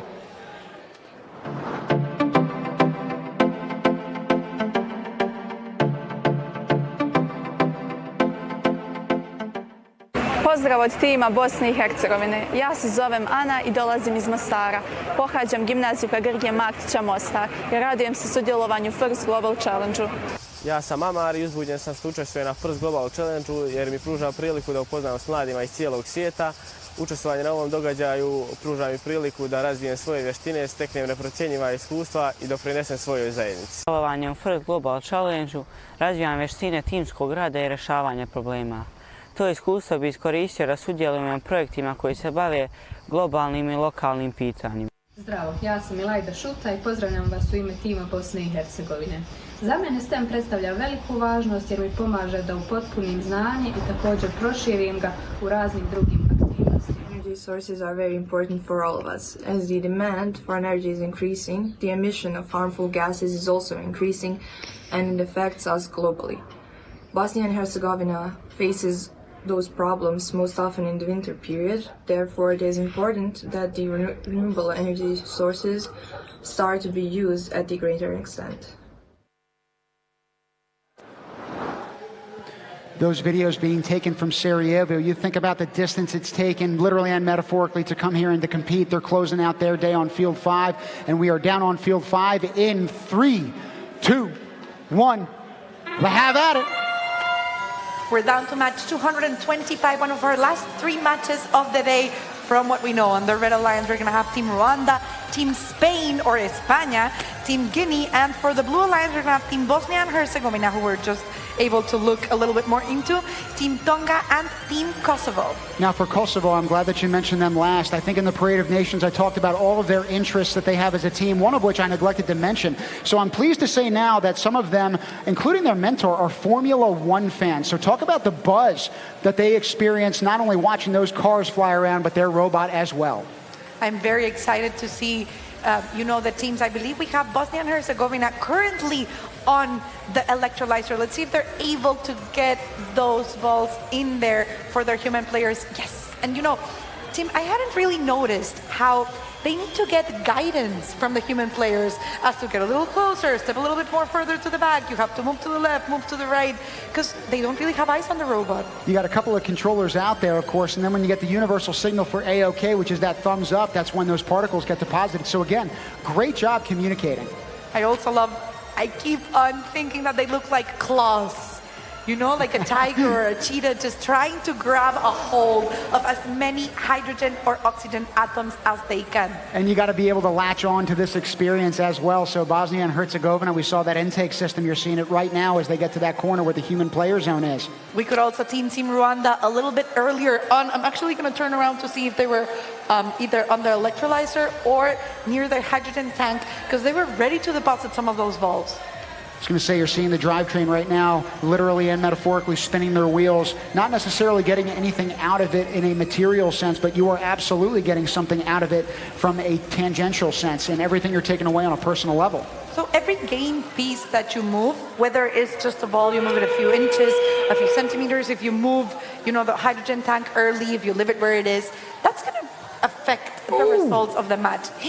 We just had a tip over from one of our robots over by that human player zone. Right now, everyone's descending in that middle part of the park, but there are a lot of particles still sitting in there. Not a lot of space to navigate through. Yeah, it's a shame that not every match goes as you would like it to, but you know, the scores are actually kind of ironed up. We're on the last 5 seconds of the match. I believe we have 4 teams, might be 5. Yes, I think it could be 5 who are able to get within those reservoir boundaries. And I think we're going to have some very good scores at the end of it. I think we're also going to have some very good takeaways from this second full day of competition. This is really the first full day of competition, folks. Yesterday, they only started really in the afternoon, but we've been getting after it since 9 a.m. Singapore time this morning, and we're still closing out the day now. And for Team Bosnia and Herzegovina, we might have seen the robot trip by the end of the match, but you know, you can trip once, you can, as long as you get back up again and you're ready to participate for the next match, it's okay. Great. First, actually gives you guys some grace on that the lowest scoring match that you were able to participate in during the competition is not going to be counted in on your average for the rankings. I'm going to repeat that. Your lowest scoring match of the competition, there we go, is not going to be counted down in your average. So don't worry if you stumble once, you still can get a high score, just as we're seeing on the screen. I was going to say the high score of 38 in this particular match. Congratulations to that Blue Alliance. Now we're going to bring you back to the book because I'm very excited for our next interview.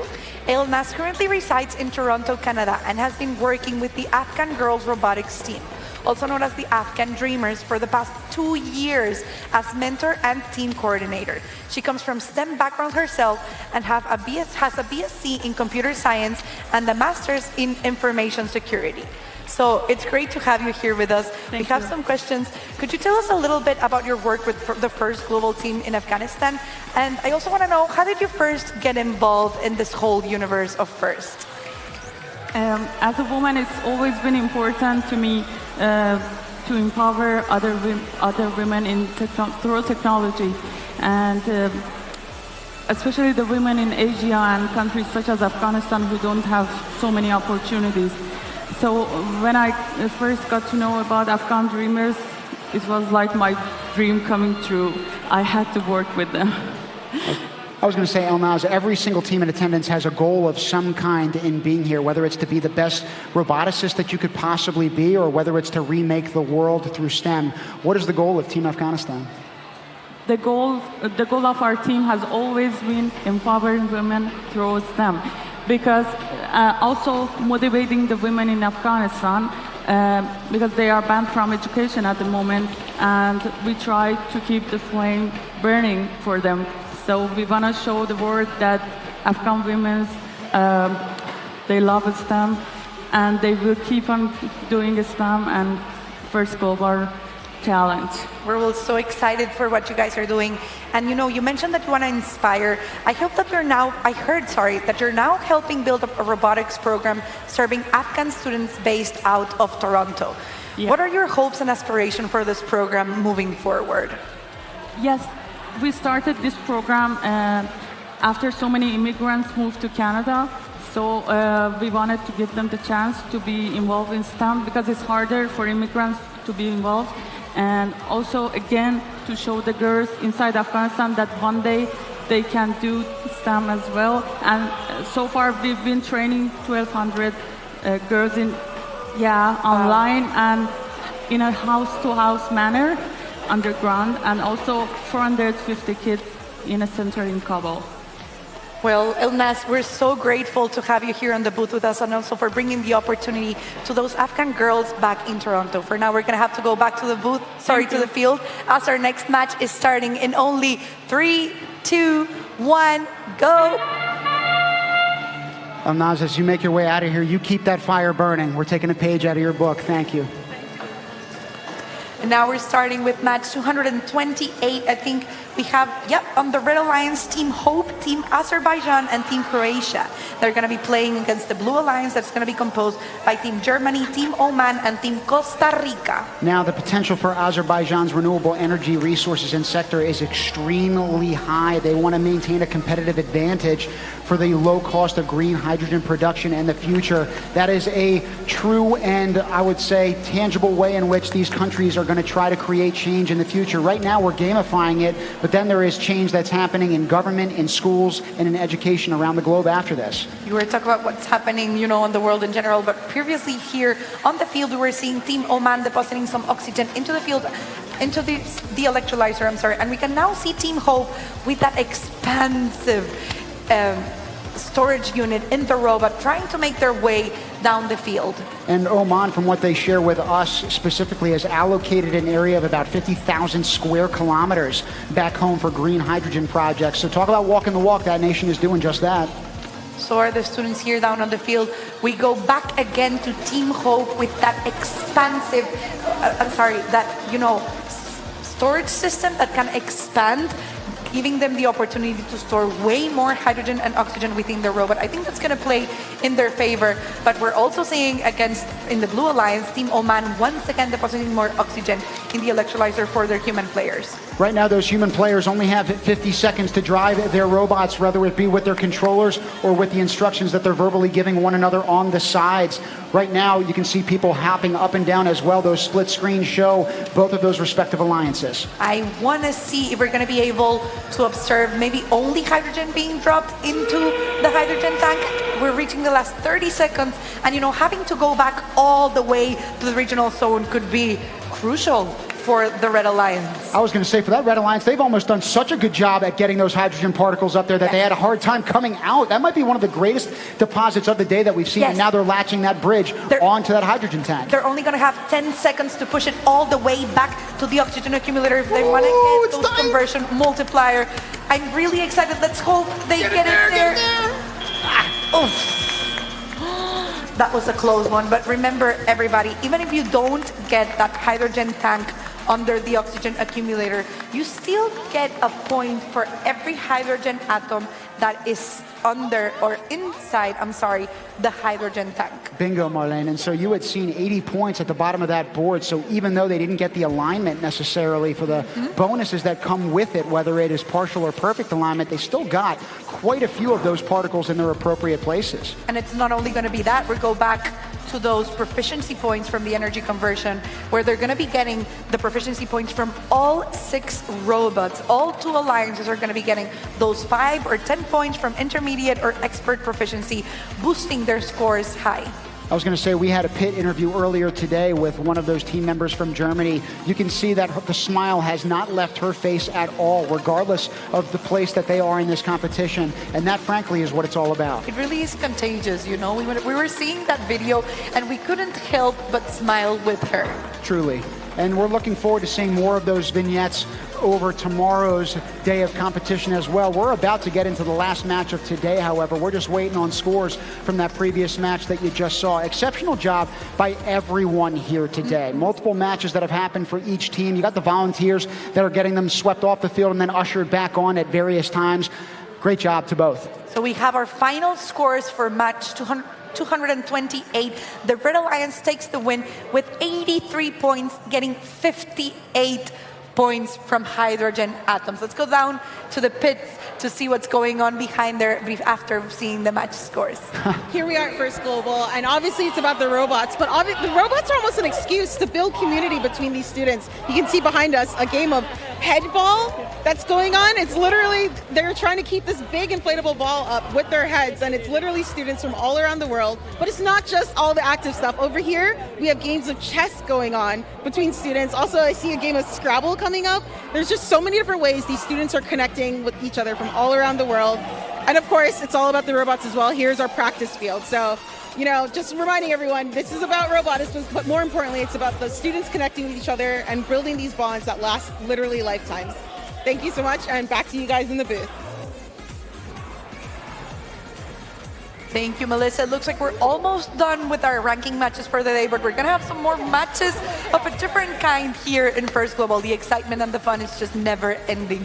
I was going to say, when they were trying to keep that ball in the air, we talked about the robot hospital earlier on. I'm certainly hoping we don't have to send anybody to an actual hospital. There were bodies flying around everywhere. It was having me a little bit worried, I'm not going to lie. It's part of the excitement, but we wouldn't want to see that because, you know, the teams have been working for months now, and tomorrow is going to be the culmination of all that hard work. We're going to start the day with some ranking matches. We're going to move over to the alliance reveal. We're going to have playoff matches, the finales, and then we're going to have our awards ceremony and the closing ceremony. So tomorrow is going to be like the closing moment of everything they've been working for. And one of the closing moments of today is a vignette on our next team, which is from Kenya. Team Kenya is enthusiastic for all things STEM, robotics, and saving the planet. Though their team members have no prior background in robotics or First Global, they believe that with their mentors by their side, they can turn this experience into sparks that ignite a STEM fever across their nation. Let's learn more from Team Kenya. Hi. My name is Alvis Obondo. I'm 18 years old and the team captain of Team Kenya. My team consists of 10 members who are passionate about STEM and our mentors who work around the clock to help us achieve our goal of making the best robots. I'm passionate about STEM because it provides an avenue for anybody to solve problems and make life for the people around you better and easier. I am excited to be part of First Global because it gives me the opportunity to be part of a global community of like-minded individuals with a passion of STEM and solving problems. This can extend to global collaborations to solve problems that impact the entire world.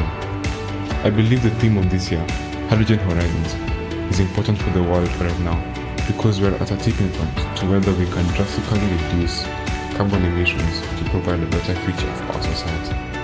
First Global is making it a priority by instilling it in us at a young age to explore various renewable energies that we can use to combat climate change. Saying that we are at a tipping point, and right now we are at the point at which we're hitting the final match of the day. We're watching that get going in 3, 2, 1. Let's do it, crew. We're starting match 231. For our Red Alliance, we're going to have Team Norway, Team Colombia, and Team Mozambique playing on the field. And as for the Blue Alliance, we have Team Philippines, Team Paraguay, and Team Somalia. Now, even though Kenya is not playing in this particular match, something to note is that they had actually met with some teams before coming here to compete. One of those was Team Qatar or Qatar. So as an example of that, these teams are collaborating with one another and supporting one another, even if they haven't yet met in person. But now they're doing so here. Yes, I want to point out, we were seeing just Team Mozambique being able to deliver some of those oxygen atoms to their human players. I assume by now they're going to be expert throwers, you know, for getting those atoms right onto the other corner of the field to the oxygen accumulator and hopefully getting them to stay where they should be. And in terms of where they should be as well, I know I had referenced this with Mozambique and the Parade of Nations, but their robotics team was actually founded in 2017 under a government policy. In that same year, they were invited to the first Global Challenge in Washington during that inaugural event, which has only grown since. I suspect that robotics in Mozambique has also grown as a result. I feel like that's going to be a common expectation for all of the countries, just as it's been for First Global. We've been around since 2017, so it's going to be 6 years now. This would be our 7th year, I believe. And the competition has only been growing. The legacy has been growing. The excitement has been growing. It's just, you know, it's incredible. This thing started 6 years ago, folks, and every game you got 6 robots competing. Right now you got the final match of the day with the final minute of play right now. Yes, we're down to 50 seconds. We're now starting to see a strategy from what I believe to be Team Philippines. Yes, Team Philippines for the Blue Alliance. They're trying to deposit some hydrogen atoms into their tank on the last few seconds. It looks like they're able to do it proficiently. They were aligned perfectly, if I may say. you're hearing some applauses from the crowd, and it could very well be because of this field of play. But again, there are 5 of them here, so there's action going all over the place. You can actually see it in the background currently on what you're seeing on the screen. The Red Alliance looks like they've already gained perfect alignment from their hydrogen tank under the oxygen accumulator. Let's see if the Blue Alliance are able to do so. I can see one oxygen atom that's kind of in the way, so I'm not sure if that's going to be an issue for them. We're going to have to see how that plays out. We have 1 second before the match is over, and we might have 3, no, maybe 4 robots that were able to get into that hydrogen hub area for those 5 points of intermediate proficiency in energy conversion. Finishing the day strong were those 6 teams. The communication still outlasts the competition. You can see everybody smiling after that day of competition. We call it more so cooperation, again, the hallmark of the first Global Challenge. I love seeing those repetitions of the plays on the screen, because you know, teams go by, the matches go by so fast, you can barely understand what's going on before we're already moving along to a different thing, a different something happening on the field. I would argue that that's what makes it challenging yet equally fun to commentate on from my personal experience. Yes. Every game is changing up on us, and every single robot and every single story that's getting thrown our way throws a new element into the fray. And also, I mean, comparing First Global, this game in particular, to any other sport in general, you usually have one ball or one gameplay that you're staring at. You know, we were talking about chess earlier before. There's only one team player playing at the same time against his opponent. Where here on the field, we have 6 teams who are all able to score at the same time. Talk about complicated. And in terms of chess, right, sometimes in order to win, you've got to be able to retreat a little bit. You got to think about the parts of that puzzle that can move in different ways and iterations. Same deal goes for these robots. Congrats to both of those alliances.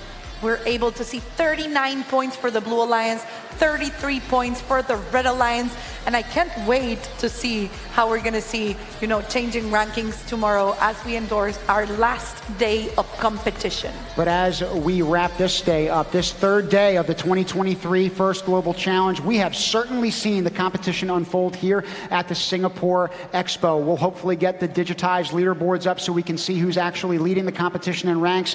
But it's going to be interesting to see how they hold up as we go into the final day of games and playoffs tomorrow. It looks like we have Team Venezuela ranked as #1 as of right now, followed by Team Kazakhstan, Team Indonesia, Greece, the People's Republic of China, Argentina, Sri Lanka, Latvia, Bolivia, Hungary. But these rankings are going to be changing up tomorrow as we still have some more ranking matches to go.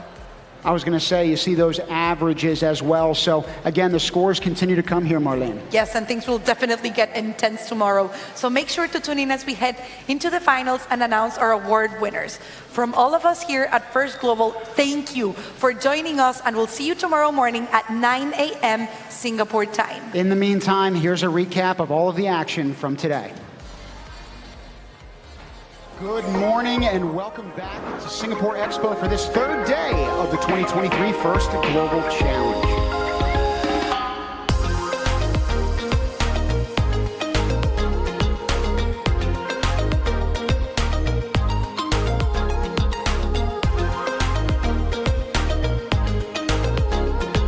In 3, 2, 1, let's start it today.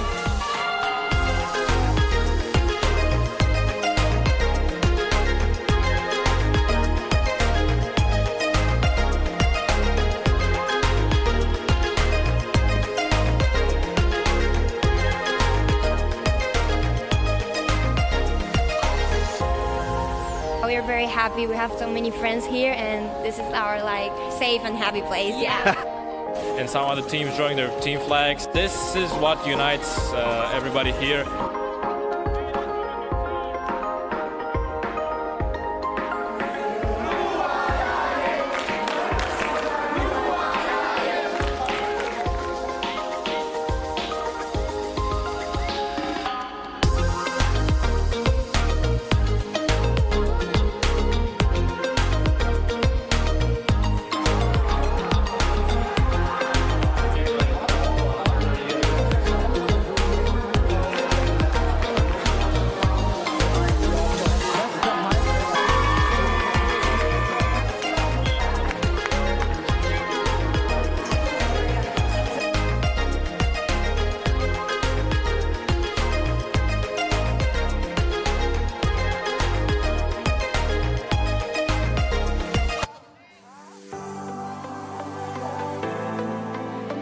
Everywhere you look, there's proof that semiconductors are changing the world.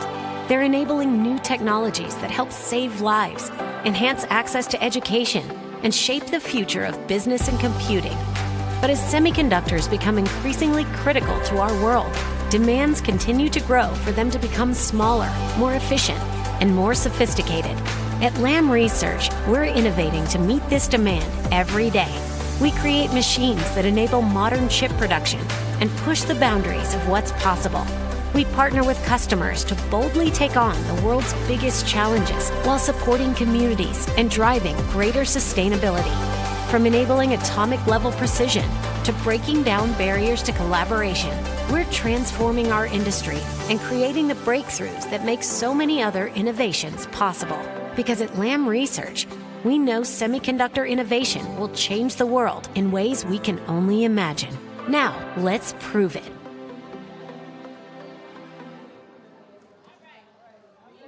And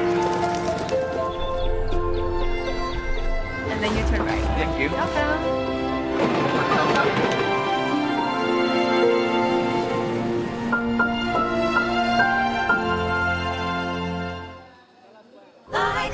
You think you know Singapore? Then what's this? And this. And this.